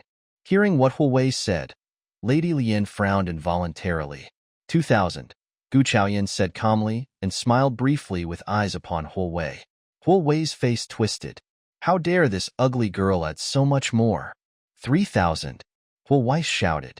Her maid tugged at her sleeves, but Huai was too excited to pay attention to the maid. 4,000.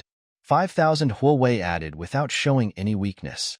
Gu Chaoyan blinked and said calmly with her gaze upon Huai, "If you like this dress so much, please take it."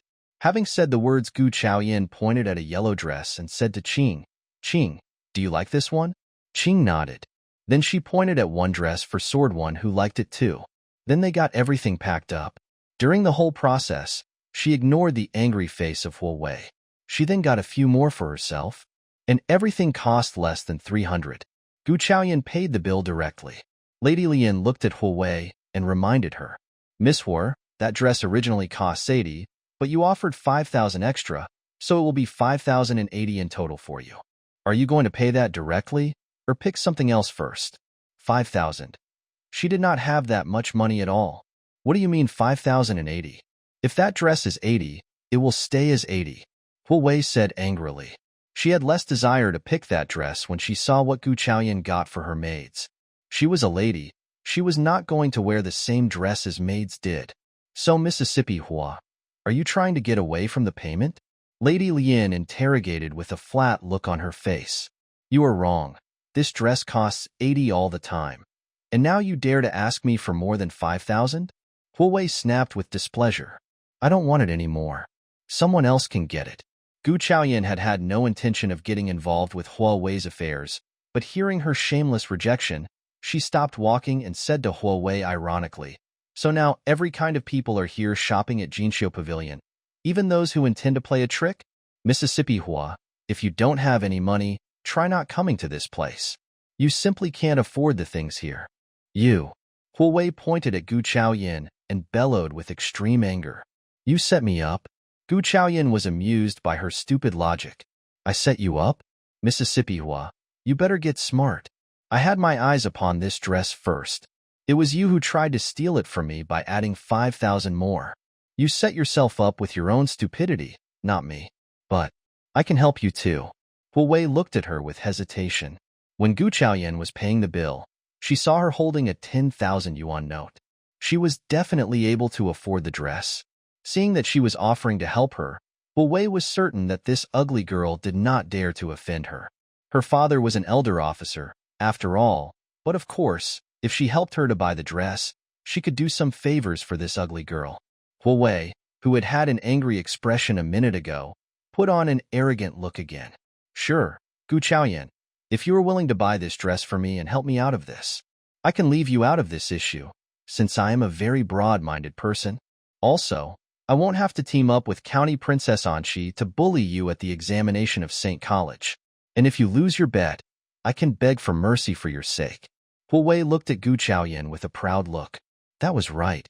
She and County Princess Anshi had been good friends since childhood. If she was able to help Gu Chaoyan, who offended County Princess Anshi, she was definitely going to be grateful. Gu Chaoyan let out a sneer. So she and County Princess Anshi were in the same team, and they had decided to give her a hard time?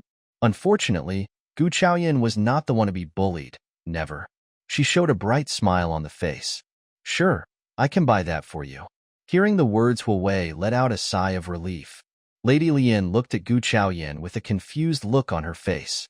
The next second, Gu Chaoyan looked at Sword One.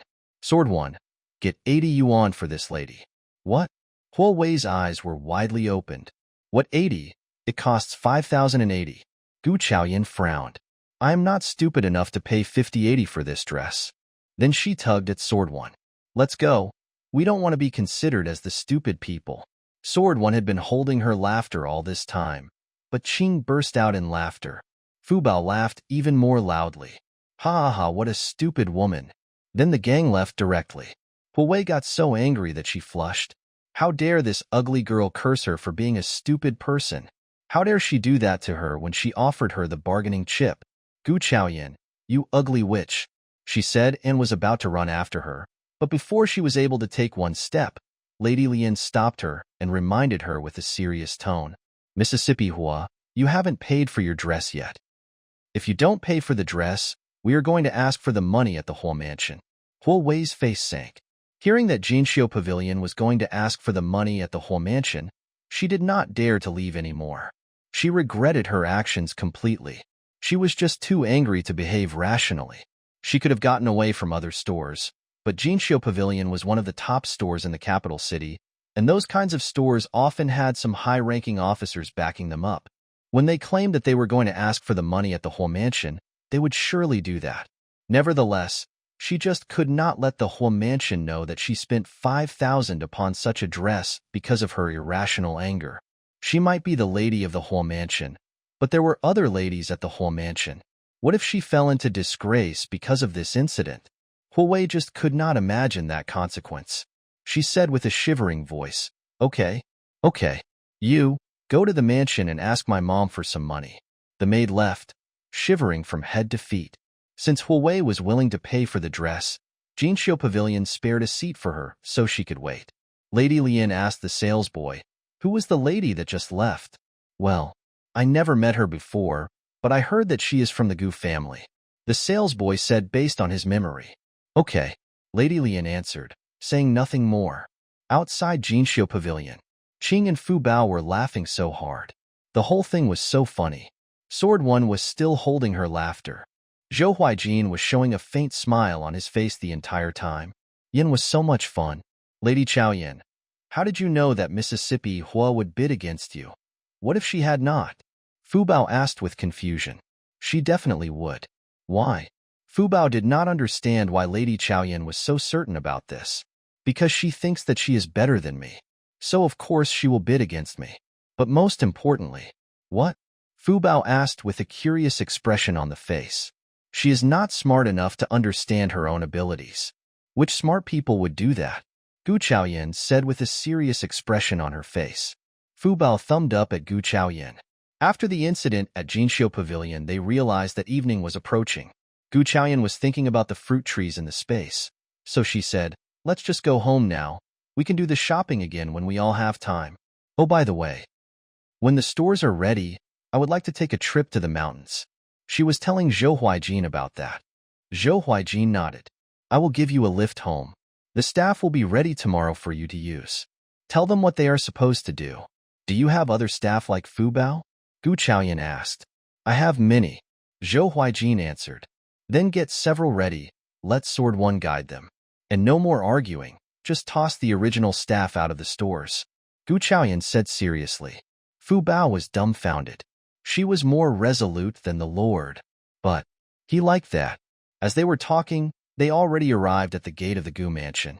Zhou Huaijin did not enter the mansion. So Gu Chaoyan left the wagon and returned home with Qing and Sword One. The moment they entered the room, Qin Fu said with an anxious expression on his face, Miss, go to the front yard. Madame Gu is asking for you. Gu Chaoyan nodded.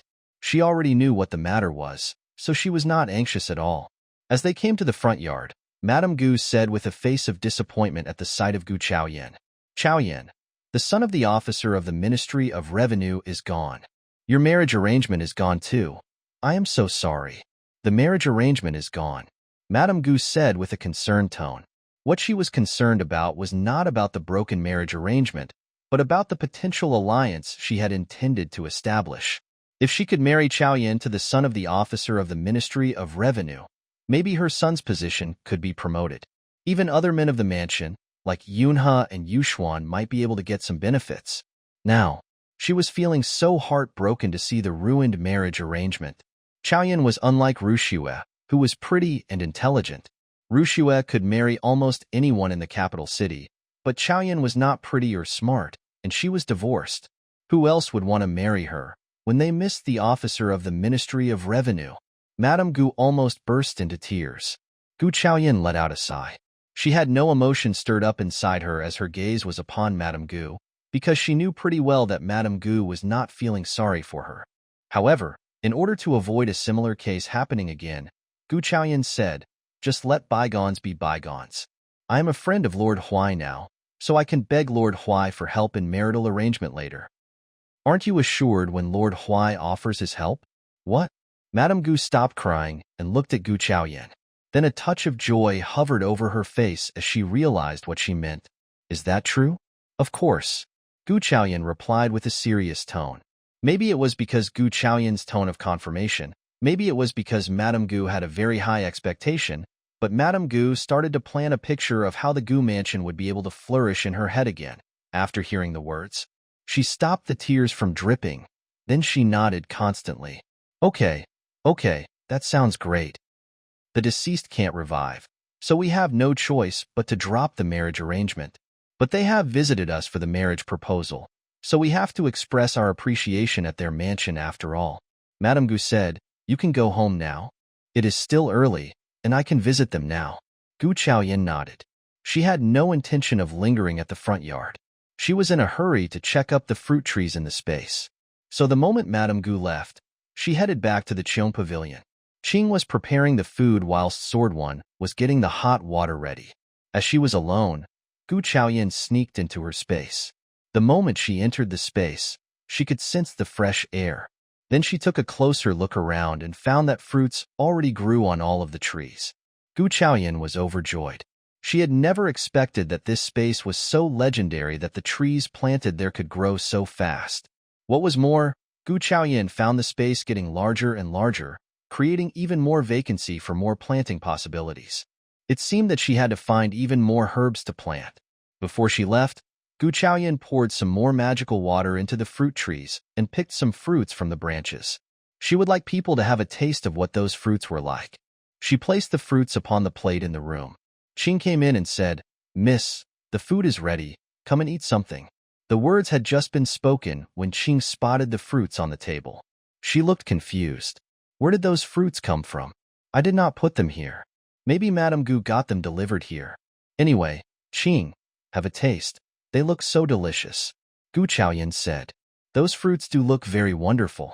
Qing said and took a bite of the fruit. How is it? Gu Chaoyan asked expectantly. The apple tastes so sweet and crispy. Qing said excitedly. She took a few more bites from the apple and seemed to enjoy the fruit deeply. Gu Chaoyan took one apple and ate it too. She found that, just as Qing had said, the apple did taste sweeter and crispier than the ordinary apples. Soon, a new plan popped up in Chaoyan's head. She was going to plant some grapes for brewing. When her restaurant was opened, she was going to make full use of the grape-brewed wine as the top brand. With that idea in mind, Gu Chaoyan became quite happy. All right, let's go and eat. Qing took one more apple and threw a curious look at her Mississippi. She had no idea what made her miss happy. However, what Qing was thinking was that as long as her miss was happy, all would be fine. After the dinner, Gu Chaoyan went to take a bath, after which she fell asleep directly.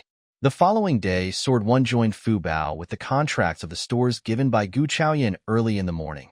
Fu Bao had all the guards and managers arranged by Zhou Huaijin with him. Seeing Sword One there, Fu Bao got extremely motivated. He was completely ready to get the job done. Lady Chaoyan is not coming, is she? Fu Bao asked. Just leave this small matter to us. Let's go now. I have got the contracts with me. Sword One said straightforwardly. Fu Bao nodded. The two of them walked towards the stores with their men. The stores were located next to each other. Apart from the garment store, there were stores that sold groceries and calligraphy and painting tools. When the incident happened at the garment store, the rest of the managers were watching the whole show clearly. When they had no idea what to do, Mrs. Gu's men came and told them to cooperate with Chaoyan. Mrs. Gu's men said that the managers should give Chaoyan whatever she needed to see. Those managers got quite assured. As long as they could work cooperatively, they were definitely going to avoid ending up like Gu Lin. They did not care who owned the stores, as long as they were still the managers. Seeing Sword One coming to his store, the manager of the grocery store was about to flatter her. When Sword One brought out the contracts, "This is our Mrs. Store." "I do. The accounts are ready," the manager said as he turned around, trying to get them. "Okay, get your stuff and leave now," Sword One said coldly. "What?" The manager ceased his steps. "What do you mean? Our miss owns the stores, and now she is getting them all back. Pack up and leave." Sword One repeated her words patiently. "You don't talk nonsense. I have been running the store for years." The manager showed his true color as he pointed at Sword One impolitely. If not for Mrs. Gu, who stressed that they should show some courtesy, he would not have behaved so politely at all. "How dare they?" Instead of saying anything more, Sword One shouted, "Fu Bao, get them out." Fu Bao did not have the patience. The next second, the manager and the salesboy were all tossed out of the stores. As for the rest of the stores, Sword One said nothing. She just asked Fu Bao to throw the staff out. At last, a group of managers got so angry that they said with teeth clenched, "Let's go to Mrs. Gu. They are just bullying us. We need justice." Soon dozens of messy-looking and seriously bruised men were gathered at the guards of the gate of the Gu mansion. "We are from the stores. We need to meet Mrs. Gu." The guards recognized them, since they were the gang that paid tributes to the Gu mansion every year. At this time, the guards rushed in to pass on the message. Mrs. Gu and Gu Rushue were just in the middle of eating bird drop soup in a good mood. Gu Rushue could not help but say with a smile, "The son of the officer of the Ministry of Revenue is dead. The ugly girl has no one to marry now. See, I told you not to be worried. That which is always unlucky. See what happens." Mrs. Gu showed a smile on her face. "Let's see what she is going to do now." Haha. Gu Rushue nodded. She thought inwardly that she had gotten anxious for no use. Gu Chaoyan was destined to have a worse life than her, no matter what. Prince was getting better now, and the ugly girl got payback. All had returned to what it was like before, and that made Gu Rushue extremely pleased. It seemed that the bird drop soup in her mouth tasted much better than usual. "Mom, the dowries will all be mine. Don't let the ugly girl take them," Gu Rushue said. The biggest dream of her life was to marry someone with an extraordinary status, and on their wedding day, she needed to look fantastic with lots of dowries. "Don't worry," Mrs. Gu said determinatively. The words had just been spoken, when Chun Fu hurried in. "Something is wrong, madam." "Bah, what are you talking about? It is a beautiful day today," Mrs. Gu snapped. Chun Fu looked extremely anxious. Something was wrong. However, Mrs. Gu was not anxious, only he was. A while later, Mrs. Gu finished the snack and asked slowly, "What is it? What happened?" Chun Fu said, "The managers and salesboys of those stores are all here at the Gu mansion, saying that Miss has driven them out. They need to get justice from you." "What?" Mrs. Gu sprang up, smashing the bowl directly. "What didn't you say earlier?" She hurried off without hesitation. Chun Fu looked helpless. He told them that something bad had happened, but she stopped him from saying anything. Gu Rushue now realized that something bad had happened. She followed and glared at Chun Fu. Chun Fu felt his heart sink. Why was this his fault? He sighed. Feeling helpless, he followed them out. It was extremely chaotic at the front yard. Those managers got increasingly angry. They thought that Mrs. Gu would be able to help them get justice, so they became increasingly excited. They hoped that Mrs. Gu would be able to punish the arrogant miss so their anger could be vented.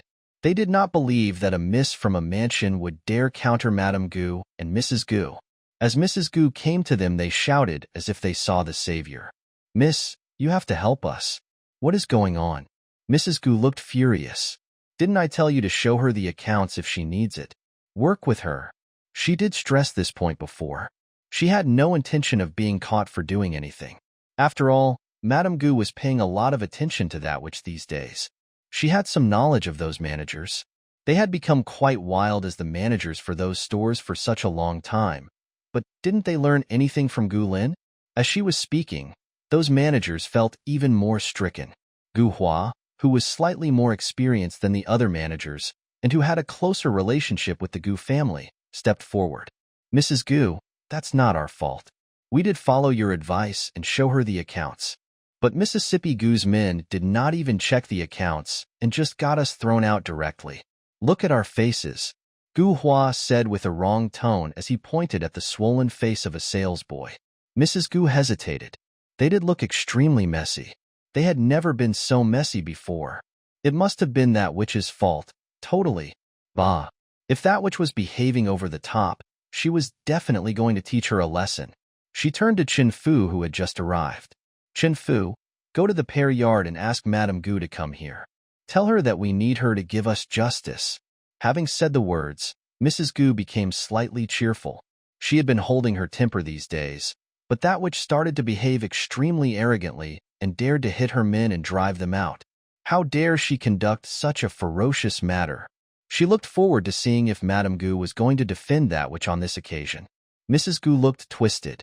Hearing that Mrs. Gu was asking Madame Gu to join them, Gu Hua was not pleased and reminded her. "Mrs. Gu, where is Miss? She has to explain something clearly to us." Mrs. Gu threw a look at Gu Hua and said, Don't worry. Madame Gu is going to ask for her to come here later. Don't worry. If she dares to be so ruthless, she is going to suffer tremendously. I will make her pay double the wounds that you are suffering from." Hearing these words, Gu Hua felt assured. Madame Gu rushed in and looked surprised at seeing those familiar faces in the yard. "What happened?" "Your granddaughter's job," Mrs. Gu snapped. "She got her men to drive out all of those managers from the stores. What do you think she is planning? And she did not even inform us. She just went and drove out the staff. Some of them are even injured. Those people are just assiduous people working at the stores. They are sparing no efforts helping us run the stores. They have even contributed a lot of revenue for us every year." Mrs. Gu put focus upon the money. Madame Gu's face sank. True, she did promise to give the dowries back to that girl, but that did not necessarily mean that she had the right to mess up the stores. The Gu mansion was depending on the stores. What would the whole mansion do if Gu Chaoyan touched them? Her son married a businessman's daughter years back just because they needed money, and now Gu Chaoyan was planning to remove them? Madame Gu was never going to agree with it. "Someone, get the girl from the Qing pavilion. I would very much like to see what this girl is planning to do." Madame Gu's face sank. "Get Shinkong here too. He is the master of the family, and he needs to make a decision." Seeing Madame Gu's furious expression, Mrs. Gu chuckled inwardly and nodded at Gu Rushue, who had her head lowered and showed a smile on her face. Madame Gu was going to punish that hideous girl now. How stupid that girl must have been to touch the Gu family's stores, just because she had some knowledge of medicine and befriended Lord Huai. The same old images started to emerge inside Gu Rushue's head. Gu Chaoyan was punished and cried loudly, yet no one was begging for mercy for her sake. She expected that this time, she could be beaten to death directly, so she would never need to see this trouble anymore. Gu Rushue was the real owner of those stores. She was totally qualified to get those dowries. As she was thinking about these, Gu Rushue had her fist clenched. A quarter of an hour later, Chaoyan was brought by Chun Fu, followed by Sword One, who had just returned from outside. They had just arrived at the front yard. When Gu Chaoyan saw the yard full of people as well as Mrs. Gu and Gu Rushue, who had weird smiles on their faces, Madame Gu no longer looked affable, but extremely angry. "It is she who drove us out and hit the salesboys." Gu Hua pointed at Sword One and said excitedly. He hoped so much to hit that woman back. A man like him had never been insulted like this before. "Madame Gu, you have to help us." Faced Gu Hua's excited equation, Mrs. Gu stepped forward. She was trying to assure those people and leave the rest to Madame Gu. "Don't worry, we are definitely going to help you today." Having said these words, Mrs. Gu returned to the side of Madame Gu, chin up, and said with a commanding and disdainful tone, "Chaoyan, you know what mistake you have conducted?" "What mistake?" Gu Chaoyan stood calmly and countered Mrs. Gu, who was causing her trouble. She knew something about this woman after spending some days with her. She was not a very smart person. It was just that the old Gu Chaoyan was too stupid to be out of her control. Seeing Gu Chaoyan's sharp look, Mrs. Gu felt slightly frightened, but it was a momentary thing before she regained her state. She told herself not to be afraid of this ugly woman and continued to interrogate her. "What mistake? You threw out those managers and hit them. Do you know how much work they have done for the Gu mansion? How dare you treat them like this? You are totally ruthless. I will punish you today, even if Madame Gu begs for mercy for you. Otherwise, you will get even wilder in the future. We don't care if you are ruined, but we need to keep the Gu mansion well. I will never forgive you for that." Gu Chaoyan looked at Mrs. Gu coldly. She smiled ironically and asked, "Auntie Gu, you are trying to help these people with justice?" "Yes," Mrs. Gu replied firmly. Those managers who had been thrown out also looked at Gu Chaoyan with an ironic look, hoping to see how badly she was going to be hit. "If that is the case, go to Lord Huai's mansion, please." It was Lord Huai's guards who drove them out. Mrs. Gu was about to say something when she heard the name of Lord Huai. Her face changed, and she had to swallow down whatever she was about to say. She was about to interrogate Gu Chaoyan as she glared at Gu Chaoyan fiercely with her small pairs of eyes, but Madame Gu's aged voice arose. "What is going on? Why are the Gu family's stores related to Lord Huai?" Those managers suddenly got silenced when they heard the word Lord Huai. They cringed subconsciously. They would not even dare to accept the justice, even if Mrs. Gu wanted to seek it from Lord Huai. Lord Huai was famous for being cruel. He even cut off the arm of the daughter of the minister. They needed to live. They were just ordinary people who would never irritate Lord Huai. Some managers exchanged a look with each other. They even started to think about sneaking away. However, no one cared what they were thinking at the moment. Madame Gu was thinking about Lord Huai as she gazed at Gu Chaoyan fixedly. If Lord Huai was willing to accept some bribes and then offer a good job to Jinkong, Yunxian, or Yunhe, she could leave this matter. Money was never as important as an official position for the Gu family. With hands tightly clenched, Madame Gu was waiting for Gu Chaoyan to spill out whatever Lord Huai had promised. The stores were sold to Lord Huai. Gu Chaoyan said calmly. What? Madame Gu shouted. They were sold? Just sold? Madame Gu clicked her cane. What a terrible deed. What are you messing around? Gu Jinkong's furious voice arose not far away. He just got the message from Qin Fu and hurried in, fearing that something terrible would happen, but what greeted his ears was such a terrible thing. Gu Jinkong got so angry that his face turned red. Those stores were the most valuable things among Mrs. Lin's dowries. Those stores on Chang'an streets were able to guarantee the whole Gu family would be able to splurge throughout their entire life, even if they achieved nothing in their career. Made him extremely angry. In the past, the reason why he, a literati, would marry a daughter of a business family was because of these stores. Only because of these stores. And now they were sold. No wonder she was the daughter born by the witch, a totally stupid girl. She was causing her father trouble. He was so humiliated in front of his peers because of whom he had married. Everyone laughed at him for marrying the daughter of a business family. But now, her little witch was causing him trouble again, and the Gu mansion's properties. Gu Jinkong was extremely furious. He took a few steps forward and raised his hand. With a loud slapping sound, the whole front yard fell silent. Redness arose on Gu Chaoyan's left cheek. She did not move, but straightened her back. With her eyes upon Gu Jinkong, she said coldly, hopefully, you won't regret what you have done today. Sword One looked at Gu Chaoyan with a worried look on her face. She had tried to stop the move, but Hermes pulled her away. Regret? Gu Jinkong sneered. He was never going to regret a thing. You are the daughter of a business family. You are never going to achieve anything that makes me regret. Oh well, I don't have a stupid and ugly daughter like you. Rushue is my daughter, not you. As Gu Rushue was mentioned, Gu Jinkong instantly became happy. His anger was no longer apparent. His mother told him that Gu Chaoyan was hanging out with Lord Huai these days, so he should treat her better if he expected to get something good out of her. He also thought about demeaning himself by treating this ugly girl better. But now, the son of the officer of the Ministry of Revenue was dead, and her marital arrangement was gone. What was more, she ruined the stores. That was why he got rather furious. Also, even if Lord Huai needed her medical skills. So what? She was just going to be nothing more than a doctor, and she was going to be ignored when she was not needed. Rushue was different. Thinking of what the ambassador of Lord Ling said, Gu Jinkong was sure that Rushue was going to have a more promising future. With Rushue standing by his side, he was not going to flatter that ugly girl born by the daughter of a business family. Never. Gu Rushue had been watching the show happily when she suddenly heard what her father said about her.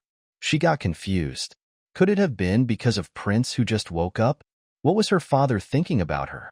Anyway, Gu Rushue found herself back in her original position again. She threw a look of pride to Gu Chaoyan. Seeing the situation getting worse, Madame Gu could not sit still anymore, but stood up and came to Gu Chaoyan with her cane supporting her. Don't blame your father. He is just too anxious. But you should learn from this lesson too. The Gu family have been running the stores for so many years, and you sold them without telling us. I am not helping you this time. Receive the punishment. Madame Gu was very displeased. You better get those stores back. Gu Chaoyan was just in the middle of thinking about Gu Jinkong's suddenly changed attitude when she brought herself back. Hearing what Madame Gu said, she turned cold. How shameless these people are. They really think that they are the owner of the dowries. Getting the stores back? Never. Since the Gu family cared so much about the money, she could instill some hope into them. With her eyes upon Madame Gu, Gu Chaoyan said with a serious tone, I am never getting anything back from Lord Huai. But Lord Huai would not treat us badly. We sold the stores to him, so he offered something profitable back. Lord Huai is going to use the stores to open a restaurant, and half of the revenue will belong to us. Just think about it, Madame Gu. Those stores were running a bleak business before. Now we are working with Lord Huai. Do you think that he will earn less money than us? Gu Chaoyan said those tempting words. That moved Madame Gu as well. When the Lin family lost the position as the imperial business family, the Gu mansion lost its supporters. Those stores could not be developed well without supporters. So Lord Huai's involvement was definitely going to boost up the revenue. He is really offering half of the income? Madame Gu asked. Yes, that sounds good. Madame Gu became expectant again. If the Gu family could get enough money, they could use the money to help Shinkong to get some promotion in career. Then she glared at Gu Zhenkong, suggesting that he should not lecture Gu Chaoyan anymore. Gu Zhenkong snorted, leaving Gu Chaoyan alone. Since the issue of the stores was solved, Madame Gu asked Gu Chaoyan to go back to her pavilion first and leave Mrs. Gu to deal with the rest. Then she asked Gu Zhenkong to join her in the room. The moment they stepped into the room, she asked her son seriously, "What is wrong with you? I told you to treat the girl nicely, otherwise she would not help you in the future." Facing the serious-looking Madame Gu, Gu Zhenkong did not show weakness or uneasiness. Instead, he smiled. "Mom, don't worry. Lord Huai is just favoring the ugly girl because of her medical skills, not for her looks or intelligence. So she is not going to become anyone extraordinary in the future either. If she wants to run a business, just let her. The money ends up being ours anyway, right? We need to pay attention to Rushue. Guess who came to me today? The ambassador of Lord Ling. He was here asking us about Rushue's marital arrangement," Gu Zhenkong said with an expression of satisfaction. Rushue was doing so well for him. They had never met Lord Ling before, but now Lord Ling was asking the family about her marriage. That basically meant that they had the intention of establishing one with them. Who was Lord Ling? He was the son of the king, one of the most likely people to inherit the throne. He was far better than a minor prince. If only Rushue could marry him. Gu Zhenkong just could not believe how much glory the Gu mansion was going to get. Really? How did Lord Ling get to know about Rushue? Madame Gu was confused yet joyful. If that was the case, Madame Gu smiled brightly. That sounds wonderful. We do need to pay attention to Rushue. I will get her some more ornaments and make her some more dresses and… Madame Gu was thinking for the long term. Get an educated aunt to teach Rushue some manners. It would be great. St. College is recruiting again in a few days. Get Rushue to try the entrance examination. We never thought about her getting enrolled there, but with St. College as part of her background, Rushue is going to have an even more promising future. Madame Gu started to take everything into consideration. Gu Zhenkong agreed with all of these suggestions.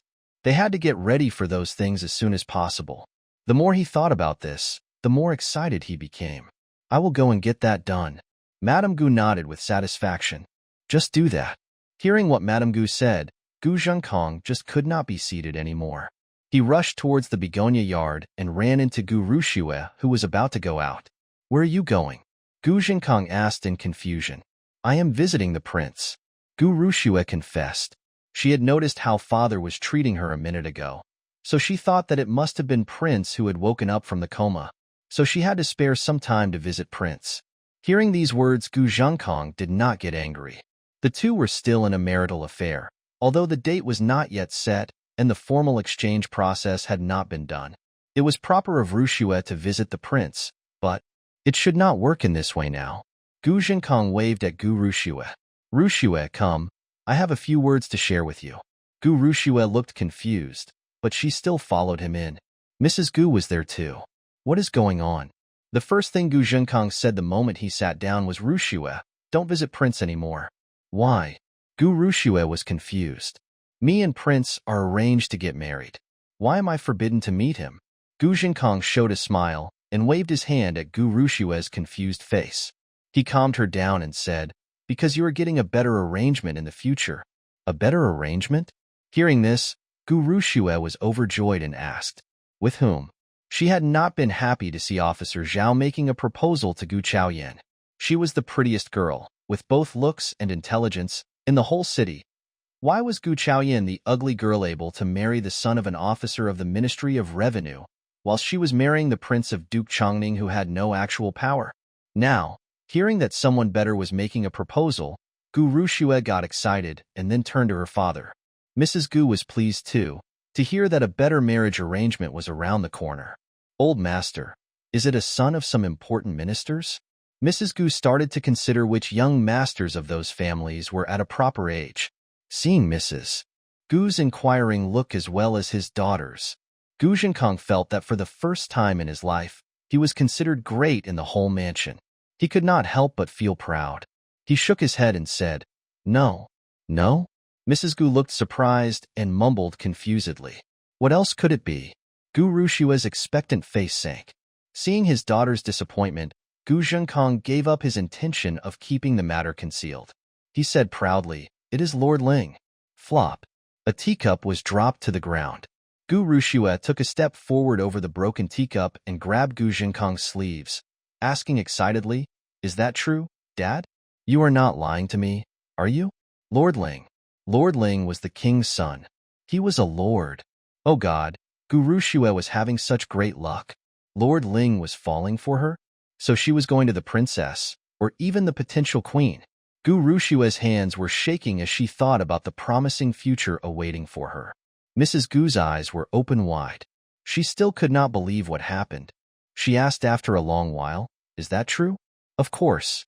Gu Zhenkong appeared calm, even though he was excited too. Madame Gu said that we are hiring some mentors to teach you zither, chess, calligraphy, and painting, as well as the imperial manners. You are also taking the St. College examination too. It would look good if you were studying at St. College. We did not think it was necessary, but now we think it is a step to take. As he was speaking, Gu Zhenkong suddenly thought of something. Rushue and Prince had been hanging out these days, and he was worried that Rushue would not understand the importance because of the affection they had developed. Therefore, he reminded her, "Rushue, you are never to meet Prince, got it?" "Of course." Gu Rushue said with a firm tone, "Dad, I am not stupid. If I can marry Lord Ling, I will never ever see Prince again." Hearing these words, Gu Zhenkong was quite assured. That was what his daughter should be like, someone who thought thoroughly and discreetly, and who could tell the good from the bad. He let out a sigh of relief. Gu Zhenkong looked at Mrs. Gu and Gu Rushue with satisfaction on his face. It had been a good choice to marry Mrs. Gu. If his wife had been the unimportant Mrs. Lin, Lord Ling would never marry Gu Zhenkong's daughter. After all, Lord Ling was never going to like a girl born in a business family. At this time, he showed a joyful look at Mrs. Gu. Her father might have a minor position in the court, but at least it was a position in the court.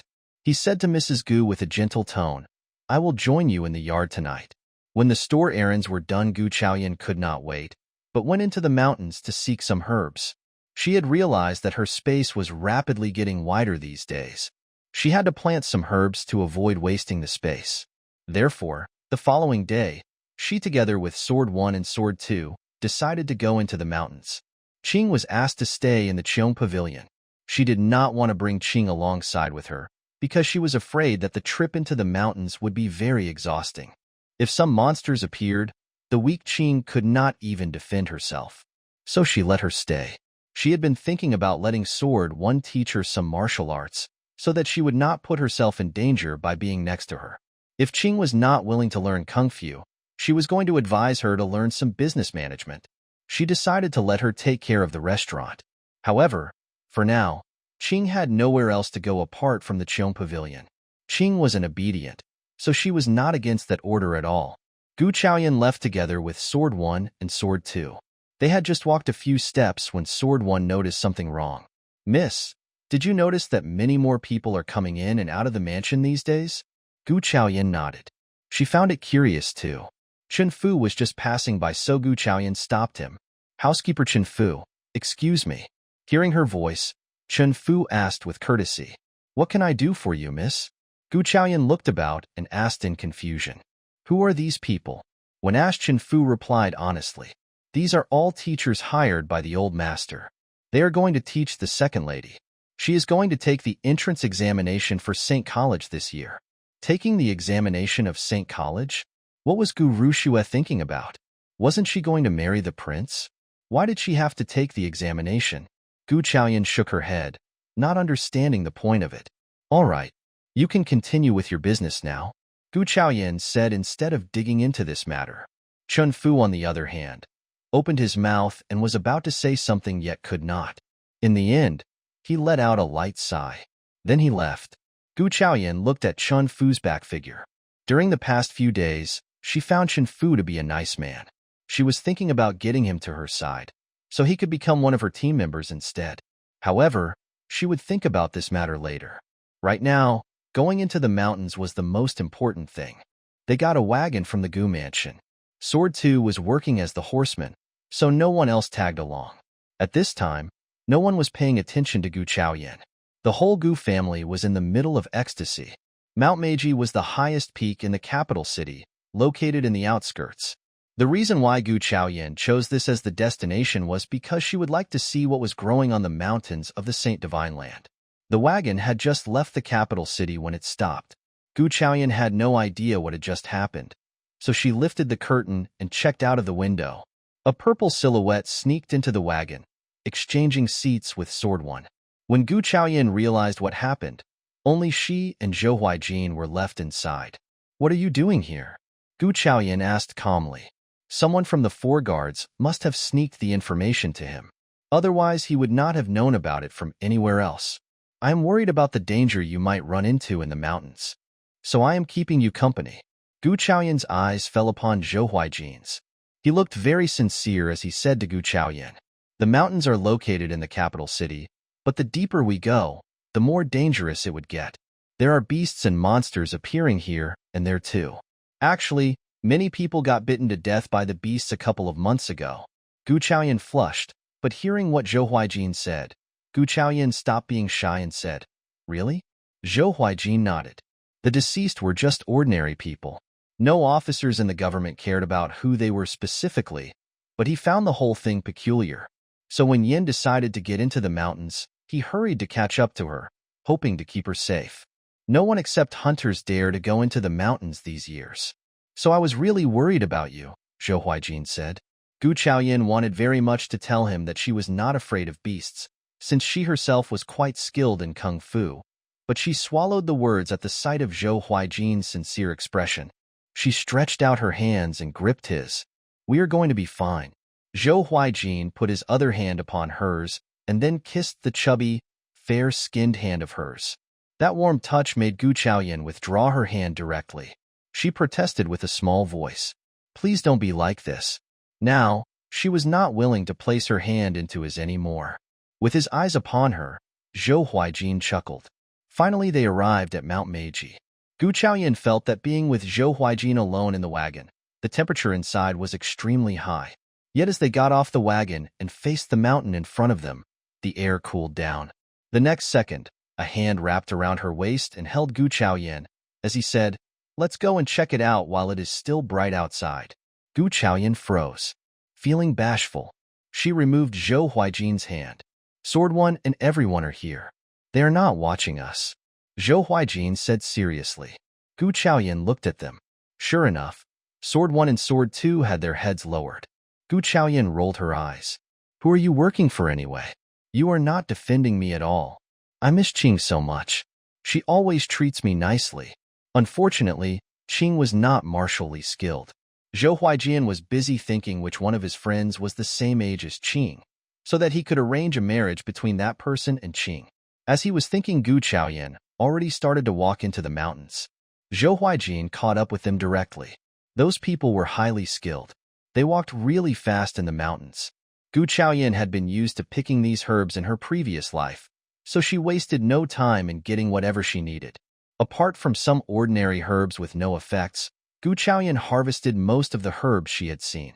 Even Zhou Huaijin asked with disbelief as he looked at a stream. Yin, how did you know there are things you need there? As he was asking her, Gu Chaoyan was digging up the herbs discreetly and passed them to Sword 2.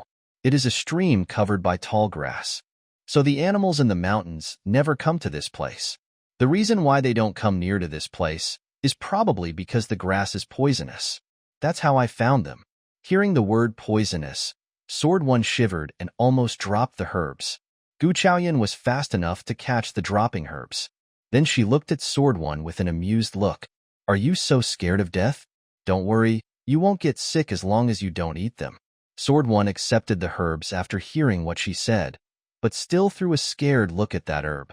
Sword 2 stayed far away from the herbs. Seeing Sword 2's expression, Gu Chaoyan wanted very much to tell him that he had numerous poisonous herbs in his hands too, and those herbs were even more scary than those in Sword 1's hands. But seeing Sword 2's scared expression, Gu Chaoyan decided to keep that a secret. Otherwise, she would have to carry everything by herself as they walked down. She had harvested a great deal on this trip. The mountain was legendary and many things were growing there, much more than what she could find in her previous life. Gu Chaoyan was just about to suggest going downhill when a shadow came rushing towards them. Zhou Huaijin instantly picked Gu Chaoyan up and flew up into the top of the tree next to them. Sword 1 and Sword 2 grabbed the swords and rushed towards the shadow. Standing at such a high point, Gu Chaoyan saw what the shadow was clearly a wild boar. Gu Chaoyan gasped at the sight of the boar. It was such a big boar. No wonder some people were bitten to death by beasts. This wild boar was exactly such a beast. However, it was not normal to see such a strange-looking wild boar. Something bad must be going on. However, Gu Chaoyan just could not figure out what had gone wrong. As she was gazing at the beast, she felt something hitting her head. The moment her head was hit, she caught the thing that hit her head and observed it carefully. It was an egg. This is indeed a strange mountain. The wild boar is so big, so is the bird's egg. Gu Chaoyan said emotionally at the sight of the extremely huge egg in her hands. Haha. Zhou Huaijin could not help but laugh. Yin looked serious in daily life, but she was actually so funny. He touched her head. You are destined to have this egg, I think. Keep it. Gu Chaoyan nodded. She wondered what was going to come out of this huge egg. She was not leaving it in the mountain, whether it was destiny's call or not. She put the egg into the bag she had brought with her. A while later, Sword 1 and Sword 2 finished the wild boar. Worried that something else was coming behind it, Zhou Huaijin suggested directly. Let's go home. Gu Chaoyan agreed, seeing that she was almost done with the herb harvesting. She was also worried that the egg inside her bag would be smashed by accident. Zhou Huaijin left as he saw her arriving at the gate of the Gu mansion. Gu Chaoyan entered the Gu mansion with Sword 1 and Sword 2 and found that it was quite lively inside. Gu Chaoyan was in a hurry to see Qing, so she ignored the liveliness and headed directly to her residence. She had just walked a few steps when Gu Chaoyan saw Gu Rushue and Huai coming towards her. As far as she could remember, after the banquet held at the Hua family, Huai stopped hanging out with Gu Rushue. What was she doing here? However, she did not really care about what these two people were doing here. She was about to turn and leave when Gu Rushue stopped her. I heard from Wei Wei that you are taking the examination to St. College too, and that you have a bet with County Princess Anqi? Sister, I have to tell you the truth. There is no need for you to take the examination. What is more, what are you capable of? Don't humiliate yourself and our family in front of the public. You better find a chance to apologize to County Princess Anqi so that she can forgive you. Otherwise, I won't be able to save you at all when the time comes. With chin raised in the air, Gu Rushue spoke with Gu Chaoyan as if she were the savior of the world. She looked extremely confident. Huai, on the other hand, was looking at Gu Chaoyan as if she were watching a show. Her eyes pierced through Gu Chaoyan, and she relished the thought that something would happen to her. Because of what Gu Chaoyan did to her at Jinqiu Pavilion, she not only lost 5,000 yuan for no reason, but she got grounded and scolded for days. She was now falling out of disgrace at the Hua family. That was all this ugly girl's fault. If she had not heard from Madame Hua that the ambassador of Lord Ling had spoken with Officer Gu, and she was not asked to talk with the Gu mansion to check out the situation, she would still be trapped indoors. So she hated Gu Chaoyan extremely deeply. However, she was unable to do anything at the Gu mansion. So she wanted to watch Gu Chaoyan begging at Gu Rushue's feet so that her anger could be vented. She said arrogantly, "It seems that you stupid girl have no idea who County Princess Anqi is. County Princess Anqi is the daughter of the eldest princess, very much loved by the queen. If you irritate her, you might get yourself killed." Gu Chaoyan looked at her coldly.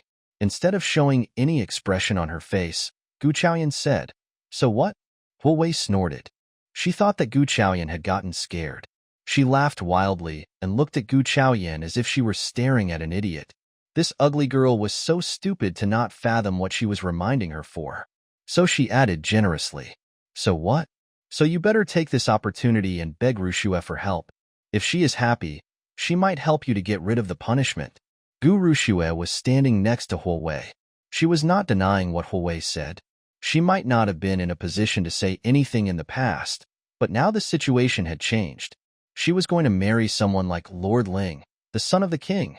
The queen adored County Princess Anqi deeply, so County Princess Anqi was going to be her relative in the future. So if she begged her for help, County Princess Anqi might do her the favor. However, she was not going to beg for this ugly girl.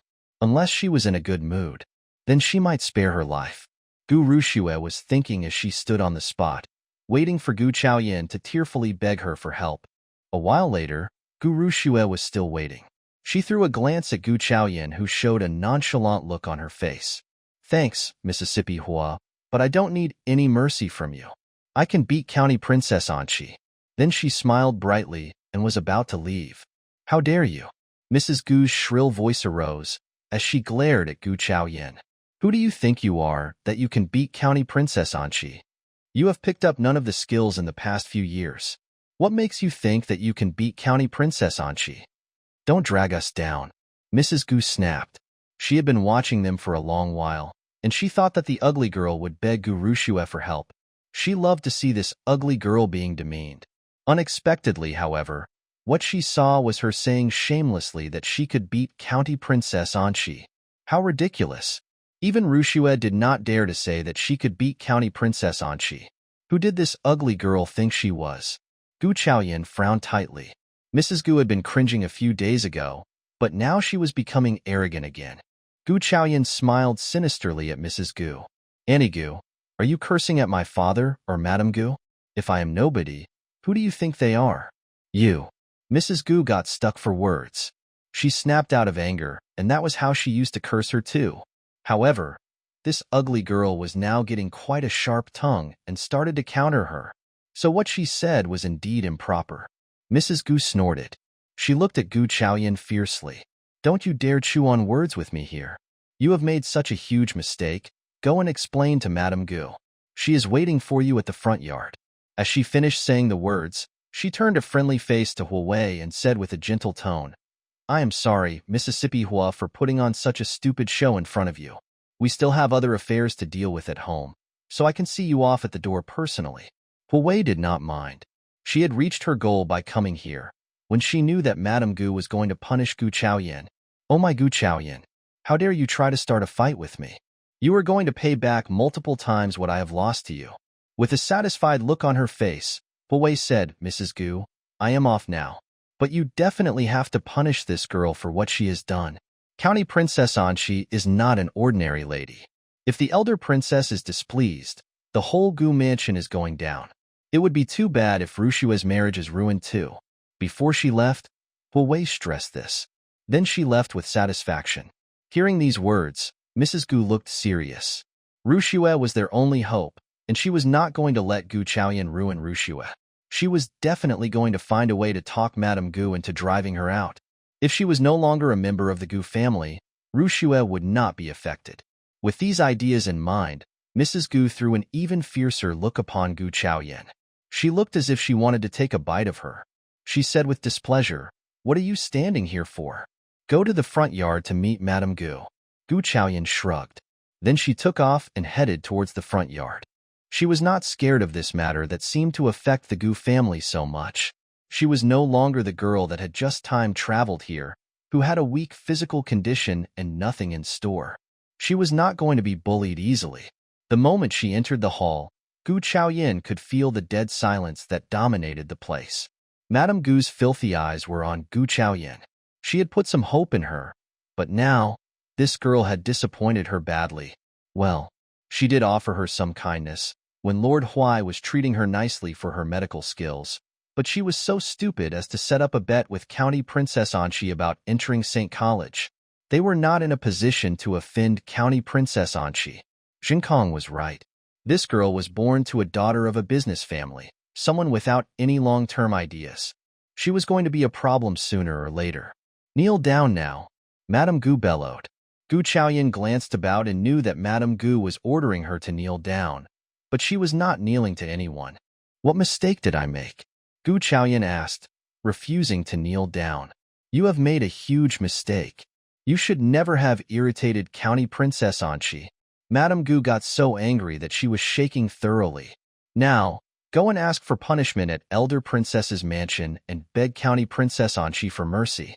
Gu Chaoyan shrugged and shook her head nonchalantly. That won't work. You. Then silence dominated. What are you messing around for? Gu Zhengkong was no longer silent and bellowed at Gu Chaoyan. He looked disdainfully at her. County Princess Anchi is a noble lady, someone never to be offended. How dare you offend her? Go and ask her for punishment, or you are out of this mansion. Gu Chaoyan was still standing there coldly. She had no emotions stirring inside her. She had seen through the Gu family, and she was not easily saddened. However, Sword 3, who had been hidden in a dark corner, had tears welling up in his eyes. Poor Mississippi Gu. How could the Gu family treat her in this way? Sword 3 was a very emotional person who had been feeling very sorry for Gu Chaoyan. He wanted very much to get down to hit those people for Chaoyan, but Sword 4 gripped him, shaking his head to remind him of his real duty. However, she had no idea that someone was feeling concerned for her. She said coldly, "It is County Princess Anchi who raised the proposal of having a bet. If I had turned down that offer, County Princess Anchi might get angry, and that would not be my business to deal with." This sentence made both Madame Gu and Gu Zhengkong change their expressions. That made sense. Madame Gu had been living in the capital city for a long while. Within a short period of time, she kept thinking and coming up with a quick solution. If that is the case, don't perform too well at the bet. Don't make County Princess Anchi displeased. She won't be able to perform well at all. Gu Zhengkong snapped directly. Just stay at your Cheong pavilion and don't go out to cause trouble anymore. Leave now. Just seeing you annoys me. Gu Chaoyan shrugged and left nonchalantly. The moment Gu Chaoyan left, Mrs. Gu asked quickly, Madame Gu, why not just remove her from the Gu mansion? Madame Gu shook her head. She would have done that without hesitation before, just as Mrs. Gu proposed, but now, she was more or less useful. Lord Huai liked her medical skills, so they should not give her up unless it was totally necessary. Just let her be. Pay more attention to Rushue, Madame Gu said. As Rushue was mentioned, she became slightly happier.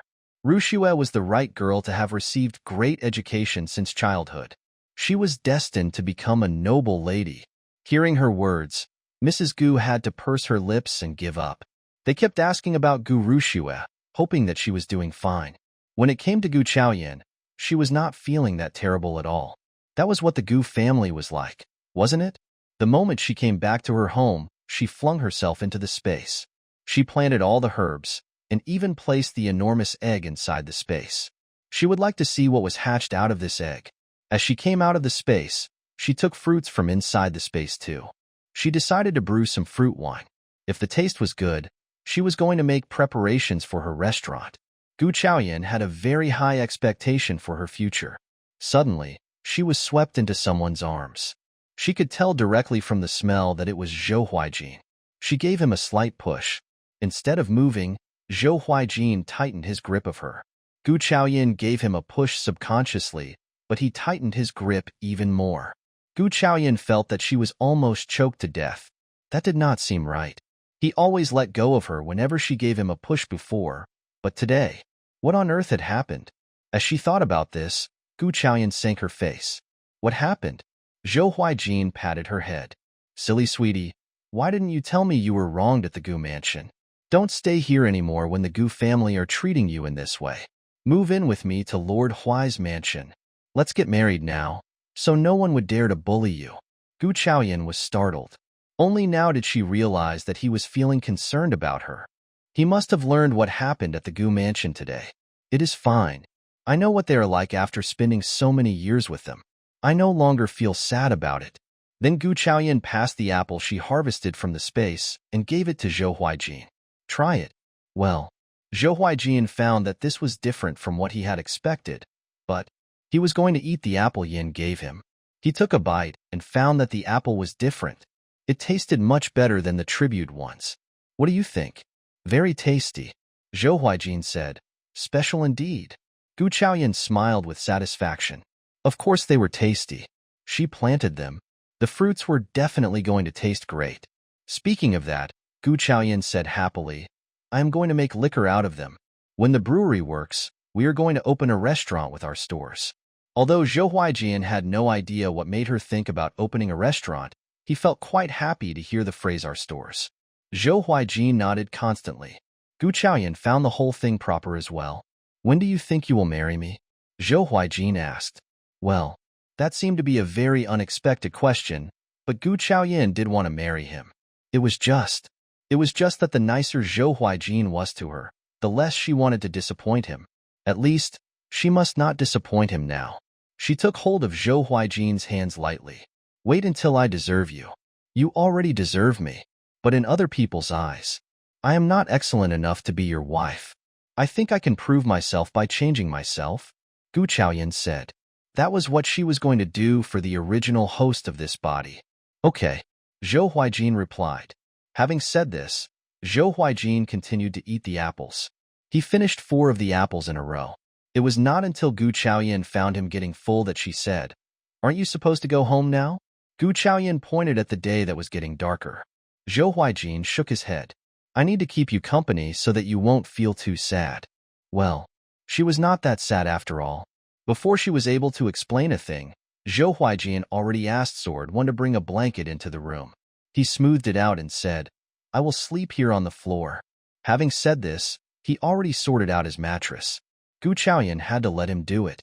She got quite tired after the day's trip. Soon she fell into sleep as she laid down. Zhou Huaijin could not fall asleep. He kept gazing at Gu Chaoyan sleeping. The moonlight brushed over Gu Chaoyan's body and left a thin layer upon her raven hair. Zhou Huaijin could not help but raise his hand to feel her hair. It was a warm room, but Zhou Huaijin wondered if Gu Chaoyan would get cold. The following day, Gu Chaoyan did not wake up until lunchtime. She had a very sound sleep the night before, probably because Zhou Huaijin was with her. It left her assured. As she thought of Zhou Huaijin, Gu Chaoyan took a look at the floor subconsciously. The mattress was gone, so was Zhou Huaijin. Without him in sight, Gu Chaoyan felt slightly disappointed, but, after a moment of disappointment, she called out, Qing. Qing hurried in, taking with her tools for combing and washing. Gu Chaoyan kept the dressing process as simple as possible, so it was only a short while before the dressing process was done. After she got dressed, Gu Chaoyan felt a bit hungry. Let's eat. Qing's expression looked a bit peculiar. She seemed to be at the edge of saying something, but did not dare to utter a word. Then she went to fetch the food. It was not until she saw the food that she realized what made Qing look so hesitant. Because of Madame Gu's defense against Gu Chaoyan during the past few days, no one dared to mistreat her anymore. The food delivered to them might not be extremely important, yet at least they were okay food dishes. But today, the food delivered from the kitchen was just pure water with almost no contents. There was no meat, and the dishes were completely cold. With her gaze upon the dishes in front of her, Gu Chaoyan could not help but shake her head. The Gu family had never changed their terrible habit of being prejudiced. She put down the chopsticks in her hand and said, Since the food is terrible, let's eat out. Okay. Sword One reacted fast. She did not like it when Miss was served with such terrible food. The Lord would feel so concerned. She was going to tell the Lord about this, even if Miss did not want to tell him. Qing, on the other hand, became a bit hesitant when hearing what she said. Will that be okay? Madame Gu asked Miss to stay at the Qing pavilion, but now they were going to eat out. Gu Chaoyan knew that Qing was always hesitant and fearful. It was a type of personality that could not be changed easily. She said straightforwardly, It is fine. We have tons of money. Gu Chaoyan was never hesitant about anything she set her mind to do, so she left directly with her gang. The servants of the mansion would scold her and push her back to the Qing pavilion if they saw her in the past, but this time, none of the servants dared to stop her and just lowered their heads as they saw her walking outside. Gu Chaoyan nodded with satisfaction. It seemed that during the past few days, how she behaved did work. She had set up her own influential image among those people. That was what human beings were like. They were scared of the intimidating figures and bullied the weaklings. The original host was the miss of the mansion, but was too weak to even face her servants. That was how she got herself bullied by them. At least those servants had to understand one thing. She was a mistress no matter what. Miss, that looks like Prince of Dukchangning. Qing reminded her. Gu Chaoyan had not paid any attention to her surroundings. However, when Qing reminded her about that, Gu Chaoyan caught sight of Duke Changning and Madame Duke Changning as well as Lu Jiming. Unexpectedly, the mother and the son were recovering well. Now they were well enough to make the proposal here. However, that was not Gu Chaoyan's business. She ignored them and was about to leave when Lu Jiming caught up with her, seeing that she did not stop for his sake. Chaoyan, hang on. I have a few words to share with you. Gu Chaoyan frowned involuntarily. What on earth was wrong with this man? A few words to share with her? What could he talk with her about? Gu Chaoyan thought for a while and decided to ignore him. She continued to walk forward. Also, she was feeling very hungry at the moment and needed to go out for fun and to eat a large meal at the restaurant. She truly had no energy or time for someone as disgusting as Lu Jiming. Seeing her speeding up, Lu Jiming hastened his steps. He ran and stopped right in front of her, blocking her way. Chaoyan, please, I need to talk with you, Lu Jiming said patiently and friendlily. Lu Jiming had been acting very arrogantly in front of Gu Chaoyan, and it was the first time for him to behave in such a low-profiled manner. Even Gu Chaoyan suspected that he got his head hit and turned mental. Gu Chaoyan said impatiently. Lu Jiming complained about her rude behavior as he took a closer look at what Gu Chaoyan was like. He looked amazed. He remembered clearly that when he was little, he knew that he was engaged with the eldest miss of the Gu mansion. He was very curious what his princess consort was like. So he came to visit Gu Chaoyan at the Gu mansion, and that was the time that Lu Jiming was extremely sure that she was not the woman he was going to marry, a woman who was chubby, ugly, and tanned. He was going to marry someone like Rushue. So during the past few years, he had been visiting the Gu mansion for Rushue, not for his fiancée. Rushue was beautiful, kind-hearted, and nice. But he had not expected that Rushue was a woman with her mind set upon profits. Just because Lord Ling was going to marry her, she broke off their engagement. As he thought about this, he realized that only Chaoyan had treated him nicely. When he said that he liked warm steamed buns, she would put the steamed buns in her arms, giving them warmth despite the extreme heat. She never brought out the steamed buns, fearing that they would get cold. And when he asked her to jump into the lake, she did that without hesitation. However, now Chaoyan seemed to have changed. She seemed to have become extremely pretty. She looked very cute despite the slight chubbiness. She might not be as pretty as Rushue, yet compared to the old version of her, she was so much prettier. Lu Jiming felt that he seemed to be capable of accepting Gu Chaoyan after all. If she could become his princess consort, he would be very glad. Chaoyan, be my princess consort, Lu Jiming said resolutely. This time, Lu Jiming felt that he was being honest. She had loved him for so many years, and she was definitely going to be moved by the sincerity. I know that you have always liked me. It was my fault for being so stupid as to miss you. Now, I truly hope that you can be my princess consort. Hearing Lu Jiming's words, Gu Chaoyan gasped. She had never met anyone as cheeky as this man in front of her. Seeing Gu Chaoyan's behavior, Lu Jiming thought that she was too overjoyed to answer him. So he replied, "Don't talk if you are too shy to say anything. Nod, and I will understand you nodding." Gu Chaoyan gave Lu Jiming a kick. To Hades with nodding. Lu Jiming, didn't I tell you that I would never like anyone like you? Even if you had not broken the engagement, I myself would have written a divorce paper to get you off my back. Just go and join my second sister instead. The two hideous people made a great couple. They could just spend the remaining time together. That sounded nice, but Gu Chaoyan was not going to get herself involved. She gave him a kick, clapped her hands, and was about to leave, when she heard Lu Jiming screaming suddenly. She only wants benefits. She does not deserve me. Hearing the words, Gu Chaoyan ceased her steps automatically. She felt like hearing the gossip. It was true that Gu Rushue only wanted things that were for her own good. Otherwise, she would not have spared no efforts to steal Lu Jiming from her. But it sounded as if she was not marrying Lu Jiming. That sounded quite new. Gu Chaoyan's eyes widened. She is not marrying you? Hearing Gu Chaoyan's questions, Lu Jiming nodded, assuming that Gu Chaoyan was showing him concern and caring about him. So he spilled out all the bitterness hidden inside his heart. When she visited me a couple of days ago, she told me that when I got well, I should go and make the proposal. Today, my parents are here for the proposal, but Madame Gu refuses to admit our engagement. She said that Rushue is marrying Lord Ling, not me. I never expected that Rushue was a woman like this. I thought that she was kind-hearted. Gu Rushue was marrying Lord Ling? When did that happen? Was that why Madame Gu asked her to get into St. College? Judging from the situation, everything was clear. She was going to ask Zhou Huaijin about this matter, but seeing Lu Jiming deeply hurt, Gu Chaoyan felt so great that she could not help but burst into laughter. Hearing the laughter, Lu Jiming, who had been feeling a bit mad, thought that Chaoyan must have become cheerful because of what happened. After all, without Rushue, she was able to marry him. Lu Jiming was about to say something, when Gu Chaoyan said with roaring laughter, Lu Jiming, that totally serves you right.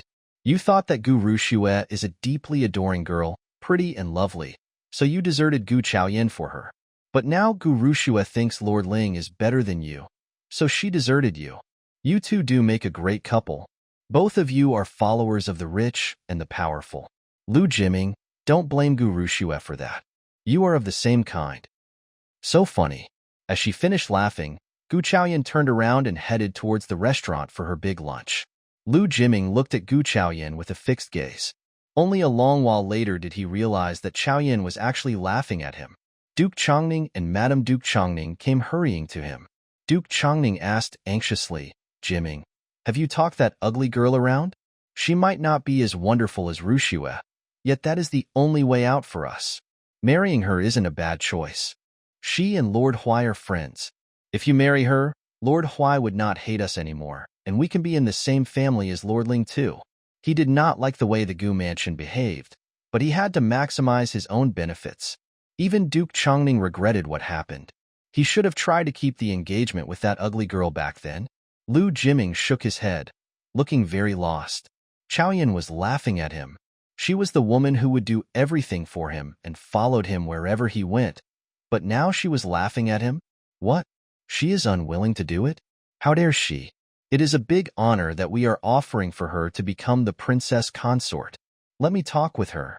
Madame Duke Chongning got so mad that she was about to rush after Chaoyan. However, Gu Chaoyan, together with Sword One and Qing, had already gone to restaurant Tianxiang. They had just taken the seat, when Sword One curiously asked, Miss, why are you not visiting restaurant Jixian? It is the top restaurant in the capital city. She heard before that those stores were going to be used to open a restaurant, so they should go and learn from the top restaurant first. Unexpectedly, her miss chose this minor restaurant Tianxiang, which confused her a great deal. Gu Chaoyan smiled briefly and took a sip of tea, and that sip made her feel totally assured that she was at the right place. It is true that restaurant Jixian is the top restaurant in the capital, but look at this minor restaurant Tianxiang. It is not that large, yet can still attract many people standing next to restaurant Jixian. So that is what restaurant Tianxiang is good at. It is not a bad choice for us to come to restaurant Tianxiang for information. Sword One nodded as if she understood something. The waiter serving the dishes could not help but say with a smile, You are very smart, miss. When the waiter saw Gu Chaoyan asking her maids to take seats with her to eat, he found this miss very distinguished. When the food was served, he gave them a branded dish for free. Gu Chaoyan accepted the dish with a smile. She was famished, especially after Lu Jiming kept her waiting for so long. When she finished the food, Gu Chaoyan suddenly thought of something and asked Sword One, Sword One, you are Zhou Huaijin's guard, and you must know more about what it is going on in the imperial court. Can you tell me what Lord Ling is like? What made him want to marry an unknown figure like Gu Rushue? She might have the title of being the prettiest girl of the whole city, but the Gu mansion was not good enough for the lords to pay attention to. In other words, the title of being the prettiest girl was something those noble ladies did not want. That was how Gu Rushue got it. Therefore, Lord Ling would never pay attention to anyone with that title. As she was talking about this, Sword One found it curious too. She did not know if other lords would marry someone with a different type of status because of love. But she knew that Lord Ling was never going to get true love, because Lord Ling is a very ambitious person that only cares about power and wealth. He is not obsessed with women at all. Oh, if that is the case, what makes him want to marry Gu Rushua? The Gu family are not going to help him with anything. They are only going to slow him down, Gu Chaoyan said straightforwardly. Sword One nodded. She thought so too. So what was the reason? That confused Sword One too. Gu Chaoyan could not understand either. Maybe he fell in love at first sight? However, as far as Sword One knew, Lord Ling was not someone who would fall in love at first sight. Something weird must be going on. Gu Chaoyan felt that she should ask Zhou Huaijin what was going on, in case there was some conspiracy hidden in the middle.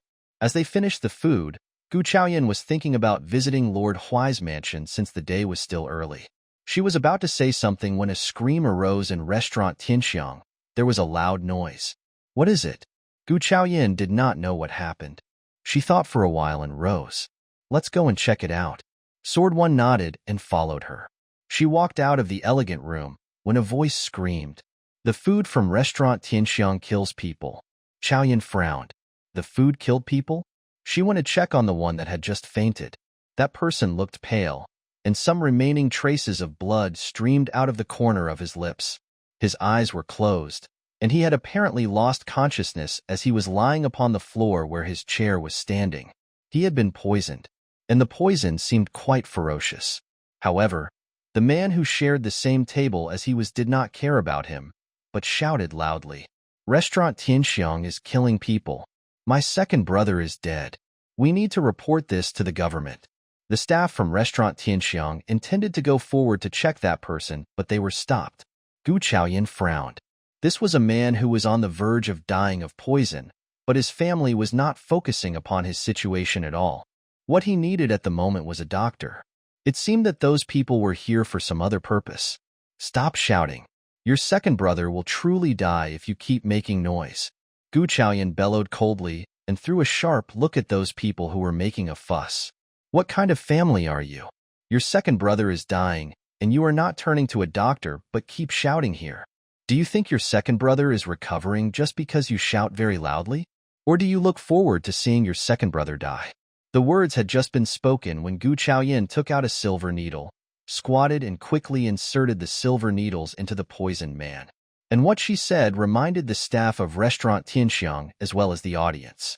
There were already some voices of discussions arising inside the restaurant. The manager of restaurant Tianxiang suddenly realized something.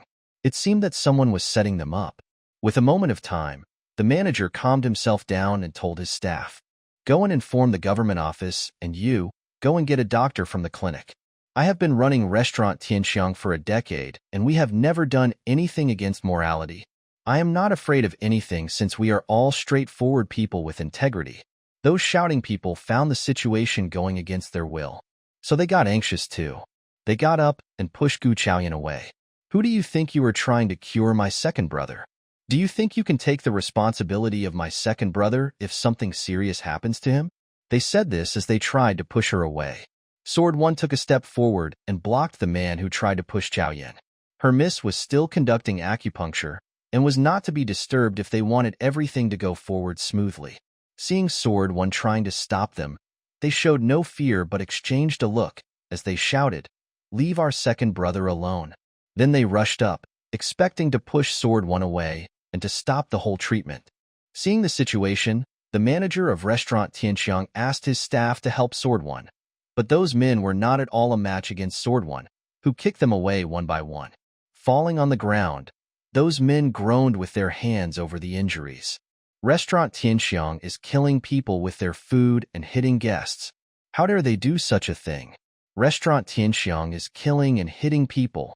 Restaurant Tianxiang is killing and hitting people. Those men kept shouting loudly. The governmental officers hired by Restaurant Tianxiang had just arrived too. Seeing the mess around, they asked, "What is it going on?" Seeing the officers, those men who were in pain crawled to them and took hold of the officers' legs, saying loudly, "Restaurant Tianxiang poisoned my second brother and hit us." At this moment, the man lying on the floor let out a soft cough. Gu Chaoyan let out a sigh of relief as she withdrew the silver needles. This man was indeed seriously poisoned. It took her quite a lot of effort to help him revive. Lucky she arrived there in time, or this man would probably have dropped dead at Restaurant Tianxiang. At that time, the situation would be very difficult for Restaurant Tianxiang. At this moment, Gu Chaoyan looked at the manager of Restaurant Tianxiang without caring about the officers. Got any tea? The manager was still in shock at the sight of the poisoned man who had just woken up. Hearing that Gu Chaoyan needed tea, he poured 1 cup for her personally. Thanks for your efforts, Mississippi. He thought that it was Gu Chaoyan who was thirsty. Gu Chaoyan took over the teacup and squeezed a drop of magical water into the cup when no one was paying attention. She did save that man from death with acupuncture, but he was too weak to wait for the real medicine to arrive. So she made use of the magical water, which not only helped with beautifying faces, but also curing wounds, just as Gu Chaoyan had discovered. She gave the tea to that man who had just woken up. Drink it. The man was still weak, so he drank the tea without hesitation as Gu Chaoyan told him to. Then he became completely radiant. Color started to emerge on his cheeks, and he looked no longer like someone who was at the edge of death. When the noisy men saw their second brother waking up, they stopped making a fuss and crawled quickly to this poisoned man, asking, "Second brother, are you all right? Great that you are doing fine." As they were talking, he turned to the officer and pointed at the manager of Restaurant Tianxiang, saying, "Officer, my second brother is cured now, but there is something wrong with Restaurant Tianxiang. They poisoned my second brother. Officer, please seek justice for my second brother." Gu Chaoyan looked at the man who was talking. He kept mentioning about his poisoned second brother, yet showed no concern. He was trying to get Restaurant Tianxiang into trouble. Also, this poisoned man did not counter. However, what she did not understand was why this poisoned man would sacrifice his life just to set up Restaurant Tianxiang. She did not know Restaurant Tianxiang well, but they gave her a dish for free. It was a kind of gratitude to be paid back. So Gu Chaoyan said, "What do you think Restaurant Tianxiang is killing your second brother for? What benefits does Restaurant Tianxiang get by killing your second brother? You have to look into this matter properly." Poisoning? The poisoned man looked at the man next to him with disbelief. No wonder. No wonder he felt so dreadful, but that was not their original deal. What they had planned was to give him some diarrhea pills so that he could get a stomachache, but he ended up getting poisoned. The poisoned man pushed away the man in front of him. "Third brother, you were trying to poison me." The man who was pushed panicked. "Second brother, you are not thinking clearly. Why would I kill you? It is Restaurant Tianxiang who tried to do so." He kept blinking at the poisoned man and indicated that he should not ruin the plan. The poisoned man ignored that indication. He was almost killed, and he had felt the seriousness of his injury. It was more than getting diarrhea. He bellowed loudly, "I am thinking clearly. We had a deal before coming to Restaurant Tianxiang. You were supposed to drug me with some diarrhea pills, but now you intended to kill me just because you wanted to get the full compensation for yourself." The poisoned man got very upset and said with disbelief.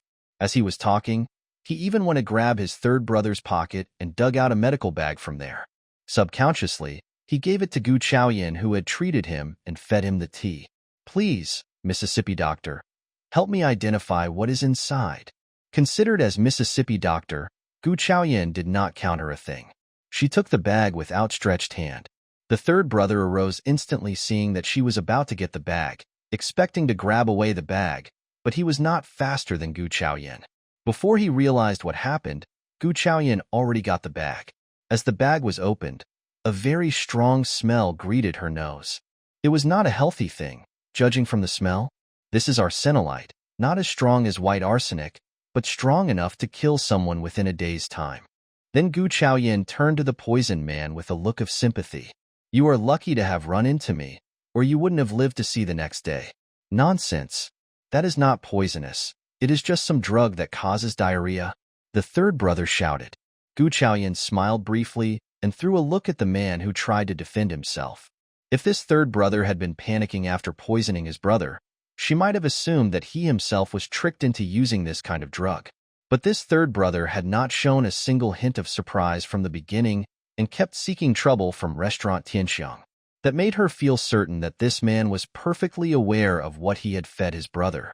"If that is the case, what about eating it yourself?" Gu Chaoyan said calmly as she put some powder into the teacup and passed it to the man. "Drink it then." If it is just some drug that causes diarrhea, you can get away with it easily, can't you? With eyes gazing at the teacup, the man did not dare to make a further move. He was shivering. You don't dare to? Gu Chaoyan asked coldly. The man kept shivering and did not dare to accept the cup. Gu Chaoyan put the teacup on the table and looked at the manager of Restaurant Tianxiang. You must understand what happened, manager. I will leave the rest to you to deal with. The manager said to Gu Chaoyan with full gratitude. Which mansion are you from, miss? I will pass on my appreciation to you when I am done with them. Gu Chaoyan simply shook her head. Then she left with Sword 1, Sword 2, and Qing.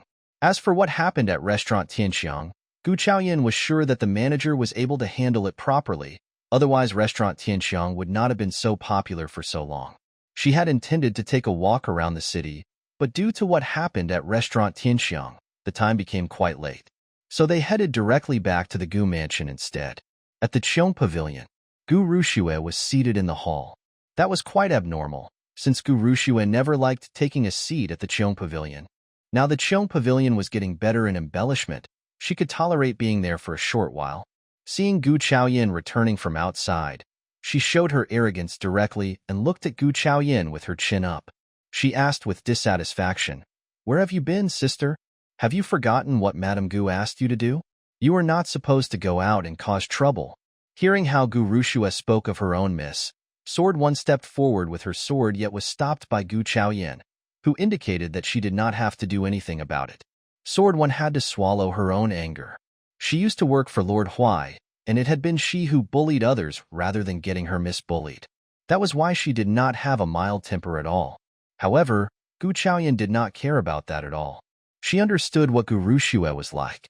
She had been behaving very properly in front of her for some time, only because Lord Huai liked her medical skills, so she did not dare to irritate her. However, now the situation had changed. She was the girl spotted by Lord Ling, and she was supposed to marry Lord Ling in the future. So of course, she did not care about this minor Gu Chaoyan who was only acknowledged for her medical skills. Gu Chaoyan chose a place to sit down and showed no weakness like the original host did. She threw a nonchalant glance at Gu Rushue. I was out checking on the stores. Does Madame Gu think that those stores are too annoying? Then I can ask Sword 1 to tell Lord Huai that he can take all the stores, so I can stay at the Qing pavilion peacefully. Gu Rushue snorted. This girl born of a business family was so narrow-minded. Stores were the only things she liked talking about. But it did not matter if this ugly girl wanted to run the stores or not. She was going to marry Lord Ling in the future and Madame Gu was not going to be stingy with her. She was going to receive lots of dowries, and that would need money too. If Gu Chaoyan was willing to make money, just let her do that. That was one thing she could do for the Gu mansion. If you're willing to run the stores, just do it. Gu Rushue said to Gu Chaoyan as if she were talking to a pathetic beggar. That is the only thing you are able to do, as the daughter of a business family. The daughter of a business family? Well, Gu Chaoyan was not angered by this title. In her opinion, she did not think that a social status like that was a bad thing. It would require a lot of competence to run a business well. Also, when the Lin family was still the imperial business family, they were one of the most famous wealthy families in the entire capital. She aimed at gaining the reputation and the revenue too. She took a sip of tea. Gu Chaoyan was quite satisfied with this goal, so she could not help but smile. That was a smile noticed by Gu Rushue. She thought that she was laughing at Prince of Duke Chongning who failed to make the proposal for her. Honestly, this ugly girl never expected any good things to happen to her. She must be very happy to get this trash that she had dumped. However, even if she was not willing to take the trash, Gu Rushue was not going to give it to the ugly girl. She squinted at Gu Chaoyan. I heard that Prince of Duke Chongning asked you to marry him? You don't think that you are going to marry him, do you? Gu Chaoyan threw a cold look at Gu Rushue. Only now did she realize what Gu Rushue's real purpose was for being there, despite all the other things she said. Oh yeah? Gu Chaoyan was about to say something, when Gu Rushue said disdainfully, Duke Chongning's mansion should have made the proposal to me, but Lord Ling's side made a proposal with father too. However, even if I am not marrying into Duke Chongning's mansion, I don't think that you would wish so much to be a wife anyway, right? The Gu mansion is not going to make your wish come true.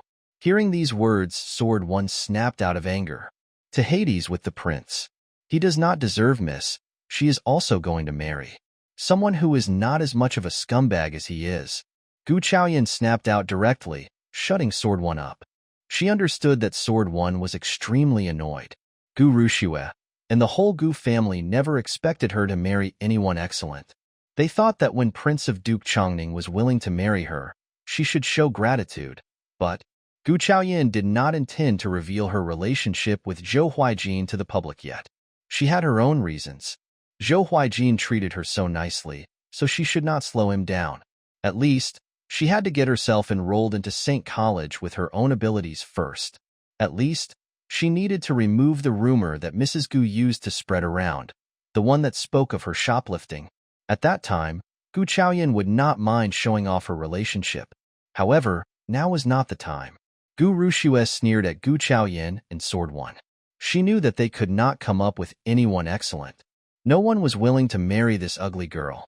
Well, that was too true. It would be strange if someone was willing to marry her. Don't be sad, sister.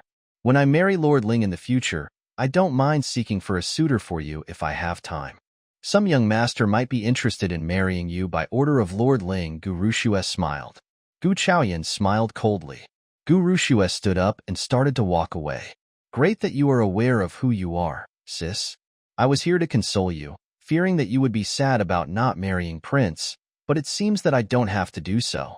She had achieved her purpose, so she left this broken Qing pavilion, which she disliked, directly. She hated the Qing pavilion and thought it was a dirty hole, but it was a dirty hole that matched this ugly girl well. Before she left, she threw a look at Gu Chaoyan and felt displeased. This ugly girl was not only ugly but also stupid. She might not even be aware of how noble Lord Ling was. Otherwise, she would have shown some jealousy. But it was fine. When she saw the wedding, she would get extremely jealous. Gu Chaoyan sneezed and mumbled inwardly. Gu Rushue can't be nagging about me still now when she is gone, can she? Sword One was mumbling too, miss. Why did you stop me? That second lady is so annoying. Lord Ling might like her. So what? Lord Ling is not as high in rank as our lord, and he has his own princess consort already. But if you marry our lord, you will be the most noble princess consort. Sword One was extremely angry. Her cheeks were bloated, and she looked rather unhappy. There is no hurry to do so. We are going to have every opportunity to slap her right on the face, but it is not yet the time. Also, it will be very bad for Lord Huai if I am marrying him now, since I don't have a very good reputation, Gu Chaoyan said with a laugh. At this moment, a crispy and gentle voice arose from not far away. Why is it bad for me? Gu Chaoyan turned around and saw a silhouette in front her. Zhou Huaijin was still dressed in a purple robe, simple and straightforward. He looked very fresh as he looked at Gu Chaoyan with a smile. I have got something to talk with you. So it's good that you are here, Gu Chaoyan said. Zhou Huaijin had intended to speak with her too, but seeing that she changed the topic, he gave up and took the seat next to her, poured himself a cup of tea. Then he took a sip of the tea and asked with a face full of satisfaction. What is it? Yin always had great tea here. It tasted even better than that in the court. That was what he noticed. Before anything else. So every time he visited the Qing pavilion, he would start by drinking a cup of tea first. Gu Chaoyan did not know that Zhou Huaijin was speaking highly of her tea inwardly, as she asked with a serious look on the face confusedly, Lord Ling is marrying my second sister. Why? What? Hearing these words, Zhou Huaijin put down the teacup and looked confused. Lord Ling was going to marry the second lady of the Gu mansion? That same Zhou Huailing? Who said so? Zhou Huaijin looked a little serious. Everyone in the Gu mansion knows about it, so the news should be true. Otherwise, Madame Gu would not have turned down the marriage arrangement with Duke Chongning's mansion. Gu Chaoyan said seriously. They could not have lied to her. As one of the officers in the court, Gu Zhengkong must have heard it from Lord Ling's men. Zhou Huaijin frowned. That was something really unexpected. Even he was surprised. Zhou Huailing has a very heavy mind. He always has a purpose for whatever he is doing. He doesn't marry anyone who has nothing apart from their looks. He is very ambitious, especially towards that throne. His princess consort is the lineal daughter of the Liu family, which holds 1/5 of the military power. His second princess is the second daughter of the chief of the Ministry of Revenue. He has one more place left for another princess. Apart from that, what remains are the concubines who are either the daughter of some high-ranked officers or those with minor positions. He is smart enough to gather his forces. So the second lady of the Gu family doesn't make any sense. There is nothing of the Gu family that he can make use of. So why? Zhou Huaijin looked serious and contemplative. Even Zhou Huaijin could not figure that out. Gu Chaoyan started to realize that the whole thing was getting very complicated. What was the reason? Could he have done it for the disgraced Princess Gu? However, that did not make sense either. Princess Gu might have been granted a position as the princess, but that was only because the king liked her looks and granted her the title out of impulse. However, now Princess Gu was only allowed to live with Princess Virtue, and she was childless too. So the whole thing did not make sense. Gu Chaoyan could not help but sigh. Hearing Gu Chaoyan sighing, Zhou Huaijin smiled gently. Don't worry, I can't think it through either. I will get Fu Bao to look into this matter. Soon we will get the answer. But aren't you practicing the zither, chess, calligraphy, and painting these days? The examination for St. College is around the corner. You are enrolling for the medical department, but you have to pass the fundamental tests too. Zhou Huaijin reminded her. Gu Chaoyan was not worried. Those were just simple skills. She had been involved with those things too in her previous life, and was totally skilled enough to pass the examination, but she did need to start to make preparations. Previously, she had no desire and just passed the examination so that she could enter the medical department. However, she was supposed to marry Zhou Huaijin in the future, so that was an examination that she had to spare no efforts to perform well in. Also, Zhou Huaijin was reminded of something else. Didn't you say that we are opening the restaurants in those stores? I have got the staff ready, the managers, chefs, waiters. All are set for you to give the order, Zhou Huaijin said. He started to make the preparations once he purchased the stores. He was waiting for Chaoyan to praise him. Gu Chaoyan was startled. He was fast. She had thought about opening the stores when the wine was ready, but on the other hand, she was quite moved. Zhou Huaijin had been bearing her words in mind. What she did was to make a small mention of the restaurant, and now he got everything ready. That warmed her heart. She was indeed lucky to have been reborn and met someone as sincere as Zhou Huaijin. After being betrayed and killed, she blinked and swallowed down the tears that were at the edge of dripping down. At this moment, another new idea popped up. Her stores were located in a very excellent place, precisely next to Restaurant Jixian and Restaurant Tianxiang. So she had to establish her own speciality if she was going to open restaurants close to these two large restaurants. The idea had to be brand new. Wine was not enough, and it was not even ready yet. She thought for a while and came up with an idea. Hot pots. Hot pots were extremely popular in the 21st century, but they had not existed at this era yet, especially when the Saint Divine Land was located in the north of the earth, so the summer was short, winter long. Hot pots were definitely going to be very popular. With this idea in mind, Gu Chaoyan said confidently, "We need one special dish for us. I am going to hire the best chef to create one special dish for us," Zhou Huaijin said. "No need." What? Zhou Huaijin was surprised. Chaoyan continued, "We already got the best chef." "Who is that?" Zhou Huaijin never heard about this plan before. "Just sitting right in front of you." Gu Chaoyan showed a mysterious smile. "Yours truly. I am getting ready and will show something special to you tomorrow." Zhou Huaijin's face twisted. Yin was the chef? Since when was she able to cook? That was total news for him. Before Zhou Huaijin realized what happened, Gu Chaoyan started to drive him out of the room. "Go home now. I am going to take a good rest today and show you something tomorrow." And she had to make a full business plan about it. The restaurants had to stand out, and she needed to make a whole new system. Zhou Huaijin looked helpless. He had no choice but to leave with Fu Bao and start to investigate Zhou Huiling's intention. Zhao Yin started to draw a picture of the pot and the placement of the hot pots at the restaurants. She worked late into the night. Then she fell asleep with assurance. The following day when she woke up, she had intended to visit the stores and find a place that could make a pot for hot pots with Sword One and Qing. However, the moment she walked out of the room, Kai Ming came to her. Kai Ming was showing respect towards Gu Chaoyan as she was talking. She was not like other servants who demeaned her and laughed at her. Kai Ming was not a nice person actually. She just did not want to end up like Kaiju. so she did not dare to make a fuss in front of Gu Chaoyan. Also, Lord Huai liked Chaoyan's medical skills, and as a servant, Kai Ming did not dare to do anything out of place. Mississippi Gu was not a very weak person. Look at what she had done to the poor Kai Zhu. She said politely, Miss, Madame Gu is asking for you. Madame Gu was asking for her? Why? At Pear Yard. It was not the first time for Gu Chaoyan to come to Pear Yard.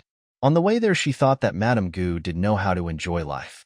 There were pavilions, houses, pools and trees against the evergreen pines that stood in the middle of rockeries and pots. On the way to the hall, there were aisles and yards on both sides with servants walking by, one group after another. Gu Chaoyan's face sank as she thought of how these things were built upon her mother's dowries. One day Gu Chaoyan was going to get all of these back for Mrs. Lin. Here we are, Mississippi Madame Gu is waiting for you inside. Kai Ming reminded her. Gu Chaoyan had been received by Madame Gu in the hall, so Kai Ming was worried that Gu Chaoyan had no idea how to get to this place. She looked up. Then, Gu Chaoyan nodded and continued to walk inside. Kai Ming let out a sigh of relief. For some reason, she had always felt a lot of pressure in front of the Mississippi. Maybe it was because of what happened to Kai Zhu before. There you are. Madame Gu's blurry and aged voice arose as she placed her teacup back in its original place. She showed no love as she used to, but looked at Gu Chaoyan with a serious look instead. Gu Chaoyan greeted her coldly. Madame Gu, what do you want me to do? Madame Gu did not want to fake a look of kindness, so Gu Chaoyan did not show enthusiasm towards her either. Instead, she stood there calmly. Madame Gu thought that Gu Chaoyan seemed different, but she could not tell what was different about her. However, she was no longer useful and Madame Gu did not want to waste time on her anymore. So she cut in directly. Chaoyan, I believe that you must have heard that Ru Xue is going to marry Lord Ling, who is a totally different and extraordinary man. If a girl from our family is able to marry someone like that, then we will be extremely lucky. During this time, we should all make efforts to help Ru Xue. You have offended County Princess Anxi, and County Princess Anxi is definitely going to give you a lot of hard times in the future. Ru Xue is supposed to help you with the problem. So you have to understand that you have to help the second sister who can help you later. So we have to place your second sister on the top. Now you are able to open a restaurant with Lord Huai, and it is also our luck. You have to share that luck with your second sister. Got it? Madame Gu was trying to persuade her, but she sounded intimidating. As long as Ru Xue is doing well, we will all be fine. Gu Chaoyan showed a brief smile, but she had known what Madame Gu was like. She was a woman with ambitions. She thought that Lord Huai's interest in her medical skill would make her get promoted. That was why she showed courtesy. However, now that Gu Ru Xue was able to marry Lord Ling, she turned her attention to Gu Ru Xue. Madame Gu was balancing her benefits. One of the girls was spotted for her medical skills, whilst the other was spotted for marriage. Of course, she had to pay attention to the one with marriage. However, if Madame Gu knew that Lord Huai already offered her the position of princess consort, she would not behave like that. Nevertheless, Gu Chaoyan was not going to let the Gu mansion take anything from Zhou Huaijin. Madame Gu, are you sure about that? Gu Chaoyan asked coldly. When the Gu family were bullying her, Madame Gu had been defending her at least. Therefore, she could let her go. But it seemed that right now, Madame Gu was trying to make her mother's dowries Gu Ru Xue's dowries instead. Gu Chaoyan could ignore other small errands, but she was never going to allow her to touch anything of Mrs. Lin. If Madame Gu was sure about that, then Gu Chaoyan was definitely not going to spare any mercy for her. Hearing what Gu Chaoyan asked, Madame Gu had other thoughts. She thought that Gu Chaoyan was unconvinced. She thought that Gu Chaoyan was so proud that she thought that she could marry someone extraordinary. Madame Gu knew that when Lord Huai liked her medical skills, he could possibly appoint someone great for her. However, no matter what kind of person he was going to appoint to her, that person would not exceed Lord Ling anyway. That was what Madame Gu was certain about. So she said, Chaoyan, don't bear too many things in mind from now on.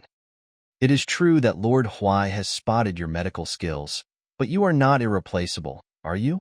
Lord Huai will not care about you anymore if someone better pops up. At that time, your sisters will be the only ones that help you out. So Chaoyan, be practical and stop dreaming. Also, you are a divorced girl. When your second sister enters Lord Ling's mansion and becomes the third princess, She will help you with your marriage. Madame Gu said convincingly.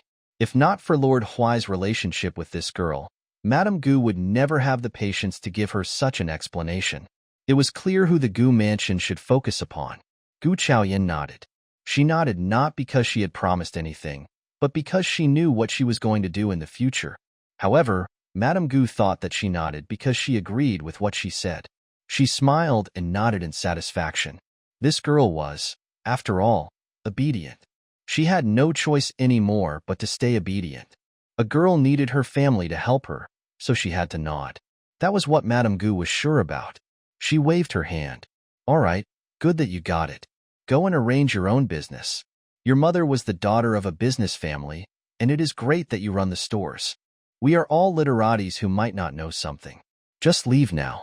Gu Chaoyan nodded, then she left. She continued to walk towards the stores. Sword One was angry and started to complain as she reached the wagon. Miss, Madame Gu is so horrible. She was bullying her, miss. Gu Chaoyan was not angry.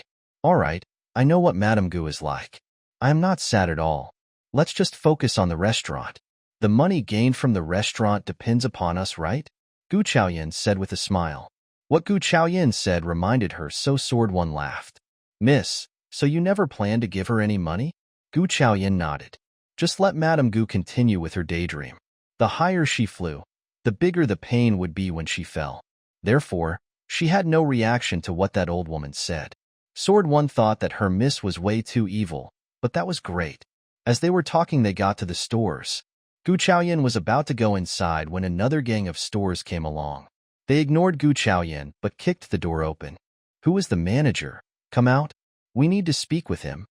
You are really bold people to open a restaurant here. Don't you know what this place is? Before the waiter spoke, Gu Chaoyan took a step forward and asked coldly, What place is this? The head of the gang snorted. Seeing the slightly chubby girl speaking, he raised his chin and said proudly, This is the capital. In the capital, there are tons of people you just cannot irritate. Stop being nosy, you little girl, he said and then looked at her. Also, don't choose to eat at this place either. Soon the restaurant will be gone. As the head of the gang said this, the other gang members laughed loudly. They weren't the crazy type. Some people were bold enough to open restaurants on the street, yet they either went bankrupt or got closed. It had been years since some foolish people came opening restaurants here. Unexpectedly, such people were seen again. They thought that the owners were either outsiders or stupid, so they were not at all scared. The head of the gang did not have the intention of speaking more with the girl. He struck the table and shouted, Where is the manager? Come out here now. We can talk now. If I get impatient, we won't be able to stay friendly anymore. Gu Chaoyan laughed coldly. You look ferocious, but you are so stupid. I am standing right in front of you. Who else are you turning to? What? The head of the gang looked at Gu Chaoyan with disbelief. After gazing at her for a few more seconds, he burst into laughter with the other men. The head of the gang looked at Gu Chaoyan with excitement and struck the table. Oh, it is such a stupid girl like you who decided to open a restaurant here. Oh girl, you didn't know about the situation here, so I won't blame you for a thing. Give me 10,000 yuan and close this restaurant, then the problem will be solved. Gu Chaoyan smiled briefly. With her eyes upon him, she said, You are from Restaurant Jishin? The man lifted his chin proudly. He nodded in acknowledgement of what she had said. You know what this place is? Gu Chaoyan asked. Where is this place? The head of the gang asked with a face of confusion. It is the capital, Gu Chaoyan answered. In the capital, there are tons of people you can't afford to offend. You are a man, so stop making trouble here. The head of the gang was a bit confused at first, but after thinking for a while, he realized that it was exactly what he had said.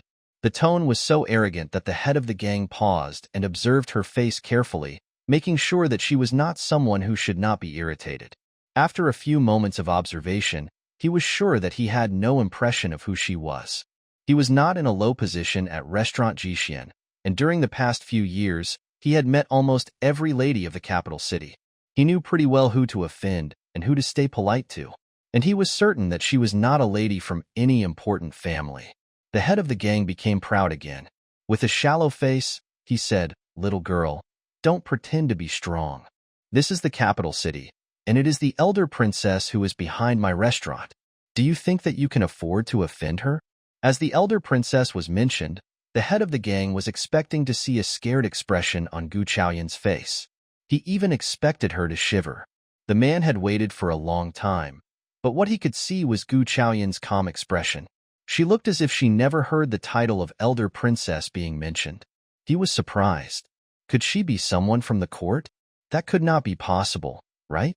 So it is okay for the elder princess to bully the commoners? Gu Chaoyan straightened up her back and said with a face of seriousness, "Ha ha ha ha ha." Laughter arose instantly.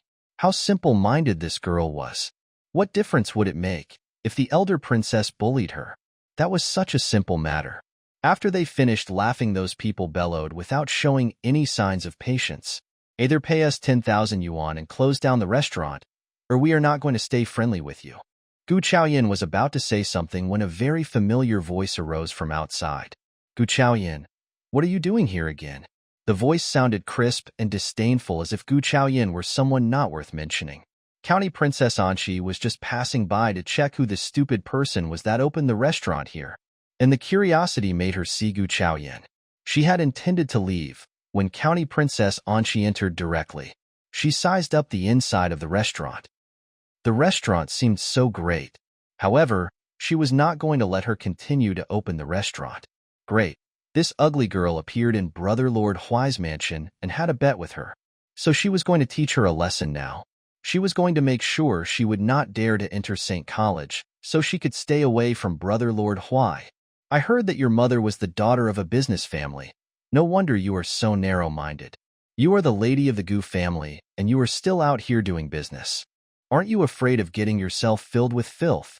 County Princess Anqi said disdainfully and looked down at her. Hearing these words, Gu Chaoyan smiled, and then she started to laugh. Displeased, County Princess Anqi bellowed. What are you laughing at, ugly girl? Gu Chaoyan looked at County Princess Anqi with a smile. You said that it is narrow-minded of me to do business. But what? County Princess Anqi said with a tone of impatience. She hated Gu Chaoyan, not only because she was not flattering her, but because she was even joking around with her. God. Gu Chaoyan continued to smile, and then looked at the head of the gang. These people say that their manager is the elder princess. Are you calling your mother narrow-minded? How dare you? County Princess Anqi snapped angrily. This ugly girl knew how to talk. How dare she talk ill of her mother? She should check herself to see who she was. How dare she compare herself with her mother? Her mother was the elder princess, someone this ugly girl could never be a match for. County Princess Anqi was extremely angry. These men did not dare to get themselves involved, especially when they brought up the elder princess's title just to flatter County Princess Anqi. So they asked directly, County Princess Anqi, should we slap her? County Princess Anqi nodded with satisfaction. With her gaze upon Gu Chaoyan, she showed a look of disgust. Slap her now, and then smash everything. County Princess Anqi ordered directly. These men went up directly and were about to slap her when a very cold voice arose. I would like to see who dares to do that to her. Gu Chaoyan looked up and saw Zhou Huaijin, who was dressed completely in noble purple, coming in. He did not look pleased and had a very deep frown. He only had Fu Bao with him because his destination was the restaurant. Even so, he still looked unapproachable. Warmth arose inside Gu Chaoyan's heart. For the past few months, he seemed to be the only one that stepped out when she was in trouble. At the sight of Zhou Huaijin, County Princess Anqi looked pleased. Brother Lord Huai must be here to help her after he heard what happened. As she thought of this, County Princess Anqi came running towards him with a smile. Brother Lord Huai. As she greeted him, she put on a wronged expression and said, That woman is bullying me. Brother Lord Huai, stop talking with her, all right? We have got tons of imperial doctors who are excellent in medical skills. As she was talking, she went up to take hold of Zhou Huaijin's arm. However, the next second Zhou Huaijin burst out with a cold tone. Get lost. County Princess Anqi's hands froze. She could not believe that Zhou Huaijin was telling her to get lost. As she looked at Zhou Huaijin with disbelief, Brother Lord Huai always had a weird temper.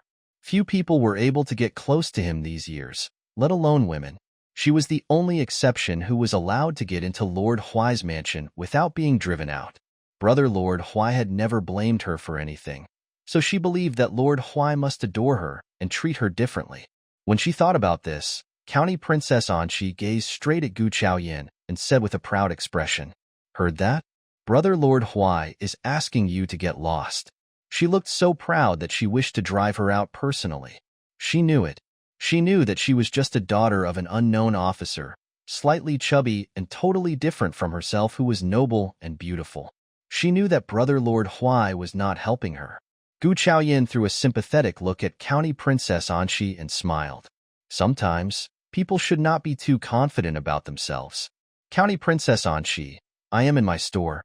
Are you sure it is I who is supposed to be getting lost? Gu Chaoyan showed a small smile on her face. This County Princess Anqi seemed to be quite a foolish girl. How pathetic that she was unable to figure out some things. Hearing what Gu Chaoyan said, County Princess Anqi laughed confidently. So what? She was the County Princess, the most adored child of the Empress.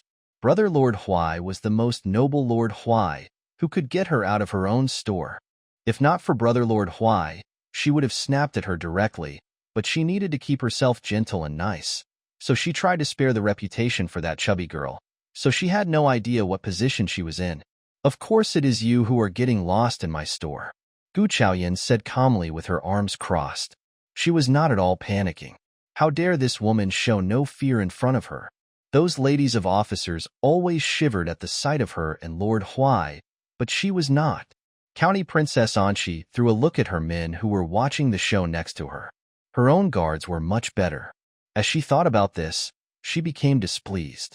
What are you staring at? Get this fat woman out of here. Brother Lord Huai is giving the order. The men came running towards Gu Chaoyan. They had been scared of this woman a moment ago, but now things were different. Now they had County Princess Anqi and Lord Huai behind their back, so they were no longer scared. Directly, they went up, ready to get Gu Chaoyan out of the place. However, a very cold voice said calmly, I am telling you to get lost. Fu Bao, get this reckless woman out of this place. Fu Bao was very fast. As he heard the order, he gripped County Princess Anqi and tossed her out. Those who were supposed to get Gu Chaoyan out ceased the steps, as they watched Fu Bao taking County Princess Anqi, who was in tears and looked totally messy, out of the restaurant. She just could not believe it. How could that be possible? Why did Brother Lord Huai toss her out? Why? That could not be possible. It should have been that fat girl who was supposed to get out. She was the daughter of the elder princess. She was the County Princess Anqi. Fu Bao reminded her as he saw her confused look. County Princess Anqi, you better not come and seek trouble here. This is Lady Chaoyan's store as well as the Lord's. If you are here smashing Lady Chaoyan's place, you are smashing the Lord's as well. Having said these words, Fu Bao clapped his hands and walked into the restaurant. County Princess Anqi returned to the elder princess's mansion with tears in her eyes. It was the first time for County Princess Anqi to come home in a mess and with tears in her eyes. What is going on? The elder princess had a touch of sharpness on her face and voice. Her husband passed away years ago, and County Princess Anqi was her only daughter. Even the empress adored her deeply, more than the princesses in the court. Therefore, no one dared to bully her in the country. But it seemed that Anqi was bullied. Who is it? The elder princess looked very lethal. Gu Chaoyan, the ugly fat girl. Brother Lord Huai would not have treated me like that if not for her. County Princess Anqi repeated the whole story. However, when it came to Zhou Huaijin, she stressed that it was Gu Chaoyan who had instigated him to do what he had done. The elder princess looked at Anqi and said with displeasure, So you are not even a match against a fat girl without any social status? She was Zhou Huairou's daughter. She should not have been so useless. It had been she who had been supporting the elder princess's mansion these years now that her husband was gone, so the mansion was not collapsing. She had not been paying attention to Anqi and had not discovered that she was so useless. Normally, she should have been more capable as someone growing up in the imperial court. Mother. Anqi looked wronged. She had no idea what that fat girl had said to Brother Lord Huai for Brother Lord Huai to be leaning towards her. That woman knows some medical knowledge, so Brother Lord Huai likes her. Oh? Lord Huai thought that her medical skills were great? That was easy. Maybe it was because Madame Jiang was not doing well, So Lord Huai was paying extra attention to a doctor girl. Dr. Fairy is my old friend. Since Lord Huai needs someone with great medical skills, we can just hire Dr. Fairy, so the fat girl would not be of any use anymore. As long as Lord Huai stops defending her, you can do whatever you want with her in the future. Also, we can remove her from the entrance examination of St. College. No, I want to compete with her. Anshi looked very resolute. The elder princess felt a headache arising inside her head. She massaged her temples, thinking that she had been spoiling Anshi a little bit too much. She should learn how to behave like a smart person. She waved her hands. Anyway, just compete with her, but don't restrain your own abilities against her. At the restaurant, after Fu Bao tossed County Princess Anshi and the gang from Restaurant Jixin out, Zhou Huaijian sized up Gu Chaoyan from head to toes, making sure that she was not injured. Only then was he assured. Gu Chaoyan thought that he was way too exaggerating. She said, Sword 1 and Sword 2 are with me. I will be fine. I am still worried even if they are with you. Zhou Huaijin said straightforwardly, not minding snapping at the two guards of his own. The faces of Sword 1 and Sword 2 twitched. Why didn't they realize that their lord was such a wife protector before? Sword 1 and Sword 2 even thought that Lord Huai had no idea what love was and how to get on well with women, but now it seemed that it had been their own mistaken thoughts. Nevertheless, Sword 1 and Sword 2 were not saying this out loud. They did not dare to. At this moment, their lord, whom they assumed had no idea of how to get on well with women, was looking at Gu Chaoyan with a look of flattery. Yin, what is the special dish you talked about? I hurried here just to try your special dish. Gu Chaoyan almost forgot about it when Anshi came to cause trouble. Where is the kitchen? Lady Chaoyan, the kitchen is over there. Manager Zhao of the restaurant stepped out and said courteously. He was a manager that had been well trained by Shadow Door. He would have been in charge of running the properties of Shadow Door if he were not assigned here. Shadow Door had extremely many properties in the capital. Manager Zhao, who was assigned here to run the restaurant, was not particularly assured, especially after knowing that the owner was a young girl. But, after meeting with this new owner, he more or less approved of her position and abilities. So now, he was showing respect and willingness to cooperate.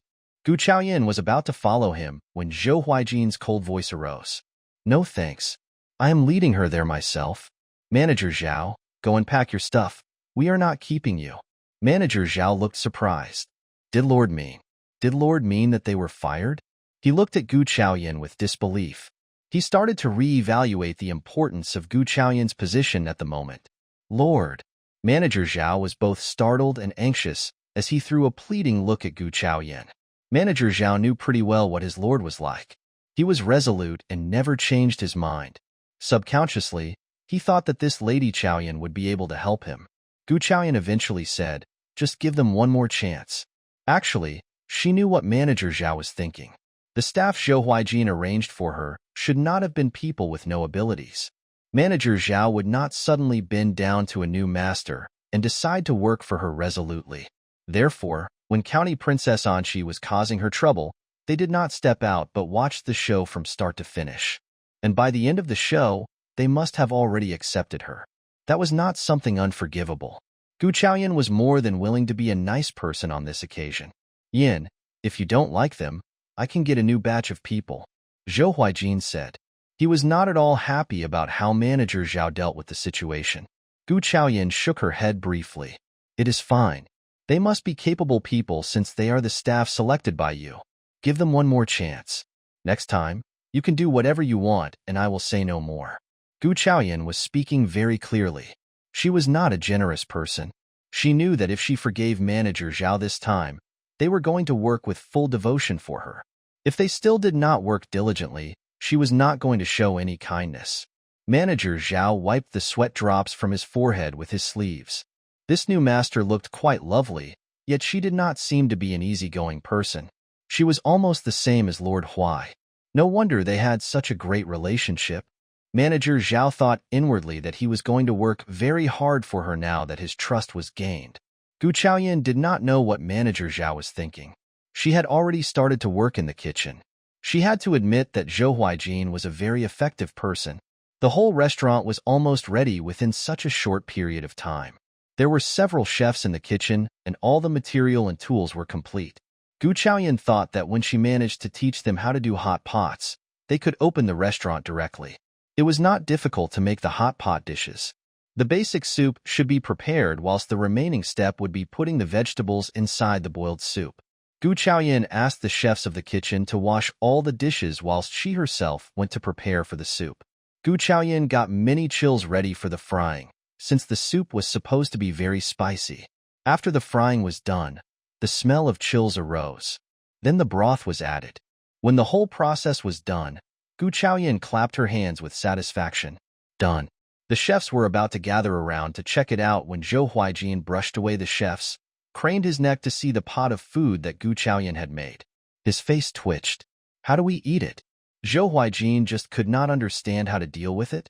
Were they supposed to drink the soup? Gu Chaoyan smiled mysteriously. She fetched the vegetables she had washed and tossed them into the pot. Zhou Huaijin gasped. What was going on? What kind of food was that? He had never seen this kind of dish before, not even from the imperial kitchen. Everyone was still gasping when Gu Chaoyan already got a bowl, scooped out the things inside, and passed it to Zhou Huaijin. Try it. Zhou Huaijin opened his mouth without hesitation. Gu Chaoyan then again asked the chefs to get a bowl for themselves too. It is so tasty, Zhou Huaijin said with surprise. He did not know how to describe it, but the dish did taste very different and very delicious too. It is going to be so great in winter. Gu Chaoyan gave him a thumbs up. Zhou Huaijin was a really smart man to understand the essence of hot pot. Those chefs also sparkled with excitement. I am sure that when this dish is served, our restaurant is going to become really popular. They could even predict how popular this restaurant was going to be. Gu Chaoyan nodded. Honestly, she had been quite anxious about how hot pots could work here for these ancient people, but it worked pretty well. Zhou Huaijin asked Gu Chaoyan to write down the receipt and asked the chefs to study it. Yin, leave the rest to them. I am asking you for a favor today, Zhou Huaijin said. Gu Chaoyan was surprised. Zhou Huaijin was an omnipotent person here, but now he was asking her for help. What? Gu Chaoyan asked, seeing Gu Chaoyan's nervous face. Zhou Huaijin could not help but smile. Not a very huge deal. It is just that I know your family has several prescriptions that can cure disease. If you are able to cure the young master of the Wang family, I would like you to heal Madame Jiang. Madame Jiang has not been doing well these years. She has seen many imperial doctors and eaten tons of supplementary products, but she is not healing at all. When Madame Jiang was mentioned, Zhou Huaijin looked completely anxious. Gu Chaoyan thought for a while. It seemed that County Princess Anqi mentioned before that she thought that she was there to treat Madame Jiang. That was why Zhou Huaijin was treating her nicely. Gu Chaoyan did not think much about that, but now it seemed that it was all real. As far as she remembered, the queen had a surname of Jiang, so Madame Jiang must be Zhou Huaijin's grandmother. Gu Chaoyan nodded. I need to check her first before knowing if the prescription will work. Zhou Huaijin nodded. He had considered that as an attempt.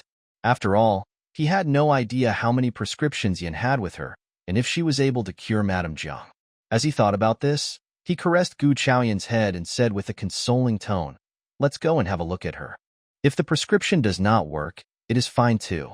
Madame Jiang has been sick for years, and even the imperial doctors cannot get her well. Don't put too much pressure on yourself. Gu Chaoyan looked up at Zhou Huaijin. Zhou Huaijin looked gentle and friendly. She just could not think of how the rumor was spread in the public that Lord Huai was cruel and ruthless, and that Lord Huai ordered the daughter of the minister to be killed without hesitation. This man she had been hanging out with was completely different from what the rumor said. She thought of how Zhou Huaijin talked about cooperation at the beginning. What he needed was her medical skills, but he no longer mentioned that. She forgot about that matter as well. It seemed that it was because he did not want to give her too much pressure, thus he didn't mention it at all. After all, people thought that she was skillful only because she had some secret prescriptions from her own family. She clasped Zhou Huaijin's hands and gave him a look of assurance. Don't worry, I can cure her. That was what she was very confident about. She was definitely going to cure the patients. After all, she got assistance from a space and the magical water, and that very important help. She had not checked Madame Jiang, but she was still sure that she would be able to cure her. Zhou Huaijin nodded and said nothing more at the sight of her confident look. The wagon headed towards the Jiang mansion. The old master of the Jiang family used to be the minister of military who held the military power, but when the queen got the position next to the throne, he handed over the military power and resided in a very isolated place in the capital city. As they came to the Jiang mansion, Zhao Yan could not help but think that the Jiang family was indeed keeping a low profile at the sight of the red gate. "Please come in," Zhou Huaijin said. Gu Chaoyan followed Zhou Huaijin and walked inside, passing by the wall. There was a small patch of bamboo trees in front of the main house in the Jiang mansion. As they walked to the end of the bamboo garden, they reached Madame Jiang's room. There were many people coming in and out, and the deeper they walked in, the stronger the smell of medicine got. "Huaijin is here?" Madame Jiang's friendly voice arose. The imperial doctors in the room greeted him as Zhou Huaijin told them to rise. He said straightforwardly, "Madam, this is Gu Chaoyan, the eldest girl of the Gu family. She is here to check you." "No." Madame Jiang had not said a thing when the imperial doctor in the room bellowed excitedly as if a huge enemy were here. Madame Jiang is a noble lady who should not be checked by an unknown girl. It was Zhang Liang, the deputy chief of the imperial hospital. He had been in charge of Madame Jiang's health. Now that Zhou Huaijin was presenting Gu Chaoyan to her, he was slapping him directly on his face. So his wrinkled face was full of disdain. Being a doctor was a very different profession. It was about experience. He was almost 50 years old and finally reached the position of deputy chief. So undoubtedly, apart from the chief, he was the most skillful in medicine. Otherwise, he would not have been assigned to carry out the treatment of Madame Jiang. And this little girl next to Lord Huai was not yet 15. It was such a joke that Madame Jiang was going to be checked by her. He did not care whether Madame Jiang minded being treated by her. He should not be humiliated. With a sullen face, he said, "Lord Huai, are you implying that I am not skilled enough? That is why this girl is being brought here to humiliate me? I have to report this to the king." Gu Chaoyan threw a look at Zhou Huaijin involuntarily. It seemed that this Lord Huai was indeed arrogant. He asked her to check the patient right in the face of this experienced deputy chief. That was not very pleasant. Gu Chaoyan was thinking about how to explain the situation. When she was about to say something, she saw Zhou Huaijin nod seriously and say, "True, she is here to humiliate you." Haha, that was so straightforward. Gu Chaoyan almost burst into laughter, but she did not dare to utter a word or laugh when facing this deputy chief. She kept a flat expression and took this interval to check Madame Jiang, aiming to find out how she was doing. "You, Madame Jiang, I am going to report this to the king." Deputy Chief Zhang was so angry that his beard was twisted. Lord Huai must have been deeply obsessed with the girl who is talking nonsense and expects to set you up, Madame Jiang. Zhou Huaijin looked serious. He was about to say something when Gu Chaoyan mumbled seriously, "So, Deputy Chief Zhang, are you saying that I am pretty?" Haha. Zhou Huaijin could not help but laugh. Madame Jiang also chuckled as she was lying in bed. "This girl is so much fun. Madame Jiang, she is fun, but she is not helpful. You are seriously ill, and we can't allow Lord Huai to play jokes on you with this girl."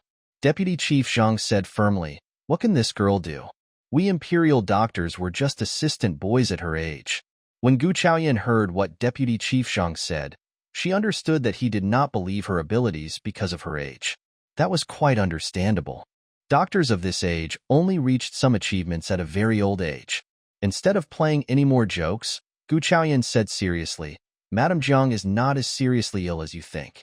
If I am right, Madame Jiang, are you often suffering from headaches, feeling dizzy, and does your heart hurt often and limbs feel numb? Sometimes you also feel tired, and as if your chest is constricted?" Madame Jiang's eyes widened as she nodded. She had been worried that Huaijin was tricked by some liar when this girl showed up, but hearing what the girl said, she could not help but look at this girl. Deputy Chief Zhang and other imperial doctors did not see through those symptoms that she had mentioned. She completely described how she was doing. Madame Jiang was about to ask further when Zhang Liang snorted. "Those are just symptoms. Maybe Lord Huai has told her before already." "Don't be tricked, Madame Jiang. What if I say that I am able to cure Madame?" Gu Chaoyan asked with displeasure. She was not displeased about Deputy Chief Zhang. It was quite normal that Deputy Chief Zhang, who was the imperial doctor for Madame Jiang, did not trust her much. However, He should not have accused Zhou Huaijin of telling her what Madame Zhang's symptoms were. Before they arrived here, Zhou Huaijin did not mention anything about any of these. Deputy Chief Zhang was suspecting Zhou Huaijin's integrity as well as his real concern towards Madame Zhang. You? I don't think that a young girl like you will ever be able to cure Madame Zhang. You are confronting the best imperial doctor in the imperial hospital, and we have no clue of how to handle the issue. It is not a place for you to have fun. Just go home to play with your toys instead, Deputy Chief Zhang said with a look of disbelief. Gu Chaoyan brought out her bag of silver needles and placed it on the table. Then she said calmly, the young master of the Wang family was almost at the edge of death when no one was said to be able to cure him. But I did. Do you think that I could have cured the young master with the fun I have? If you think so, I will have no way to counter. However, you yourselves don't have any method to cure Madame Zhang. For me, what I need is to give her acupuncture for a few hours, and she will definitely get better. Are you able to do that?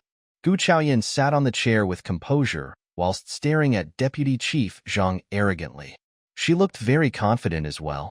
Well, Deputy Chief Zhang looked embarrassed.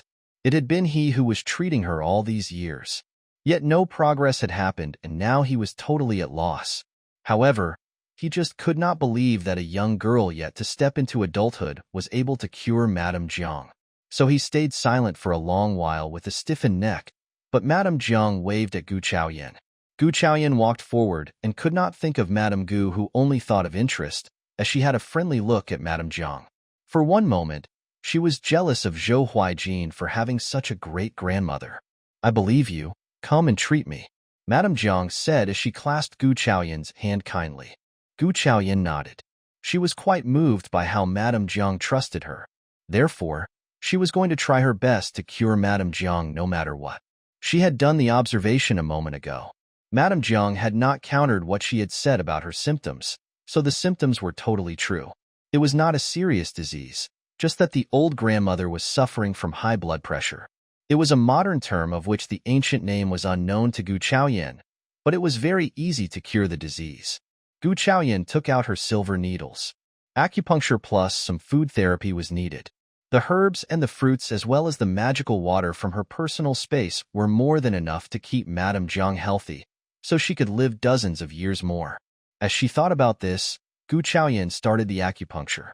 At the sight of the scene, Deputy Chief Zhang rushed out in fright, trying to stop her, but Zhou Huaijin stretched out his hand and stopped him, staring at Deputy Chief Zhang with a lethal look. Deputy Chief Zhang was watching the whole process in both anxiety and surprise. Each needle made Deputy Chief Zhang shiver. After the acupuncture was completed, Gu Chaoyan found that Madame Zhang was doing well, but Deputy Chief Zhang might be at the edge of fainting. When Gu Chaoyan was assuming that Deputy Chief Zhang was going to pass out, he stepped out and asked anxiously, Madam, how are you doing now? Madame Zhang sat up. Her face, which looked pale, started to show some color. She said with energy, I have to say that Lady Chaoyan is very skilled with acupuncture. I no longer have any pain. She said this as she intended to get off the bed for a walk. The Annie next to her stepped up to help her. She walked a few steps. Madame Zhang suddenly found that she was really cured. She was not feeling dizzy or constricted in her chest. She felt totally fresh like never before. She said cheerfully, Lady Chaoyan, you are indeed a divine doctor. Thanks. Gu Chaoyan said politely. Deputy Chief Zhang, now you believe how skilled this little girl is, do you? Madame Zhang said, not showing any anger towards Deputy Chief Zhang. Deputy Chief Zhang had a look of total disbelief. He came to feel Madame Zhang's pulse. After that, he looked at Gu Chaoyan with disbelief for a very long time before he came back to himself. Madame Zhang smiled. Zhou Huaijin was also very surprised to see how skilled Gu Chaoyan was. After all, Dr. Zhang was already very excellent, and now Chaoyan was doing even better. When did she pick up this skill? Confused, Zhou Huaijin asked.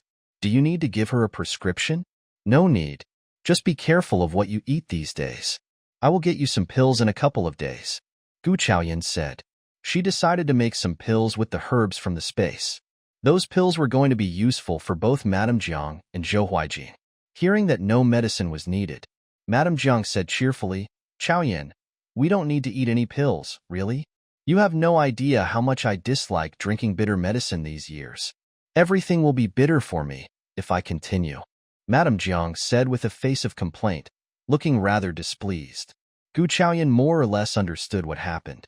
Madame Jiang's health must have something to do with how she took her food. And the reason why she could not eat a thing was because of the medicine. It was completely related. In this era, medicine was not very well developed. Deputy Chief Zhang was too old-fashioned to realize these problems. After Madame Jiang thanked Gu Chaoyan, she took a walk outside with Andy. Zhou Huaijin kept Gu Chaoyan company on the way back to the Gu mansion, seeing that the day was getting late. After she returned to the Gu mansion, Gu Chaoyan started to make her pills. The magical air in the space was indeed wonderful. The herbs she planted were of excellent quality, and they would work well with the magical water. The following day, the housekeeper of the Jiang mansion came to the doorstep with gifts. Hearing that it was the housekeeper of the Jiang mansion, Chen Fu rushed towards Pear Garden, whilst showing a bright smile on his face. After the people from the Jiang mansion arrived at the door, the Gu mansion was going to receive tons of guests. And when the Gu mansion became popular, the servants would have a great life too. Madame Gu! Madame Gu! Chen Fu shouted excitedly. Madame Gu frowned instead of scolding him. What is it? It is the housekeeper from the Jiang mansion with lots of presents. The housekeeper is showing so much courtesy, Chen Fu said excitedly. It was the queen's mother's mansion. The Jiang mansion? It was never expected that the Gu mansion could one day receive someone from the Jiang mansion, Madame Gu said with joy on her face. Go to Begonia Yard to get Rushue. Rushue was going to marry the Lord Ling, and the housekeeper must be here to check on Rushue. Chen Fu thought so too. Although Lord Ling had not come with the formal proposal, the ambassador of Lord Ling had already had words with the old master, so the whole thing should be confirmed already. The second lady was definitely going to become rich and successful in the future. The housekeeper from the Jiang mansion must be here for the sake of the second lady. It was the first time for the Gu mansion to receive someone like that. As he was thinking what Madame Gu was saying, Chen Fu hurried to Begonia Yard. Chen Fu did not dare to panic as he came to Begonia Yard. He knew that the second lady did not have a good temper, so he said calmly, Second lady, the housekeeper of the Jiang mansion is here. Madame Gu asks you to receive them. Gu Rushue was just in the middle of eating lychees. Hearing what Chen Fu said, she thought nonchalantly and asked, What housekeeper from which Jiang mansion? It can't be the queen's, right? Gu Rushue did not think that it would be that Jiang mansion, so she was not in a hurry at all. She peeled one more lychee into her mouth during the interval. The lychees from the south were very expensive. If she were not going to marry Lord Ling, she would not have been able to taste this at all. So Gu Rushue was indeed satisfied. It is the Jiang mansion from the queen's family, Chen Fu replied. He was in a hurry, but he did not dare to show the anxiety in front of the second lady. What? Gu Rushue was startled. She put down the lychee and stood up all of a sudden. She threw a glare at Chen Fu. Why didn't you tell me earlier? You are just a servant, and you are never going to take responsibility for the delay, she said displeased, as she started to walk outside Begonia Yard. The housekeeper of the Gu mansion was getting worse. The Gu mansion used to have very few guests, and such a bad housekeeper would be enough, but the Gu mansion was different nowadays, and such a terrible housekeeper like Chen Fu would not do. He would ruin everything, Gu Rushue thought inwardly. So she decided to discuss with father about replacing the housekeeper. She looked very furious. However, as she came to the front yard, her fury was gone. Instead, she showed a very gentle and friendly smile and walked into the hall. Then she showed an even brighter smile as she saw the expensive gifts. It seemed that Lord Ling was indeed in a high position. Even the Jiang mansion was trying to flatter her. That surprised her a little bit. Madame Gu waved at Gu Rushue with a smile and said, Rushue, come, this is the housekeeper of the Jiang mansion. Gu Rushue smiled brightly. With her eyes upon the housekeeper, she said politely, You are just way too friendly. A visit here will do. Those gifts are not necessary. These are selected personally by our madam, just a heartfelt thankfulness from us. The housekeeper of the Jiang mansion said courteously and asked the staff to open the boxes. Gu Rushue's eyes widened as she saw the sparkling stuff. These were indeed precious gifts. Those jewelries were not at all available at the jewelry store of the capital city, and were even better than those used by Princess Gu. There was no doubt that these were from the court. Madame Jiang was indeed friendly. She knew that she was going to marry Lord Ling, so she offered her those jewelry to match her future position. Gu Ruxias said excitedly, "Rong, bring these to Begonia Yard." "Thank you so much, Madame Jiang. You are way too friendly. Please pass on my gratitude to Madame Jiang." As the words were spoken, she showed a gesture to her maids and Madame Gu's maids so that they could carry the jewelry home. The housekeeper of the Jiang mansion had been working there for decades. However, it was the first time for him to see such a strange situation. This second lady of the Gu family was so cheeky that she thought those gifts were for her. There had never been any lady from any family who would behave in this way. He had to clarify something. After all, these were not for this minor second lady. He coughed slightly. "These gifts are all from Madame Jiang. I know that clearly. I will definitely spare some time to thank her in person," Gu Ruxias said as if she were very broad-minded. Gu Ruxias found this housekeeper very annoying. He was here delivering the stuff, and she was going to remember how nice the Jiang mansion was, and she was going to help them when she was in the imperial position. The housekeeper rolled his eyes inwardly. He had met the eldest miss of the Gu mansion. She was highly skilled in medicine and polite too. He thought that it was because the whole Gu family was excellent in manners, that the eldest miss of the Gu mansion could have such great manners. But after meeting the second lady, he thought differently. This second lady was so impolite. Even if he was just a housekeeper, he was sent by the Jiang mansion. How dare she interrupt him? She did not respect him at all. Where were her manners? He shook his head and said straightforwardly instead of showing courtesy, "These gifts are from Madame Jiang to the eldest miss of the Gu mansion. I don't think that you should take care of them. Second lady is the daughter of the concubine. You are not qualified to deal with the stuff belonging to the lineal daughter." "What?" Gu Ruxia's face stiffened. Her face flushed. She was both angry and bashful. These were for the ugly Gu Chaoyan? How could that be possible? Gu Chaoyan simply had nothing in her to get such expensive presents from the Jiang mansion. She just could not believe that. The Jiang mansion must have made a mistake. "Housekeeper Jiang, you can't have made a mistake, can you?" Gu Ruxias asked confidently. Madame Jiang stressed that these presents should be given to the eldest miss. It was never going to be a mistake. "Maybe you are the eldest miss, are you?" The housekeeper got annoyed too. Was she implying that they were so stupid as to give the presents to the wrong person?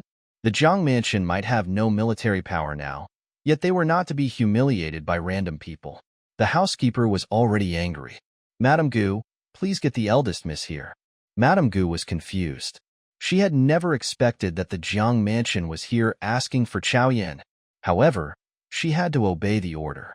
Madame Gu asked Chun Fu to get her from the Qing pavilion, and she showed utter courtesy and asked the housekeeper to get the tea. Gu Ruxias tightened her hands. She was not convinced. Why was it Gu Chaoyan who received the presents? They must have made a mistake. Those presents were intended for her. That was right. During these years, she always attended banquets as the lineal daughter by default, although she was only the second lady. They must have made a mistake too. When Gu Chaoyan was here, the housekeeper would definitely know that they had made a mistake. By that time, she was going to see how the ugly Gu Chaoyan got humiliated.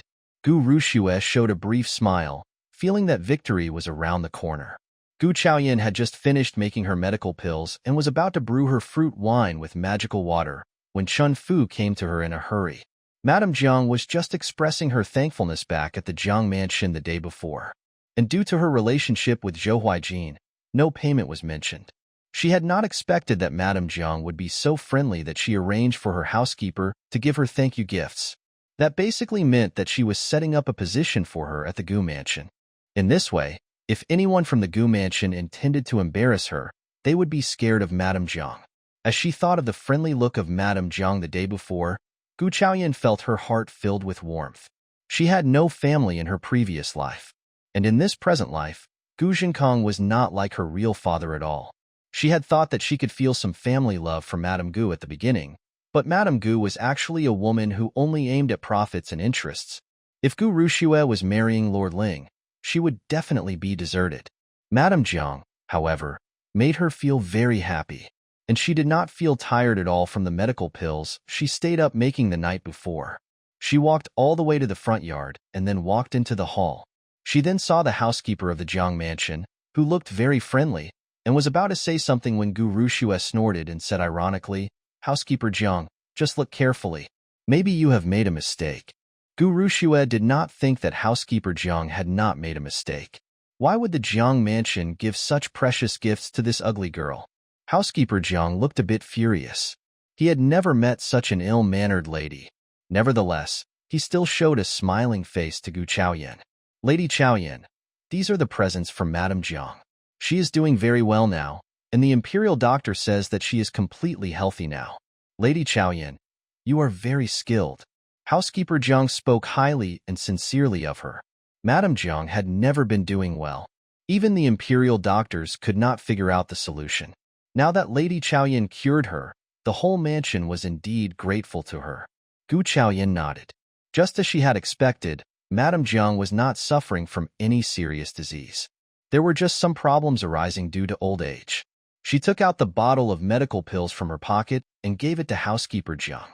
"Just make sure Madame Jiang eats well, and 1 pill a day will do." Gu Chaoyan had thought about giving some fruits from the space to Madame Jiang, but as she thought about it, it might not be a good time.